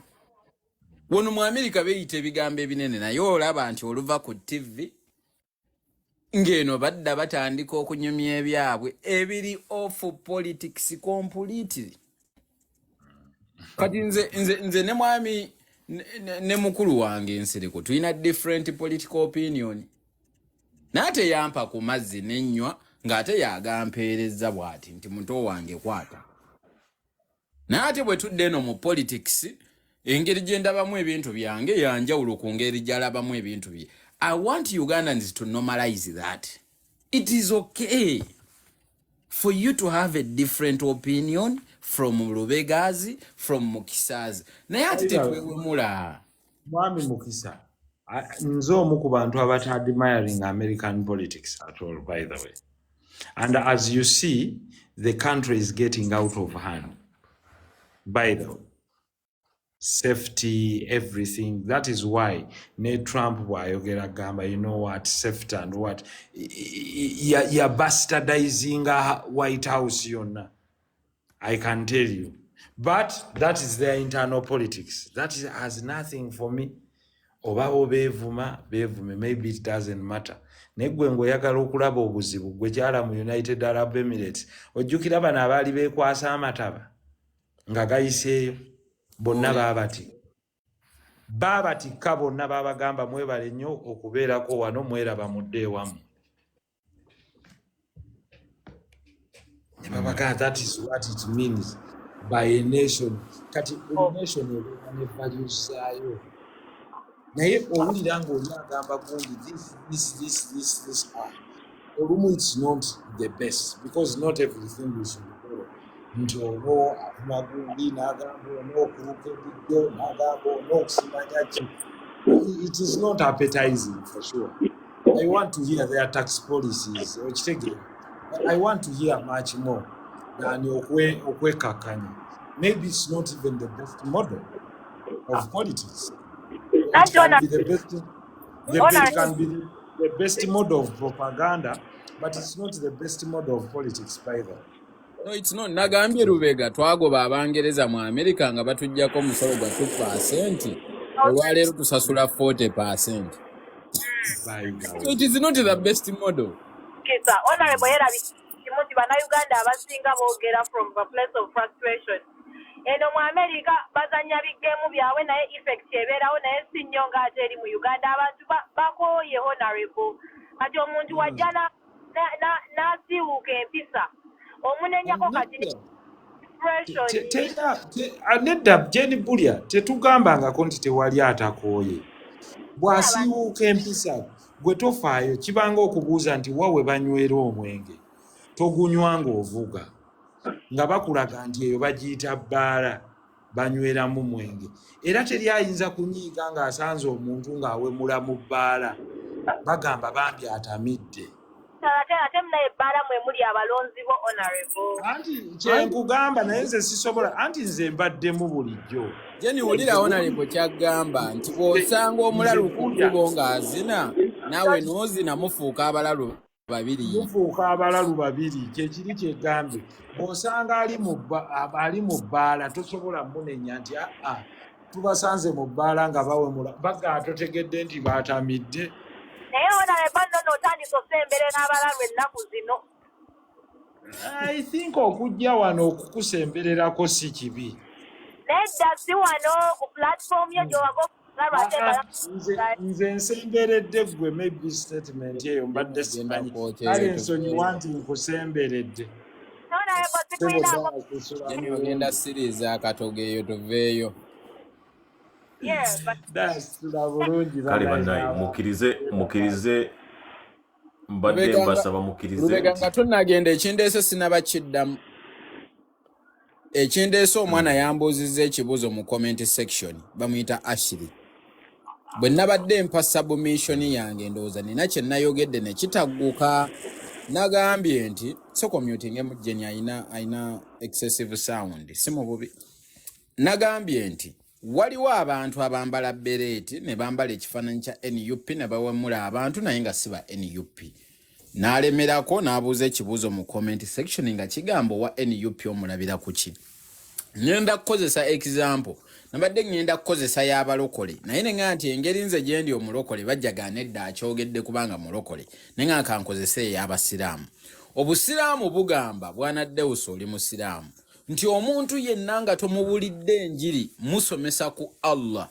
n'ebigambo Nabbi Muhammad sallallahu alaihi wasallam bye yasomesa tosobola muyita mukafiiri siwe kiri naye ate tuyinayo abasiraamu akusanga n'agamba nti gwe oli mukafiiri just kubanga oli mulokole naye ate takubuulidde enjiri yakusiramuka kitegeeza abasiraamu tubalabira ku bikolwa byabwe NUP ng'ekibiina tuyina constitution onfuna bulungi tuyina memorandums kwe tuoperatingira tuyina kye bayita objectives mu objectives zaffe okuvuma tekuliimu kati gwe bw'olaba avuma woomanyira nti ono si wa NUP nga bw'osanga omulokole mu kyaki naye nga yabadde ayenda ekiro tekitegeeza nti mulokole mu bikolwa mulokole mu bigambo ne mu politics tuyinayo abatugoberera naye nga batugoberera mu bigambo si mu bikolwa NUP we aligned all our objectives first of all we stand for the human rights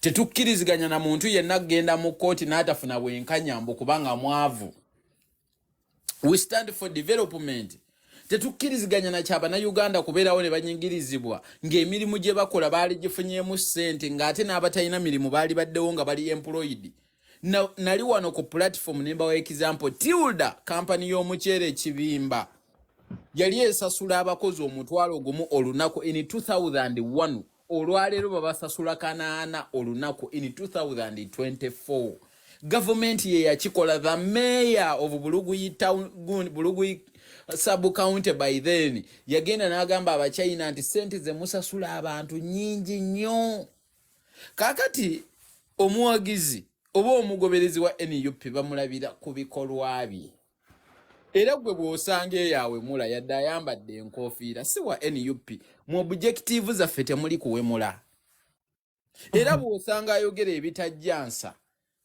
yadde ayambadde enkofiira si wa NUP mu objective zaffe temuli kwogera bitajjansa muli mu unity nga ffe abannayuganda kwegatta tulwanyise mwami Museveni otuse tuggalawo ku laptop Kakati Mukulu Mukisa, what are you going to do about all those people who are wearing NUP uniforms? They're wearing NUP uniforms and insulting people on TikTok. Ngambadde ne mobile money yo n'alikuwadde kasente obuuza ebibuuzo ebirungi. Okitegeera kubanga obeeganye mu lwaki yes katono nnyo Ashiri wulira katono nnyo bw'ogenda ku account ye ya Facebook right now n'owandiikamu Donald Trump bajja kuleetera account ze ezisoba mu mutwalo gumu naye nga Trump ayinako emu. Bw'ogenda ku Facebook yo n'owandiikamu Bobi Wine bajja kuleetera ba Bobi Wine. Kakati kitegeeza ne Patricia Sewungu si wa NUP. Listen, let me explain. I'm not mentioning names. That is not how I carry my Because they are part of the people who Listen, used to do that. You asked a question, I'm answering your question. Now you're going personal. I don't go personal. No, I no, I'm not discuss going generally. personal. This is a ensonga ya gwanga si ya Patricia Sewungu n'abasigadde.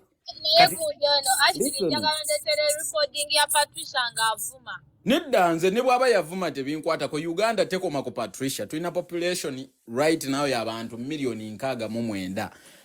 Patricia taweza 0.00001. So let me speak generally. Ashley, bw'onoogenda ku internet yo right now ku TikTok wandika mu Diosi Lubega baamukozeemu fake account. Kyabadde ngamba mukisa abaana banzisizza fake account. Ne mu NUP tuyinamu abantu nga beerimbika mu kifaananyi kya NUP naye nga siba NUP. Kati gwe obalabira ku ki? Obalabira ku bikolwa byabwe. Mu objective za NUP temuliimu kuwemula, temuliimu kuvuma, temuliimu tribalism, temuliimu nepotism. Kati kasitola bw'olinga zaagamba Abaganda be ba NUP ng'omanya oyo mall. Mr. Mukisa, wagenze nowa example ya Busiramu, no gamba omusiramu atakola chi agamba omuntu mbu mukafiri. You understand? I got that point very well. But I want to tell you that's a very different thing. Oba okitegeera. Kubanga omuntu nga uliriza omuntu nga an example point of discussion. No, you gave it. Yes, it was part of an example. Listen, agamba abantu bonna Washiri mbadde njagala gwe kyolowooza kye tuba tukola kubanga president abyogeddeko n'abaga bannayo mba muvuma mugyeko ballet ate of which president owninga simu yange nze simu yange nsobola ogiteekako data wange simu yange n'omukutu gwange kati oyagala tukole ki kyoba otugamba kubanga that naye Mukisa ne waanaakunnyonnyola nga toyagala bitegeera oba bitekinga in it won't solve nothing. What do you want to do? Kulwachi go obade complaining about Nsereko and his people? Why is it hurting you that also of them are joining the race, are joining the same race that you guys were doing? Kubanga rati mbadde complaining kubanga honorable simuliranga avaayo ng'agamba abantu banange temuvumanga ate abamu bali kumpi naye simulirako ng'akyogera kubanga senga yali akyogedde simugambye tulaga tugenda kwocha. Ashley, let me explain something to you. Temugenda personal. Yes. Munyonyole ensonga eno nga twogera ku bantu bavudde ku live. Bwana Diosi, njagala kuleeta example endala ndowooza ate wano Ashley agenda kuntegeera nnyo. Bagenda ne bakwata omwana ng'ava ku kyalo kyewaffe ng'ayina byabbye mu Omaani. Yali yagenda mu kiyumba. Omwana oyo ne bamutemako obugalo. Nze bwe nanyiigira Busiraamu, ompulira bulungi. Saanyiigira muntu yakola ki? Yamutemako obugalo. Ne ngamba nti omwana ne bamutemako obugalo ng'abadde alaze obujulizi nti amazima si ye yabbye yadde allegation zigamba nti ye yabbye. Nali mu America ne nsanga gayinga Musiraamu. N'atandika okunnyinnyonnyola ku Sharia law era n'angamba Sharia law ekola etya. N'angamba nti mu Sharia law botta omuntu naawe baba balina okutta. Naye singa famire ekusonyiwa ey'omuntu ono gwe wasse kubanga famire eyo gy'oba olese mu bulumi state eba teyina kutta. N'angamba state bw'emala n'ekutta eba ekomitinze mada. Naye nga nze bwe nanyiiga nali simanyi nti state yeriko obuzibu si Busiraamu. Nti omwana yaleeta obujulizi nga bulaga nti si yabbye. Bali babadde akolera ne bamusonyiwa. Yo state n'ensalawo nti nedda. Olw'okubanga Munnayuganda bano babbi tubadde tufuna keesi zaabwe ez'okubba ne bamutemako obugalo. Nga state ye yazza omusango si Sharia law. Nze ng'omuntu nanyiigira ki? Busiraamu. Ninga Abasiraamu batandika ddi okubeera n'amateeka. aganyigiriza abantu. Kumba abasiraamu muli bantu balungi, state ye yakola ebyayo. This is the same scenario. Nti mukisa ndi mu kkanisa. Olwokubanga ndi mu kkanisa Lubega okoza assumption nti ndi mutuukirivu kati bakuleetedde omuwala nti mukisa yamuwadde olubuto. Kristo oba obulokole si bwe bukoze obubi. No, mukisa yakoze obubi.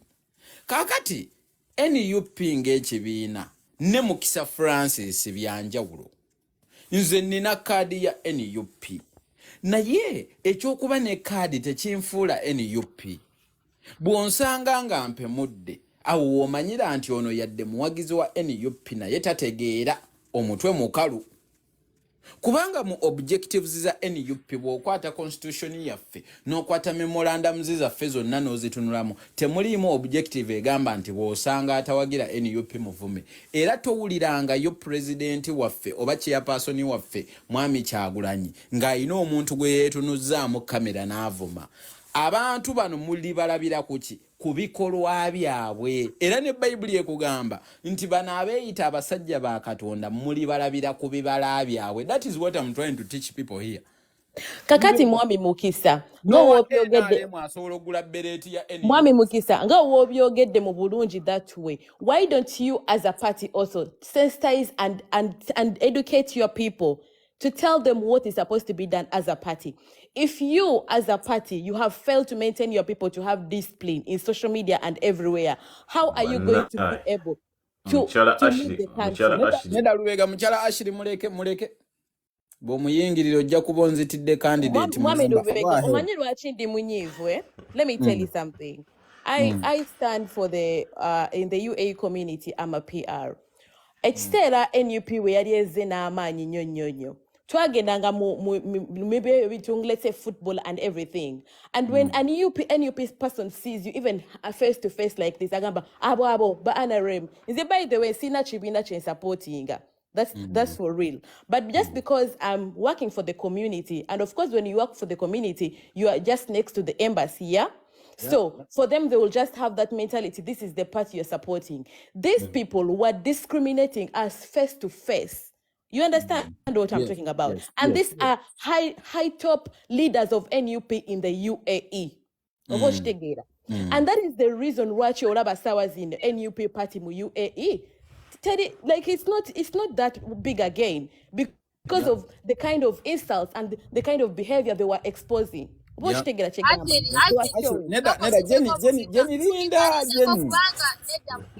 Jenny ogenda kutta candidate ono candidate waffe.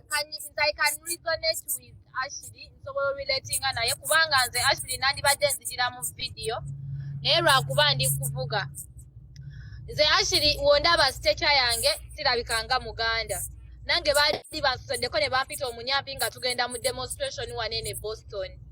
I understand. Next take up NUP, that is individuals. Mwebali toloza mfe tukebere emitima abantu mwebali.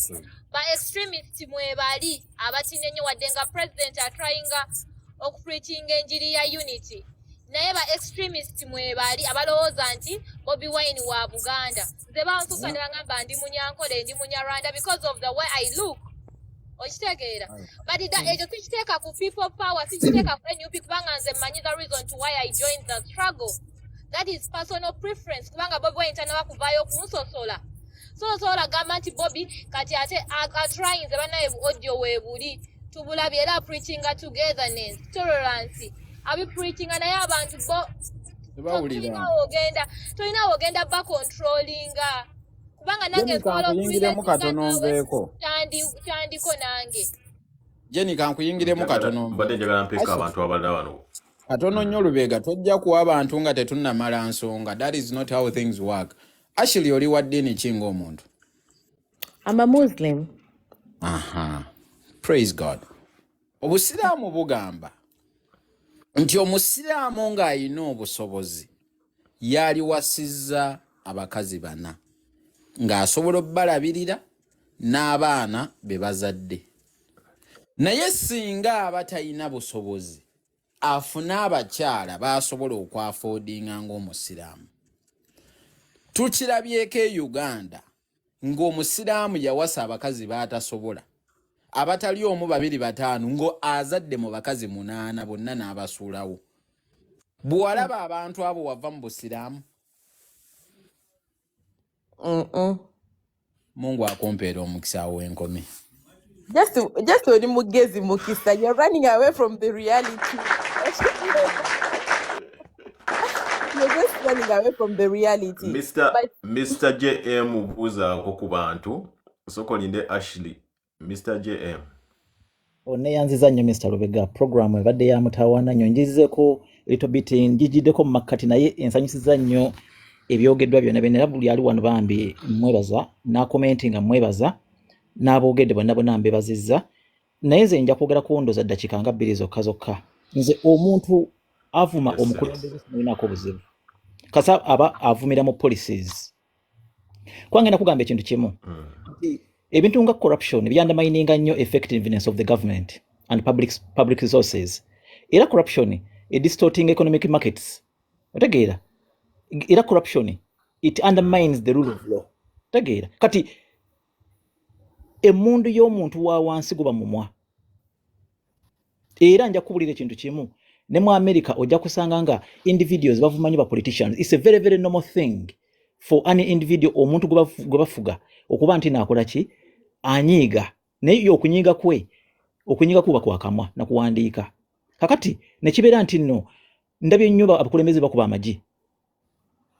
Bakuba amagi mu Uganda twesimye n'okwesima, teri mukulembeze kuba kwa amagi kubanga bakuba bukubi sasa in a democratic world. Okuba nti nno omuntu bamugamba is scrutiny, is checks and balances. Bowe zibalemye okukolera mu parliament, zibalemye okukolera mu mateeka mu makooti, zibalemye okukolera mu executive, then abantu bagenda ku nguudo bakole ki? Balekane bavume because ye mundu gye balina. Ye mundu gye balina, nze si bya politics si byagala, neze nga babugambe nti nno yes ensi zino zitandise okukola sanctions ku bantu baffe olw'ensonga nti nno number 1 era nabo basoma ebintu ne bakola zigundi ezo ne babuulira okugira abantu ne sanctioninga some of the politicians ne sanctioninga kiyamba bintu bingi nnyo. Kiyamba okuleta equity kubanga nyengera okuleka buli muntu agenda mu equity alina okujja with clean hands. Mpudde honorable Nseko nga kyogerako kireta flexibility mu bantu bennyini abantu bebafuga n'okuba nti n'abantu benjoyinga. Twagenda kuwa n'ekiruddu juzi, nze nja kubuulira twatuka ekiruddu nga services ekiruddu yes badokita mwebali naye nga temuli facilities bulungi. Naye nja kubuulira ekintu kimu, mbulya minister gwe alwalira ekiruddu taliyo, mbulya MP taliyo. Kati gwe omuntu alwalira ekiruddu mbulira nti nno bw'onoosanga minisita lwaki tubeeko na kinugundu ku mutwe oba MP ngali mu nkoni ye. Tegeera? So abantu babaleke, abantu bannange obanga ovuma politician nga omuvumira ku policies, go ahead, you have that right. Kasabanga tomuvuma nti novuma family ye, ovuma mwana we, ovuma mama we, ovuma kasoberanga politician yo gwalonda ng'olaba takola bulungi n'omukube ejjiri mukube kubanga n'abazungu babikola dda. Kiba kiraga your discomfort, your disagreement with the policies, with the ways of gye bakola ebintu byabwe. So nze nja kugamba kino obufuzi tutekayo abantu abo okutufuga kikuleta impunity. Tutekayo abafuzi abo okutufuga kuleta equality and accountability. Where there is no accountability wabeerawo obuzibu nti abantu amaanyi gaabwe gali mu kamwa na biwandiiko. Neyanza nnyo Mr. Lubega. Kwa kugalo wafunye dda abawagizi mu comment section. Abantu bonna bakuwagira mu comment section kanso kenteke mukulu laptop wano mu kinene. Wami Jebuzo wo mu balanko yedda bagambe nzenza ina mu kalulu kabwe wo mu mwaze nkola lobbying ebyaba intellectual nako wo byogera. I resonate with people.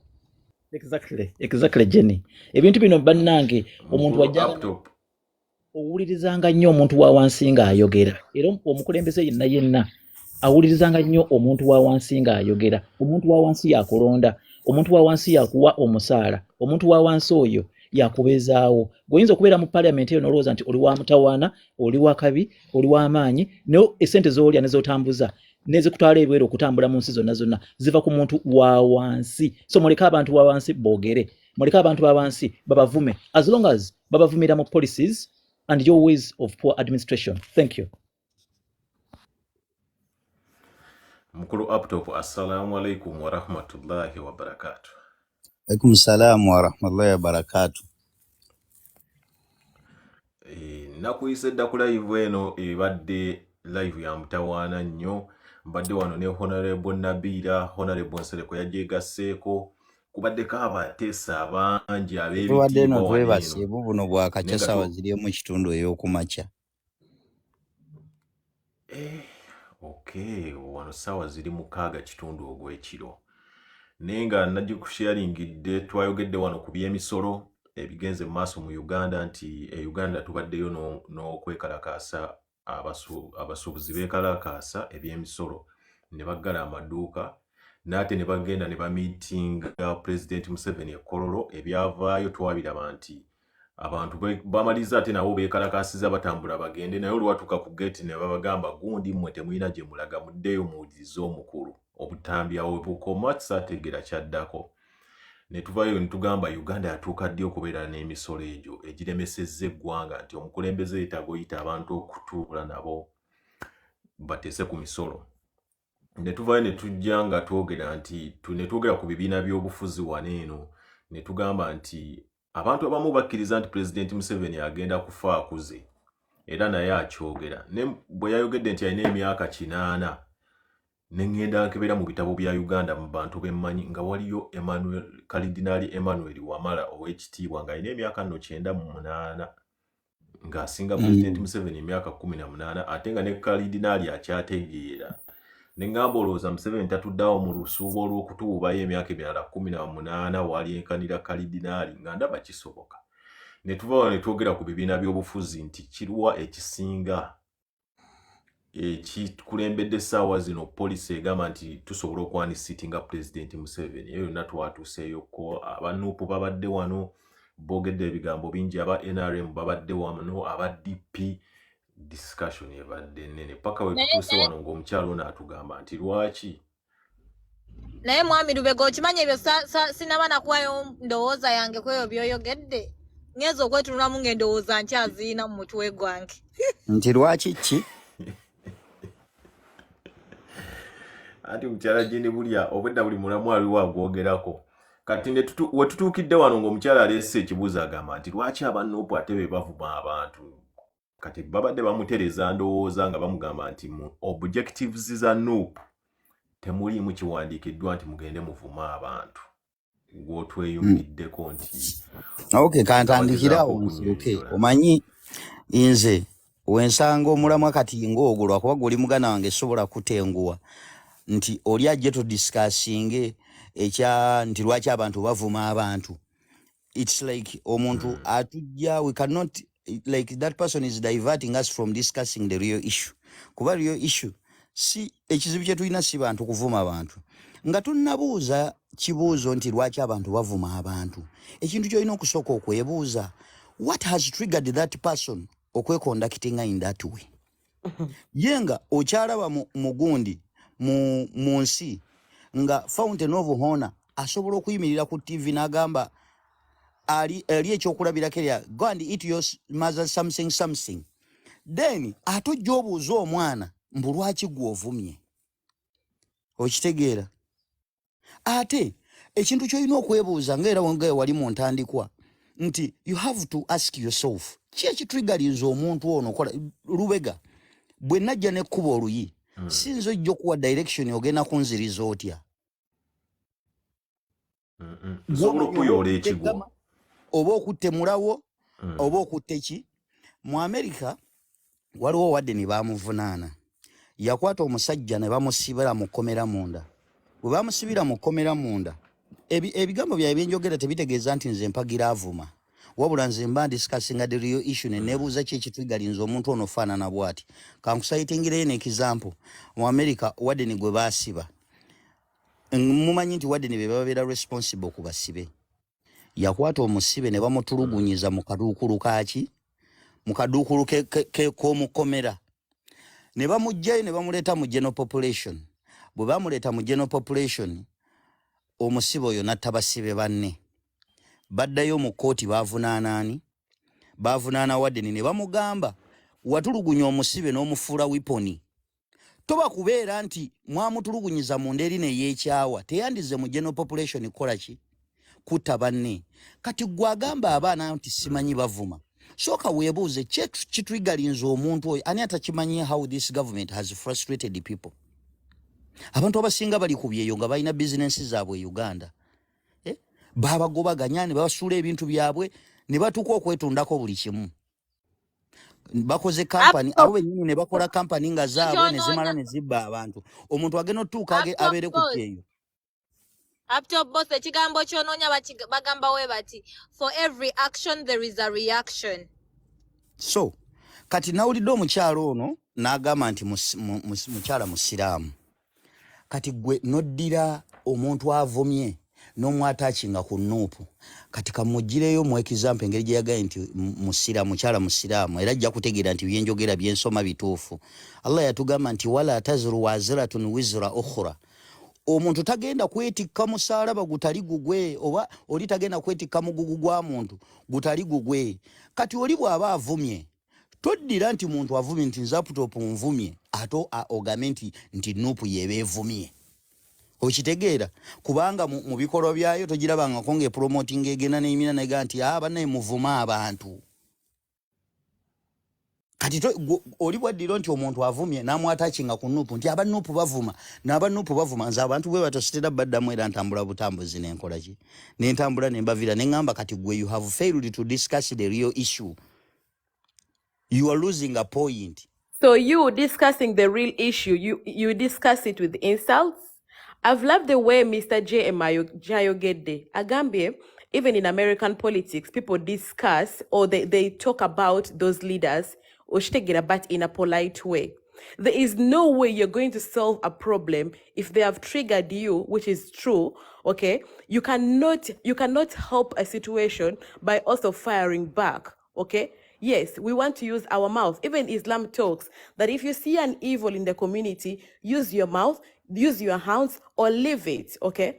You're using ebigambo byange njagala ompuliriza ebigambo byange sigambye nti defending avuma nakugambye nti weebuuze kyekitugaliza omuntu oyo okufaanana ate gwanenya abavuma nenkugirayo fountain of honor ng'ayimiridde ku national tv whereby bayimiriza tv zonna okubroadcasting ebintu babroadcastinga ye kutuddeko n'abaana n'akugamba go and eat your mother something kikyoba osindise mu baana kati nga tate gwojjonenya abaana Uptop kati ninyo actually alesemu America nze nsinzidde wane no mu America so obo oyogedde ku America obeera oyogedde ku nze mu America wane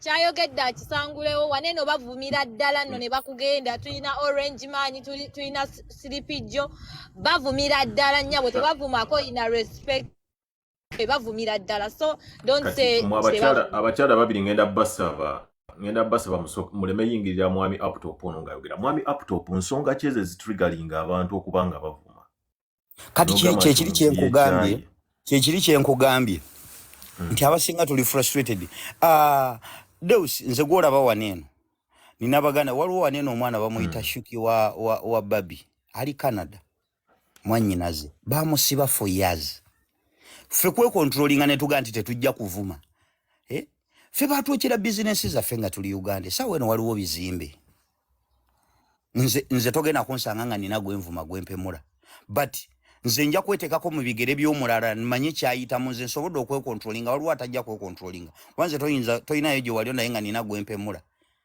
naye nga tuluzinze bingi tuluzinze bingi oyo gundi oyo mutabani wa Nadduli gwe batta Nadduli tata wange muto kitegeeza oyo muganda wange oye yafa twandibadde tuli wano tuwemula abantu bali frustrated abantu babakoze ebintu gwe baba tebalina kye baakukoze kyovula bw'ojja tuula comfortable nze nkugambye sijja kukugamba nti nsupporting omuntu avuma but bw'aba avumye sijja munenya wabula nzirayo ne neebuuza obuzibu buvuddewa if you want to solve the problem soka weebuuze problem eno evaawa if you want to solve it kyekireeta obuzibu buno Bubono janja malaria ina kusoka kuwebuza malaria avaawa kyekirese malaria ono tojja kujja kugamba nti tugenda kuttabula nsiri gye tulaba malaria oyo ensiri okumukalinga okumuleeta gy'olina okusooka nosolvinga problem then nolyoka so nze ebyo ebyokugamba mbu simanyi gundi avuma I don't agree with the people abavuma but still sijja kukola ki sijja kuddawo ntandike crucifying mbu simanyi Nuupu buvuma ye mwe mukikoledde ki kuba kati Nuupu onoogigamba otya mbwegenda kukolera ki Nuupu erina control ki kunze ku ssimu yange ekisooka nze nyinza okuba nsaidinga ne ideologies za Nuupu but still Nuupu teninaako control kuba nze siri member waayo but ojja kunsanga nga mpulikinga message ng'eya Nuupu otandika okungamba aptop wa Nuupu naye in actual sense ndi wa Nuupu wawanga sina kadi ya Nuupu kuba ekinfulo wa Nuupu kwe kubanga ndi member negolo okuba onsanze laptop Laptop nina ebibuuzo bibiri byokka bye njagala. Laptop njagadde nedda mukyala Ashley ate ndako mukyala Ashley eka moderator laptop njagadde nkujje ku eyo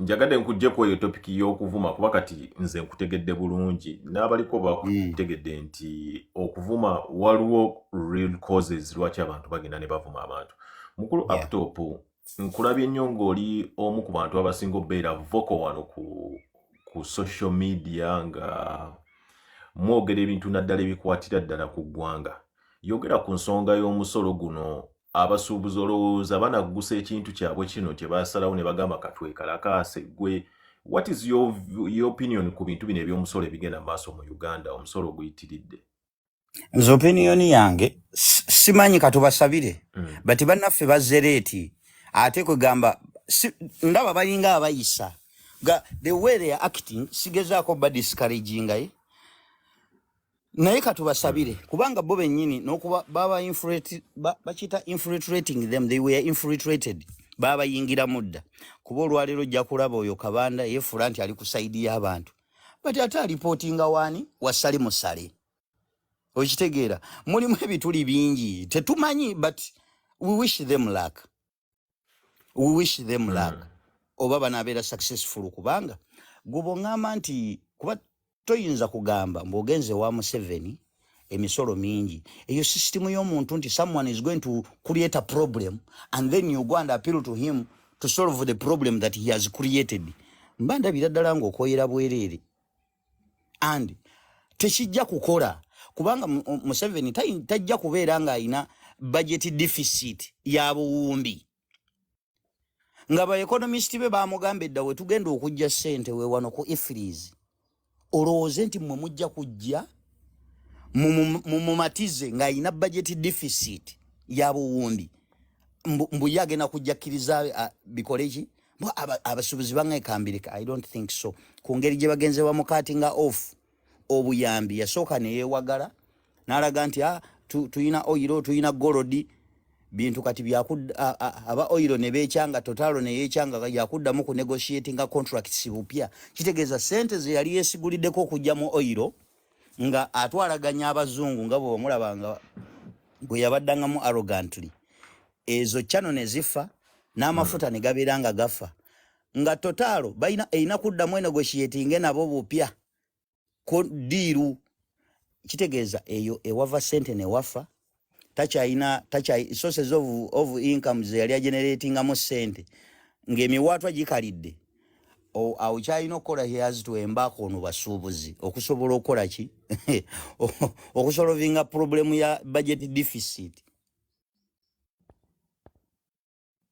okitegeera waliwo agambye nti oyagala tweguya abazungu waliwo agambye nti oyagala tweguya abazungu nze neewuunya abantu akyayogera mbu twagala kwegobako bazungu bali bakola system yaabwe we cannot run away from it bwe tubanga olwaleero tetusobola n'obuti bw'emmannyo bwe mwesokooza buli muntu ayina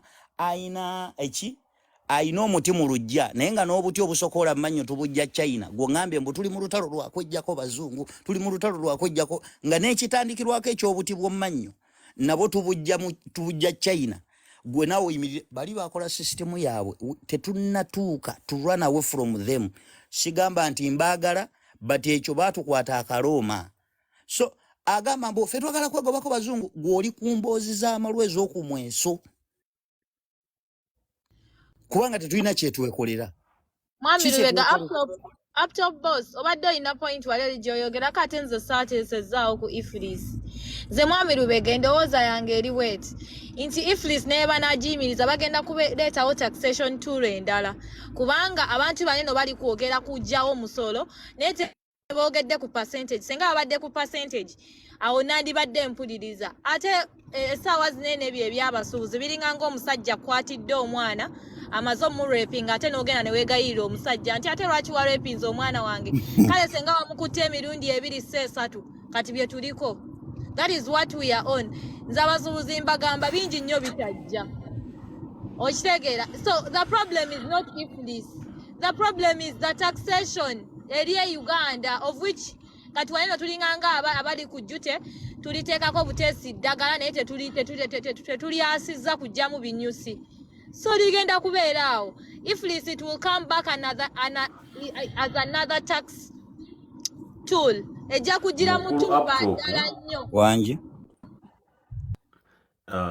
nina ka video ke nalabyawo nga omukulu wakulira abasuubuzi agamba nti President Museveni ffe tuggyeko Iflis guno omusolo gukwate ate oguteeka eri mu factory tusasulire eddala lumu mu factory ekintu kino olowooza tikyazenga already abasajja bano batudde ne bakigaayagaayamu kuba nalabye omwami ngaaga mbadde mmanyi mwatudde mugamba tewali misolo ate mugamba bagukwate baguzze eri era gye mugenda osasula gye mugenda okugula ebintu just mwewala kano ka system kyekigenda maaso mu Uganda eno bwe kijja eno kikola double taxation nti omuntu ajja kujja ne container ajja kuleeta container ye agireete nammanve esasule bakayita ka 18% kaabwe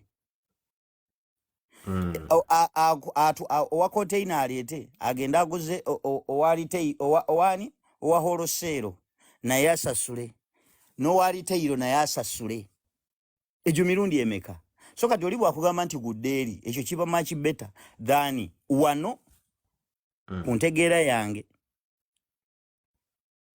kubanga kati container bwejja netuuka enammanve nesasula Iflis negenda kuwa olosero naye n'asasula oledi ogwasasuddwa edda nange bwe nzija kuwaliteyiro naye n'asasula obwo buba bubbi kati ate ekyo tebasobola kikiriza kuba baagala ssente kubanga ate abasuubuzi abamu bakola nga aba retailers of course awo mu kikubo waliwo abakola nga aba wholesaler ate waliwo abatunze era kino muso nabo bali mu byanfuna ng'era Uganda kati betagenda bikiriza ebyo nze nkugambye bineeno ebyokugamba nti oba kiki simanyi kweggalira biki kunyumyamu bunyumya aba basuubuzi balwayo babeeranga eri mu bintu byabwe mu laptop ekibuuzo kye ekisembayo olowooza zino natti ze tuyita sanctions natti zineeno ze bataddewo okugeza ne baziteeka ku speaker wa Uganda ne babateekako envumbo ne bagamba teri kulinnya Bungereza teri kulinnya Dubai olowooza ebintu ebyo bannayuganda tubifunamu ngaffe bannayuganda nti ono speaker yali atutta amabaati ono ayina amayumba eno era olowooza tubifunamu era ebintu ebyo gwe mu ndowooza kuba nalabye ennyo nga aba opposition babisanyukira nnyo nagenza okubikola no TikTok nga ndaba buli mwana wa Nuupu akitaddeyo nti kati tubalina olowooza ebintu ebyo bituyamba ng'eggwanga bituyamba kati kansooke nkuleetera ekyokulabirako ku ntegeero y'omuntu wa wansi kwayinza otegeerera bwe bakeera enkya ne bateekawo etteeka ne bagaa nti okwata omwana tugenda kusiba emyaka bwegiti Lubega ne bw'oba oyimye otya oga ekomera weddako kati abantu abamu babadde bakola ebintu bino jjukira ekonomi ye Uganda bagittattanye they had started to invest mwezi ensi ezirina ekonomi ezikola ki ezidduka nga bekolaakola buli bya busiru naye kakati bwe balaba nti abasajja abalala abalina bye bakola bwe balaba nti amaaso gabaliko bajja tandika okukolera eggwanga lyabwe nga kyabadde akola luli ng'akikola nga kati alinnyamu. Kati kikwewunyisa nti sipiika mu kibaluwa ekyafulumye nti akulaga nti alina amasomero kyokka ate abaana be basomera Bungereza. Kitegeeza mugenda kuleka education system ya Uganda temugifaako. Kati ababeerawo bw'anaabeera munda olwo atandika okukolera nti kankolere eggwanga lyange literere kubanga liririmu abaana bange sikyayinawo pulaani ndala eri yonna bangobaganyiza ebyo tuba tubifunamu. Kati omuntu okubeera ngo investinze Bungereza oyinayo amayumba mu ggwanga eritandika okukula obukuzi ng'e Uganda nga tulina ebifo ebigazi temusobodde kubizimbamu. N'ogenda ate n'oddira ensengaga ate era n'ogyongera. Ffe biba bitukolera ssente kazibeerewo ewaka. Tubifuniramu ddala n'abalala bafuna okutya. Kati nga bw'olaba kati nze njagala banjuyize ku judiciary. Jinsingira ddala okwagala kuba yesinza otuleetera obuzibu. Esinza okutuleetera obuzibu nti essaawa ya leero tetuli independent nti waliwo n'amateeka abazungu be gatulemesezza okubeera nago lwa judicial system okubeera nti nfu. Nkuleetera example y'etteeka ly'ebisiyaga nti balituganye lwaki? Tebalituganye nti ffe obubiina bw'Abafirika buwooma. Balituganye lwa judicial system. Njagala tugende empola wano ojja kuntegeera. Judicial system yetulemesezza okubeera nti twetaaya n'amateeka ago. Teweebuuza lwaki Abawarabu bo babalese olw'ensonga judicial system yaabwe namu. Naye ye waffe kubanga bakimanyi nti e Uganda abazungu bano bakwata ekkubo ne bajja bannamawulire baabwe bajja ne babroadcasting ebintu byabwe biki. Kati batya kubajjukira abazungu bavaliwinga omuntu waabwe. Batya bagamba bajja kwekwasa ensonga nti oli muli wa busiyaga bamusibe. Judicial system emaze okulaga system yaffe erabisiza etya system yaffe nti judicial system nfu nti balaba abaana bebaga nti twabalemesezza okweyimirira lwa nsonga tebalina baki bantu babusimbalala basobola kukola kikubeeyimirira ne baleeta ababaka ba parliament.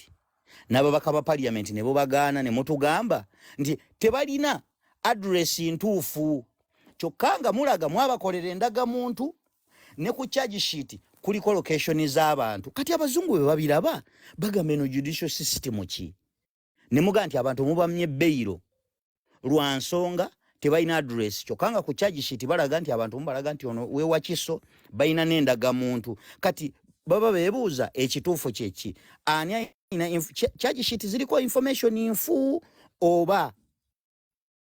Kati abazungu we balaba ebyo balina amateeka ge batajja bakkiriza kuba nago kubanga abantu baabwe bajja kujja mu nsi zammwe nga bola bwe bagobaganya UN mujja gobaganya bannamawulire abazze okusaka amawulire temwagala balabise mubateekeko emisango. Kati jjukira bo bavaliwinga abantu baabwe mujja kuteeka ku bantu baabwe emisango mubasibe. Abazungu mubamanyi mubabadde mumanyi we bavaliwinga omuntu waabwe. Kati babo basefugadinga abantu baabwe tebakitulekerawo nti twagala ku bubiina bw'abaddugavu obwo busava bulungi. No bo basefugadinga abantu baabwe. Basefugadinga abantu nti abantu baffe bajja kujja mu nsi zammwe ng'abalambuzi. Mubateekeko emisango olw'okuba mubeekengedde nti onayinza okuba mbega wa Amerika. Koti nfu. Bali mugamba bino ojjukira Besigye bamusibedde Besigye n'ayimirira n'agamba koti nfu kati kyogezaako gamba. Si kye kituganyisa gwe singa babigaana lwaki Abawarabu tebabateekako sanction lwa nsonga amateeka gaabwe gakola mu nsi z'Abawarabu amateeka gaabwe gakola y'ensonga lwaki bombalaba Abawarabu beetaaya ne basigala. Era natunuulira mukoddomi wa Museveni ng'abuuza lwaki ensi endala ezina amateeka amakakalizo mukyakolagana nazo bakolagana nazo lwa nsonga judicial system yaabwe namu nti omuntu waabwe ne bwagenda tebajja muteekako kisango. Naye wano ne mukwata omuntu ne mumukweka emyezi 3 tanaleetebwa mu kooti.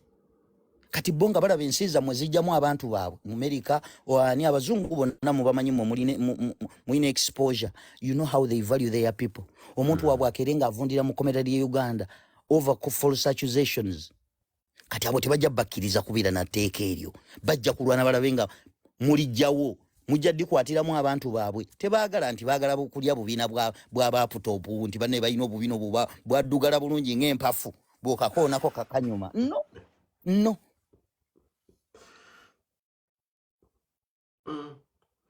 byebyo ekyo bwekito bwe kiri muganda wange tebatugaana gwe nkugambye you compare the two abawarabu lwaki bagalina tunulira judicial system y'abawarabu mateeka gaabwe gakola nti tebalina bweraliikirivu ku muntu waabwe Omumerika anaalinnya mu bawarabu tebajja naye Uganda okuwaayiriza kulinga okuwaayiriza omuntu ne bamusiba omwezi mulamba tanajja mu kooti najja mu kooti ne bamuzza mu byamankyolo nti abantu baffe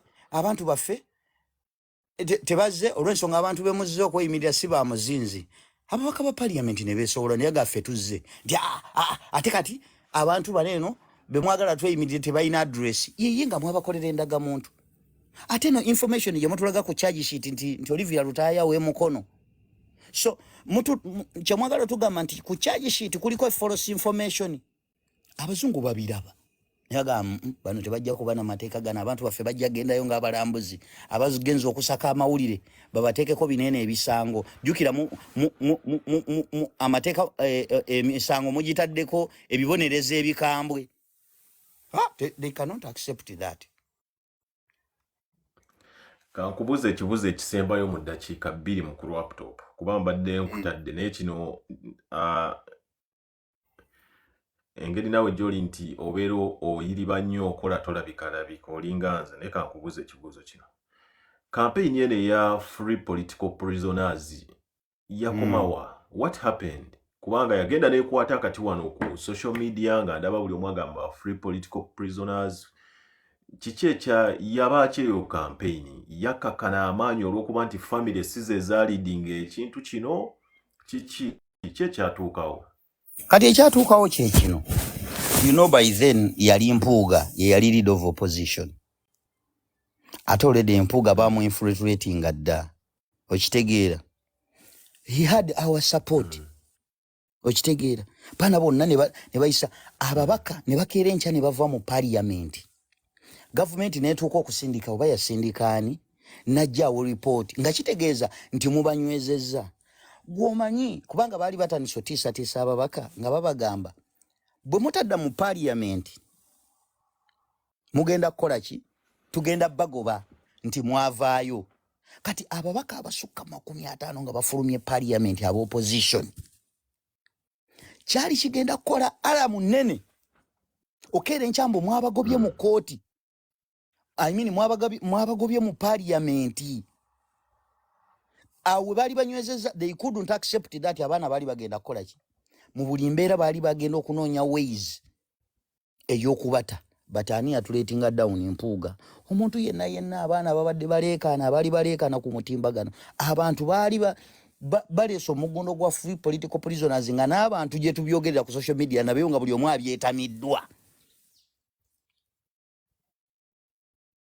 abyetamiddwa kitegeeza buli omu yali atuse ekiseera nga awulira abanabiko oba mubata mubate nga ne gavumenti enyezeddwa ekyaleeta obuzibu ye Mpuuga okwata ababaka n'abazza mu parliament kati abantu baffe omuntu yenna anafuwa ayiike vivi bw'alaba nti abadde atuuse wagenda okuwangulira ate n'omuzza step endala nga 10 mabega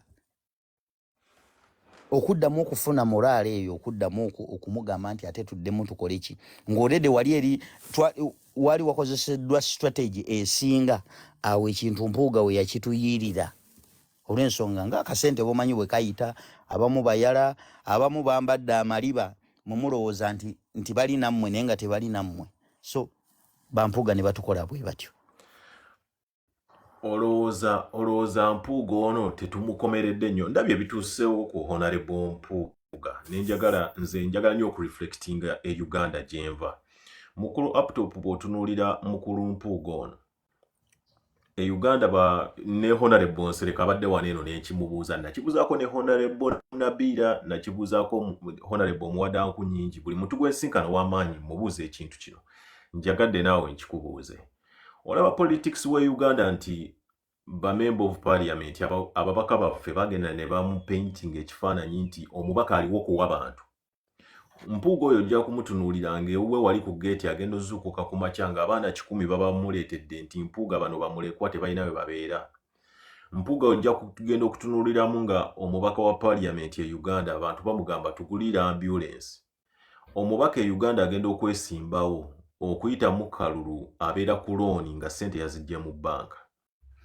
Olowooza nti Honorable Mpuuga ono we baasayininga ddiiru zino ez'okutwala obukadde 5 akasiimo ez'okufuna akasiimo kuba si Mpuuga yekka agenda okukafuna kakoma ku Mpuuga saakitegeera kuba nawulirawo bye bagamba nti kakoma ku ye yekka. Olowooza nti olumu abakulembeze bano tetulina okubatunuuliramu ne tugamba nti omuntu ono gy'ava olumu agenda osayininga obukadde 5 buno olw'embeera abantu gye balabamu ebyobufuzi. Olowooza tetwamukomerera nnyo kikyoyogera ku situation eyo yonna ey'obukadde 5. Kaakati nze mbuuza omubaka agulira constituency agula ambulance ani yabikutuma twakutuma tukolera mateeka naga protecting oba tugulira ambulance ebyo bye byeteerawo. So that cannot be an excuse. Musimanya okusinziira abantu babeerawo bantulidde mmwe mwaggulawo omulyango gw'okugabirira abantu ekyovula asobola kubeera mubaka alina embaga nakuyita owoolumbe nakuyita naye ayagala ssente. Simanyi omwana aganya okudda ku ssomero bye babitandika. Omubaka otandika otya okuwa abantu ssente? Osobola otya okuwa abantu ssente? Ekyabwe nze omubaka simubanja kungulira ambulance wabula kyemubanja kiri kimu kukola mateeka. Bw'okola amateeka judiciary n'erinyirira amateeka g'okoze nja kubuuza gw'olina strategy ki nga legislature bw'obanga amateeka g'obaga judiciary ate geemenya. Nze ebyo bye mmanja omubaka oba omwana wange tagenze ku ssomero oba kiki nze saagala kumanya oba tompadde yadde n'ekikumi kati ebyo bye babyetandikira. So that cannot be an excuse bw'ate yakwata 5 okusinziira ku pressure ye Uganda okola ebintu ebitali bibyo ani yabikutuma. Egyo gye mirimu gyo gy'oteekeddwa okukola. Olwaleero muganda wange Deusi olina omulimu gwo nkakasa wookolero ina department mwoli kati nga bakulaba oli eri obigiyitana ne department endala anti munnange abadde taliiwo ate munnego tugabana naye renti nsula naye rumumenti wange eri gyali rumumenti wange ate no nga saidi y'ebintu bifa. Oyina department eyo gy'olina okuddukanya ogenze oli oddukanyizaako oli ng'otandika bagamu naye rumumenti wange kati bwe naaba simuyambyeko ate kati tetujja kusobola kuraisinga ssente za kusasula ruumu kati ate ng'eno ebyakuleesa bikulemeredde. So nze excuse yange toyinza kugimpa imini nga excuse. Musimanya abantu babeera ku mulyango mmwe mubawa mulemu bawa baleme okujjawo. Nze nkeera enkyambeera omubaka ojja otandika okunsaba ssente akasaala kenfuna nkateeka kabina. Lwaki ndi aloni kitegeeza bayingira bamanyi nti kati bayingidde business baze kutula ddiiro. Bayaaye batusumbuwanga abo batukoyezanga bwereere nze ne kubyenda bakati mbuuza opposition yali ekola ki tetwalabako ku sanctions. Waliwo ebintu bye tutaalabanga luli kati tutandise birabako kati ne twebuuza aba opposinganga eddamu opposinganga ki. Essaawa eno waliwo chairman wa Kosase babadde bakunya abantu ebiseera bino aliwo essaawa eno taleetanga yadde chairman w'oku kyalo musimanyi ono bamukunya lwa bubbi. Kitegeeza balinga mu ddiiru zaabwe tombulira babaka ba parliament gy'emiziina nze sikyalina munnabyabufuzi gwe neesigamba onoono bayaayi. Mu laptop njagala osiibula abantu nga oyogerayo ku bigambo ebirungi ku kibiina ky'oyogera kuno kuyinza obbaako omuntu nga oba tawagira kibiina kyo nga mwawukanya endowooza. Nkuwadde eddakiika 5 ezikyusa obwongo obw'omuntu ajje awagire ekibiina kyo nga basiibule obubaka bwo bosiibula abantu naye nga bwogezaako n'okuba kakuyege aleeta abantu beegatte ku ndowooza yo. Wamanze siina gwe ngenda kumatiza kujja ku ndowooza yange. Bw'onoowulira ng'embeera gye ndimu yeetaaga okujja okutwegattako kujja tewali gwe tugenda kuddawo okumatiza buli omu waali embeera agimanyi. Tewaliwo omuntu wakutabbira mbu banne eno jangu eno si ddiini mbeera gye tulimu buli omu agimanyi bw'otagiyitemu abaana bo bajja abasuubuzi baali eri nga bali mu kucakala nti wamma gwe beera ku mudaala gwe olabe simanyi bwe banaakola bwe bati beera ku mudaala gwe olabe kati lwaki baggala amaduuka basita Bugingo teyabagaa nti munnaye babeere ku maduuka kati lwaki bagaggala balagawa mbu weekalakasize ku dduuka lyo beeraawo ku dduuka lyo ng'okola gavumenti olabe bwetaakola balagawa tewali gwe tugenda tewali kumatiza muntu nti jangu gwe bw'onoowulira ng'embeera ekutinyeeko ojja kujja ffe ebitwogeza Deus muganda wange ffe nze siri nti ndi bubi nti oba nnoonya kyakulya Wendy, I have all the reasons to keep quiet. Nina omulimu ndya nnywa sisula bubi abantu bange basobola okulya naye nakulira bwayise nina bakyali bange bali mu mbeera mbi kinnuma okubeera nga babeera wano ku WhatsApp yange tebagibeera braza mpaye ekitwalo bo ne balowooza nti nze ngenda okubeera mutaasa gye bali nenga nange nina ebizibu byange so kati nkuba omudomo okubeera nti gavumenti etuleetedde okutwetikisa emigugu egitali gyaffe.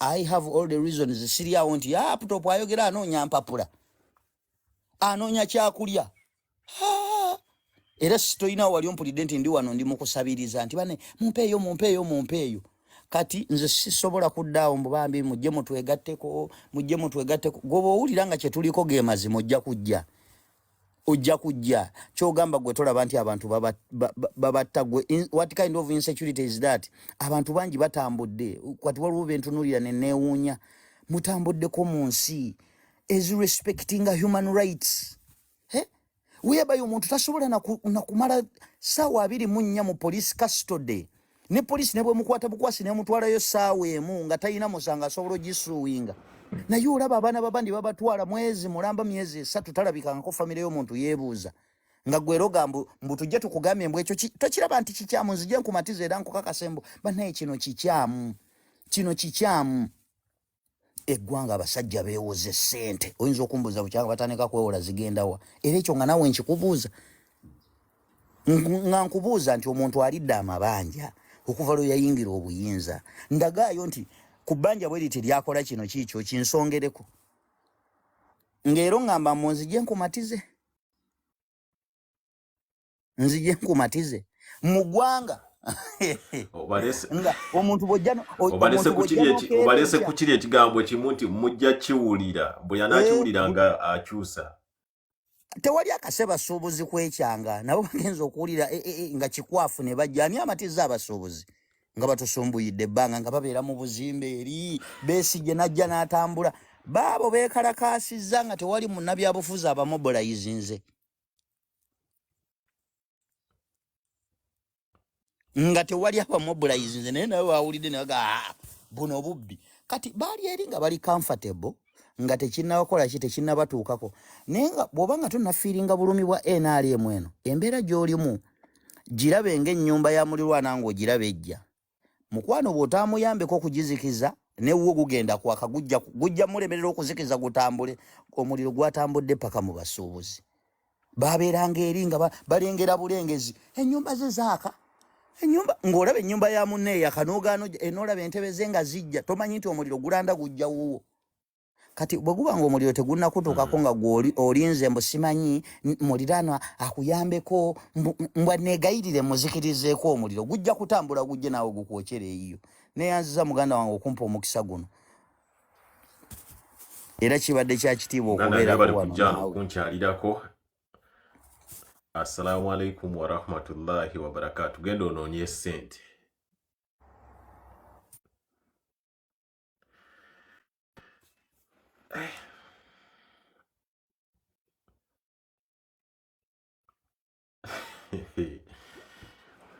Olunaku lwa leero lubadde lunaku lulalamukko. Bane buli abadde wano kansokemu obugalo.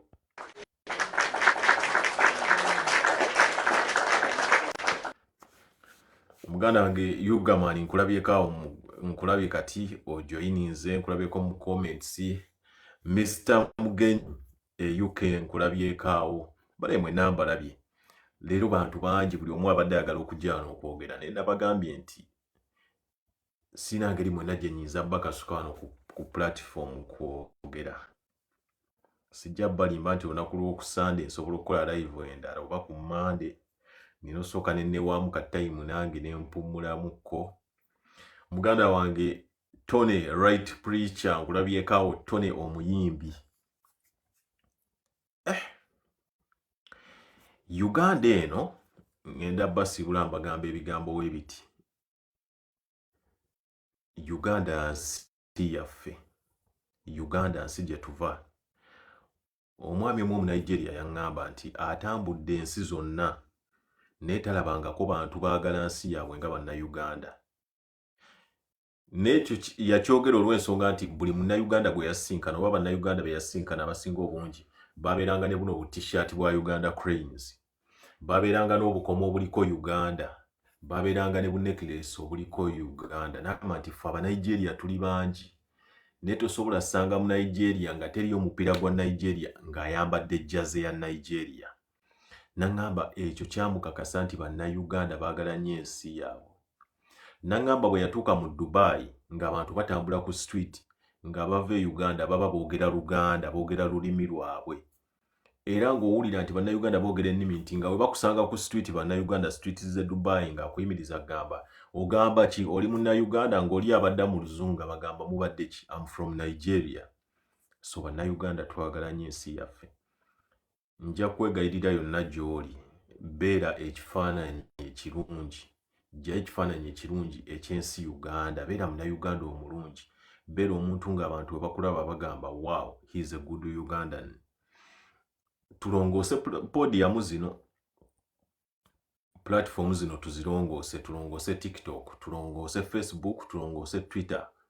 Tubeere nga tusobola okujja nti owa NRM ajja wano naawe ebirowoozo bye, owa NUP naawe ebirowoozo bye, owa Independent naawe ebirowoozo bye, owa DP, CP, JMA, ebibiina bingi biri mu Uganda.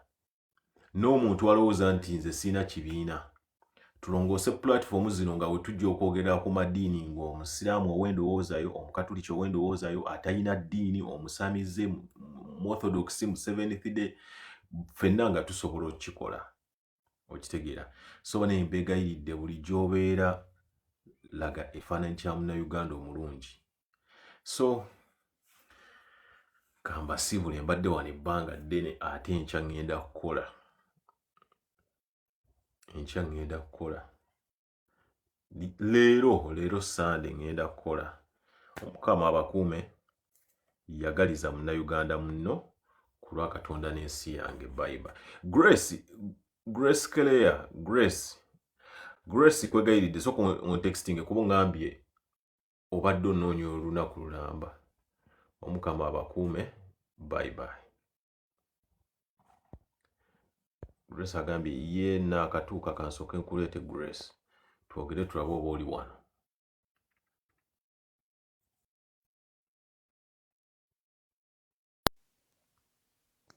Hello. Grace oliwa. Ndi bulungi sebo, oli otya sebo? Ndi bulungi. Oliwa. Mbadde awa Stromstad.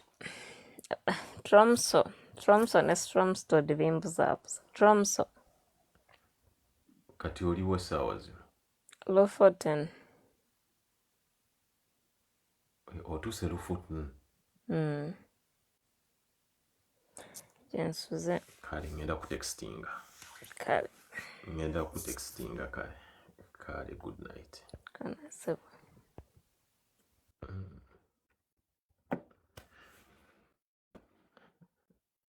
Nange ndeetaako. Ani mbaze okusiibula abantu. Ono mulesi olw'okuba nga tuli mu kibuga kye kimu. Kikyoyagala okugamba Princess. Bannange nga nange nsiimye okundeetako ssebo. Ndi wano ne muwala wange Jenny. Mugyebale ssebo. Kale ennyabo nawe gyebale. Ujjako gwe music Jenny. Bonna programu ebadde nnungi nnyo nsiimye nnyo nsiimidde la nange njogereyo obugambo bubiri busatu. Omi yo musipi. Musipi ngusibye. munange amanya gange nze Frida Nakazi Sebalu namuwaya mwala w'omugenzi Alhaji Mike Isa Sebalu yakolanga ku TV muzukulu w'omugenzi Abdalrahmani Sendi wala w'omubulo mwala wo muzukulu w'omugenzi Haji Juma Mubiru omuzukulu w'omujungu te Sebalu namba 66 abalwanira eddiini y'Obisiraamu. Kakati mbeera wano bwe ngamba Massachusetts abamu tebabitegeera abasinga bagamba Boston.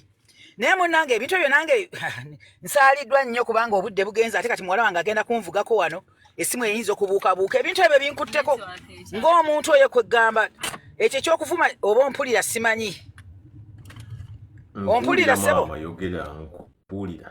nkuwulira bulungi yongera okubitwala mu maaso Honorable Nsereko obwedda mbawuliriza ekigambo kyo kituufu nti bannange tulina okwanalizinga ebintu nga tulaba ebintu bwe biri abantu bakoowu omuntu omukoowu taba na mpisa bana tulina okitegeera omuntu abantu bafunye ebibaluma kati nganze gwolaba wano nali mwana muto naye Jjajja Museveni we yayingirirawo nze omu ku bantu be bajjako zi 00 ng'olina omutwalo ne bakujjako nali musomesa nze nawa n'omusolo gwa graduated tax nga nsomesa nasali gamba ebintu bibadde bingi oyo jjajjange y'omu ku bantu abawagira Jjajja Museveni nze okulonda saalonda nali sinatuuka okulonda kwa mu 1980 nesebo jjajjange mwabamu mu baakabazaala bannange ebyensi bikyuka Jjajja Museveni bannange ku Crusades eko zibeera zi campaign nga teri bantu ne tusekerera jjajjange n'aga nti ono omuvubuka alina okwolesebwa okyaba kati abantu balaba Bobi Wine bambi ne bamufuula wa bigere ne Jjajja Kaguta naye ssebo naye yali wa bigere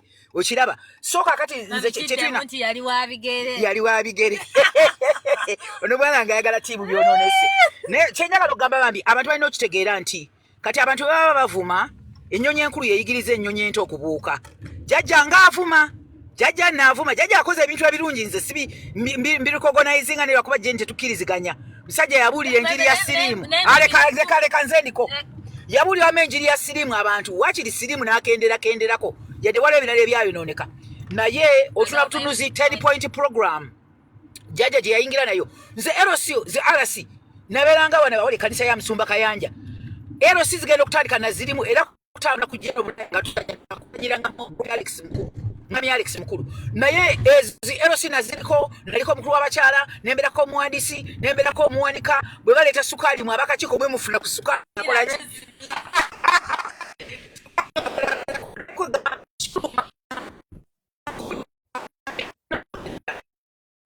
muluma twazanya omuzanyo 30 years of bananas omuntu ajja kwambala uniform yonna oba yambadde ya yero ne wa Museveni eriyo abakuuzi omuntu nga mukuuzi kati Uganda bweneeweza abantu yaffe ku halaali ojja okulaba enkyukakyuka eyaddala abantu kankubule balimba nze fulufigo yo namwagala lwe bakwata Bobi Wine olwasooka nze ebyobufuzi nali sibiriimu nnyonnyo kiri awo naye nga nagoberanga his excellence principal nga mugoberera mu bino ebya art nga mwagala mukyalo we nga mwagala bakola ne gundi baziyita batya live show real life babita batya ebyo bushozo obulaga ebyobulamu nze nali nabigobera abantu abasinga nga tebabigoberera embaga ye agenda okosanga ne mwagala ng'omuntu naye bwe bakwata awo byobufuzi nembingiramu nnyo oyo Nakangubi bannage namwagala era waliwo omukyala Debula Naka ali France nagamba namufuwa ssente nga ndaba abayimbi bonna bali awo bakankana munange ebintu byakyukamu olulimi lwe ne lukyuka mukazi wattu naye yayogera nendaba twetaaga abantu abalina faya ng'ava munda mu mutima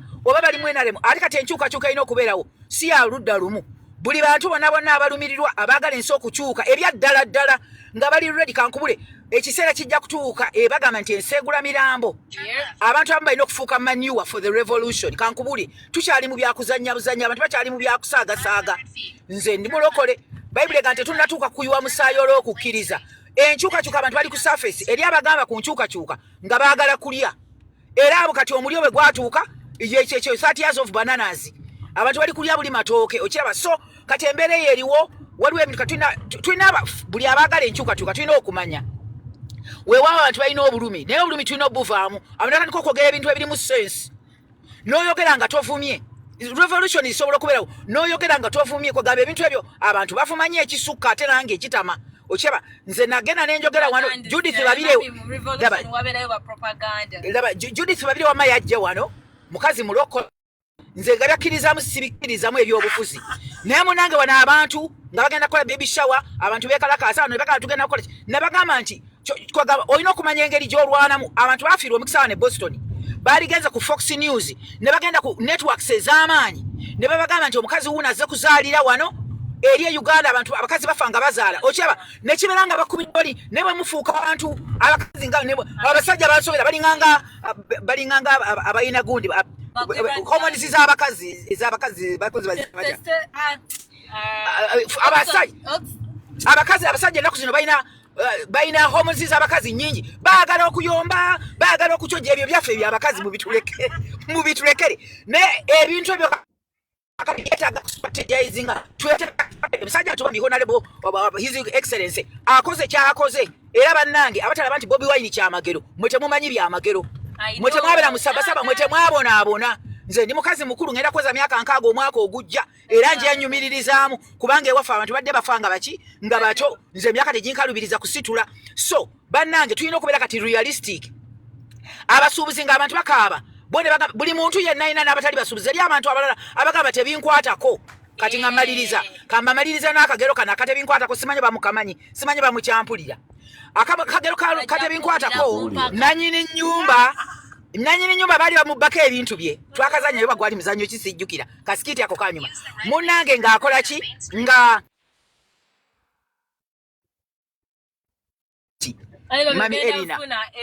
mami Erina yabadde akuba munnange nanyini ndimu eko sewe ndimu eko atukulira bulungi abapulira bulungi ejeni wamala bastory yakamasu yeno omusajja nanyinimu ebintu byali bibula n'ateesa nakakandeta akamasu kati waki nedda genda buterevu nawe ino tomanyiyo kati wammese bwala nanyinimu kale wammese kekali akabbi newe yalaba akamasu bambi nayagala banne abayingize mu nsonga ze nabaka bannange ndabe mukama waffe akamasu azze kamusala enkwawa ko wante nze ndeka ne mu nyumba siyingiramu tebinkwatako enkoko nega nti ndeka nze bamalo genda kwetakulira bwe nkomawo nga nengenda waggulu kuluwe gyembeera wambuzi nagandi awe envaako nsula wano wabere wali ndabeko mu nyumba munange wammese ng'abeerawo banne nga bagaana okuyingira mu conference ey'okuteesa akamasu tukakoze tutya kati olwali ngabagamba ndi bamungaga tebimukwatako olwali olwo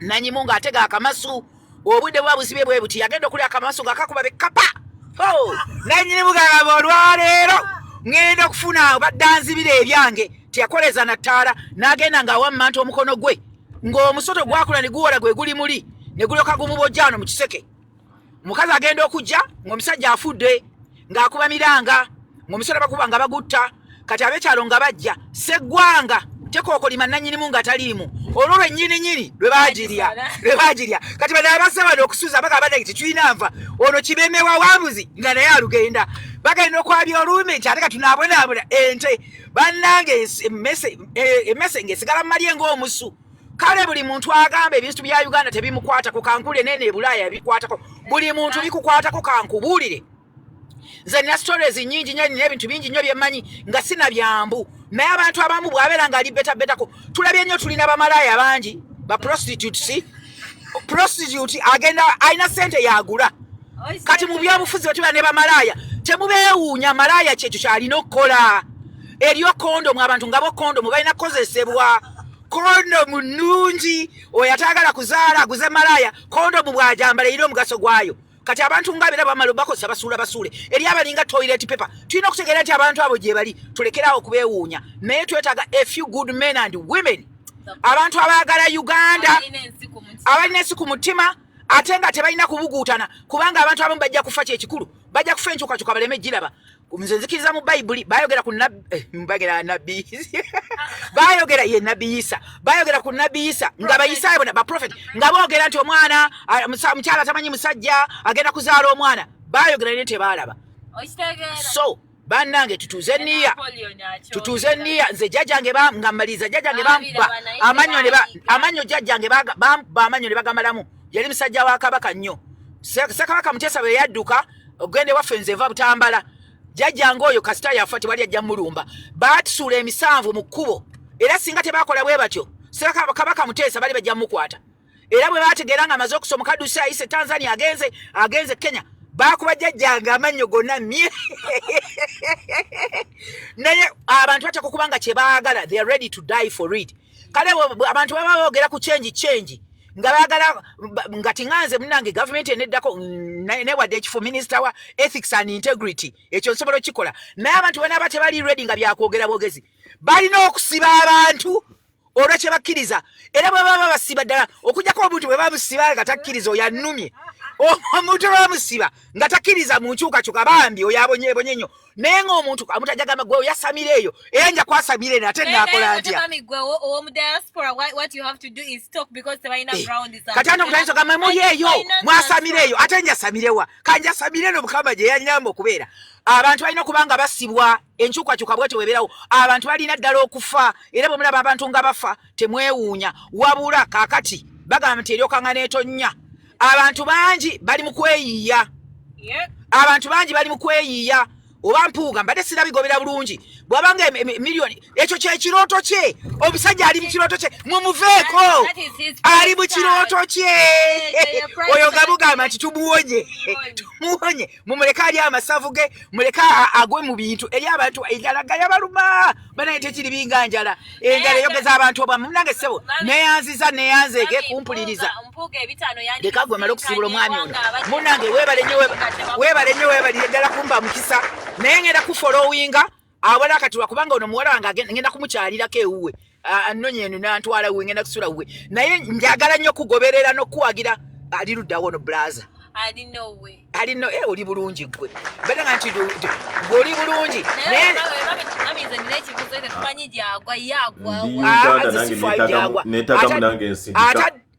ataddewo kyataddewo kino kimala platform munange neyaziza sijja kuba mulungi omu kanveewo bakubuuza biki tolina simu yonva kankuweereze pepalu yange nange neetaagamu sindikanja kuvaako nenga siraba wenviirako ajja kwogera ngenda kumuwuliza onoonviirako wa ebyo nga sibitegedde buli nyidudde nnyo kati ku gundi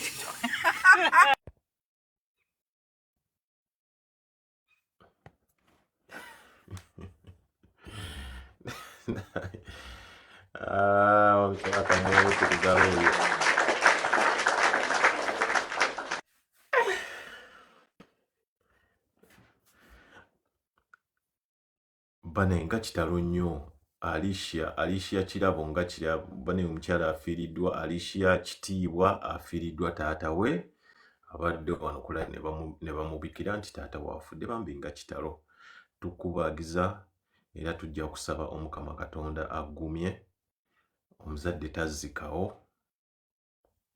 kizibu nnyo okuddamu okufuna omuzadde tazzikawo bane mundeke ngende neebake nze enkyankola double shift ate nkola mu ddwaliro nja kutuuka ku balwadde entula wali nga neebaka nsumagirawo nti Lubega wabadde eki okitegeera njagadde okuweereza omukyalo oyo nti omukyala Jini bulya ndabye maama we agambye nti agala kunsapootinga ngenda kuweereza PayPal yange nsuubira mpulira wano ku live nga njogera maama ngenda kuweereza PayPal onteereyo nange kye bayita nsindika njake okitegeera